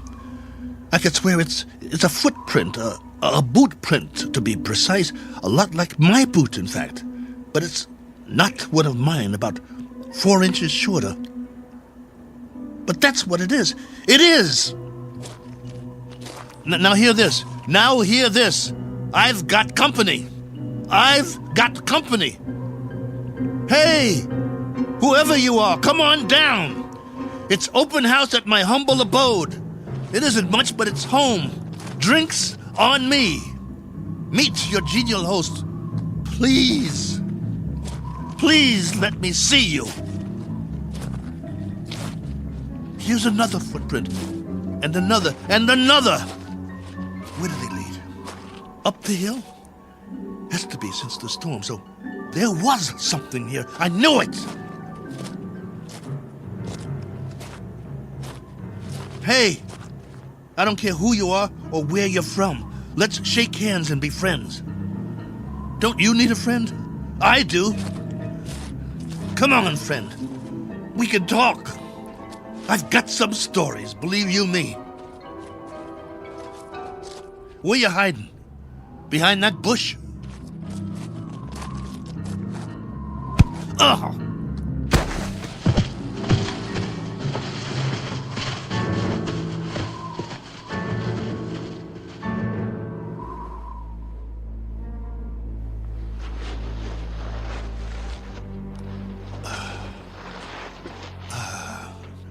Blood on the head.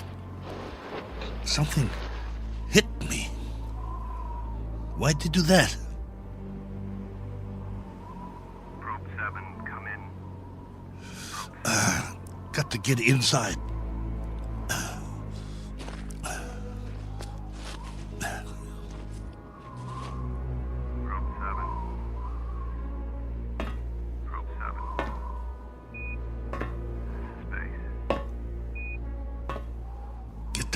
Closed before they come after me. Probe 7. Can't let them get in. This is Base.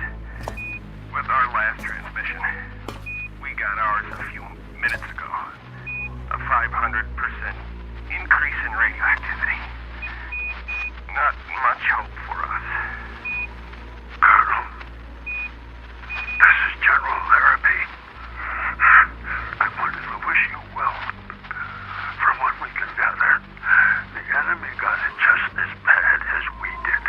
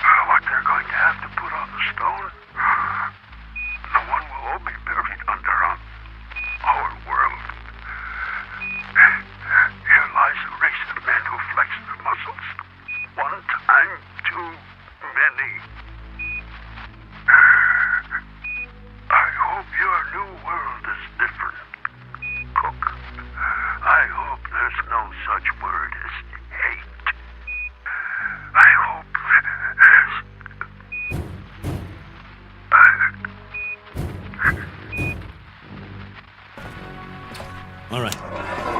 All right. I'm ready for you. You want in? Maybe I'll let you, and maybe I won't. It's up to you. You can be friendly, or you can be dead.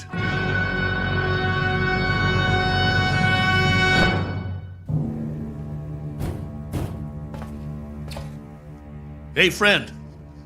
You want to come in? Must be lonely out there. I hear you. What's the matter? Hungry? You're going to get a lot hungrier. Or don't you eat, friend? What do you say? Speak up.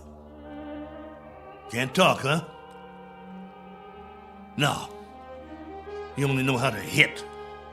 Take more than that to put me down. What'd you use, a tree branch? Not very friendly, if you ask me. Well, I've got a nice piece of metal in my hand, and I know what to do with it. Won't catch me again. This has been going on for hours. I don't know about you, but I need sleep. I really need it. Understand? Sleep. And this king-size bump on my head doesn't help. Tell you what, we'll make a deal. I give you one more chance to get away. Go hide, I don't care. You may not understand the language, but maybe you get the message. I'll wait a while and catch some sleep. Then when I wake up, I'm going to have a nice freeze-dried dinner. If I don't hear you out there, we'll forget the whole thing. You stay up the hill, and I'll stay down here. Just remember to keep your distance. Otherwise, I might have to come up there and teach you a lesson. A man's got to have his boundaries. Oh, God, I hurt. I want to sleep just for a while.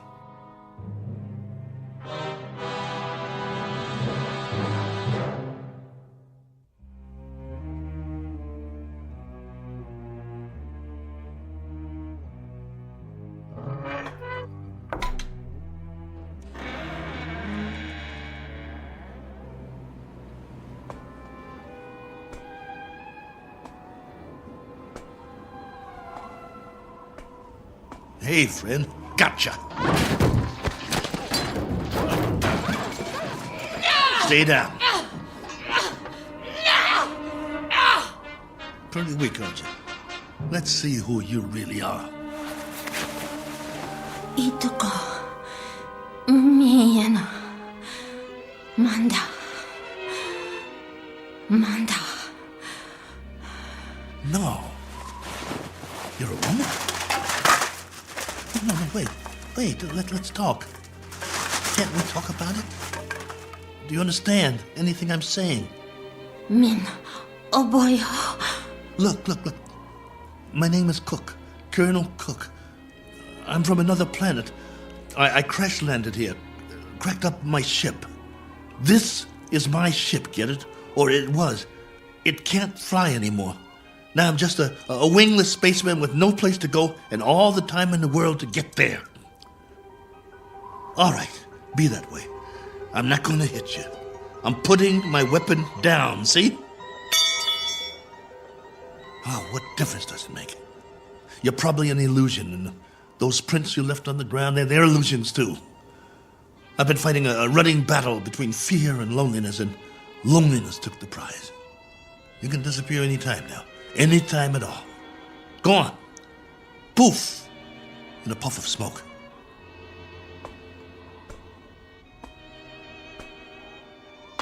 No, wait, please. Are you real? This knot on my head certainly is.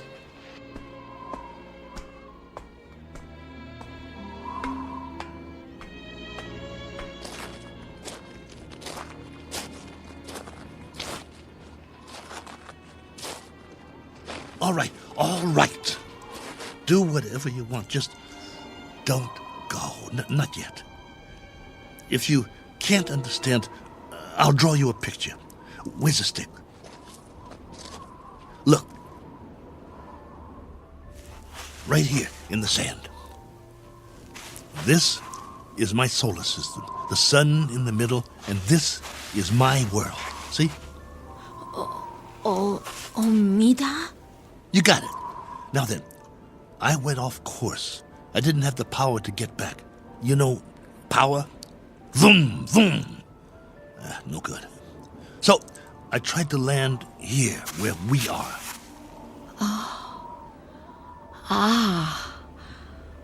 Omida Korum. Go ahead, you draw. Korum Mistum. Oh, that's your solar system and your world. You came from there. Let me see now. It went out of orbit. Is that it? Your planet left its orbit and moved away from the sun. And the line, that's where you went and where your world went, right? I'm sorry. What about now? Where's your planet now? I understand.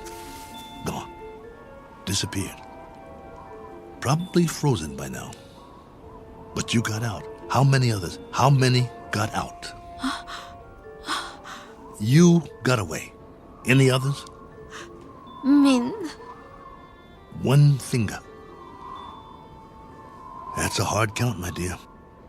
A very hard count. And you've been here a while, haven't you? Look at your suit. Your galaxy might be light years away. It would have taken years to reach here.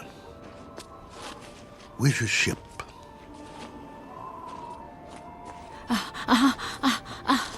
Ship. Where's your ship? It crashed too, didn't it? So you've been here a long time. A very long time. Me, Cook. Colonel Cook. You? Korava. Korava? Korava. Well, what do you know? I'm pleased to make your acquaintance. How does it figure? I thought you'd be a 50-foot flesh-eating ant or something. And you turn out to be a woman. Which is neither here nor there. Because however you slice it, we're stuck here. A one-armed man and one very tired lady. Quite a pair. What have you been living on? What food? You understand food? Eat? Well, I can offer you lunch or maybe it's breakfast. I'm not sure which. And some companionship. And we can spend the rest of our lives drawing diagrams in the sand, which will be somewhat tedious. But the brighter of us will have to learn the other's language eventually. I hope it's you. Because I got some stories to tell, believe me. Come, Korova. Eat. Food. In the ship. Chow time. Come along. Inside. Eat. Food. Food. Okawa? Okawa? No. Not that way. Come here. Food. Please come back. I'm not going to hurt you. Please.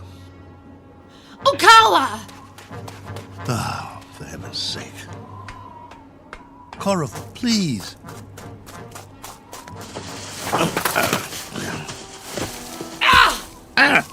You scratched me. What did you do that for? That's all you know how to do, isn't it? Draw blood. Well, go ahead. Get away from me. It's not just language, is it? It's our animal nature, the way we instinctively respond to one another. In that case, there's not much hope. Go on. Go. If that's the way you want it, go.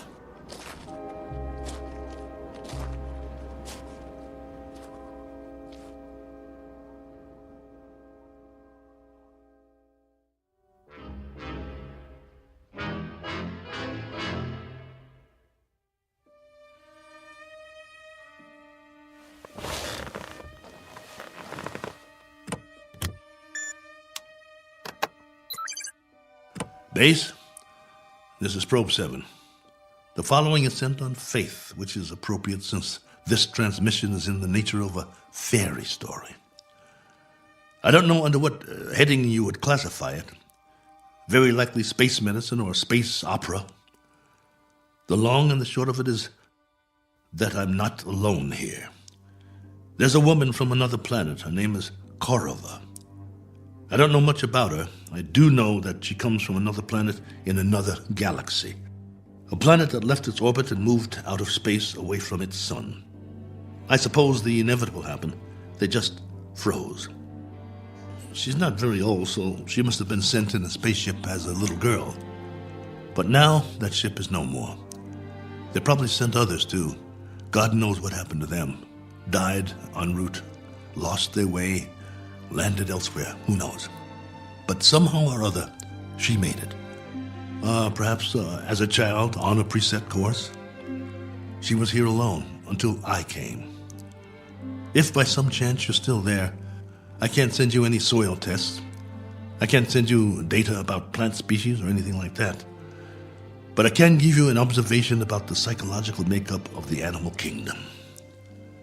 They're a frightened breed, a very frightened breed.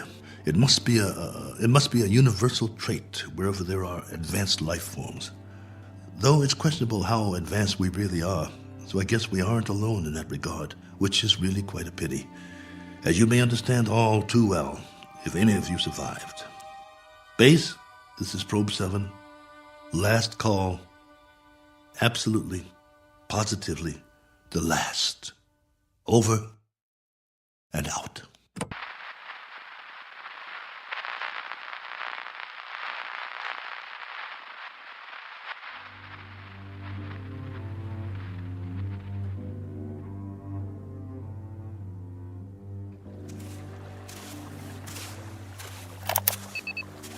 Log entry 1417. Well, the ship is history. I've left it for good.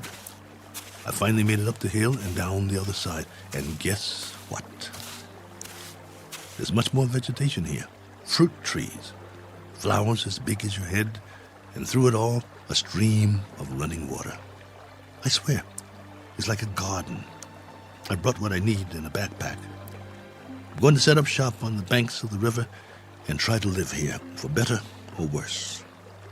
It will be the last great adventure. I only wish I could share it. Oh well, there's always posterity, if anyone should ever find this and play it back.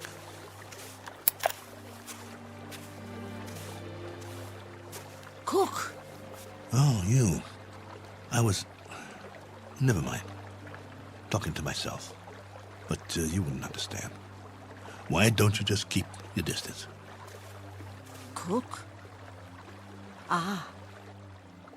Cook. Not going to hit me, are you? No? That's a surprise.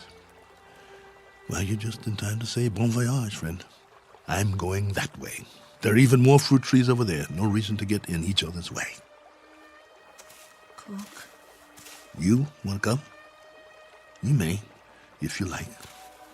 We'll eat and we'll live. I don't know how or for how long, but we can try.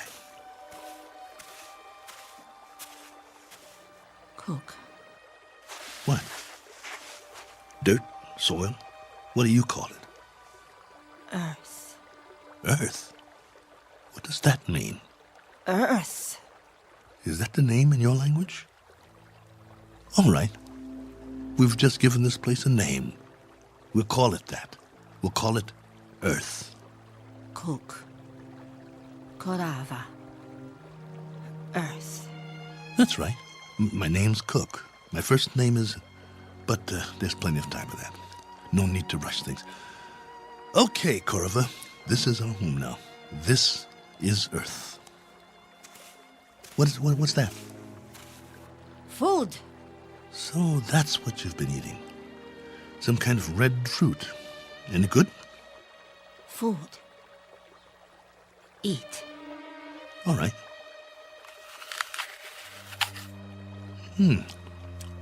Not bad.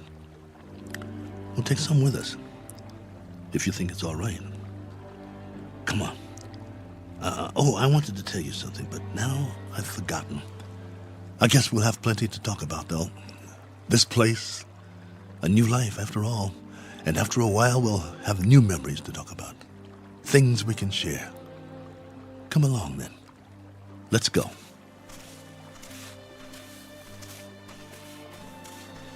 This route's all right. Any other life forms around? I hope not, for the moment. But if there are, we'll make the best of it, won't we? Pleasant enough place, don't you think? My leg's better. We'll explore as much of it as we can. No need to set up any boundaries, I guess. There's plenty for everyone. For you and for me. And it's a beautiful day.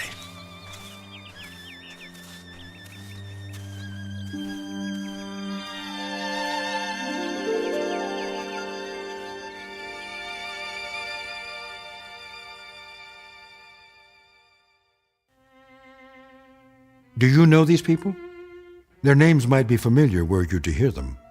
They lived a long time ago. Perhaps they're part fable, perhaps they're part fantasy, and perhaps the place they're walking through now is not really called Eden. That's for you to decide. We offer it only as a possibility and a presumption in the Twilight Zone.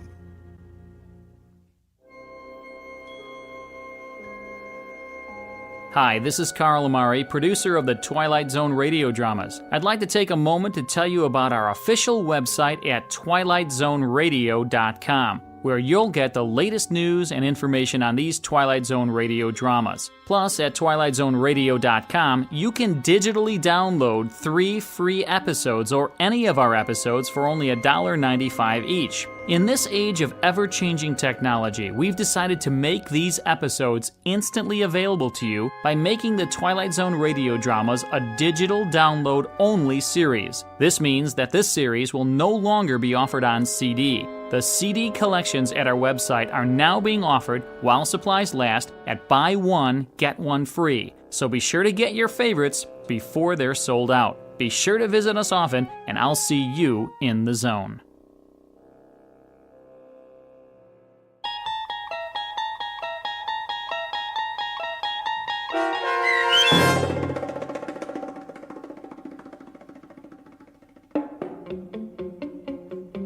Probe 7, Over and Out, starring Lou Gossett Jr., with Stacy Keach as your narrator, was adapted for radio by Dennis Etchison and written for The Twilight Zone by Rod Serling. Heard in the cast were Tony Maka Sr., Sam Darrence, and Oksana Fedanushin. The producers of The Twilight Zone wish to thank CBS Enterprises and the Rod Serling estate for making this series possible. This copyrighted radio series is produced and directed by Carl Amari and Joby Cerny for Falcon Picture Group and Westwood One. Sound design and custom Foley effects for The Twilight Zone by Cerny American creatives Bob Benson, Craig Lee, Matt Sorrow, Tim Cerny, and Todd Beyer. To learn more about The Twilight Zone radio dramas and to contact us, visit our official website at twilightzoneradio.com.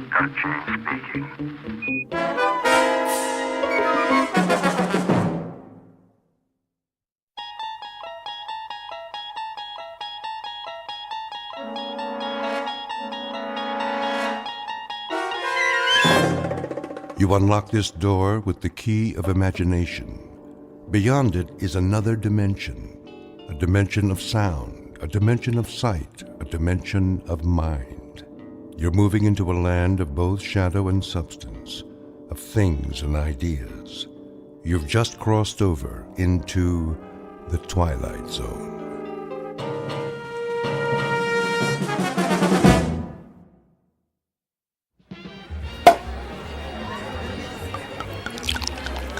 Here's to Michael Franklin, in honor of the most stunning, ruthless stewardship of a corporate takeover I've ever seen. Thank you. Thank you, Alan. Thank you, everyone. And may I just say, I absolutely deserve it. I know you've had your eye on that corner office for some time. Well, it's yours. Actually, Alan, I have my eye on the corporate suite. What? That's my office. Exactly. Careful, Michael. Your ambition is showing. Well, my ambition is what made this deal happen. My ambition is what allows our billable hours to skyrocket every quarter. And my ambition is what will eventually lead me to not only your office, Alan, but to your company-paid condo, your company-paid Mercedes, and your company-paid weekly $200 haircuts and manicures. Just kidding. I have to admit, you had me going there, Michael. I have no doubt that someday you will occupy my seat in the company. We'll have to wait and see what the future holds. Tut tut, no harm in celebrating. Speaking of the future, check out that wild-looking old woman sitting behind the table. Wearing that colorful headscarf with all the jewelry? She looks like a contestant for Best Halloween Costume. No, I think she's telling fortunes. See how she's looking at that guy's hand? Let's go see what she has to say. Alan, you don't believe in this stuff, do you? Of course not. It's just for fun. On the other hand, maybe she can give us a hot tip for our next takeover target.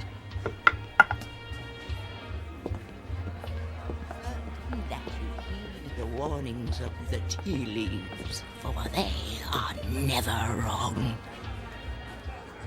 I see there are 2 more supplicants who wish to learn about their futures. Make that 1 supplicant. I'm not playing. Oh, go ahead, Michael. What can it hurt? I put my faith in real things, Alan, like profits and a well-written prospectus and a robust return on an investment dollar. And people? People are the least reliable things on the planet. Well, anyway, I'll spring for your reading. How much is it, please? For this most rare and deep connection to the mystic masters of the cosmos, the charge is $5. $5? Ooh. It's highway robbery. All in good fun and worth $5 to find out what's next for the amazing Michael Franklin. There you are, my good woman. The mystic masters thank you. Yeah, I bet they do. Please be seated and give me your right hand. What's wrong with my left hand? The right hand crosses the body's meridian, connecting directly to the humors of the heart through the intercession of the soul. Oh, I'll say this for you. You've got the sales pitch down pat. Please close your eyes and focus your thoughts on your inner golden light. I would have guessed that green is your color. Michael, quiet. All right, I'm quiet. I'm focused. Watch as the golden light moves toward you. Slowly, it surrounds your consciousness. Surrender to its mystery. I never surrender. The mystic masters perceive you as a man who values work above all else. She's got that right. She could have said the same thing about anybody in this bar. There are people in your past who have suffered a disconnection with you. Spirits are left unsatisfied. Well, it can't be old girlfriends. He doesn't take time to go on dates. Your soul is troubled. My soul is just fine. Thank you very much. There's something strange. I am attempting to discern your future, but I cannot. I could have told you that. No offense. What's the matter? The reading is over. What? Hey, we paid you to tell us fortune. Here is your money back. I cannot complete the reading. Now look, lady, I don't believe in all this hocus pocus, but a deal's a deal. Just tell me I'm going to be the richest man in the world, and you can keep the $5. I do not take lightly the readings of the soul. I'm going to go complain to the manager. Alan, hold on, Alan. Look, we don't want to cause you any trouble, lady, all right? Just say what's on your mind, and we'll leave. Very well. I will tell you what the mystic masters have divined. May the Lord have mercy on your soul. What is it? Alan's gonna fire me? I'm gonna lose my hair? Your future is very clear, and it is this. In 10 days, you will be dead. What? I don't think that's very funny. The signs are serious, and the reading is true. What kind of scam is this? Come on, Michael. Don't let her ruin your night. You know, lady, we were humoring you by coming over here. The least you could do is play along and not be such a downer. I did not wish to reveal your fate. You insisted that I do. When the clock strikes midnight on the 10th day to come, you will be dead. And now what? And no. Don't tell me. Let me guess. I pay you another $5, and you tell me how I can avoid this terrible fate. That is impossible. Your fate is sealed. Let's go get a beer. Come on, Michael. Fine. See, it's been a real pleasure spending time with you, ma'am. Alan, I'm heading home. I got some paperwork to finish anyway. Are you sure? Oh, yeah. Yep. Suddenly, I don't know, I just lost my desire for celebration. Okay, buddy. See you tomorrow. Yeah, see you tomorrow.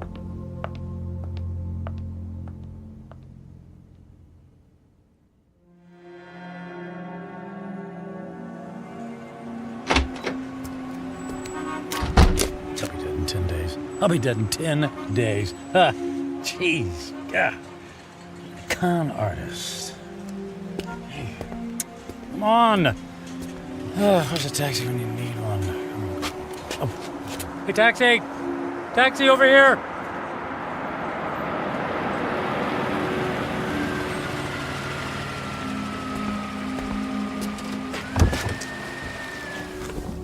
Hey, where to, buddy? Take me to... Hey, pal, you okay? Feel dizzy. You don't look so good. I need... Hey, buddy. Oh my gosh, he passed out. Gotta get him to the hospital.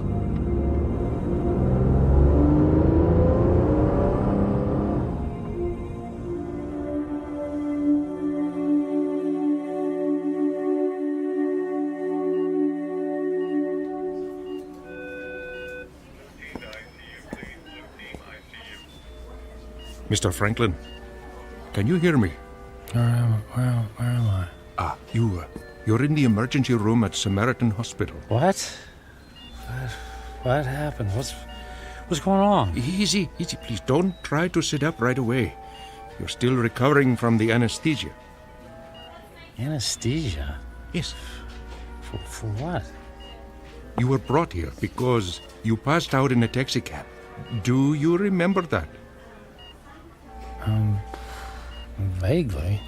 We performed some tests on you. Blood pressure, heart. Everything was normal. Well, then, I don't get it. Then why am I... In an abundance of caution, we gave you an MRI. I'm afraid we found something unusual. Oh. Well, what does that mean? There's a dark spot on the X-ray of your brain. We don't know what it is until we perform more tests, of course, but I must impress on you. This is a very serious situation. Well, what happens next? I'd like to check you into the hospital for further procedures. We can consider options for chemotherapy and radiation right away. But I feel fine. I'm in great shape. Cancer has no respect for those issues, I'm afraid. How long do I have? A few years? Given the size of your anomaly, I suspect that your prognosis is dire. And how long? 6 months? It could be a matter of days. I'm very sorry, Mr. Franklin. I will send the nurse in to take your information, all right? Days, wait. The old woman in the bar, she was right. I'll be dead in 10 days.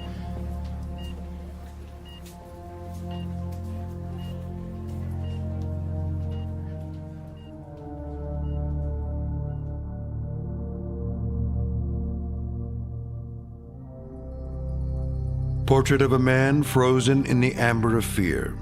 Michael Franklin, workaholic captain of industry, ruthless to his enemies and dismissive of routine human interaction.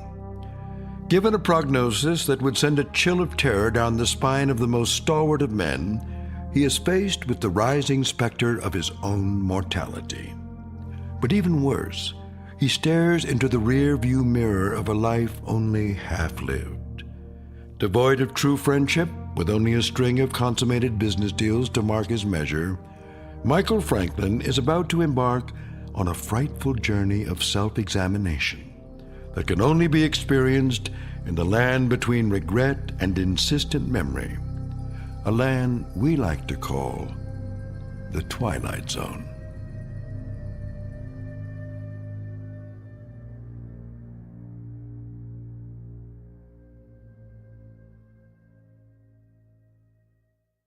And now, The Twilight Zone and our story, 10 Days, starring Ned Bellamy with Stacy Keach as your narrator.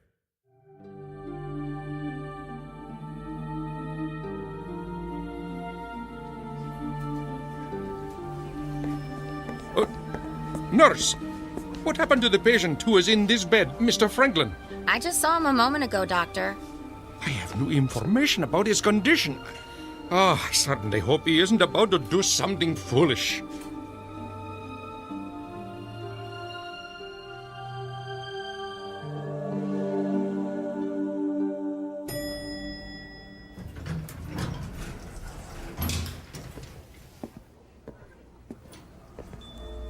Is Alan in yet? Oh, yes, Mr. Franklin. Are you all right, Mr. Franklin? I'm fine. I don't believe I've ever seen you in the office without shaving or changing your clothes from yesterday. I was in a hurry this morning. Is he in a meeting? He just finished a call. Fine. I'll only need a minute. Oh, but he's got another appointment at... I'll only be a minute.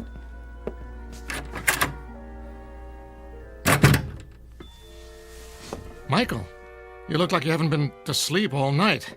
Isn't that the suit you wore yesterday? Don't tell me you went out to celebrate without me. Alan, I quit. Yeah, me too. Alan, listen to me. I'm quitting. This is some kind of joke, right? I would appreciate it if you would expedite the disposition of my account. I want to close out my portfolio. I'm cashing in my stocks. I need my retirement funds and my annual bonus, every bit of it. Michael, you're talking crazy. What are you doing? What's this all about? What part didn't you understand? I mean, you can't just quit. But I just did.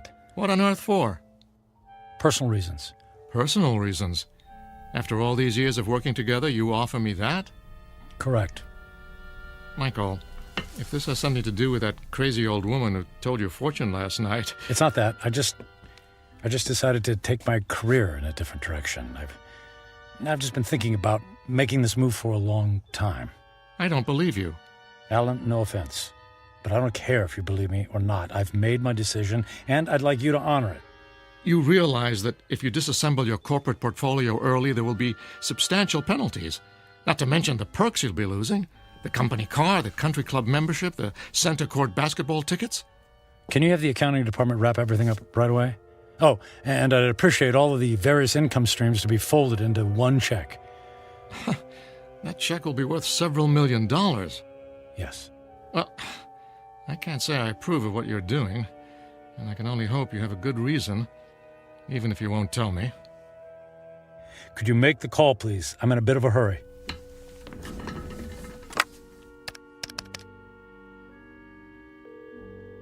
After 12 years, I don't see why there's such a... yes, this is Alan Fisher in corporate. I have it's an unusual request. Michael Franklin has decided to leave the firm, and he wants all of his outstanding monies gathered into one check for immediate pickup. Yes, I understand the amount is substantial.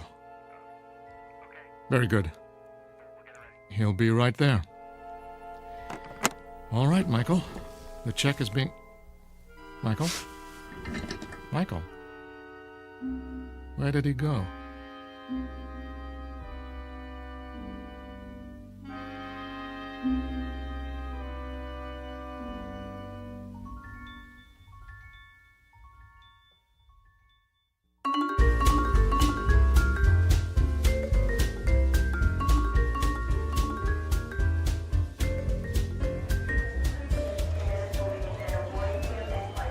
help you, sir?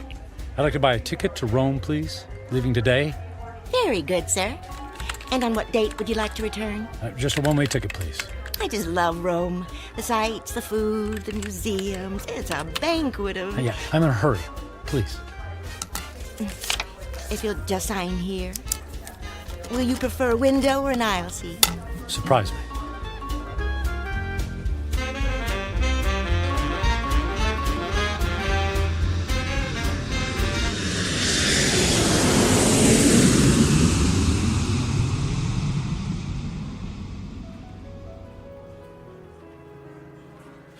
Ah, Mr. Franklin, welcome to the Grand Hotel, Rome's premier destination. Our presidential suite has been prepared. All 3 fireplaces are ablaze, the champagne is on ice, and your veranda opens onto the courtyard where Rome's finest string quartet is waiting to play for you. And of course, an entire staff of valets are at your disposal. And the concert tickets for this evening? The limousine will gather you at 6 o'clock. You will be driven directly to the private entrance where a personal elevator will whisk you to the ambassador's box. Only the finest for you, Mr. Franklin. Bravo! Wonderful!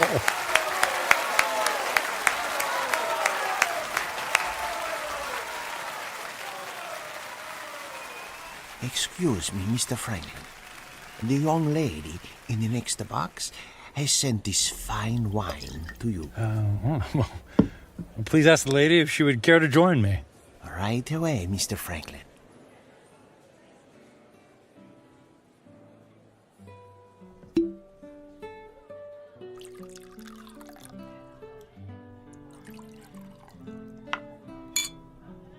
I haven't seen you at the theater before. Do you come to Roma very often? You might say this is a once-in-a-lifetime vacation. I want to see and do everything. All the finest foods, all the finest wines. I want to hear the best music and experience all the riches the world has to offer. All at once? Why settle for the ordinary when we can fill our lives with the amazing? Oh, you are a man of action. Speaking of action, would you care to dance? I would love to dance, but not here. There's a fabulous nightclub in the center of the city, very exclusive. The limousine awaits.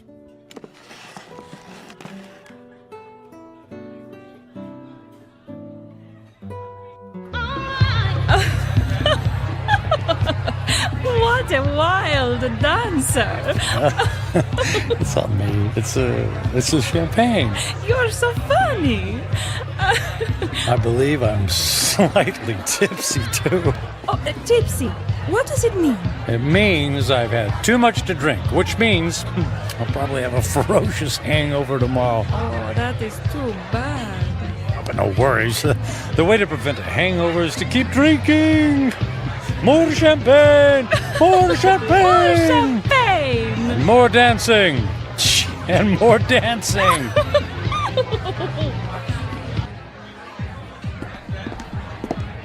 Michael, are you sure you can afford to buy drinks for the whole restaurant? That's only money. And look how much fun they're having. Look how much fun I'm having. Waiter! Another round for my friends. 3 cheers for a friend Matthew. It's Michael. Okay, cheers for Michael.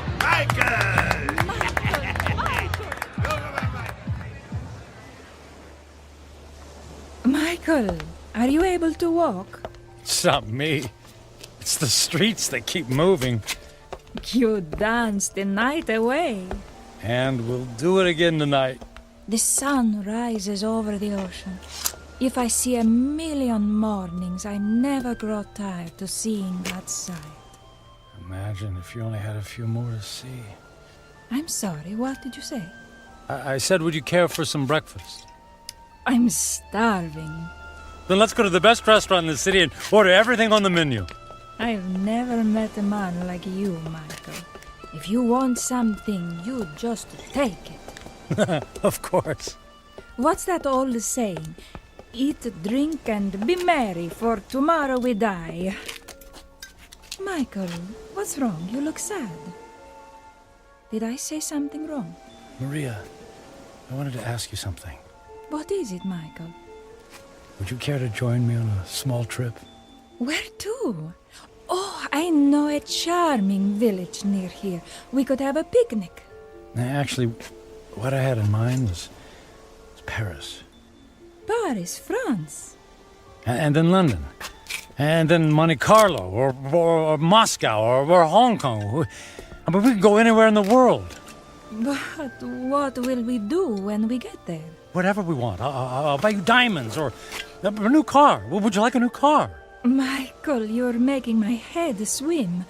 I don't need a new car or diamonds. What then? A yacht? My life is here, in Rome. I can't just pick up and leave to go hopping from one country to the next. Why not? You just said you admired me for that very thing. I admire your freedom, but I have responsibilities. My parents are here, my friends. Well, they'll be one phone call away. I can't just leave. You can do anything you want to, just like me. Don't you have anyone you feel responsible to? We were discussing breakfast. Breakfast, that's what we need. Michael, I asked you a question. Come, we'll order the most expensive breakfast in town in the most expensive restaurant. We'll have them serve us eggs on plates made of gold. I'm not really hungry. Where are you going? Where are you going? I have things to do. But what about Paris, London? You're willing to give all that up? If I left with you, then I would be giving up something. Like what? My life here. It's who I am. The people I love, the friends I have. So, window dressing. None of that is important. And what do you think is important? I am. And what I want. I see. Goodbye, Michael. Fine! I'm going to Paris by myself. There's lots of beautiful women there, too!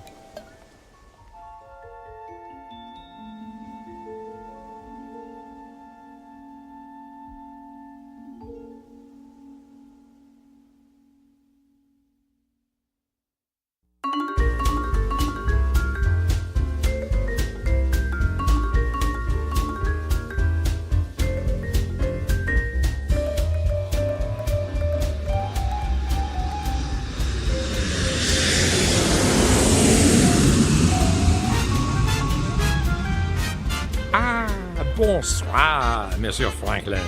Welcome to Paris. Your suite is prepared for you with a view of the Seine and a bottle of champagne on ice, right? Mais oui.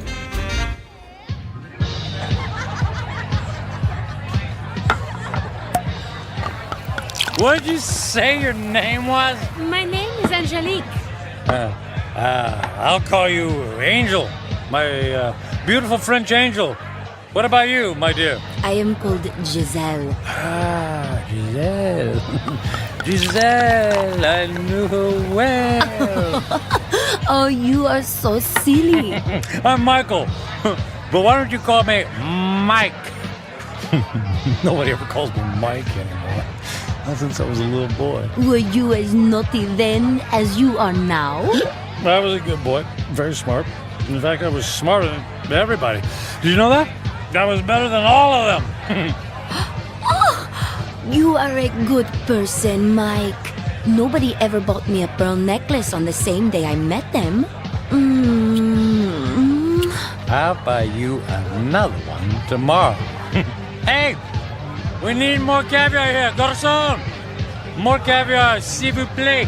But Mike, we have 2 bowls full on the table already. They're 10 minutes old. We need fresh caviar. Forget caviar. Let's dance. Mike.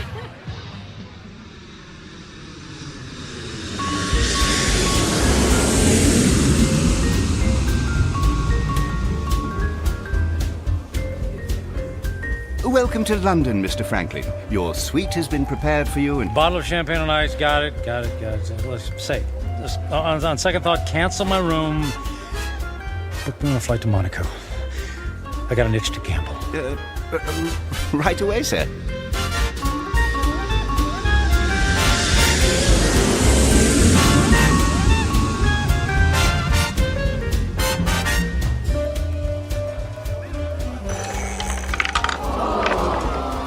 And the number is 29, Greg.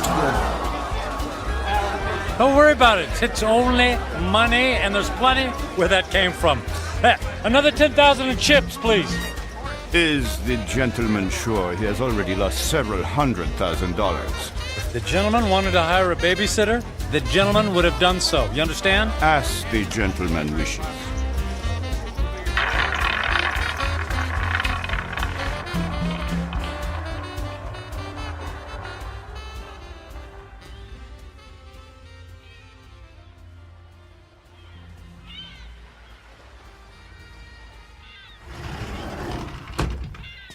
Mr. Franklin. Good morning, Mr. Franklin. Mr. Franklin? Hello? Mr. Franklin, your branch is here, sir. Shall I place the champagne bottle next to the bed? Shall you... Who are you? Where am I? I am Captain Philippe Duchette. This is the Fandango Dancer, the luxury yacht you rented last evening. I rented? Was I alone?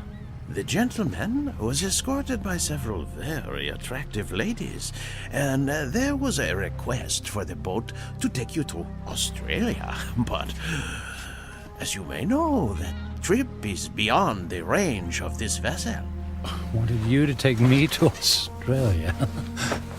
After we received the Alaskan crab, Russian caviar, and of course, the champagne. I hope I never see another glass of champagne. What shall I do with the cases that are on the deck? How many cases did I order? 10. They're yours. Merry Christmas. Do you wish to proceed with the cruise? No, I don't think so. Very good, sir. All right. For a week, I've eaten the finest foods, drunk the most expensive champagne. I've slept in the most exquisitely comfortable beds with the most luxurious silk sheets. I've held beautiful women in my arms. I should be the happiest man on earth. I should have a permanent grin tattooed on my face. Why am I so miserable? I'll have a few days left to live. A few days. I need to be somewhere where someone knows me, where I don't have to pay for the company of people. I need to go home. I need to go home.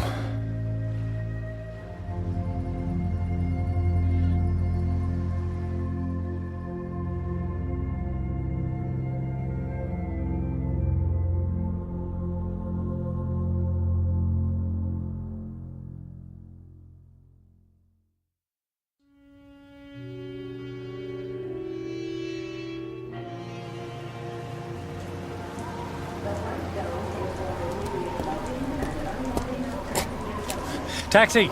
Taxi, over here!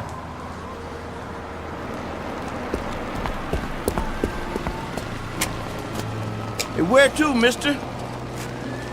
1020 Clark Street. Hop in.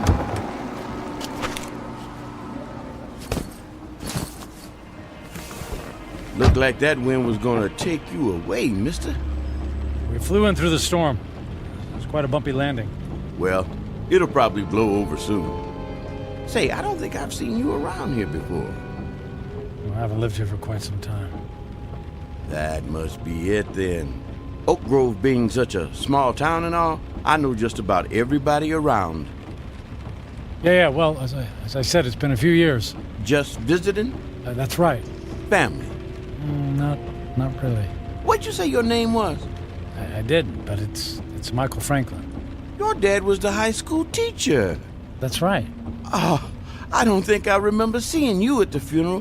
What was it, 4 years ago? I wasn't here for the funeral. You didn't come to your own father's funeral? Not that it's any business of yours, but I had meetings in Japan and couldn't fly all the way back here. Is that all right with you? Is it okay with you?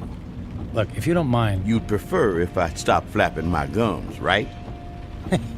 Well, I wasn't going to put it like that. Not to worry. The wife says I'm 99% hot air. It's just that I've been flying for the better part of 24 hours. Jet lag and all that, you know. Well, say no more. My lips are sealed. Anyway, here we are. 1020 Clark. Let me help you with your bag. It's all right. I can manage. Here you go. Keep the change. Mister, do you know you just paid me with a $50 bill? Huh? Oh, yeah. Yeah, that's fine. Well, you have yourself a really fine day, because I sure will. And you be careful in that wind, you hear? Well, something tells me it's not the wind I'll have to worry about.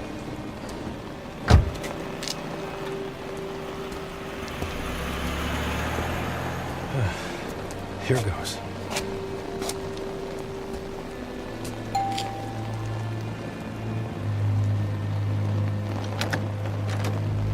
Hi, Carrie. Surprise. Michael? What are you doing here? It's a long story. May I come in? Well, It's pretty windy out here. I suppose so. Thank you.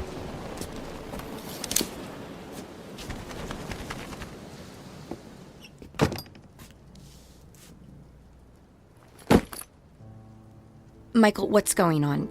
You just show up on my doorstep after 4 years? Well, you know me. Spur of the moment. You are not a spur-of-the-moment person. You plan everything in your life. I wouldn't be surprised to find that you plan how many times you blink every day. Well, the truth is, I don't have any place else to go. That sounds dramatic. It's true. What about the penthouse? It's gone. The beach house? Gone. They're all gone. I sold everything. I thought you went through your midlife crisis when you left me. Apparently, it's still going on. Please, Carrie, I don't want to fight. Then what do you want? I just wanted to see you again. You just wanted to see me. Okay, you see me. Now what? Do you mind if we sit down? Michael, I have to be at work in an hour, and I'm in the middle of a term paper. You went back to school. I'm getting my master's. That's wonderful. Congratulations. Thank you. I mean, you planned it for years. It's great that you finally decided to do it. Yeah, well, if there's nothing else on your mind... So, how have you been? Busy. I don't have a lot of downtime, but that's how I like it. You redecorated things here. You redecorated the house. I needed a fresh start after you left. Oh, well, Carrie, about that, I'm so... If you're about to apologize, please don't. I've already more than paid you back by thinking the most horrible thoughts any person could think about another person. I guess I deserve that. Oh, you have no idea. How could you just walk away from a marriage, Michael? What was so terrible that you couldn't stand up like a man and fight for me? For us? It wasn't about you, Carrie. Oh, that's good to know. Because when I was picking up the pieces, when you left, it sure felt like it was about me. What I mean is that I wasn't a good husband. True. You were always working. And I knew that I wouldn't be a good father. True. You never even walked the dog. So, I didn't give up on you. Or us. I gave up on myself. Well, that makes everything all better. You can go now. Carrie, please. Oh, I could just clobber you for coming back here. It isn't fair for me to have to dredge up these old feelings again. Well, maybe a civilized conversation without any bickering would do both of us some good. I don't think so. Please, Carrie, it's more important than you know. For what purpose, Michael? So you can go back to your high-powered, big-shot job in the city and feel good about yourself? I just don't want to leave loose ends, please. For better or for worse, can we just talk? I'm not looking for forgiveness, just closure. Well... One cup of coffee? I'll even make it. All right. 1 cup, and I'll make the coffee. Yours always tasted like motor oil. Thank you. Thank you so much. Thank you.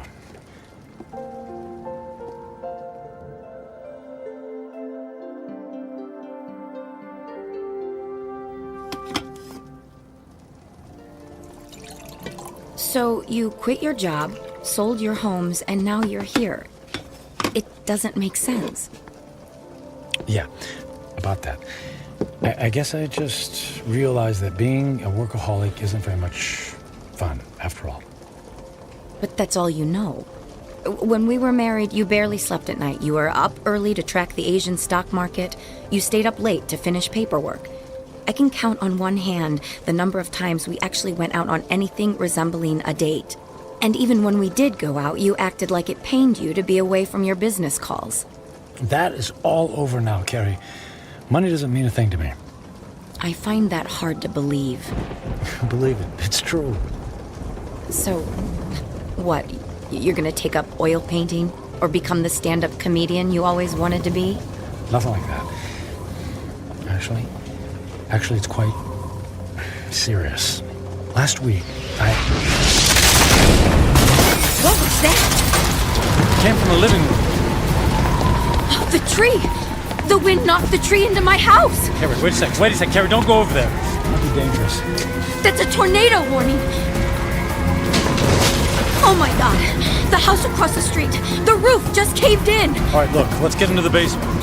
The power just went out! I have flashlights downstairs. Wait, outside, look. What? Michael, come on, there's no time! Oh, look in the street, there's a kid in a bike. Oh no! That's Jimmy from next door! He doesn't know which way to go. Oh, Michael, he's going to be hurt. I'll get him. Michael! What are you doing? Michael! Jimmy, keep your head down. Jimmy, I'm coming for you. Help me! I'm right here, buddy. I'm right here. I'm gonna carry you into the house, okay? What about my bike? I'll get you a new one. Let's get out of the storm, okay? Okay. Put your arms around my neck and hold on. I'm trying. Squeeze real tight, Jimmy. I'm scared. And I'll be brave for the both of us, Jimmy. Okay? Got to get this door open. Michael, I can't budge it. Carrie, push. Push as hard as you can. Carrie, push. Pushing. Harder. As hard as you can. There, you got it. We made it. We made it. Into the basement. Come on. Come on, Jimmy. That's it. Let's go get safe. Okay.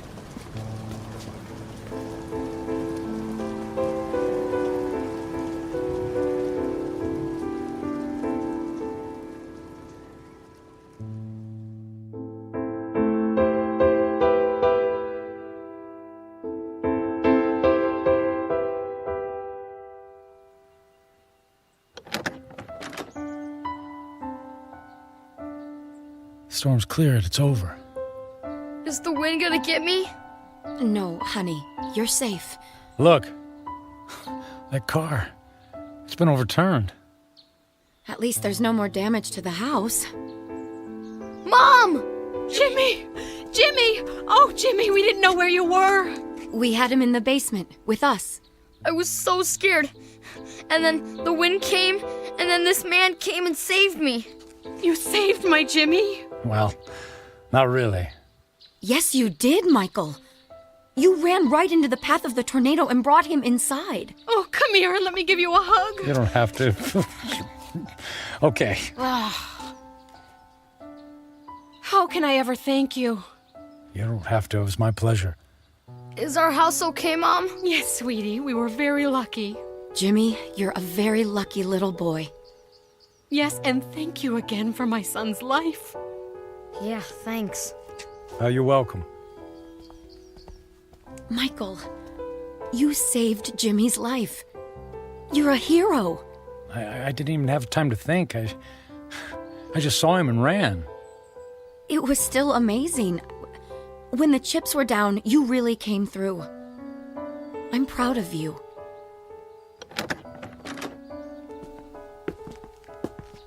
Oh, look. Look at the damage in your living room. No, it's okay. All of that can be fixed. The main thing is that we're all safe and healthy. Right. Listen, Carrie. Those repairs, they're going to be expensive. I have insurance. Yeah, but that will only cover the basics. Let me take care of the costs. Michael, you don't have to do that. No, but I want to. And I can afford it. But you can't just drop that kind of money on a problem that isn't yours. And listen, all I know is that when I helped Jimmy just now, it felt good. It felt better than anything I've done for a long time. And the idea of helping you out with bills feels good, too. So please, just let me do this. Well, I'm not in a position to turn down a gift like that. But what about you? Before the storm hit, you were about to tell me something. You said it was serious. It doesn't matter now. Are you sure? Yes, I'm sure. Here, let me write you a check before I leave. Are you going so soon? You just got here. Yes, I think I got what I was looking for. Here you go. Now listen, don't you look at it until I leave, okay? I promise. Where are you going? I have some business to finish. Goodbye, Carrie. Goodbye, Michael.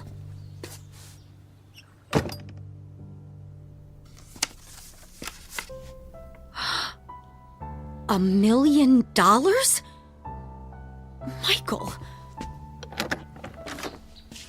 Michael!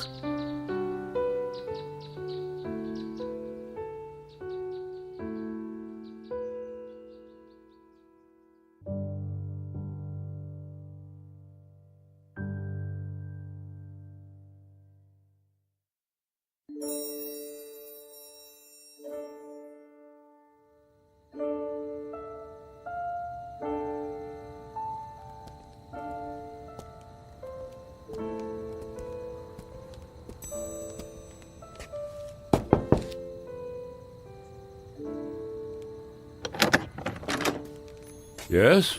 What is it? Forget the late hour, Reverend. I realize it's nearly midnight, but I wanted to visit the chapel and the door's locked. Unfortunately, in these times, we must protect ourselves against theft. The doors remain locked overnight. Is there any way I could just go inside for a few moments? No, I'm sorry. If you can come back in the morning, yeah. But you see, tomorrow morning will be too late. I only have tonight. Mm-hmm. It always seems that way, my son. But have a little faith. Please. Go home. Get some sleep. I don't have a home anymore. I've just come in from the airport. I came straight here. Please, it's more important than you know. All right. You seem to be in great need. Thank you. Thank you, Father.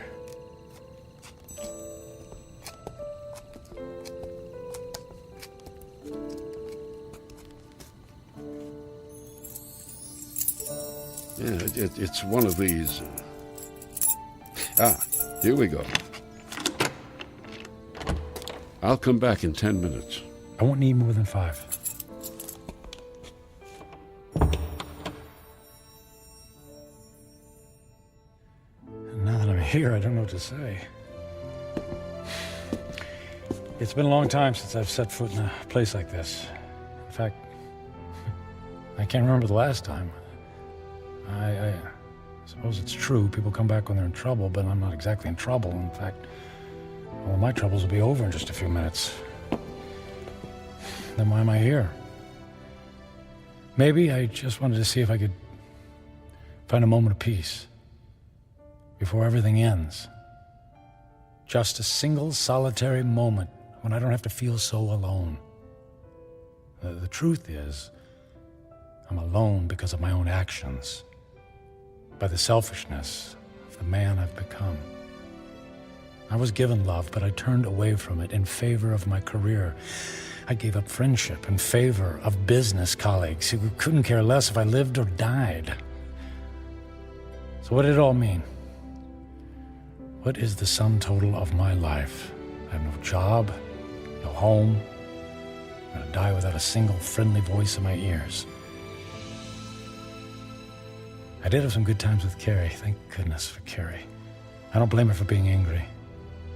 And despite her anger, she took me into her home. She forgave me. And Jimmy, I saved his life. He'll have a chance to grow up, to have a family, and a little boy of his own. I gave that to him. I did make a difference after all. Maybe I had to go through it all so that I could be there to save his life. If that's true, then it's worth it. I'm glad things turned out the way they did. I did something worthwhile. My life mattered after all.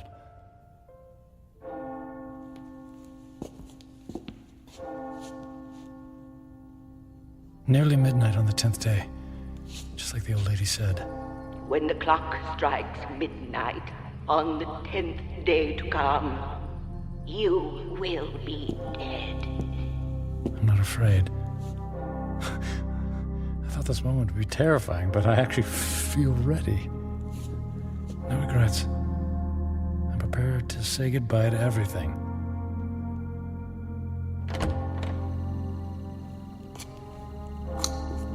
Excuse me, sir. I'll have to ask you to leave now. Yes, I'll go, and thank you. From the bottom of my heart, thank you. No, may I ask one favor? What is it?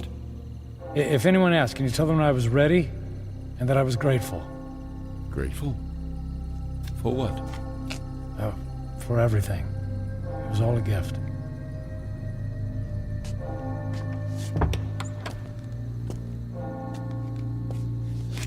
Okay, it's time. I don't know what to do. I mean, if I should... How do I... Church bells. They stopped. Okay. It's midnight on the 10th day. And I'm still alive. Nothing happened. Okay. Nothing's happening. The old woman said I had 10 days to live, that I would die at the stroke of midnight.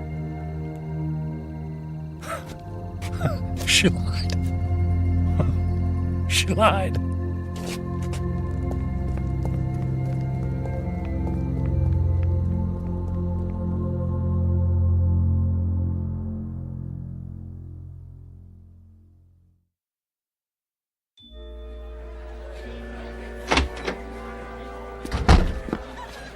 Hey, excuse me. The old lady, the one who reads fortunes, is she here? She just left a few minutes ago. She walks to the bus stop down in the corner. Oh, which corner? Which way? Up that way, go left.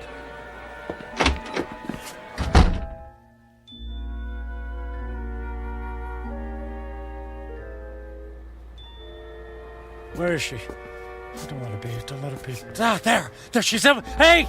Don't get on that bus! Wait! What is it? Who is calling? You lied to me. Who is it? Who are you? What do you want? Look, I'll stand in the light so you can see my face. Now, do you remember me? Ah, yes. The angry man. And I'm still angry. You told me in 10 days, at the stroke of midnight, I'd be dead. 10 days are now over. I sold my home. I shut my life down because I believed in you. Yes. I told you that in 10 days you would be dead. So? And I was correct. The man I spoke to 10 days ago is dead. What do you mean? That man was selfish and cruel. That man was friendless and meaningless. Can you say the same things about yourself today?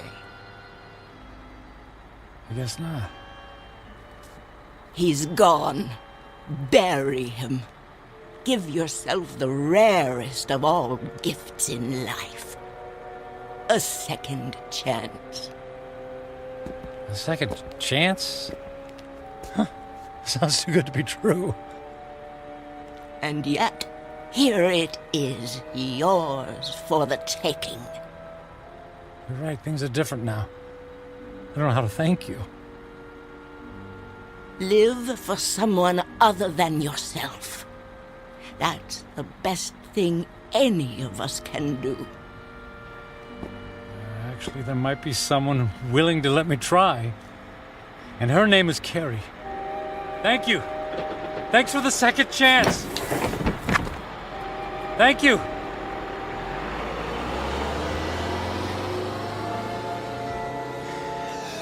Thank you. Thank you so much.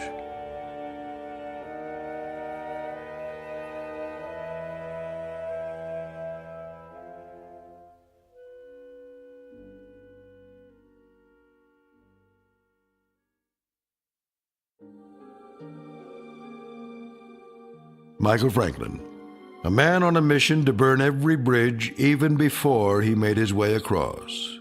Stung by the terrible knowledge of his impending demise, his journey toward redemption faced a detour of intoxication and self-indulgence. As he now knows, such things are not the stuff of satisfaction, only empty calories and heartache. Ironic, then, that a man who placed such a premium on personal wealth could only feel full upon losing everything. A stark, lonely truth, but an eternal one. Upon such truths are built second chances here in the Twilight Zone.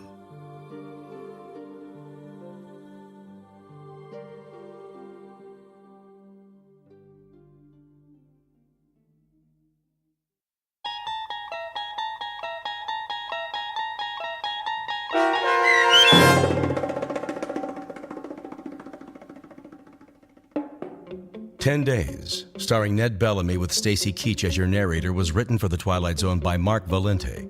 Heard in the cast were Linda Reiter, David Darlow, Ernest Perry Jr., Roger Mueller, Tony Makis, Saskia Bellori, Joby Cerny, Elizabeth Lido, Martin A. Strope, C.J. Amari, Molly Glynn, and David Pasquesi.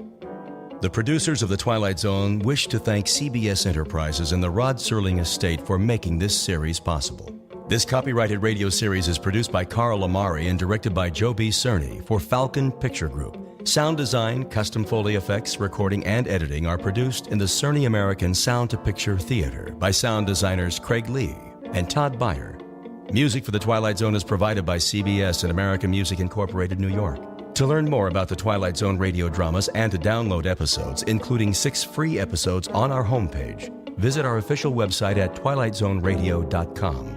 Doug James speaking.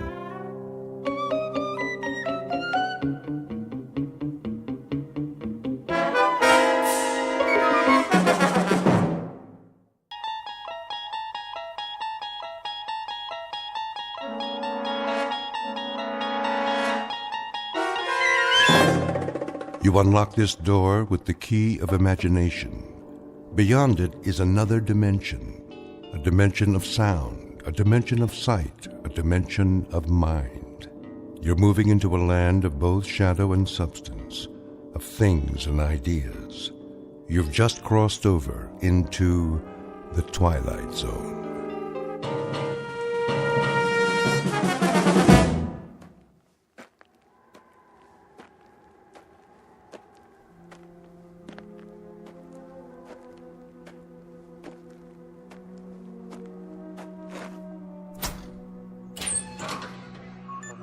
Hank?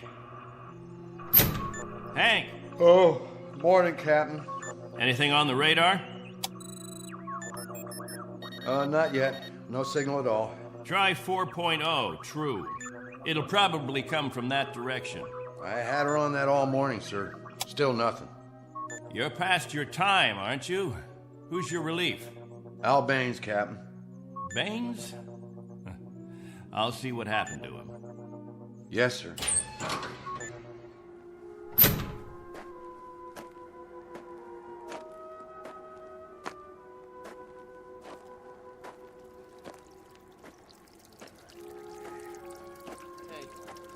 Morning, all. Anything yet? Afraid not. They lost, you figure? There's no telling. Okay if we fill our containers now? Go ahead, as long as the water supply holds out. Be a while till the next batch is ready. Julie, where's your husband? He was sleeping, Captain. Get him, Julie. Is something wrong? There's something wrong. Yes, sir. How does it taste today, Henry? Same as always, hot, flat, and unforgettable. But wet. Suffer it a little bit more. 6 months from now, you'll be drinking chocolate ice cream sodas.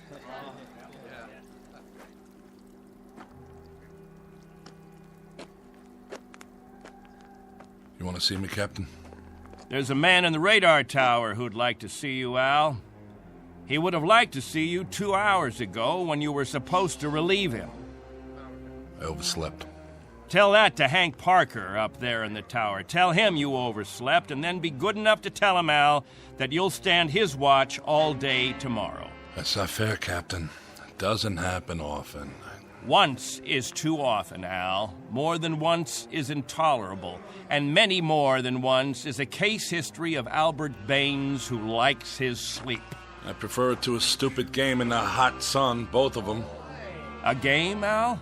What are we listening for? 30 years of 2 shifts a day. What have we ever heard? Wind noise. And what have we ever picked up on the radar screen? Dust particles? But anything to make you happy, Captain. You listen to me. There's a ship on its way, and when it reaches this atmosphere, it may want to be vectored in. They may want landing instructions, wind direction, ground temperature. And if Al Baines is in the sack, we may spend the rest of our lives here. Is that what makes you happy, Al? How do we know there's a ship out there, Captain? A lot of garbled static 2 months ago that you told us was a message, and then nothing.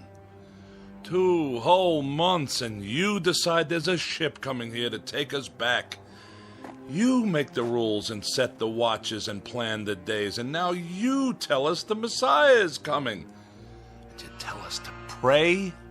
The difference between you and me, Captain Benteen, is that I do my dreaming when I'm asleep. You do yours on your feet. There's a ship coming, Al. All of us believe it. Because he tells you to. And we believe him. Whatever Captain Benteen says, that's what will happen. Sure you believe him. He tells you this is the best of all possible worlds, and by God, you break into song. You're sweating your lives away on this rock, but the captain says it's paradise, and we have to clap our hands. Rule by hypnosis. Al, there's a ship coming. This happens to be a fact. There's a ship coming. Believe it.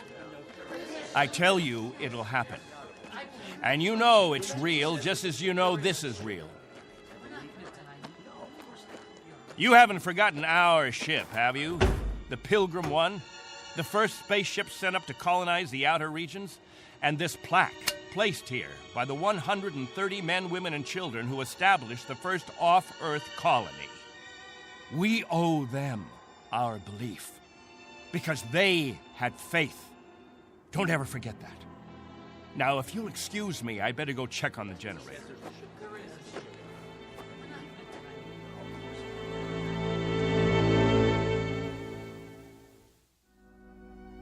This is William Benteen, who officiates on a small outpost in space. An outpost slowly disintegrating under the heat of 2 suns, with the holes, the cracks, the fissures that are the residue of despair. He tries to fill them with faith and to retain a faith of his own. This is a remnant society, a handful of people who left the earth looking for a millennium, a place without war, without jeopardy, without fear. What they found was a lonely, barren place whose only industry was survival, And this is what they have done for decades: survive. Until the memory of the Earth, they came from what has become an indistinct and shadowed recollection of another time and another place. 2 months ago, a signal from Earth announced that a ship would be coming to pick them up and take them home. In just a moment, we'll hear more of that ship, more of that home, and what it takes out of mind and body to reach it. Because this outpost is located in the far reaches of the Twilight Zone.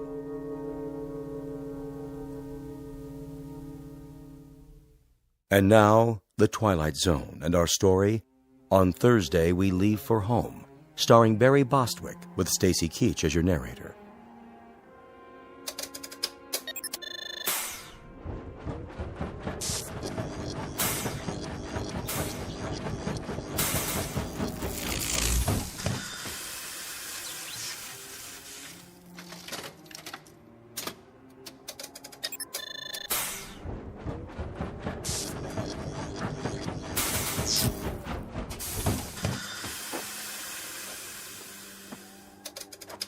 Can't keep the generator running, sir. No wonder. Look at these wires. They're rotten. That's all we got, Captain. No backup? This is it. Any insulation? That's all gone, too. We used it on the converter belts. Well, we have to get the current running somehow. If that refrigeration unit stays off, the temperature in the underground rooms will go up 50 degrees. Well, we could stop the saltwater converter for a day or so, switch the parts. Then we'll have to do that. Tell the people to fill up all the jugs they have. We'll be shutting off the water in 6 hours. Yes, sir. Captain, what about the ship? It's on the way. We know that much. Then everything will be different. When we get back, the things that are old and worn out, we'll throw them away. Just throw them away. Captain Benteen. What? The main square. Come quick.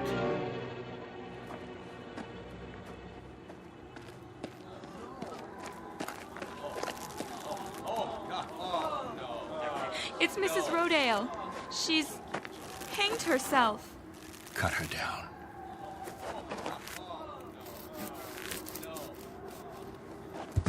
Oh! Mommy, what happened?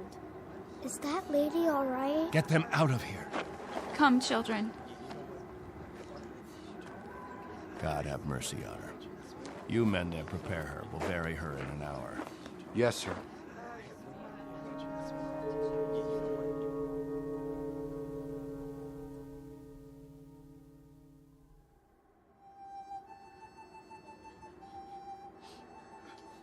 We now consign to this planet the remains of Mary Rodale.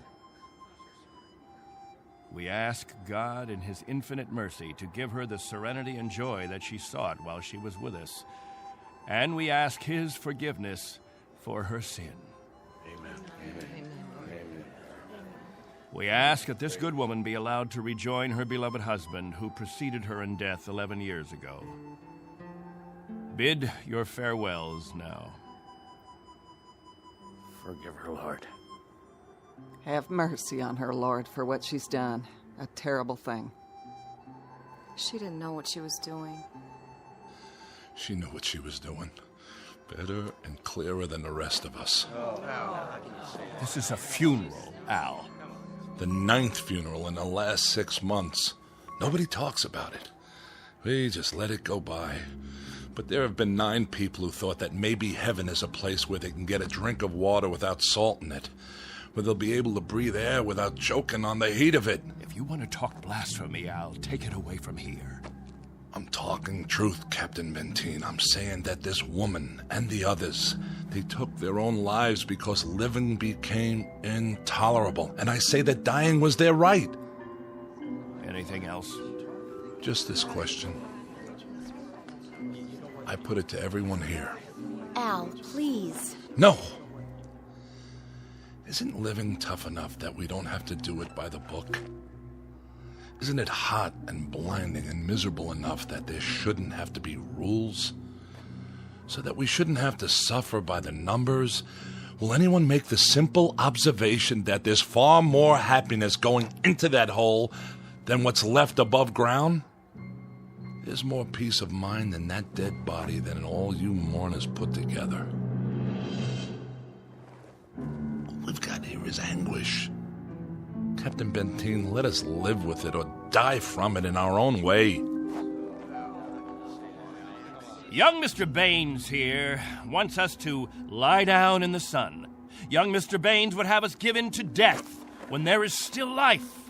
He would end all the rules. He'd throw away the regulations.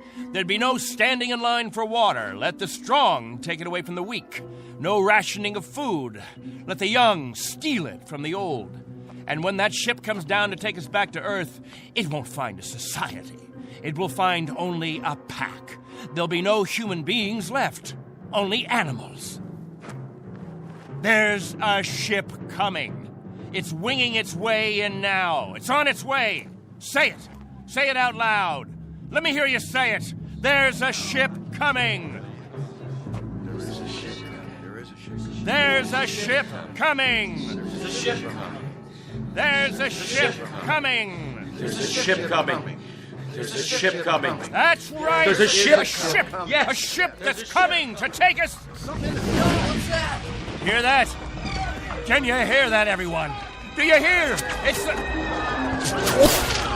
Meteor storm! It's a meteor storm! Find shelter. Get inside.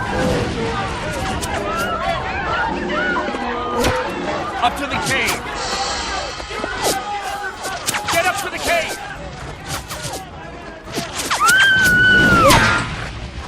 Julie! It's Julie. She's bleeding. Quickly, we have to move. I can't. Something hit my arm. I think it's broken. Stand aside, I'll carry it.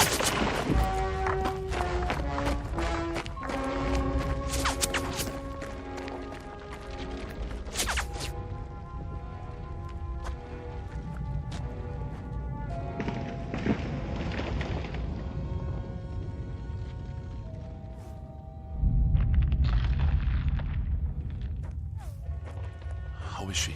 It's just a cut to the forehead, not very deep. But keep this bandage on it. Julie? Julie, honey? Can you hear me? Al? Don't let her move just yet. She may have a concussion. How's your arm? It's not broken. Must have been a rock that hit it. Captain, thank you. For a little first aid. No thanks necessary. I deliver babies, too. You might want to keep that in mind. Now, I'd better go see to the others.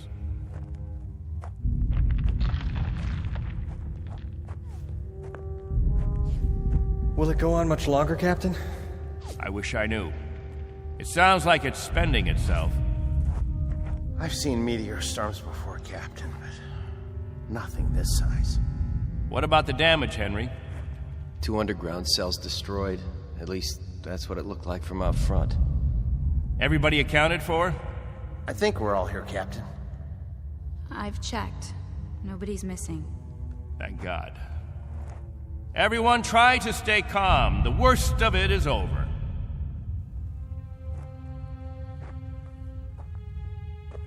Jojo? Yeah, Captain? You're not scared, are you? Well, kinda. Now, we can't have that. Mind if I sit for a minute? We'll talk, you and me. Captain, tell me about the Earth. Would you, Captain? Tell us what you remember. Yes, do. Well, all right, I guess I can do that. We'd like to hear. You, over there, is that you, Fran? Yes, Captain. And you, Buck. Yes, sir.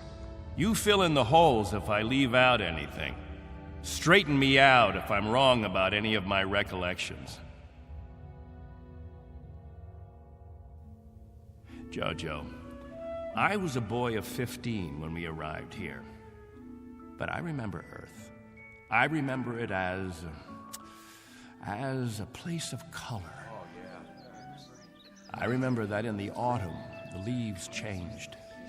They turned different colors, red, gold, orange.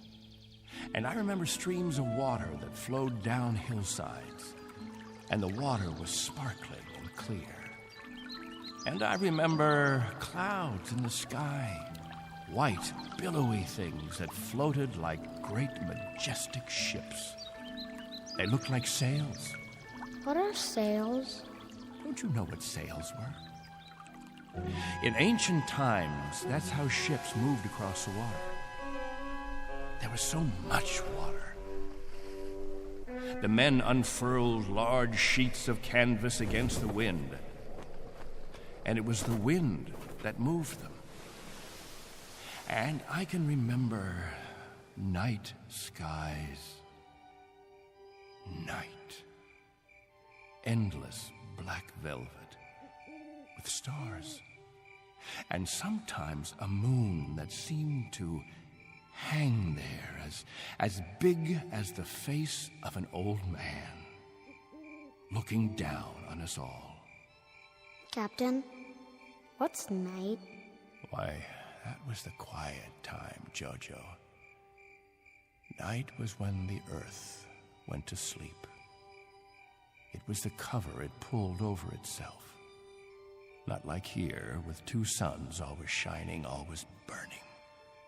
It was a darkness that felt like a cool hand brushing over tired eyes. And there was snow on winter nights, gossamer things that drifted down and turned the earth all white. And we could build snowmen the next morning and see our breath in the air. And it was good then. It was right. So, why did you leave there? Oh, we thought we could find another Earth, Jojo. Then we found this. We thought we could escape war. We thought we could build an even better place. And it took us 20 years to find out that we had left our home 1 billion miles away, only to be stranded, like visitors, transients, that no roots could take hold in this ground. But it was too late. So we spend the next 30 years watching a clock and a calendar and waiting. But we can't wait any longer. Not a day, not an hour. We have to get back home. There's no more time. I'll go outside and survey the damage.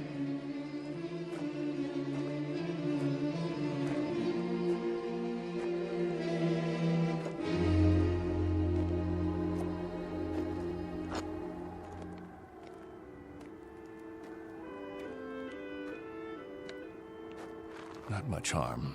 Radar tower's still standing.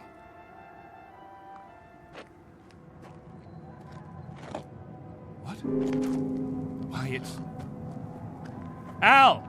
Al Baines, do you hear that noise? All of you, come out here. Do you hear it? What is that?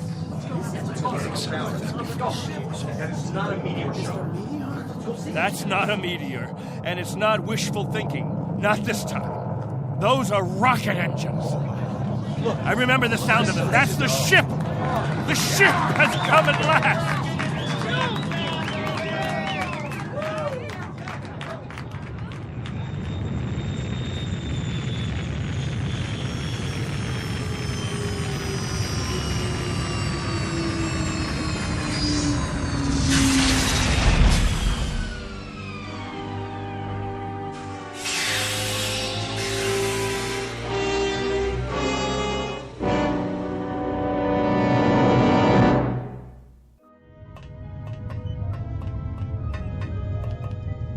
Wow, what a ship. How fast can it go? Oh, pretty fast. Watch your step. Looks like you got plenty of room for everybody. Do you have any water? Clean water? We have enough. Oh, doesn't that sound wonderful? Delicious. Careful. I better talk to your leader. You have one, don't you? Sure do. Captain Benteen. I don't see... He's standing over there. Hey, Captain, come see the ship. Mr. Benteen? I'm Benteen. Colonel Sloan. I command the Galaxy 6. Our orders are to transport you all back to Earth. Colonel, what took you so long? 6.5 months, Mr. Benteen.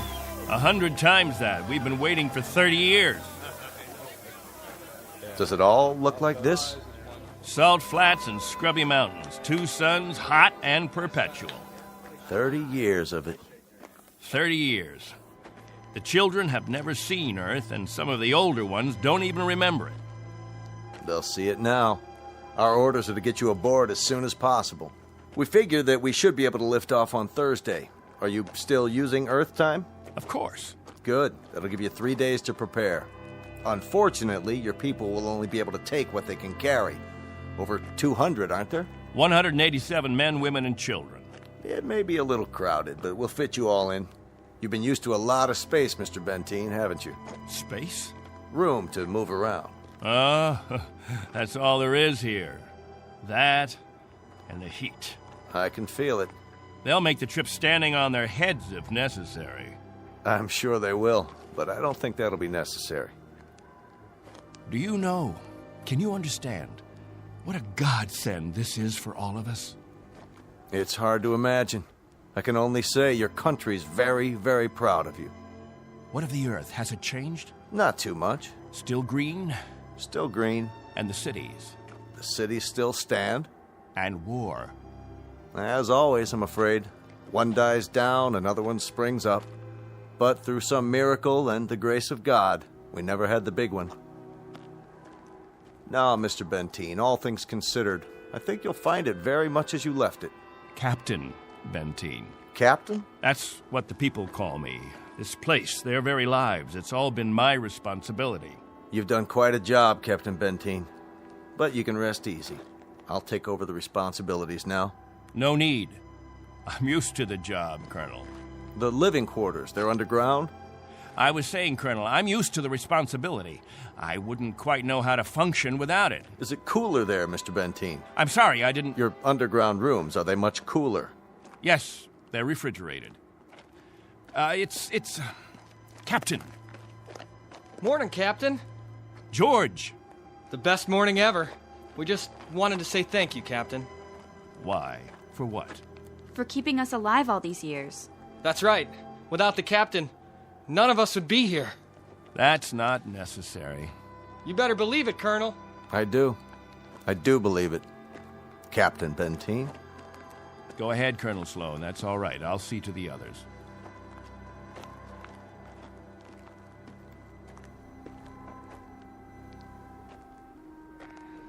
You know, I don't need this. I'm not gonna take this.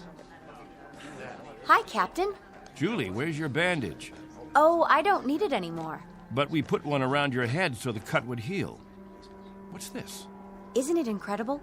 It's called a medicinal patch. You wear it for 24 hours. It accelerates the growth of new skin. Look at her forehead, Captain. You can hardly see the scratch. Better put the sling back on your arm, Al. I don't need a sling. Just this metal band. It's magnesium. Colonel Sloan said my arm would be perfect by the end of the week. Well, I seem to have had my practice taken away from me. But while we're here, I'd use that sling. I'll bet I've fixed about 500 broken wings in my time, and the only way to be sure it heals properly is to keep the limb immobile. Where's Colonel Sloan? I want to ask him what to pack.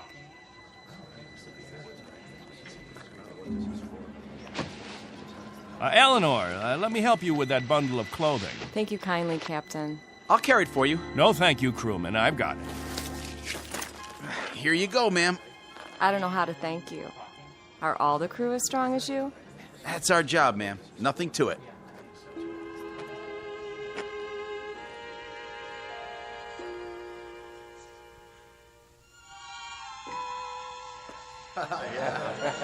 Hello there, Captain. Well, I'm so excited. How much longer?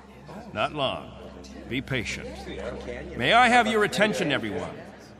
Good question. Quiet, please. What is it, Captain? As all of you know, we have less than 36 hours before we depart. And as I told you earlier, there is a maximum allowance of 14 pounds per person. Soon we'll begin weighing your belongings, and if we're over the limit, I'll make up a list of necessary items. I hope I'm not intruding, Captain. I was just telling them about the weight requirements. We'll handle all that tomorrow.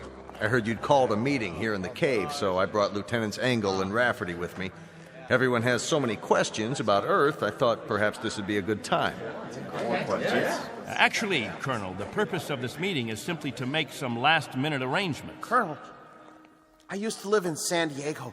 Is California still the same? Sunny and warm most of the time, but not this warm. Los Angeles has become the biggest city in the world. These kinds of questions, we could just as well handle them when... Colonel Sloan? Are there still major leagues? My dad used to tell me about baseball and the World Series. The leagues are just as before, American and national. What about the Dodgers? They came in 10th last season. I'm told they need pitchers pretty desperately. I'll tell you what, when we're finished here, we'll improvise a ball and bat and have ourselves a game. How's that sound? Yeah, that'd be great. Let's do it.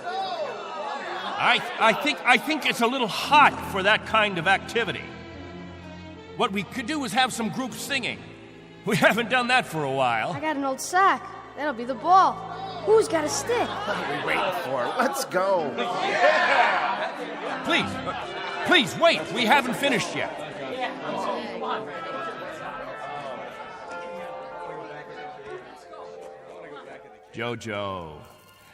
Jojo, I haven't told you a story in a long time. How would you like to hear a story about... What have you got there? This is what they call candy. One of the spacemen gave it to me. It tastes... Sweet, Jojo. It tastes sweet.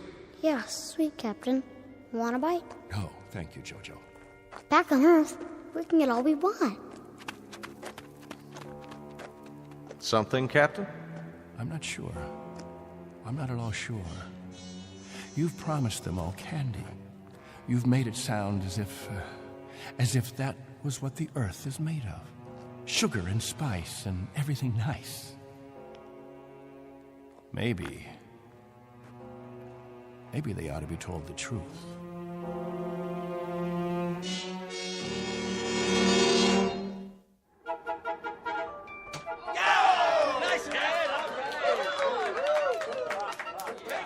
The universal language.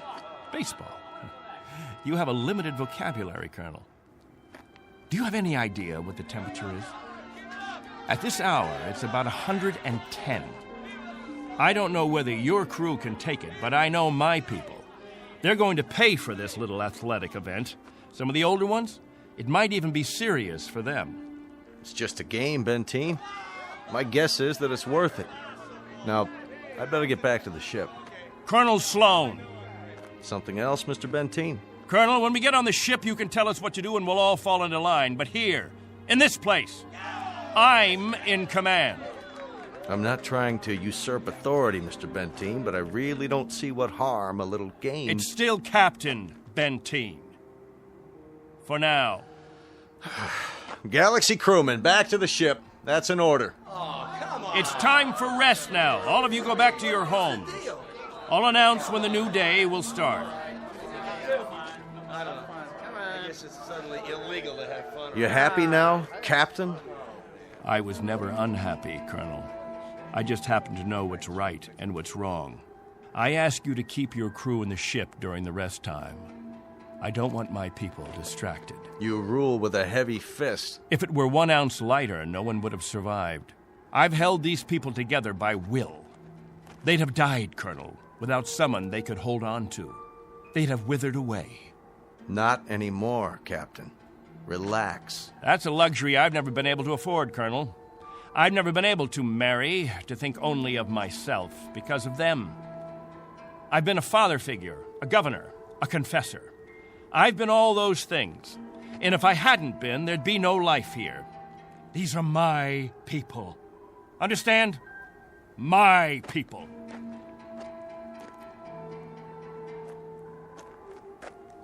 What's with him, Colonel? I'll bear with him a little bit longer, fellas. He's really quite a man.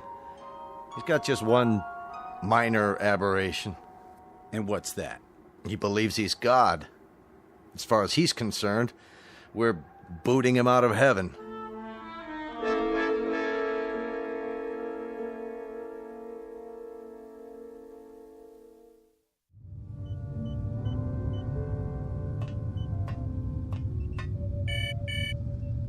Yes? Mr. Captain Benteen is here, sir. Show him in. Very well, sir. Come in, Captain. Sorry my quarters are a bit cramped. Please, sit down. Colonel Sloan, this is a list of all passengers with their approximate weight and the weight of their belongings after each name. The scale we have is pretty beat up. My guess is that it underweighs by about 4 or 5 pounds. Fine. All I wanted was an approximation. We'll weigh them in on our own equipment before blast off. This is Wednesday, 12 midnight? I keep getting confused with the constant light. When do the people get up? About 2 Earth time. The hours from 7 until 1:45 are the hottest. That's when we try to stay indoors. Then we have our meetings at the cave about 2 hours afterwards. We've had to improvise our own schedule. You've improvised very well, Captain. I looked at the saltwater converter, your electro plant, the sun shields you put up over the crops. Very inventive. Necessity hasn't been the mother of invention here. It's been the father and the whole family. Well, you'll be able to give way to progress now. Though I wonder if all of it'll be to your liking. The way you'll be lionized when you get back to Earth. You're referred to in the press as the Lost Pioneers.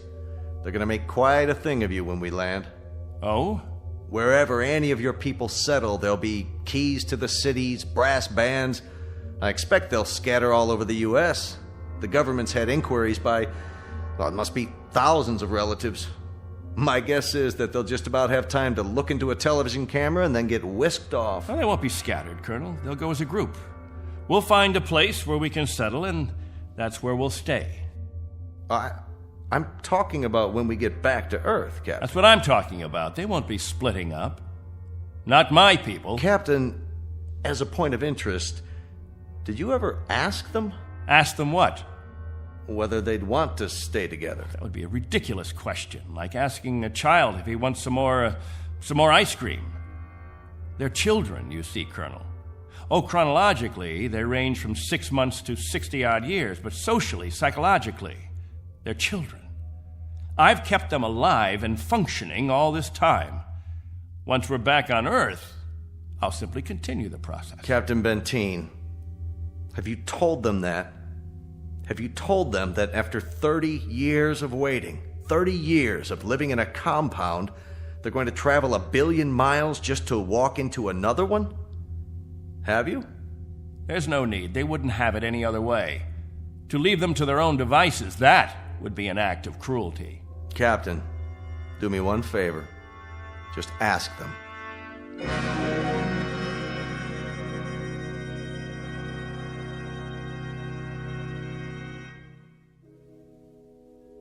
Naturally, we won't have to concern ourselves with the colder climates, the northeastern states, the upper regions of the Great Plains. We'll find an area much farther to the south, perhaps Florida or Texas. Southern California has a temperate climate. Captain, you better tell us about frostbite treatment, because I'm moving to Wisconsin. That's where my family settled originally. What about Oregon, Captain? That's where Joan and I plan to settle. I've heard about the forest there. New York. Please, wait a minute. You don't understand. Let me make this clear. All of you will have a chance to meet your relatives. I see no reason why visits can't be arranged, perhaps even for a week or more. But naturally, we'll remain together as a community in whatever land grant we obtain from the government, or whatever given area we can arrange. I can assure you of one thing, and I hope put all your fears to rest. I'll remain as your guide, your consultant. And I guarantee that no one will lack for my help or my advice. Captain? Julie and I were thinking of farming. Why, that's a fine idea, Al. We'll farm just as we have farmed, but much more easily. The rainfall back on Earth is so plentiful. And as I told you, there's only one sun, so you won't have to shield the crops. Of course we'll farm. Certainly, we'll farm. Julie's got relatives in the state of Washington. You couldn't take the cold. None of you could. But I guarantee that wherever we settle, the farming will be good. I'll see to that. What's the matter? Don't you understand? We don't plan to stay together. You don't understand, Al. You've never understood much of anything. If we split up, I seriously doubt that we'd survive. Al, explain it to him. Go on. We'll survive, Captain. If anyone wants to stay together, that'll be their right. But if they want to go their own way, that'll be their right too. Am I wrong, Colonel? You're not wrong. We're to take you back as a group. Once on Earth, you can do as you please. Colonel, let us settle our differences in our own way. There are no differences, Captain. There are differences. There are. Changes that have taken place on Earth. Things we aren't prepared for. Oh, the Colonel has made it sound like a big holiday. The good life just plucked off a tree. Well, friends, I don't want any of you disillusioned. Wherever men live, they grub, they scrabble. They have to dig to stay alive. It's a fact. But together, that's the word, together. We've got to stay together. Think of that word now. Let's say it out loud. Everybody, now. Together. Together. Together. Together. Together. Looks like the congregation isn't with you anymore, Captain. What's the matter with all of you people? Wait.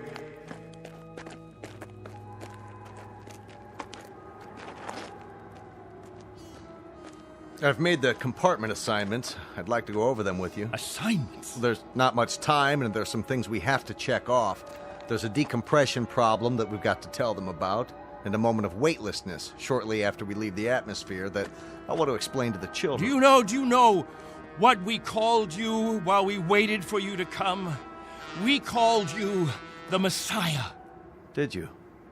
You were supposed to bring freedom, but that's not what you brought. You brought selfishness, dissatisfaction, divisiveness.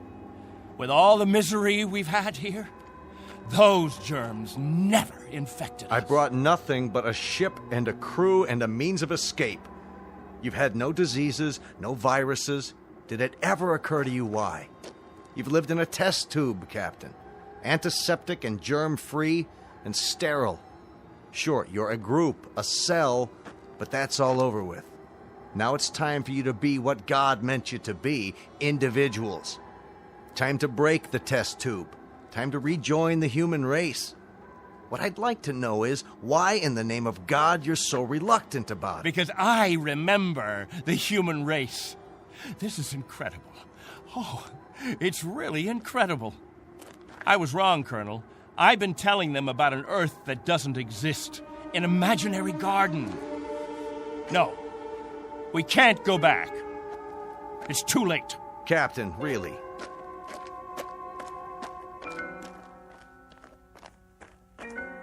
Everybody, gather around. I've got something to tell you. Listen to me, all of you. I want to tell you all. Listen to me, all of you. I want to tell you about the real Earth. Captain, are you all right? Let's talk about the diseases. What? The viruses, the cancers, the floods and the freezing, the wetness and the cold. And there are other miseries, worse than anything we've experienced. Hatred, jealousy, violence. Listen to me. It's an Earth we don't know. We can't leave here. We'd be committing suicide. We'd die of things we've never been exposed to before. We'd die of the loneliness that animals get in a zoo because we don't belong. We don't belong to his kind. Do you understand me? We don't belong there. Captain Benteen, why don't you let your children vote on it? Only if they know what's waiting for them. Only if they understand that Earth isn't any garden. It's never been, and it never will be. That's fair enough. I'll tell you what Earth is. The same as it's always been. It's a race struggling to survive, just as you have survived. Captain Benteen is right when he tells you that it isn't all a place of beauty. There may still be wars and prejudice and strife. I suppose there will always be jealous men and angry men and unforgiving men. But it has one thing you don't have. Every man is his own master. There won't be anyone telling you when to eat and when to sleep and when to meet, what to sing and how to play. Instead of heat, you may feel cold, and instead of thirst, you may feel hunger. But you'll be men and women. You won't be sheep. You won't be a kindergarten. And when you pray to God, his name won't be Benteen.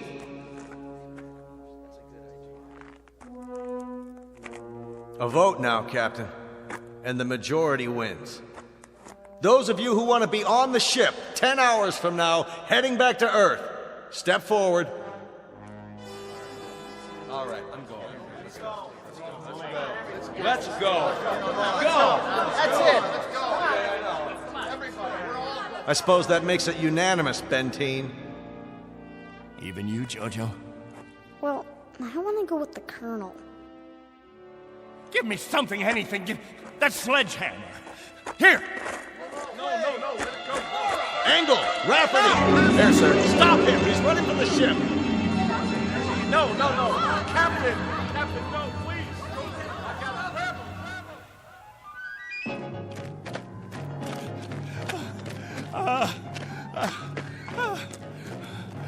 him. We'll see how far you get. Without a tail fin. Put it down!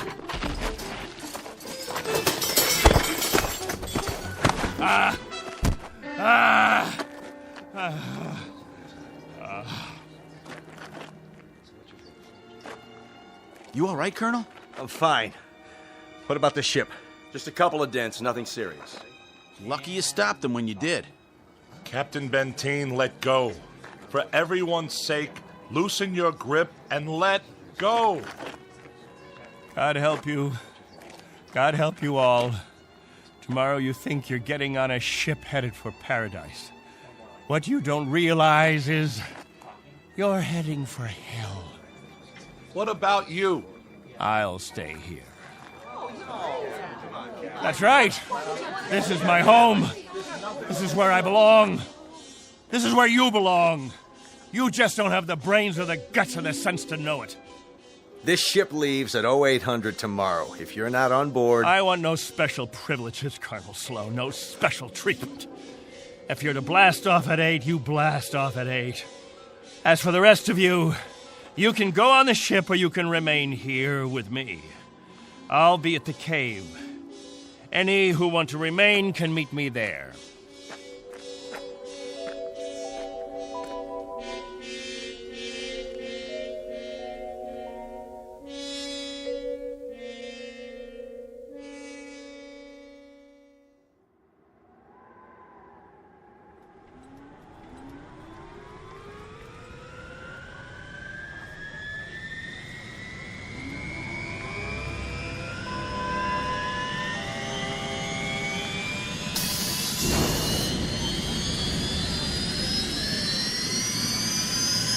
That's it, folks. The rocket's fired up. Everybody on board, single file. What about the captain? I'll give it one last try. Lieutenant Engel, see to the passengers. I'll be right back. Yes, sir. Where are you going, sir? To the cave.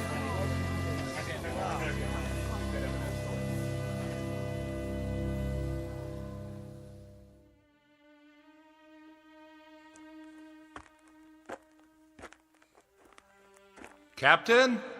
Benteen? Benteen, we know you're in here. Please, let us talk to you. He's not going to show himself, Colonel. We're leaving now. We have to blast off in 5 minutes. If we don't, we'll have lost our orbital position. Benteen, it has to be now. Captain, please, come out. Remember this. If we leave without you, there'll be no other ships. This is where you'll live the rest of your life. And this is where you'll die. All right, Benteen. As you prefer. Let's go, Baines. Goodbye, Captain.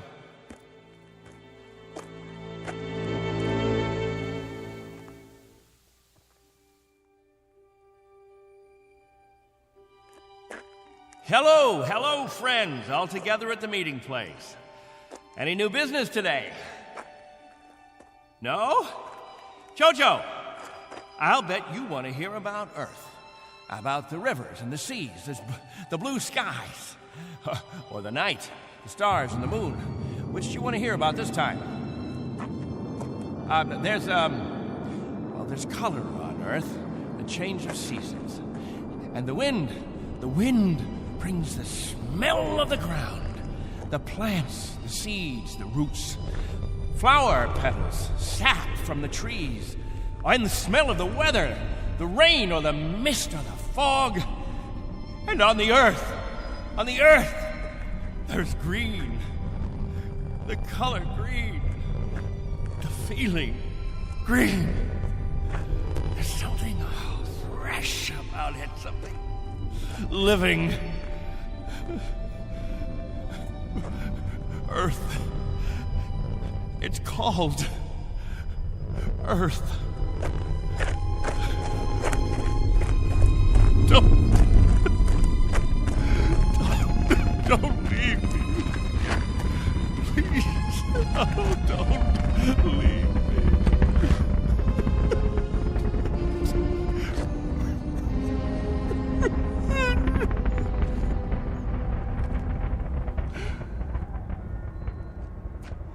No! Don't leave me behind! Don't leave me.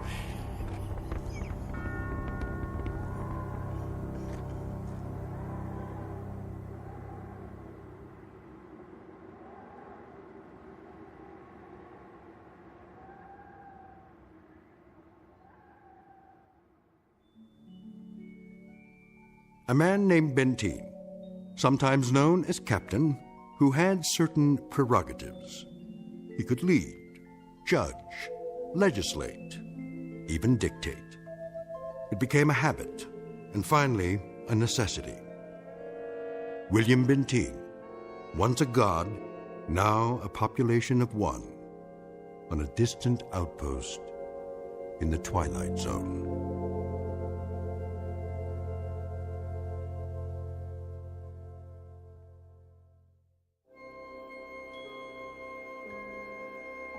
Hi, this is Carl Amari, producer of the Twilight Zone radio dramas. I'd like to take a moment to tell you about our official website at twilightzoneradio.com, where you'll get the latest news and information on these Twilight Zone radio dramas. Plus, at twilightzoneradio.com, you can digitally download 3 free episodes or any of our episodes for only $1.95 each. In this age of ever-changing technology, we've decided to make these episodes instantly available to you by making the Twilight Zone radio dramas a digital download-only series. This means that this series will no longer be offered on CD. The CD collections at our website are now being offered while supplies last at buy one, get one free. So be sure to get your favorites before they're sold out. Be sure to visit us often, and I'll see you in the zone.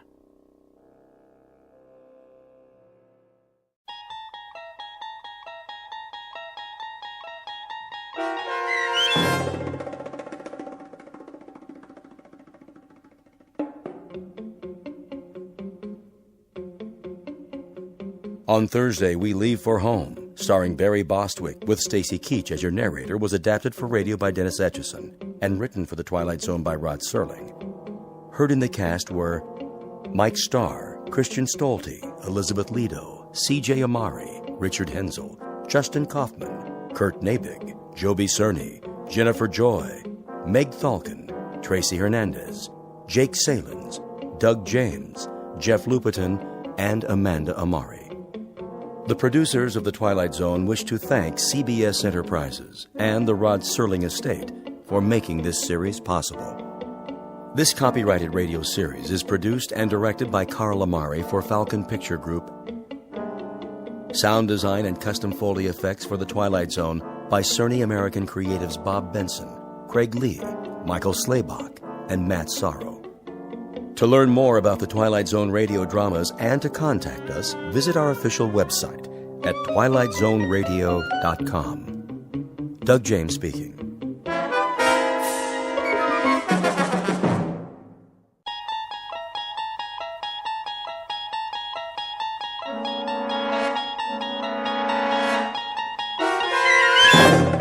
You're traveling through another dimension. A dimension not only of sight and sound, but of mind. A journey into a wondrous land whose boundaries are that of imagination. Your next stop, the Twilight Zone.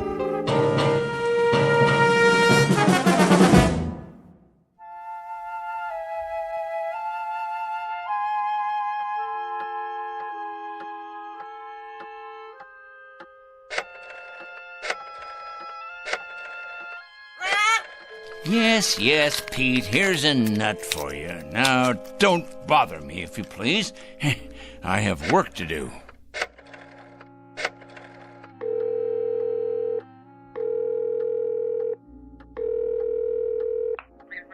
I'd like to speak to Mr. O'Connor, please. That's right. I'd rather not say. It's rather personal. That's it, Pete. Stay on your perch like a good bird. It's a boy. Is this Mr. O'Connor? Mr. O'Connor, I'll get right to the point.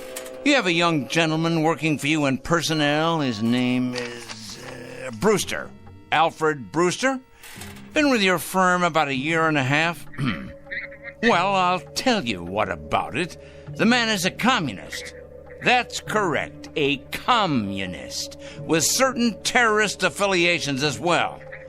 Never mind who this is. Let's just say a concerned citizen, all right?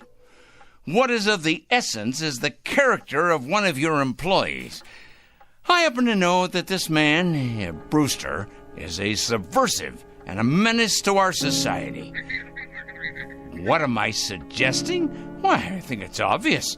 I'm suggesting he should be discharged immediately, given his walking papers and shown the door.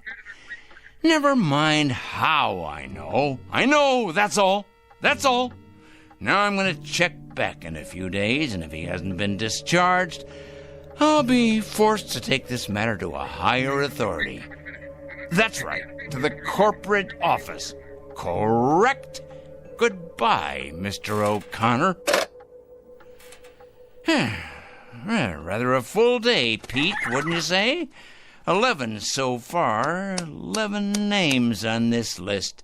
I better sharpen my pencil. And scratch off one more. Of course, it's questionable what concrete results we can expect, but at least the seeds have been planted. Oh, yes. The opening guns fired. The first salvo, so to speak.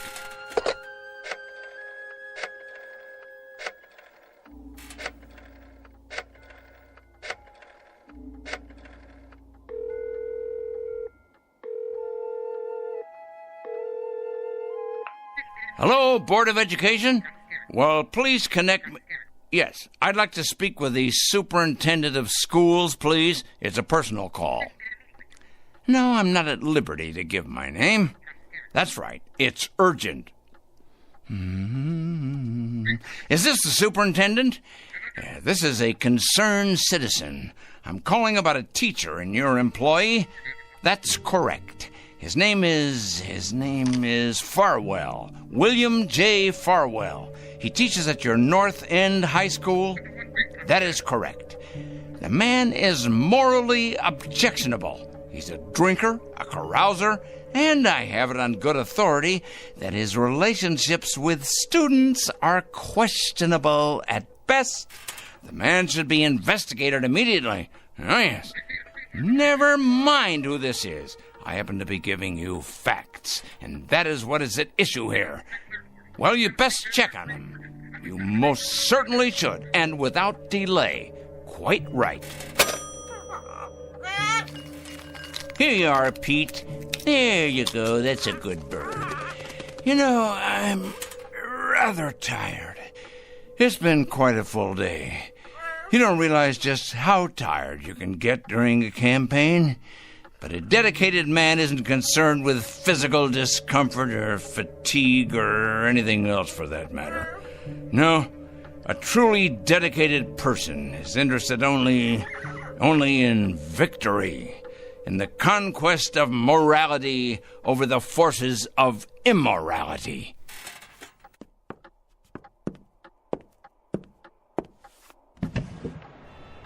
Hey, look at them out there, the dregs, carrion, leeches sucking us dry. Oh, yes, carrying evil around with them like infectious germs.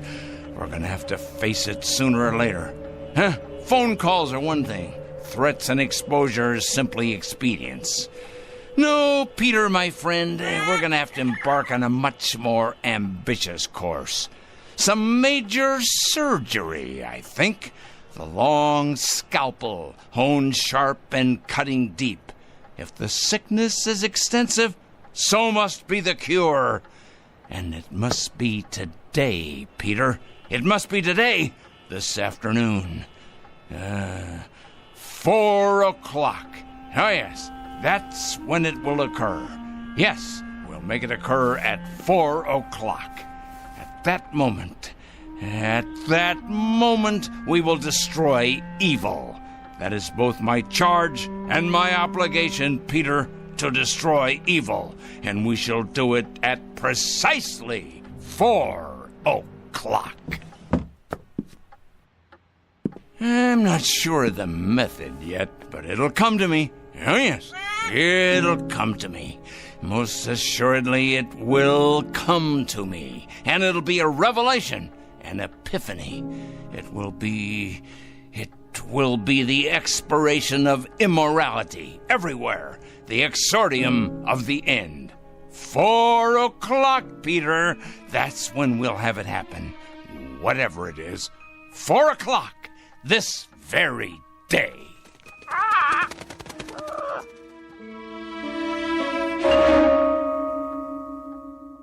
This is Mr. Oliver Krangle, a dealer in petulance and poison, a self-appointed, self-designated, self-ordained vigilante, whose jaundiced eyes peer out at an unholy world and find it undeserving of anything but judgment and punishment. And Mr. Oliver Krangle is both the judge and the executioner. He has rather arbitrarily chosen 4 p.m. as his personal Gotterdammerung. We are about to watch the metamorphosis of a twisted little fanatic poisoned by the gangrene of prejudice to the status of an avenging angel, upright and omniscient, dedicated and fearsome. Whatever your clocks say, it's almost 4 o'clock. And wherever you may think you are, at this moment you happen to be in the Twilight Zone. And now, The Twilight Zone and our story, 4 o'clock, starring Stan Freberg with Stacy Keach as your narrator.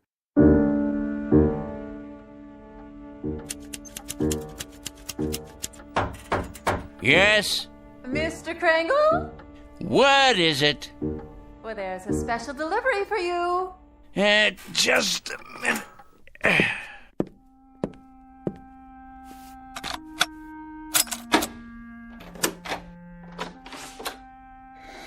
Here you go. A whole lot of stuff, 8 or 10 envelopes at least. Thank you, Mrs. Williams. Something else, was there? Something... Oh, no, nothing else. Then in that case, why do you stand there trying to read the contents of these envelopes as if you were an X-ray machine? Me? Read your mail? Oh, I can assure you, Mr. Krangle, I have many more things to do than trying to read my tenant's mail. Your mail in particular. I feel reassured. You sure get enough of it. Somebody'd think you were running some sort of mail order business or something. Just look at that desk of yours. So much mail and papers and I don't know what all. What is your business, Mr. Krangle? What I do is none of your concern. I pay my rent on time, and I keep to myself. A respect for privacy you should learn, Mrs. Williams. Well, I never. You never? That's good to know. Now, have you any more comments to air? Because if not, I would greatly appreciate your leaving me alone. I have a great deal of work to do. I believe that. The question is, what kind of work? You should believe it. You may thank me one day, Mrs. Williams. Oh, yeah. You and everyone else. Assuming you're still around, and assuming you retain the capacity to feel appreciation. What's that supposed to mean? Assuming I'll be around. Are you threatening me or something, Mr. Krangle? Threatening you, Mrs. Williams? I don't threaten people, my dear lady. I compile files on them. I compile them, and I analyze them, and I investigate them, and then I categorize them, and I judge them. Oh, yes. If they're impure, they must be punished. If, on the other hand, they're simply misled or naive or unsophisticated, I point them to the right way. I lead them by the hand, Mrs. Williams. I show them the proper course, the path to redemption. Is that... what I mean is that what you do? For a living? Indeed. In short, I check evil, Mrs. Williams, and I eradicate it, inoculate it, wipe it clean, and sponge it away. And you know where these evil people are? I most certainly do, Mrs. Williams. Can you give me an example?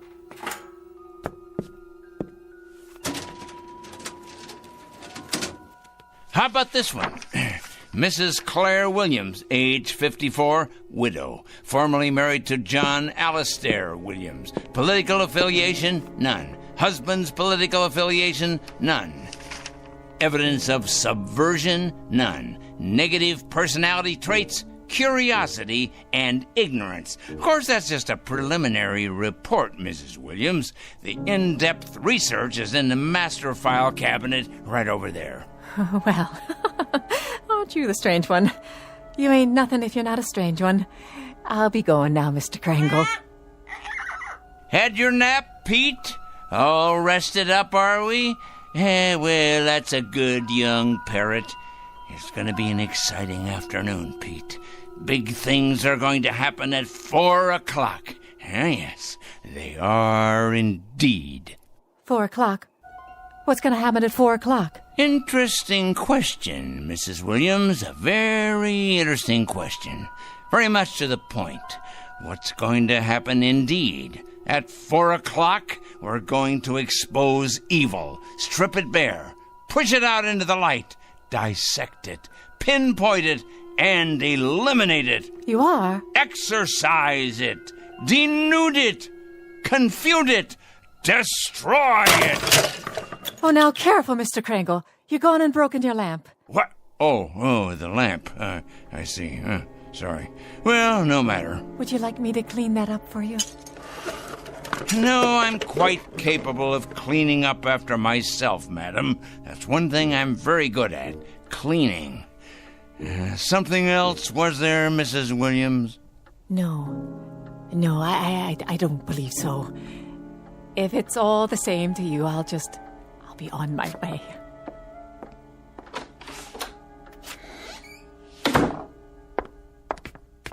Saints preserve us. Excuse me. Oh, yes. I'm looking for a Mr. Krangle. I can't imagine why.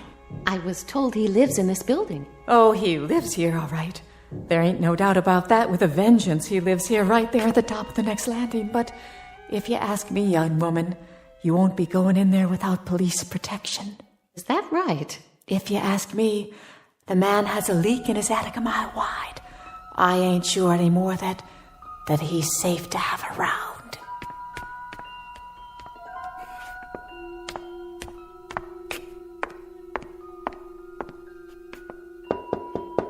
Mr. Krangle? Mr. Krangle? Well? My name's... Who else is with you? Why, no one. Are you sure? Yes, quite sure. My name is Lucas. I wonder if I could speak with you for a moment. Lucas. Ah, yes, Lucas. Of Kurt J., age 27, intern, East Side Hospital. That's my husband. Is he indeed? Well now. Your husband, you say? Come in, please. Come.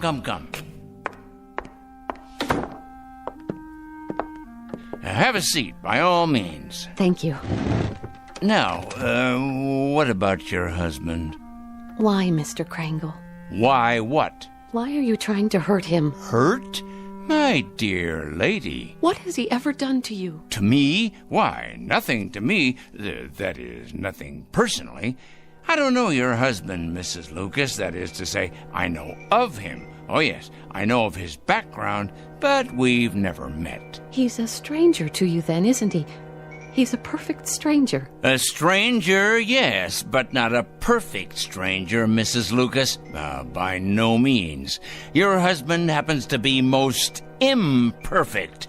And when you perceive, quite correctly, that he's done nothing to me, at least not directly, I hasten to enlighten you. He nonetheless happens to have done a great deal against society. In what way? Ho, don't play dumb with me. Don't give me any of that naive stuff.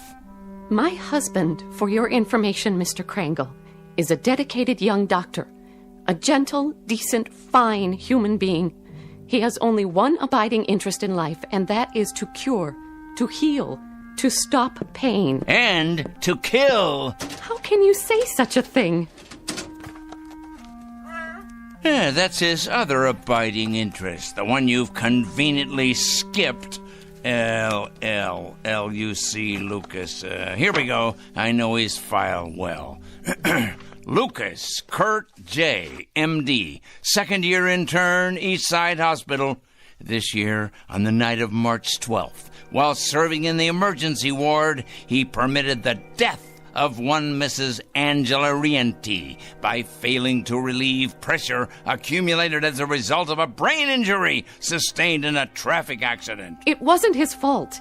It was too late. That's his only crime.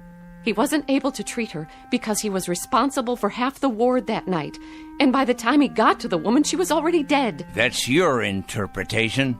It's not an interpretation. It's a fact. It's exactly the way it happened. By the time he got to her, by the time she was put into his care, she'd already died. He should have gotten to her earlier. How could he? Do you know how many lives he saved that night? How many people he saves every day, every week? He did nothing to her. That's about the size of it, Mrs. Lucas. Miserable dereliction of duty, resulting in the untimely death of a woman who by rights should be alive today. These facts came to my attention, and I simply called them to the attention of the hospital supervisor, an institution, by the way, which I help to support through taxes. By what right? I must ask you, Mr. Krangle, excuse me, but by what right do you presume to pass judgment on my husband? You're not even a medical man. Why, you weren't even there that night. You don't know anything about it. And yet you write your letters to the hospital, dozens of nasty letters accusing my husband of being a murderer. Why, you wretched, small-minded... Enough, Mrs. Lucas. That will be quite enough. I've suffered your presence here, but I'm not required to tolerate your abusiveness, although I don't wonder you're the type of woman you are. Oh, and what type is that? You're obviously greatly attracted to your husband, and there's no secret that birds of a feather, well, you know the rest. I think I catch your implication, Mr. Krangle, and you're over the line. Way over the line. You're as cracked as that lamp of yours.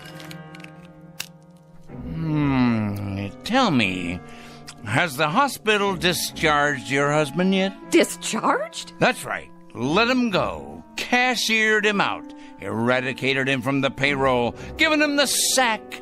I've been expecting it momentarily. They have not, Mr. Krangle. They have done no such thing.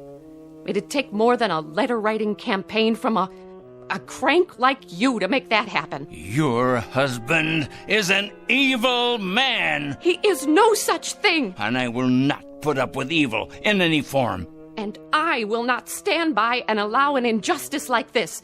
Of all the presumptuous, wrong-headed... I'm sorry, Mrs. Lucas. I haven't any more time. Why, look at the hour. It's 3 o'clock already. I got things to do. Many more important things to do, thank you. Today's mail, for instance. You'd probably be interested in these. They're cases not unlike your husband's. Communists, subversives, thieves, harlots, but all made out of the same metal. Evil, Mrs. Lucas. All of them evil. And I will not countenance evil. I am absolutely incapable of countenancing it. You're probably unaware of it, Mr. Krangle, but my husband is a very sensitive man. Oh, please, spare me. Your letters have had an effect on him, if on no one else so far. The people at the hospital tell him to ignore the letters, forget about them, but they're tearing him up inside. They're killing him. His confidence in himself, his ability to concentrate and work. You see, he's like a lot of doctors, Mr. Krangle. He cares. He cares very deeply. So, you see, you really have been quite successful after all. I imagine you've been equally successful with other people, too. Mm-hmm. There's too much sanity still left out there for you to have succeeded in having them all fired. Mm-hmm. But you must be hurting them. Those men and women, hurting them desperately, as you've hurt my husband. So you've really accomplished a great deal. Yep.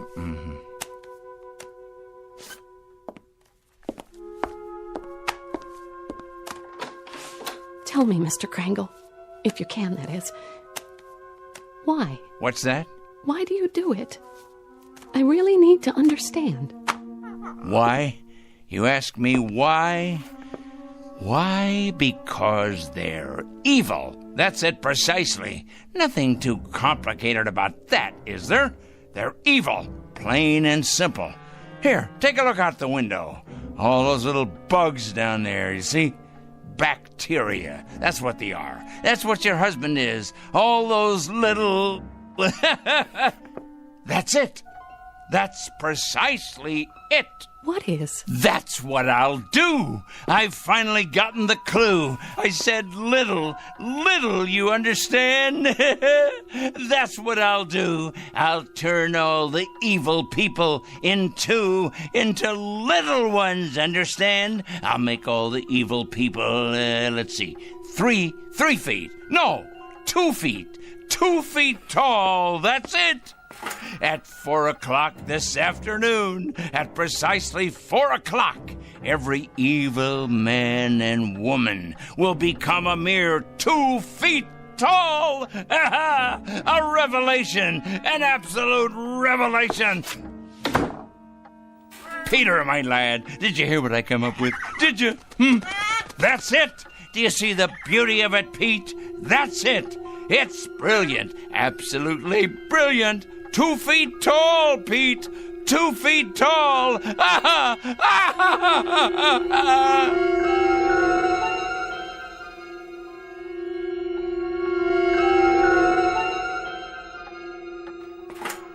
At 4 o'clock this afternoon, I'm going to turn all the evil people, the wicked, morally stunted troublemakers everywhere, into tiny little freaks for all the world to see. I'll make them all 2 feet tall.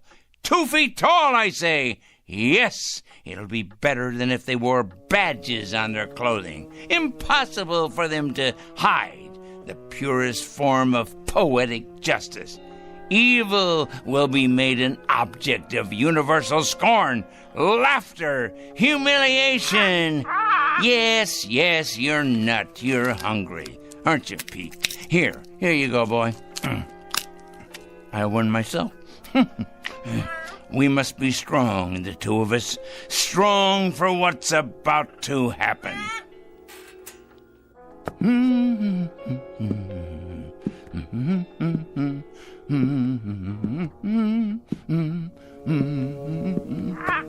That's right, Petey. 10 minutes past 3. It won't be long now. Yes, a peanut. Here you are. That's a good, strong boy.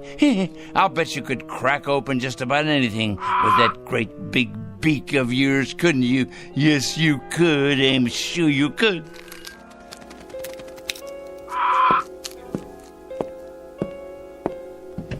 Look at them down there, all those wicked little people. They don't know just how little yet. No, of course not. But they will. They will. It's their day of judgment. Oh, yes. Time to finish our preparations, Pete. There's much to do. Less than 50 minutes left now. Must be sure all our pencils are sharp. We have a great many names to cross off the list. Cross off the list. Soon now. Very soon. Yes. Oliver Kringle? Come in. Yes, I'm Oliver Kringle. I'm the one who called. Yes, sir. Agent Luther Hall, Mr. Kringle, Federal Bureau of Investigation. Our office received a call. Indeed, yes. I placed the call and asked you to come. I felt it was my civic duty. Can I get you a cup of coffee or something? No, thank you. Now, Mr. Kringle, you told the office that you had some sort of list, proof of criminal activity, and that today would be a day of reckoning. What exactly did you mean by it? Sit down, please. Yes, there's plenty of time. We have more than 45 minutes before it happens. Before what happens, Mr. Kringle? That's the point. That's the whole point. That's why I called you here. And why is that? I felt the FBI should know. I also called the police and the fire department. I even got a call into Washington. Oh, yes. Although the latter message probably won't go all the way to the top. It's my understanding that the Reds are in complete control in Washington now. I imagine they've taken over the switchboards, too. The Reds, Mr. Kringle. Oh, yes, indeed, the Reds. It's a complete conspiracy, you know, Mr. Hall. All the evil people are banding together now, all the subversives, the commies, the terrorists, the thieves of the American dream. It's a total, absolute, worldwide conspiracy. You said on the phone that you had a plan of some sort. Oh, my, yes. It all takes place at 4 o'clock. I thought you people ought to know because, well, you'll have your hands full. Our hands? Picking up all the guilty parties. Oh, yes. You see, Agent Hall, I've spent a good many years doing this kind of work. Just look at all those file cabinets there. Years of dedication to the cause. I've made a study of evil. Oh, yes, indeed. A complete study of it. I cut out newspaper clippings. I listen to the radio and watch television. I follow every major court case that's going on. I compile a completely airtight list of charges against all of them, the evil people. What do you do with them, Mr. Kringle? Do with them? I follow through, of course. I follow them through to their conclusion. I write letters to employers. I make phone calls late at night. Oh, they hate that. Oh, yes. It's one of the most effective methods, as you probably know. Calling those terrible people late at night. The later, the better. Getting them up constantly. Waking them. Enumerating my charges. Speaking out. And then hanging up. They hate it. Very frustrating for them. I'll bet. Oh, yes, indeed. They go out of their minds with fury. They don't like to be awakened late at night, I can assure you. Who does? Yeah, but with these people, it's absolutely necessary. The evil people, you understand. The destabilizers. The enemies of order. But to get to the point, Mr. Hall... The point... And what is the point? The clock on the shelf there tells the story. The entire and complete story. It's 20 past 3 now. In exactly 40 minutes, all the evil people in the world will be reduced to half. No, No, a third of their present size. Oh, it'll be glorious. All the unpunished murderers and the tyrants, the proud and the sinful, the schoolyard bullies, the cruel teachers and faithless friends, the wrongdoers, blackmailers, and the nicotine fiends, too, and the thieves, and the harlots, and the transgressors, all of them, every one. How does that sound, Mr. Hall? How do you propose to go about doing this? I mean, shrinking people. I merely will it, that's all. I will it. I've been giving it a great deal of thought. Now, in the past, various other plans have crossed my mind. Other plans? Well, for example, I didn't approve of our entering any of the wars, you see, and I had it in mind I might take the stiffness out of airplane propellers. Do you understand? I'm not sure I do. Well, when the crews came out in the morning, bundled up like children against the cold, and then went into their planes, they'd find the props hanging limp like great empty banana skins. Then the war ended and, it seemed like a waste of effort at that point. After that, jets became the order of the day, and so I thought, what would jam up the intakes on those jet engines? Huh? What better than a flock of birds? Oh, not you, Petey. Not the beautiful, brave, loyal parrots of the world. Oh, no. Just your low-class country cousins. You read about it from time to time. Seagulls that get sucked into jets, cause them to fail. So, naturally, I thought, chickens. Chickens. Ignorant. Can't speak. An army of them bred to sacrifice themselves for the greater good. Release them on runways just at the moment of takeoff. That would ground those bombers and cargo planes, but fast. Of course, there'd still be trucks and overland supply routes. And then I read in the paper a year or so ago about an accident, a bad traffic accident. 3 people were killed. So I decided I would change all the wheels in the world from round to square, or maybe even triangular, so they'd stub in the asphalt and stop in their tracks. You mean sabotage interstate commerce? I devised another method later on. Terribly interesting, I thought. Mark all the evil people on the forehead. Or better yet, turn them all one color. Say, purple. But then it came to me that they'd simply be able to recognize each other more readily and band together in their collective wickedness. I see. Well, Mr. Hall, this is hard to believe, but I hit upon this latest idea about the change in size just this afternoon. Some benighted woman was in here, and she quite inadvertently gave me the clue I needed. Make them all 2 feet tall. Now, what could be simpler? Think of it, Mr. Hall. Think how ineffectual this will render them. They can't handle delicate scientific instruments, or typewriters, or computers, or telephones, because they can't reach them. They won't even be able to open a window or turn a doorknob to escape once we know where they are. Why, pretty soon they'll be as extinct as dinosaurs. Here's a peanut for you, Petey.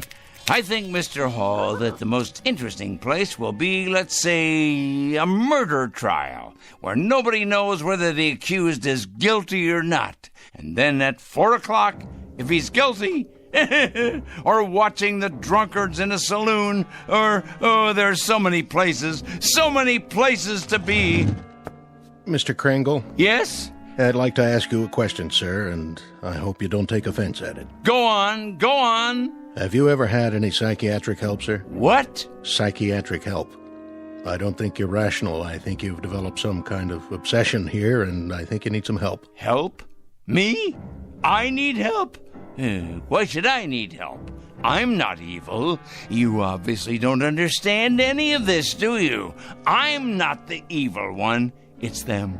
It's all of them out there on the street. Just take a look out the window. See? They're the evil ones. They're the ones who are going to be 2 feet tall. In just 30 minutes. That's when it's going to happen. In just 30 minutes. Well, I'm sorry, Mr. Kringle, but there doesn't seem to be very much we can do about all this. What do you mean? Why, the law enforcement agencies are going to have round-the-clock schedules from now on. Do you realize how many evil people you're going to be able to find? Why, they'll be all over the sidewalks, all over the streets. You'll have to build more jails. You have to build more electric chairs, gas chambers, gallows, penitentiaries. Well, what about it? What are you going to do? Nothing, Mr. Kringle. Not a thing. And if you'll forgive a suggestion, that's what I think you should do, too. Nothing. These letters you write, these phone calls, there happens to be something in this country that precludes all that, makes it unnecessary. And what's that? Law, Mr. Kringle. There happens to be law. We like support from citizens. Support, help, cooperation. But interference is quite another thing. Oh, I get it now. I understand. At last I understand.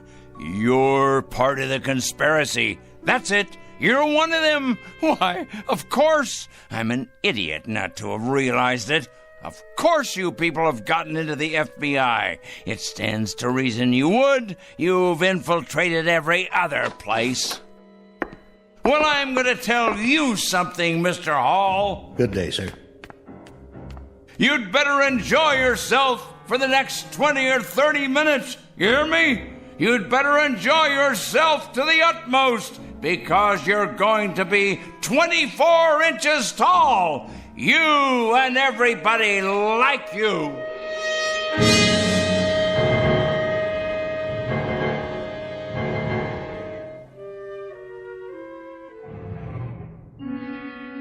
All the evil people, everyone, you'll see. Good riddance to bad rubbish, eh, Pete? To all their kind, the righteous will rise up, and the weak will fall before their terrible wrath. It's as right as rain. In a minute, Pete. It won't be long now.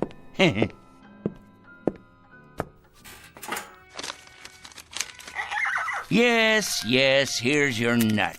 It won't be long now at all. We must have everything in order, all our pencils sharpened, weapons that are truly mightier than the sword. In our desk, we must have lots and lots of clean paper to make another list of the newly exposed. Their corruption on display for all the world to see. I wonder what they'll look like down there on the streets, on all the streets everywhere. Oh, what a glorious sight it's going to be. So many people. Think of it. Fat ones, thin ones, the young and the old, suddenly grown too small for their clothing, which of course will no longer fit them. It simply won't fit them at all. Like the toads and the cretins they are. Someone should follow along behind and collect it in trucks, boil it in hot water, decontaminate it, and then redistribute it to the rest of us. Think of that, Pete. New suits, trousers, neckties, formal wear, tuxedos, this and casual wear of every style. Oh, yes, it shouldn't go to waste. Think of how much money could be made in resale centers across the land. Money to finance a whole new campaign. Why, Pete, we could open a chain of clothing stores. Aha! All we need is a fleet of trucks to gather it up. Ours for the taking. But alas, it's too late to organize any of that now. Oh, if only I'd planned ahead. Well, the least I can do is alert the media. Yes, that's the responsible thing to do. I wonder if they have any idea at all about what's to take place. And at this hour, the Dow Jones is down 14 points. Raging fire now under control in upstate. The White House press secretary announced a peace plan today. 4-car pileup on the bridge. Motorists are advised to use alternate routes. Come on down to Crazy Joey's Fashion Warehouse. We've got sportswear, clothes for the workplace, back-to-school duds, all at out-of-this-world prices. You'll think you've died and gone to heaven because my name's Joey and I'm crazy. Another lost opportunity, Pete. But that man doesn't know how soon he'll be out of business. He has no idea, does he? No idea at all. We better check the television news while we're at it. We'll have the weather for you coming right up after this. The very veg slices, it dices, it turns out finger-licking julienne potatoes. Okay, now tell us about your new book, 101 Ways to Profit from Armageddon. Amateurs. Pete, what to do? What to do? Of course I can send out press releases taking credit for all that I've done after the fact. If only I had more time. More time! Still, we'll have to alert them as best we can.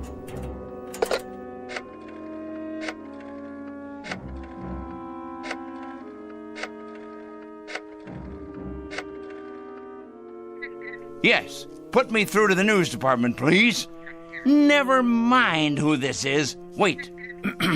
This is Oliver Krangle speaking. Crangle. Yes, that's right. I'm calling with an important bulletin.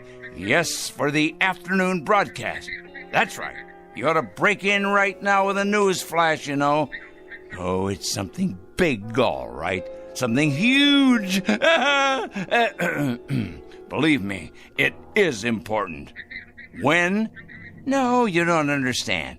It hasn't happened yet, but your viewers will still want to know when it does happen. Otherwise, there'll be chaos in the city. In fact, this should go on the national broadcast, coast to coast. What is it? Let's just say a new perspective on the world. Hello? Hello? Hello? Petey, obviously they've infiltrated the local news channel as well. Of course they have. I should have known. They're everywhere, like insects, like vermin. Well, they won't be in control much longer, because Judgment Day is upon us. The strong will rise up to take what is theirs, while the subhumans are exterminated. It's the law of nature. But for now, there's precious little left to do, except make sure the clock is wound, and to prepare ourselves for the occasion. Just try to be patient, Pete. Just a few minutes longer. Wait with me, and you'll see that it's all been worth it. I promise. But first, I must look my absolute best. Yes, top-notch, befitting a man of my stature. The reporters will swarm up the stairs here, wanting interviews. And there'll be photographers, of course, with their news cameras. Let's see here. What do you think, Petey? Perhaps a clean shirt and tie? My best shoes. I have to pass muster here. Meanwhile, you preen your feathers, my boy, and get ready to meet the press.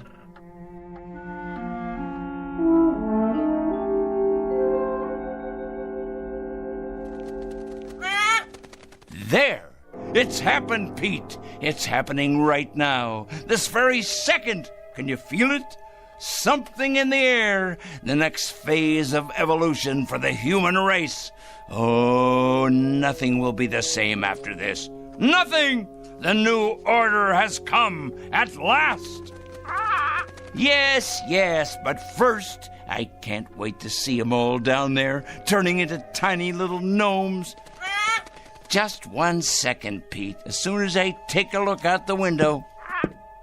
Certainly, Peter. You may have a nut, as many as you like. You must be hungry. I'll have something, too. We'll make it a celebration. This is our day. Of course, but you must be patient. I can't wait to look outside. I can't wait. But for some reason, I can't see over the windowsill. How can that be? I can't even reach the bowl of peanuts. I know you're hungry, but somehow it's just out of my reach. What? Unless someone has moved it, put it in a very high place, but that would have to be someone very tall. Someone very, very tall.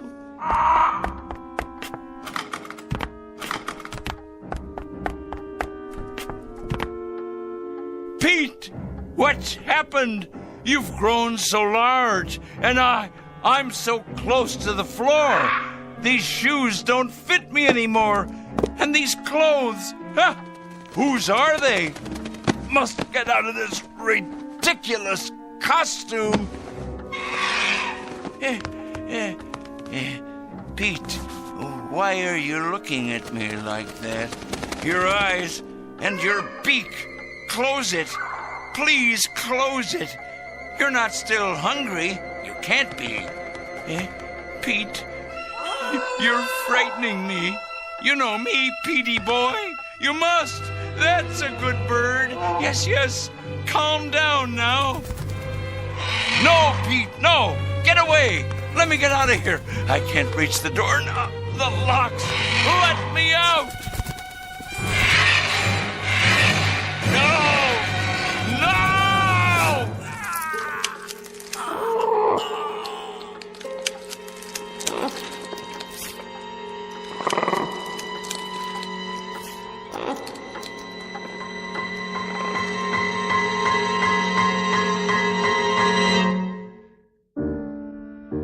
At 4 o'clock, an evil man made his bed and lay in it.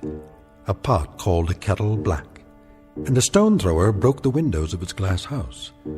Not a pretty picture, perhaps, but for this poor, misguided fellow, quite unavoidable. A simple matter of supply and demand. He was right about one thing, though. In a world where the strong get stronger and the mighty feed upon the weak, you can run, but you can't hide. Look for this one under F for Fanatic and J for Justice in the Twilight Zone.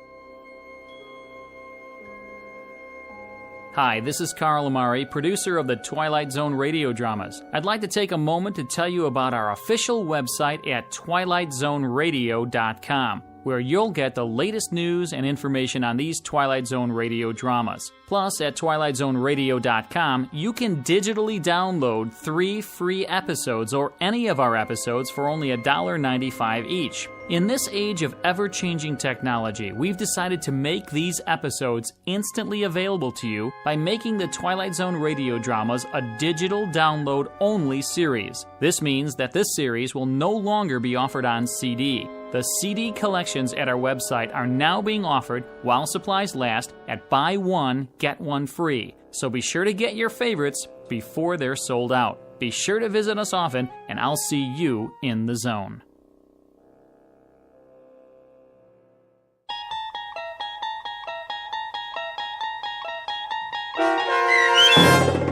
"4 O'Clock," starring Stan Freberg with Stacy Keach as your narrator, was adapted for radio by Dennis Etchison and based on a script by Rod Serling. Heard in the cast were Taylor Miller, Maggie Carney, Rick Peoples, Doug James, Paul Patch, and Carl Amari. To learn more about the Twilight Zone radio dramas and to obtain audio cassettes and CDs of these programs, visit our website at twilightzoneradio.com. The producers of The Twilight Zone wish to thank CBS Enterprises, Carol Serling, Dennis Etchison, Dick Brescia Associates, Claire Simon Casting, Terry Jennings, the American Forces Radio and Television Service, our sponsors, and our radio affiliates for helping make this series possible. This copyrighted radio series is produced and directed by Carl Amari and Roger Wolski for Falcon Picture Group. Doug James speaking.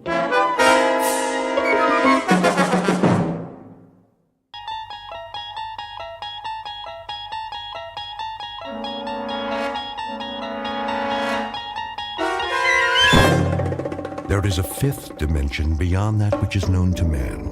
It is a dimension as vast as space and as timeless as infinity. It is the middle ground between light and shadow, and it lies between the pit of man's fears and the summit of his knowledge. This is the dimension of imagination. It is an area which we call the Twilight Zone.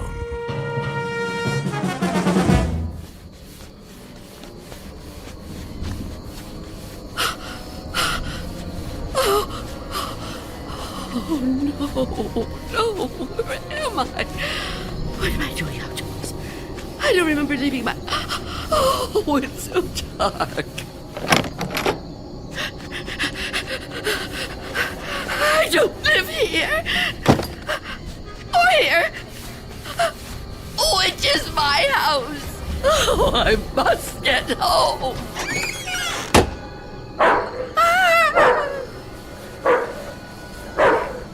May I assist you, madam? You startled me. I've lost my way. My home is somewhere around here, I'm sure, but I don't know where. Perhaps I can help you find it.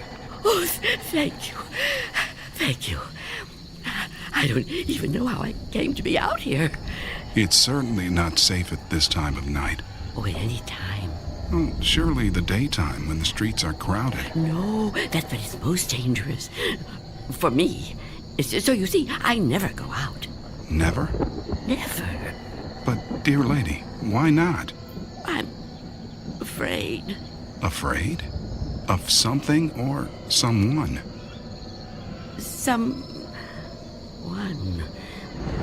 It's difficult to explain. Please, try me. Oh, I'm not sure you'd believe me. You'd think I'm just a senile old woman. I'd believe you, Wanda. What did you call me? Wanda. That is your name, isn't it?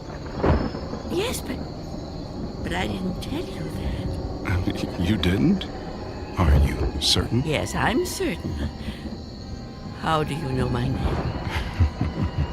Because I've been looking for you for a long time, Wanda. Oh, no. You've kept me at bay for many years, but no longer. No! Get away from me! There's nowhere to turn, Wanda. You don't know where you are, remember? You certainly couldn't run from me, a frail old woman like you. Please! No, I won't let you! Say that again. It amuses me. You won't let me? How do you imagine you're going to stop me? You really have no choice, Wanda. There's nowhere for you to go now. Come to me, old woman. Take my hand. No! Take my hand. No! No!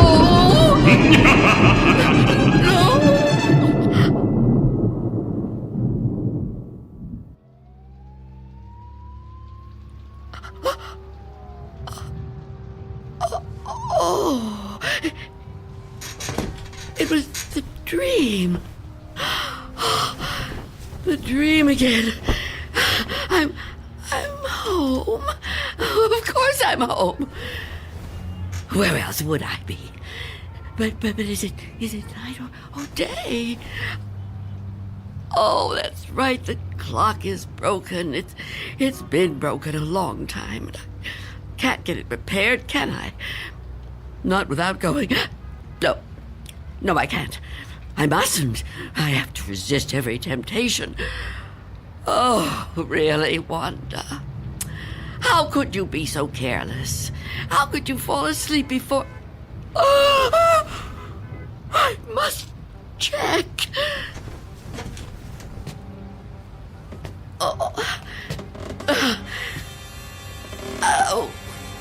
Yes.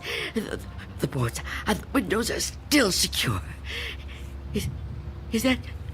Can I feel a breeze? Is there a gap? Oh, not enough. Not enough. He still can't get in. Oh, what about the door?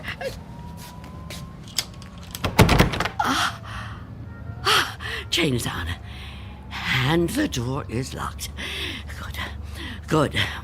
He can't come in that way either. Oh, yes, I'm safe. Safe for another day.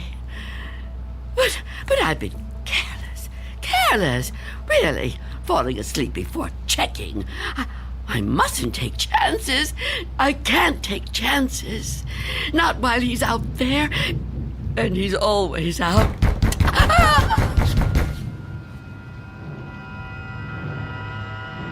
Miss Dunn? Miss Dunn, are you all right in there? Who are you? It's Barry. Mr. Fabian, you know, from the grocery store. I know we've actually never met, but, well, we've spoken on the phone, Miss Dunn. At least we used to. Do you even have a phone anymore? Anyway, you know me, right? What do you want? I'm delivering your groceries, Miss Dunn. You remember? Charlie, the kid who works for me, was supposed to bring them, I know, but he called in sick. Yeah, kids these days, huh? No sense of responsibility. Anyway, I thought I'd better get them to you now instead of waiting till tomorrow. I figured, you know, you'd be waiting for them. Is that all right? Put the food through the letterbox. The letterbox, right. Okay. Oh. Thank you, Mr. Fabian. Your money is coming under the door now. Under the door? Here it is. Miss Dunn, wouldn't it be easier to just... $6 and... Okay. 32 cents.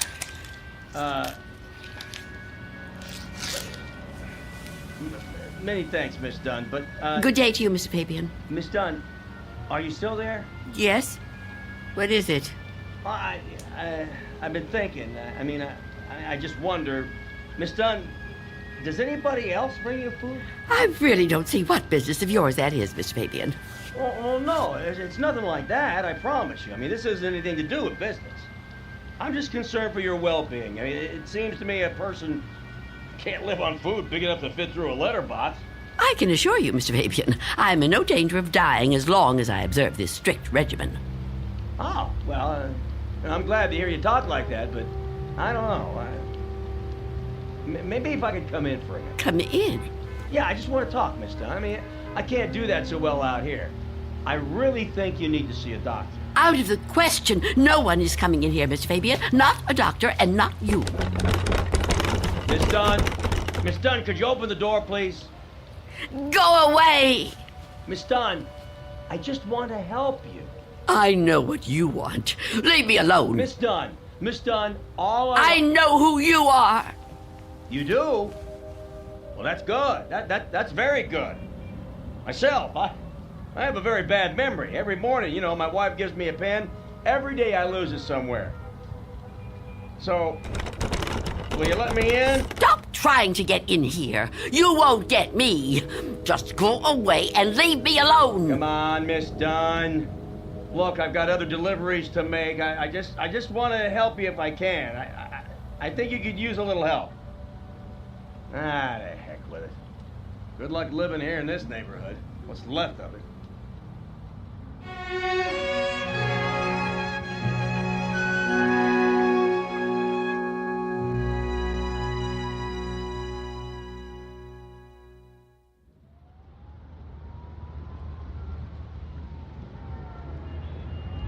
Go away.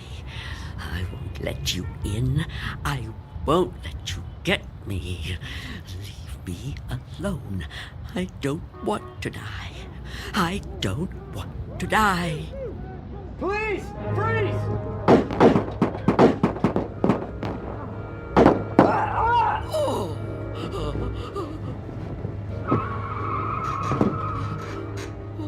What's going on out there?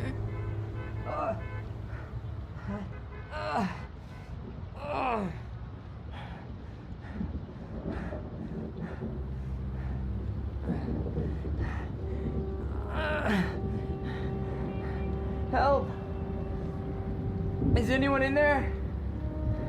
You gotta help me. What is it? Go away! I've been shot. I need help. Please. Please do something to help. Who are you? Officer. I'm a police officer. Please, you have to open the door. I need help. I've been shot. You're lying to me. I know you. You can't fool me. No, I'm not trying to fool you. Please. I think I'm dying. You can't trick me so easily. You're no policeman. Why can't you just leave me alone? I know who you are. I know what you are.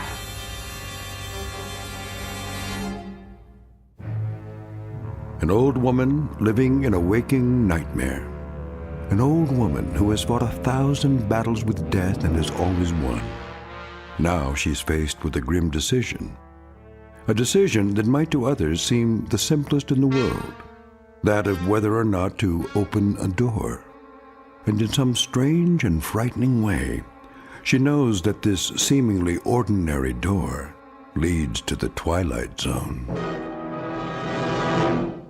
And now, the Twilight Zone and our story, Nothing in the Dark, starring Marshall Allman, with Stacy Keach as your narrator.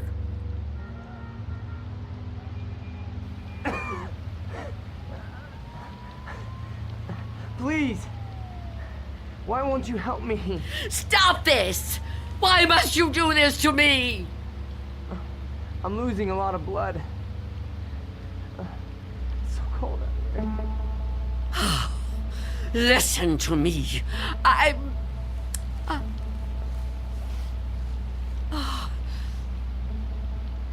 going to open the door. Oh, thank you. Thank you.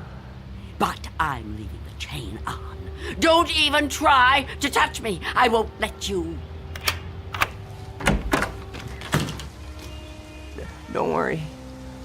I'm not gonna hurt you. I couldn't hurt anybody.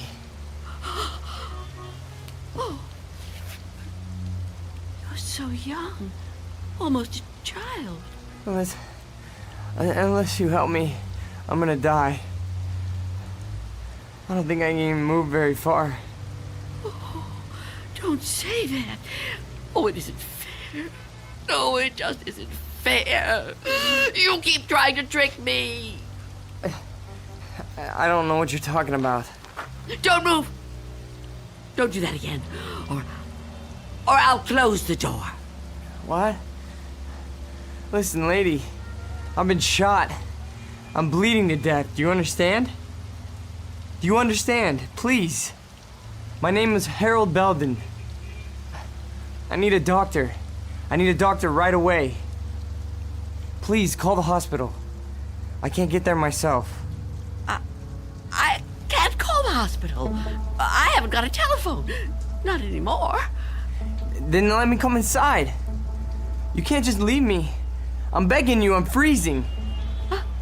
I have to unlock the door. You can't ask me to do that. You can't. I don't want to die. You understand? So you're not gonna help me? You're just gonna let me die out here? I know who you are. No, I told you who I am. My name is Belden. Officer Harold Belden. That's not her name. There is no such person. Stop trying to trick me.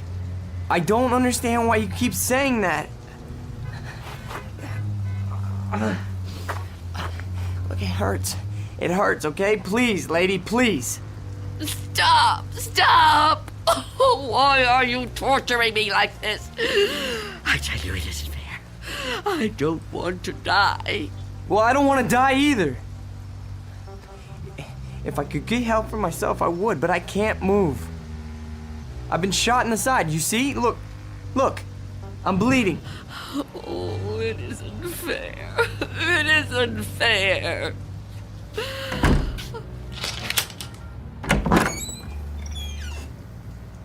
Will you help me? Yes. Yes, I'll help you. Thank you.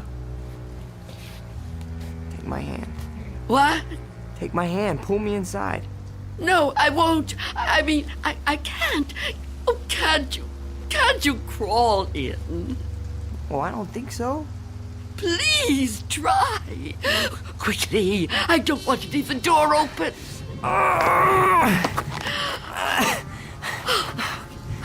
That's it. Come over here. Into the bed.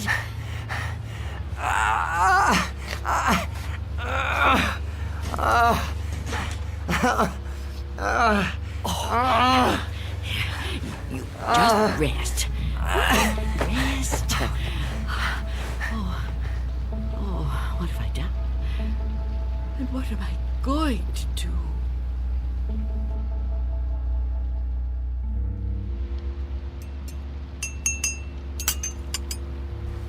Officer?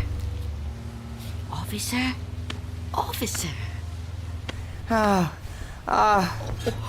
I'm so sorry. What a...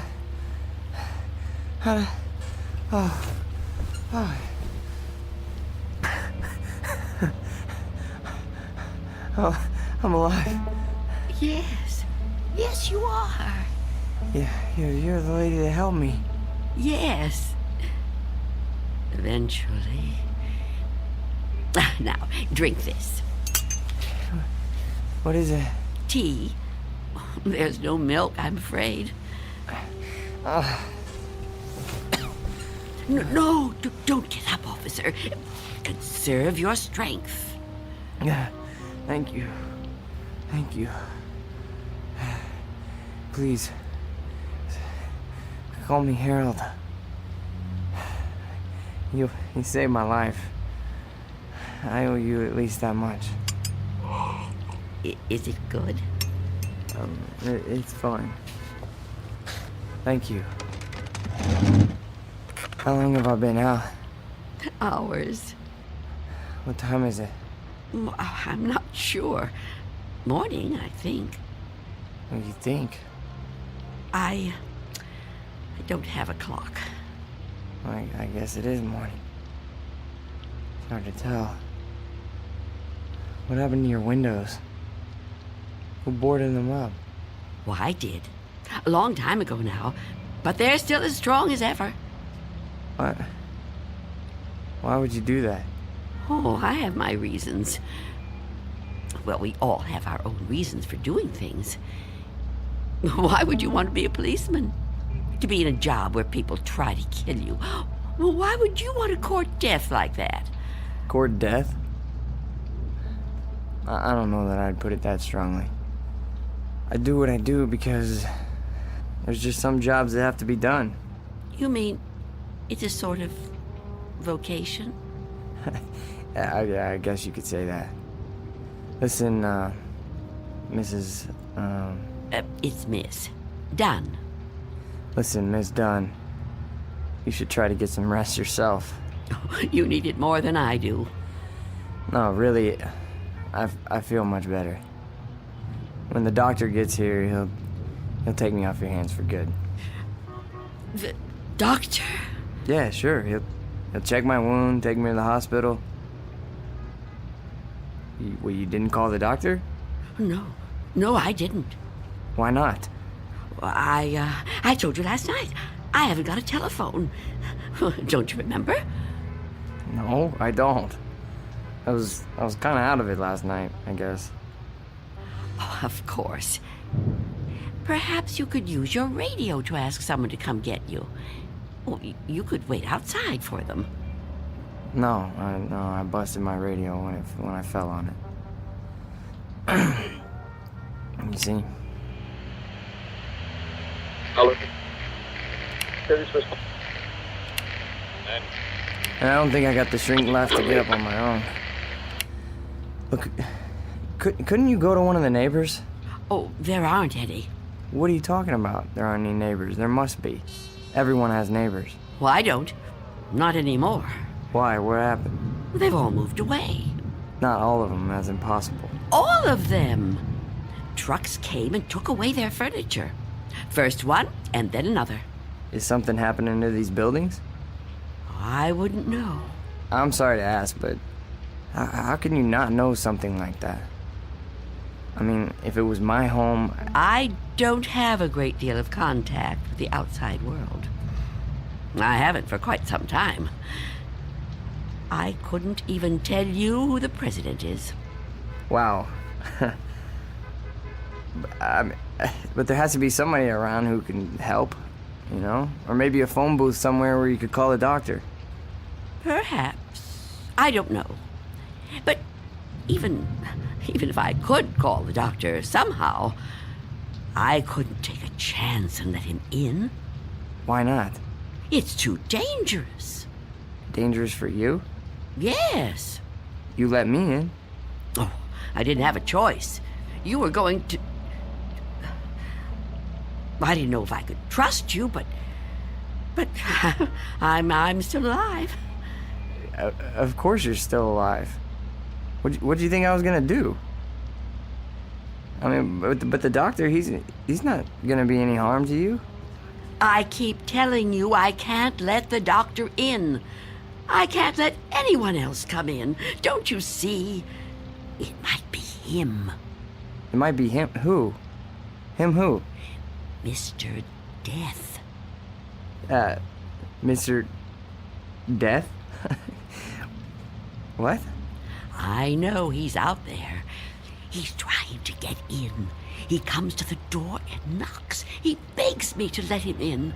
Last week, he said he was from the gas company. The gas company? Oh, he's clever. After that, he claimed to be a contractor hired by the city. He said this building was condemned, that I'd have to leave. But I knew who he was.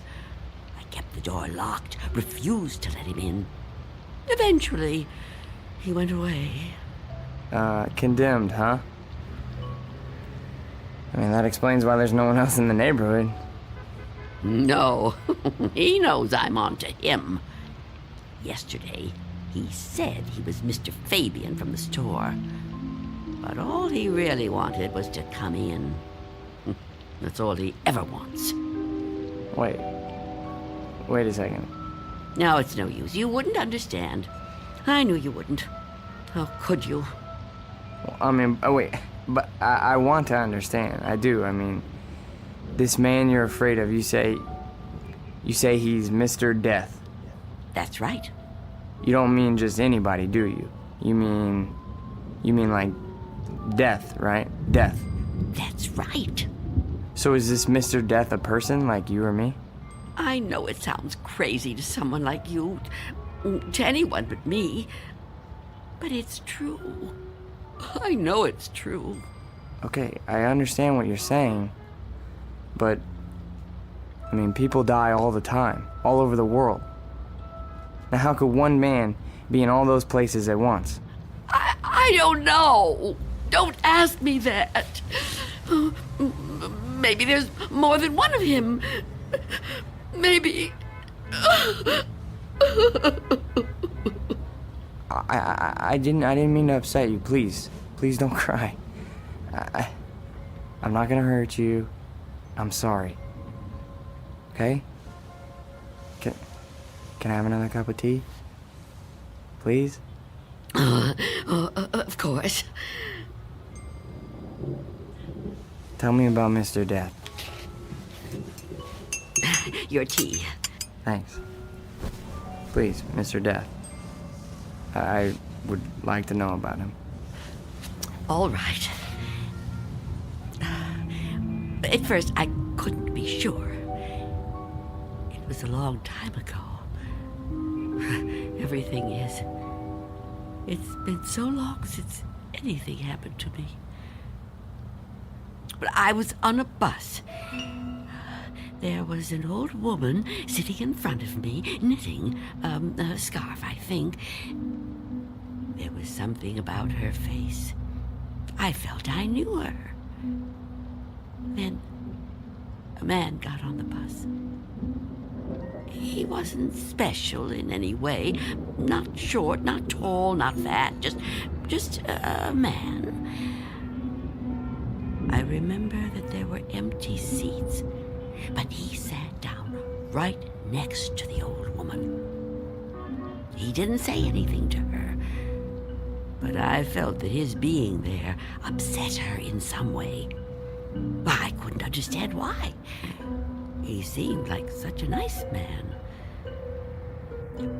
When the old woman dropped her ball of yarn, he bent down and picked it up, right in front of me. He held it up to her. I saw their fingers touch. He stood up and got out the next stop. I couldn't move. It was as if I knew what had happened. But I couldn't do anything. I was just so frightened. When the bus finally reached the end of the line, the driver came over to the woman. He thought she was asleep, but I knew she was... What, dead? Dead. And right then and there, I knew it was his touch that killed her. Okay, but you said it yourself. She was an old woman. Okay, just because this man touched her... Mr. Death. Just because he touched her hand, it doesn't mean he killed her.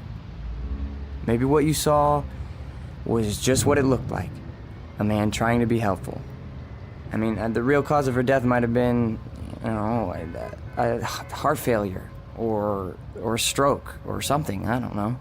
No, he killed her. Okay, I'm a cop. I've seen dead bodies.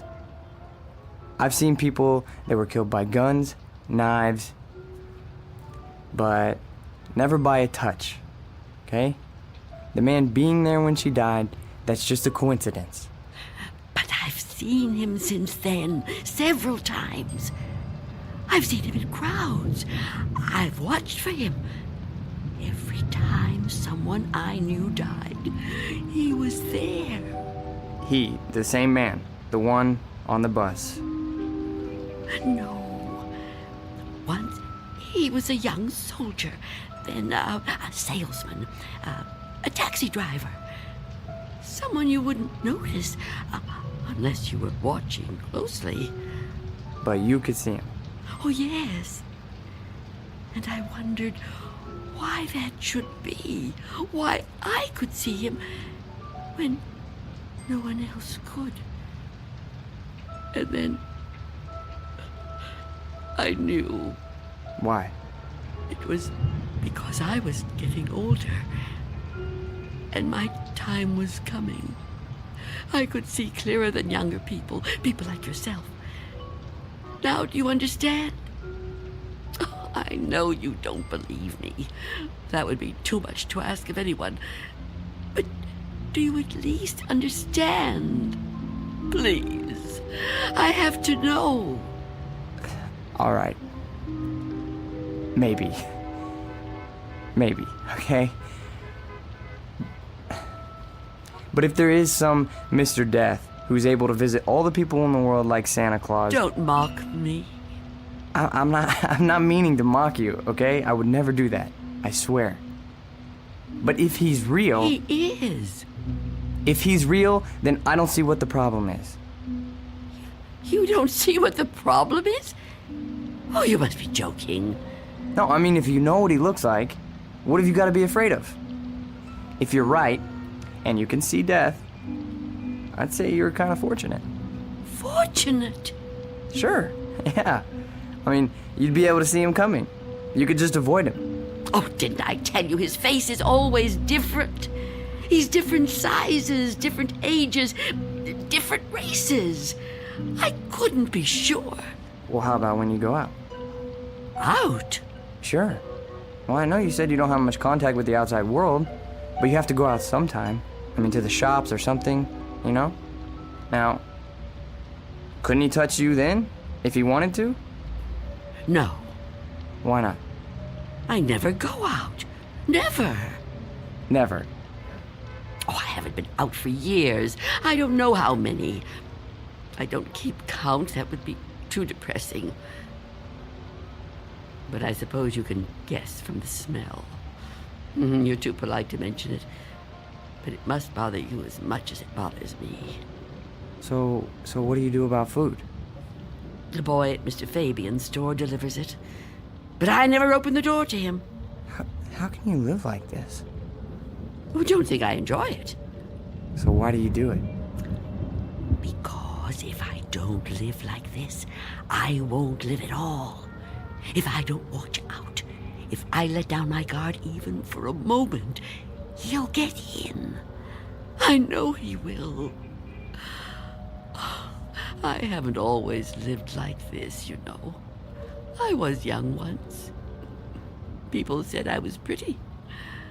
I lived out in the sunlight. I hated to be inside even for a minute.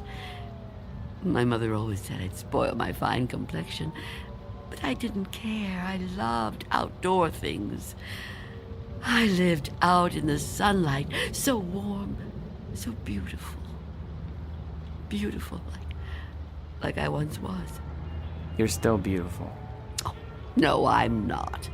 I'm old and cold.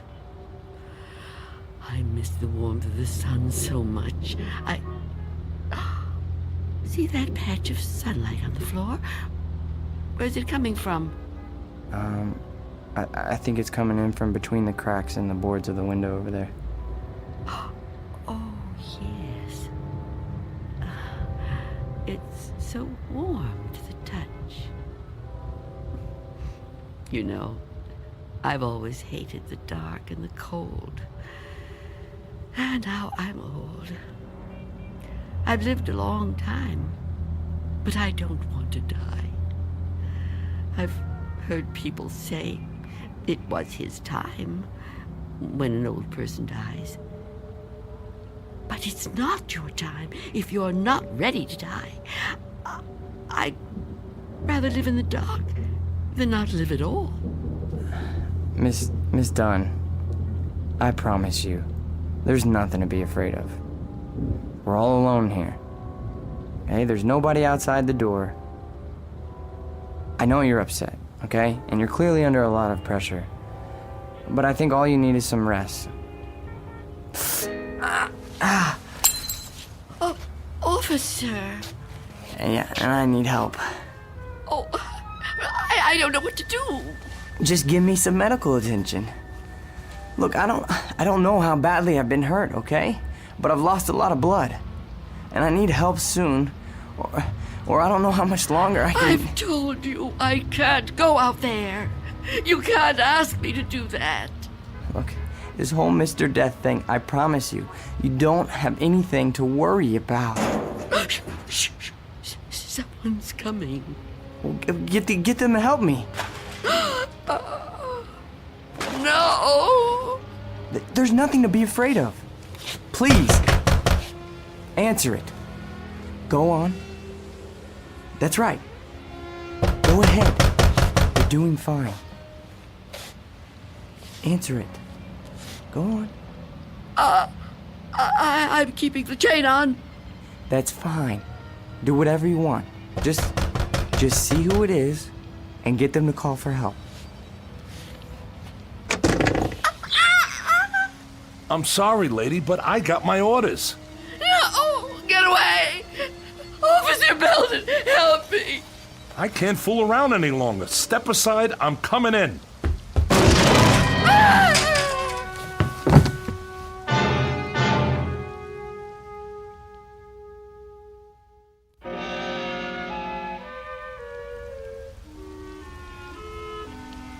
Take my hand.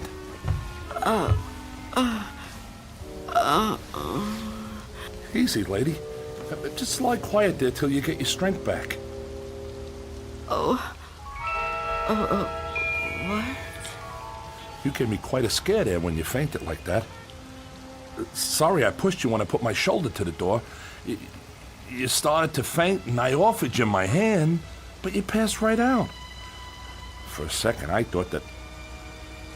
Well, I don't even want to talk about that. But I'm glad you're okay. And still, I live. Huh? I told you I didn't mean to hurt you. It was an accident. You're not going to sue, are you? What do you want with me? Here, let me help you get up. Take my... I can get up myself. Look, you gotta understand, man. I don't get no pleasure out of busting indoors. Who would? Except maybe some thug, but I'm no thug. I'm just a guy doing a job. your job. Look, you don't seem to realize how important this is. I've got a crew and equipment coming in an hour to pull this tenement down. Begging your pardon, ma'am, but looking at this place, I say it's long overdue. Frankly, I'm kind of surprised it's still standing. And you're really not Mr. Death? Mr. Who? I don't know what you're talking about, ma'am. My name's Armstrong. Bud Armstrong. I don't know about any Mr. whatever you said. All I know is I got a contract to demolish this row of buildings. That's what I got to do. Everybody else moved out a long time ago. Until the other day, I thought this whole building was deserted. I seen them windows boarded up, and I figured you moved out when the rest of them did. Thank goodness I met that guy from the grocery store, that Mr. Fabian. Oh, Mr. Fabian. Then he was real, after all. Real? Well, what are you talking about? I told him about my job down here, then he told me all about you, that he was worried about you. Told me he had a kid bring you your stuff. That was the first I knew about you, and it's darn lucky I found out. Well, you'd still be in here when the wrecking ball hits. Now, come on. We gotta get out of here. You want me to go outside? Sure. Didn't you just hear me? This place is coming down. You can't stay in here. You want me to leave here? You have to. I can't. It's Miss Dunn, right? Well, Miss Dunn, you were notified about the demolition job months ago. Look, I'm not out to bully you. I'm just trying to do my job here. These buildings were condemned by the city. Can't say I blame them. And I'm the one who's got to tear them down. Tear them down? Wow, can you? Look around you, ma'am. This building has had it. You can see that. I can see that. Anyone could see that. It's all worn out, dilapidated. All these buildings have got to come down. You seem like a nice person. A nice person shouldn't have to live in a place like this. Now let's the two of us just... Get away from me! Don't touch me! Please don't act like this. I ain't a monster, lady. I've got a heart just like anybody else, and I can see how you could get attached to a place, but, not want to see it wrecked.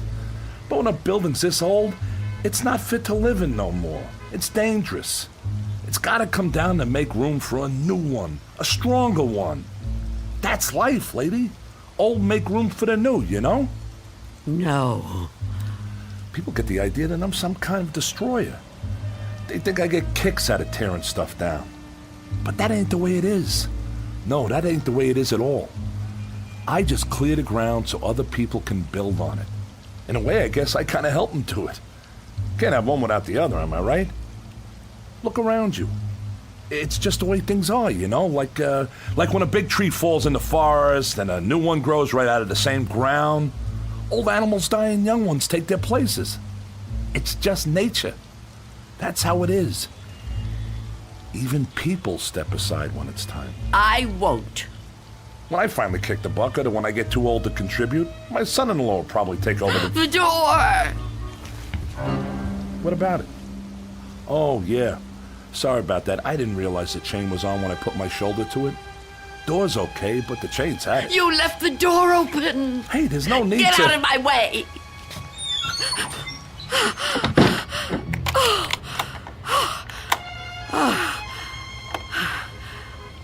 You don't have to do that. What's the sense of locking a door that won't even be here in an hour? I'm on the clock here, and we've waited long enough. If you've got any possessions you want to keep, Miss Dunn, I'd move them out while there's still time. I'll help you. You think you're helping me? I'm not going to leave here. Not with you. Not with anyone. Don't try to touch me. I don't want anyone near me. Now look, ma'am, I've been nice to you. I've been trying to go easy. I know this must be tough for you. Any kind of move is a big upset, especially to an older person like you. But if you insist on staying here, I'll have to call a cop. A cop? A police officer? It's just for your own good. Please, cooperate, lady. Hey, where you going? I'm course. Mr. Belden! Explain it to him. Tell him the reason I can't go out there. I know you understand. I've told you everything. You'll help me, won't you? You'll help me stay? Well, say something. What are you doing? Who are you talking to? Oh, Mr. Belden is a policeman. Mr. Belden? Who the heck is Mr. Belden? Is he your pet? You got a cat in here? Please tell him. Lady, I think maybe you're sick. You should come with me. I'll get you to a doctor. I don't need a doctor. Mr. Belden, won't you tell him? Okay, I get it. I see how it is. Hey, I'm sorry, but if you're still here when the crew arrives, I'll have to call a cop. I'm sorry. I wanted to make you understand, but... Okay.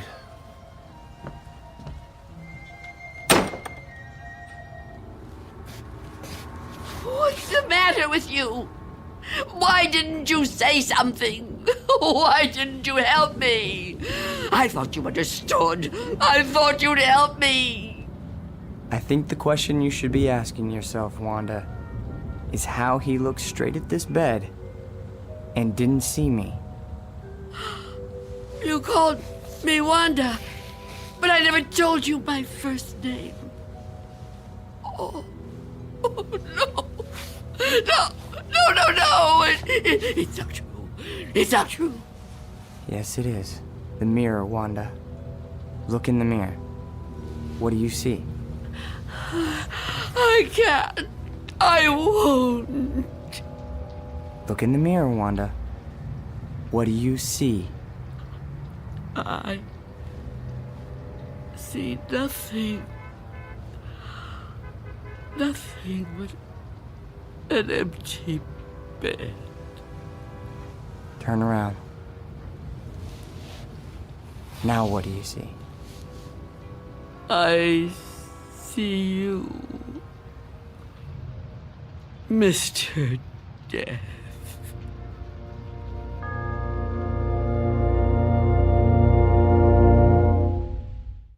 We'll be back to the Twilight Zone in just a moment. And now, Act 3 of Nothing in the Dark, starring Marshall Ullman. It was you. It was you all the time. Yes. It was me. Oh, don't get up. You're still... Oh. You're not hurt. No. No, I'm not. But you were shot. Those men... Did you see me get shot? No, but you were bleeding. Do you see any bloodstains now? No. And the men? Did you see them? You were never hurt, were you? I can't be hurt.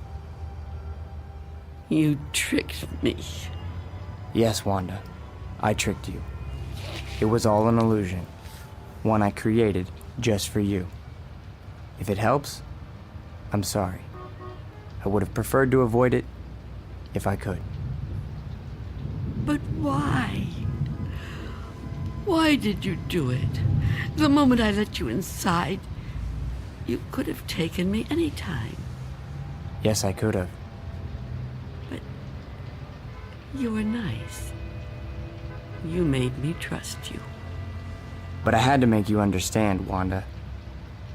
You see me now, and you've seen me before. Many times before.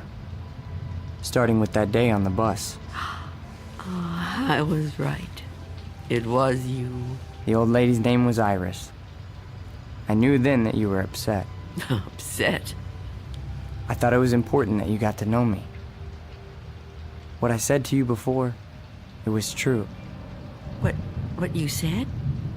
When you thought I was a policeman. You asked me why I did what I did. And you said there were some jobs that had to be done.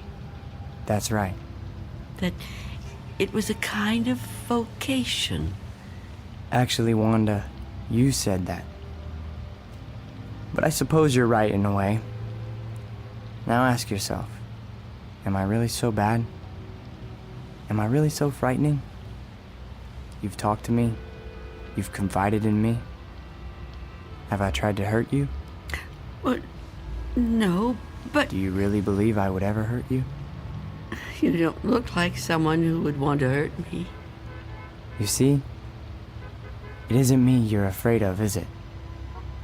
You know me now. You understand me. What you're afraid of, what you've really been afraid of all these years, is the unknown. That's right, isn't it? Yes. Don't be afraid. But I am afraid. You must be very tired, Wanda. I am. But the running's over now. It's time to rest. I'd like that, but... Give me your hand. I don't want to die. Trust me. No. Mother, give me your hand. I will.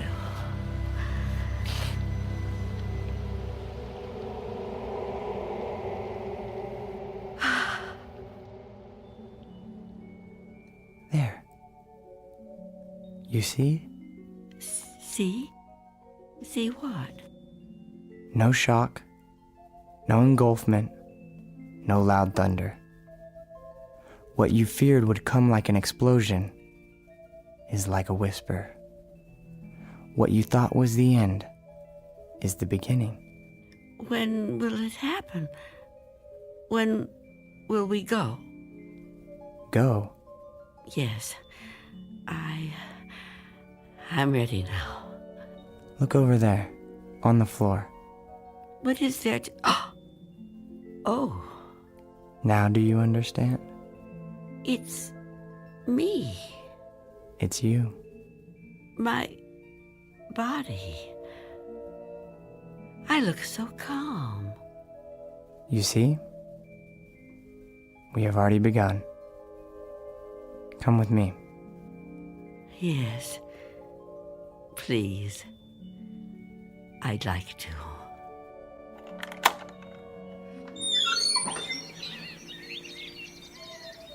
It's such a beautiful day. It is.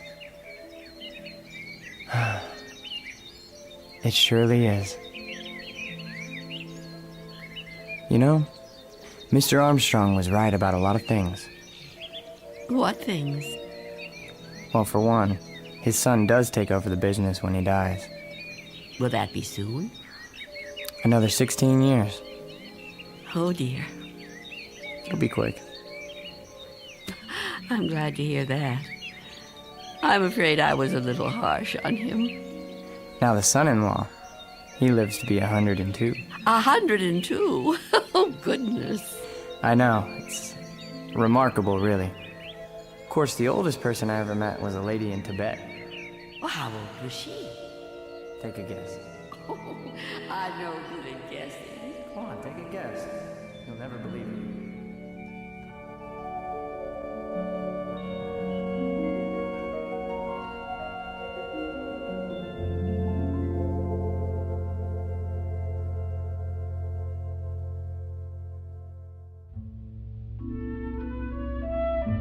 There was an old woman who lived in a room, and like all of us, was frightened of the dark, but who discovered in the minute last fragment of her life that there was nothing in the dark that wasn't there when the lights were on. Object lesson for the more frightened amongst us. In or out of the Twilight Zone.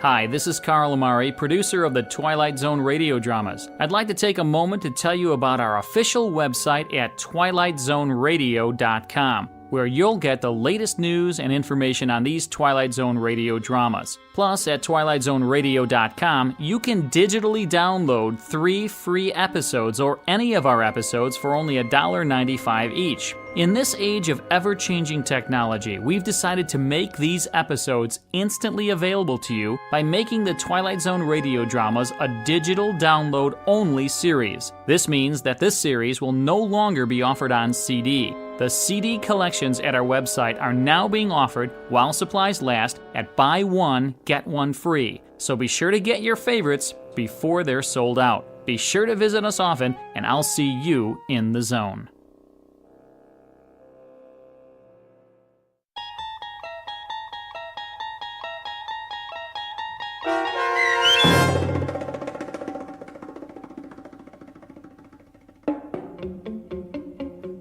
Nothing in the Dark, starring Marshall Allman, with Stacy Keach as your narrator, was adapted for radio by M.J. Elliott and written by George Clayton Johnson. Heard in the cast were Roz Alexander, Jeff Morrow, Doug James, and Mike Starr. This copyrighted radio series is produced and directed by Carl Amari for Falcon Picture Group and Westwood One. Custom Foley effects, sound design, and mixing are done in the Cerny American Sound to Picture Theater by Cerny American creatives Matt Sorrow, Bob Benson, Todd Beyer, and Tim Cerny. To learn more about the Twilight Zone radio dramas and to contact us, visit our official website at twilightzoneradio.com. Miss Dunn, it's Doug James speaking.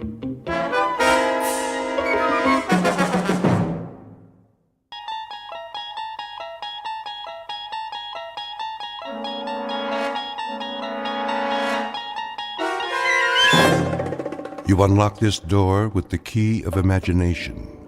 Beyond it is another dimension, a dimension of sound, a dimension of sight, a dimension of mind. You're moving into a land of both shadow and substance, of things and ideas.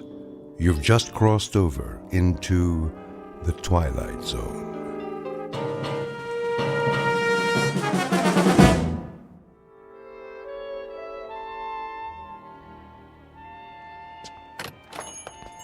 Yes, and will that be all then? No. What time is it? I thought you made an appointment. I did. Oh, come on, honey. You're not in that much of a hurry, are you? Yes. What about mad cow disease? Well, clear the room then. Tell them they're keeping the head of McClellan Enterprises waiting. Tell them that we... All right. You want to forget the whole thing? No, I don't want to forget the whole thing. I just want to get this nonsense over with. Send you a postcard. Oh, that would be wonderful. Bon voyage. Ta-ta. Yes, ta-ta. Come on. Hello. May I help you? Mr. Spirito? I am he. We're the Ransoms. My wife called for an appointment. Oh, yes. Please be seated. Now, where exactly do we intend to go? We intend to go to London. Splendid. Of course, you've been.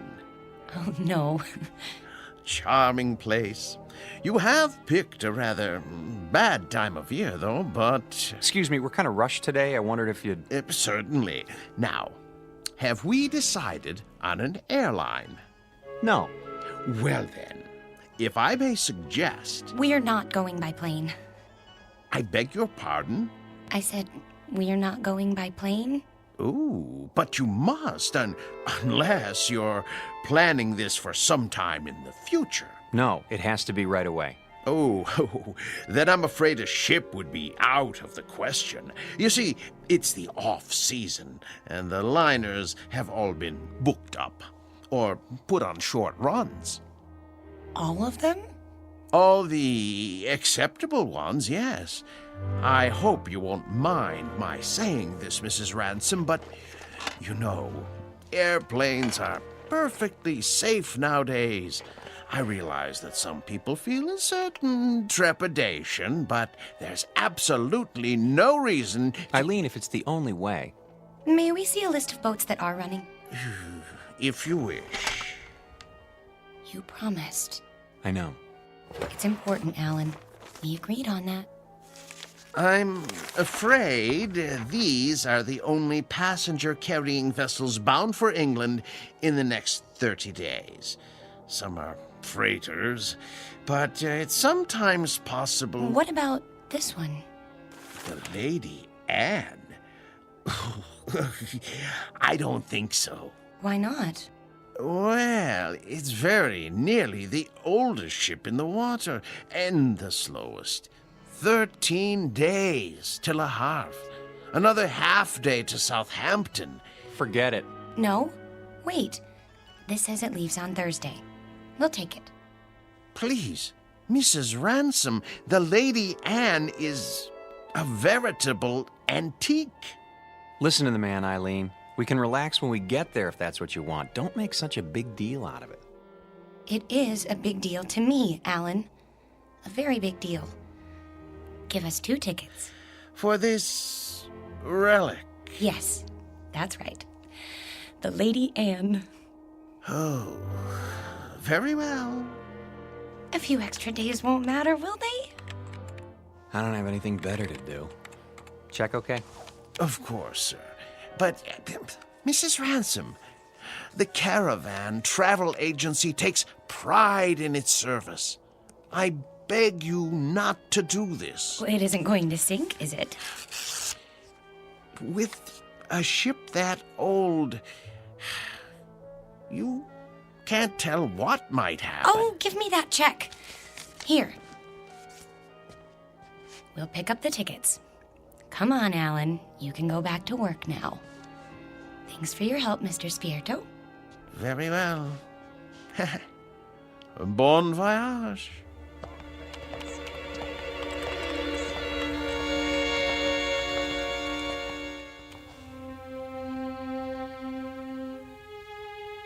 Portrait of a honeymoon couple about to embark on a journey. Like most newlyweds, they've never traveled a great distance together, nor have they become truly acquainted. But there is a difference. These newlyweds have been married for 6 years, and they're taking this honeymoon not to start their life together, but to save it. Or so Mrs. Ransom believes. She's not sure why she insisted on an ocean liner, except that it will give them some much-needed time together, even if it is the Lady Anne. The tickets read New York to Southampton, but this old ship is bound for a very different port. Its final destination? The Twilight Zone.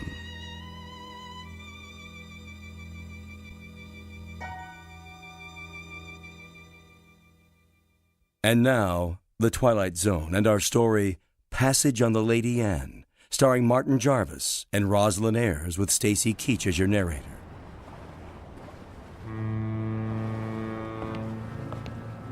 Perfect. A foggy night. Can't even see the ship. Where is everybody? Already on board. We're a few minutes late. I was ready. If you hadn't taken so long packing... There it is! Oh, Alan, isn't it beautiful? No, not it. She.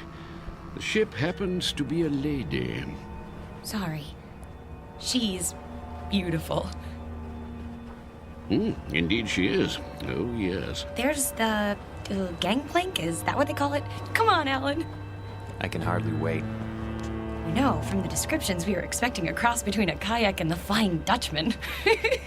You're seeing someone off? No, we're passengers. What? How's that? Passengers. Oh, no. No. I hardly think so. No, you see, this is the Lady Anne. Toby, please. You have no right to badger them. Yeah, be quiet, woman. Well... Now, young fellow. Look here, if you'll consult your tickets, I think you'll find there's been a mistake. I repeat, this ship is the Lady Anne. And I repeat, there's no mistake. Show me your tickets. Why should I do that? Call it curiosity. Do you mind? Go ahead, Alan. All right. Let's see. Mr. and Mrs. Alan Ransom, New York to Southampton. You're not going to read the fine print, too, are you? Well, they seem to be in order. Thank you. It's good to know that. Well, there must be an error. This is a private passage, you might say. A mistake in booking. No, it's a terrible mistake. Come along, dear. But, Millie, I don't understand. I really don't. I said, come along.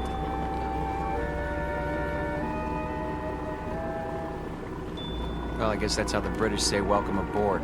Oh, don't get your back up. You'll be twice as cranky when you're his age. Bet we can beat him up the ramp. Not too late to turn back, you know?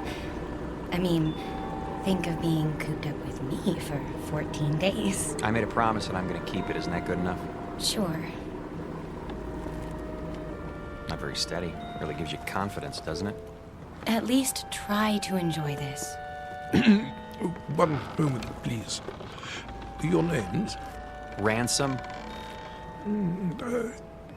Yes, I see it on the list. Do you want to see our tickets, too? Everything seems to be in order, sir. Stateroom 24, down that flight of stairs. Thank you.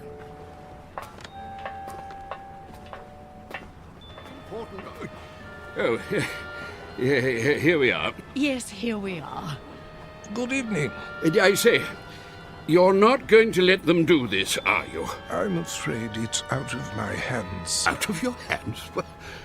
Well, we'll see about that.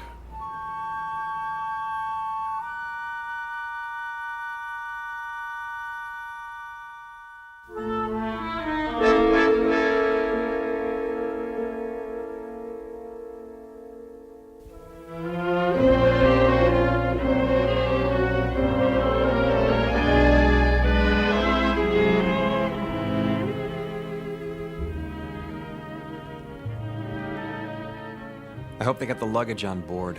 It'll be waiting in our room. You'll see. It better be. We're due to take off in 10 minutes. Take off? Sail. Disimport. I think it's disembark. Right. Alan, you have to admit, it's a real showpiece. Did you notice this carpeting? And the oil paintings? And brass everywhere. Great. Where's the bar? I could use a drink. Number 24. This is it. What in the... Alan, look! It's like an old-fashioned drawing room with a tapestry and gold everything. Pigeon's blood vases. I don't believe it. Are those plaster cupids on the ceiling? Oh, it's marvelous! And the canopy bed. Shaped like a swan. It's got a goose feather mattress. Oh, Alan, isn't this fabulous? It's probably the most ridiculous room in the entire world. You realize that? Probably. It is. And you actually like it. Don't you? Look at this chest. It must be 100 years old. A bowl of fresh flowers on top. And even a box of candy, shaped like a heart. At least the luggage is here. No kidding. You think we can take it for 2 weeks? I mean, with all this... There's the whistle. Come on, let's go up on deck. Why? Why? That's what you do. Haven't you seen any movies? Hurry.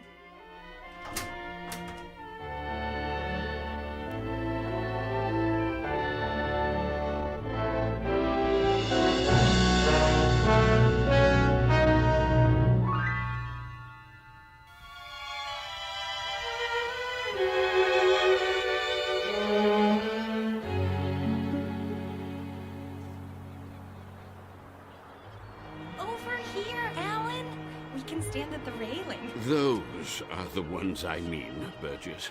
Not the ones going with us. Yes, I tell you. Nonsense. Obviously a silly blunder. No. They have tickets. Calm yourself, Mackenzie. This needs to be settled at once. Very well. Here they come. Hello. Hello. How do you do? Oh, very well, thank you. Now then, no doubt you young people aren't aware that this is a rather, well, how shall I say, private sort of cruise, you see.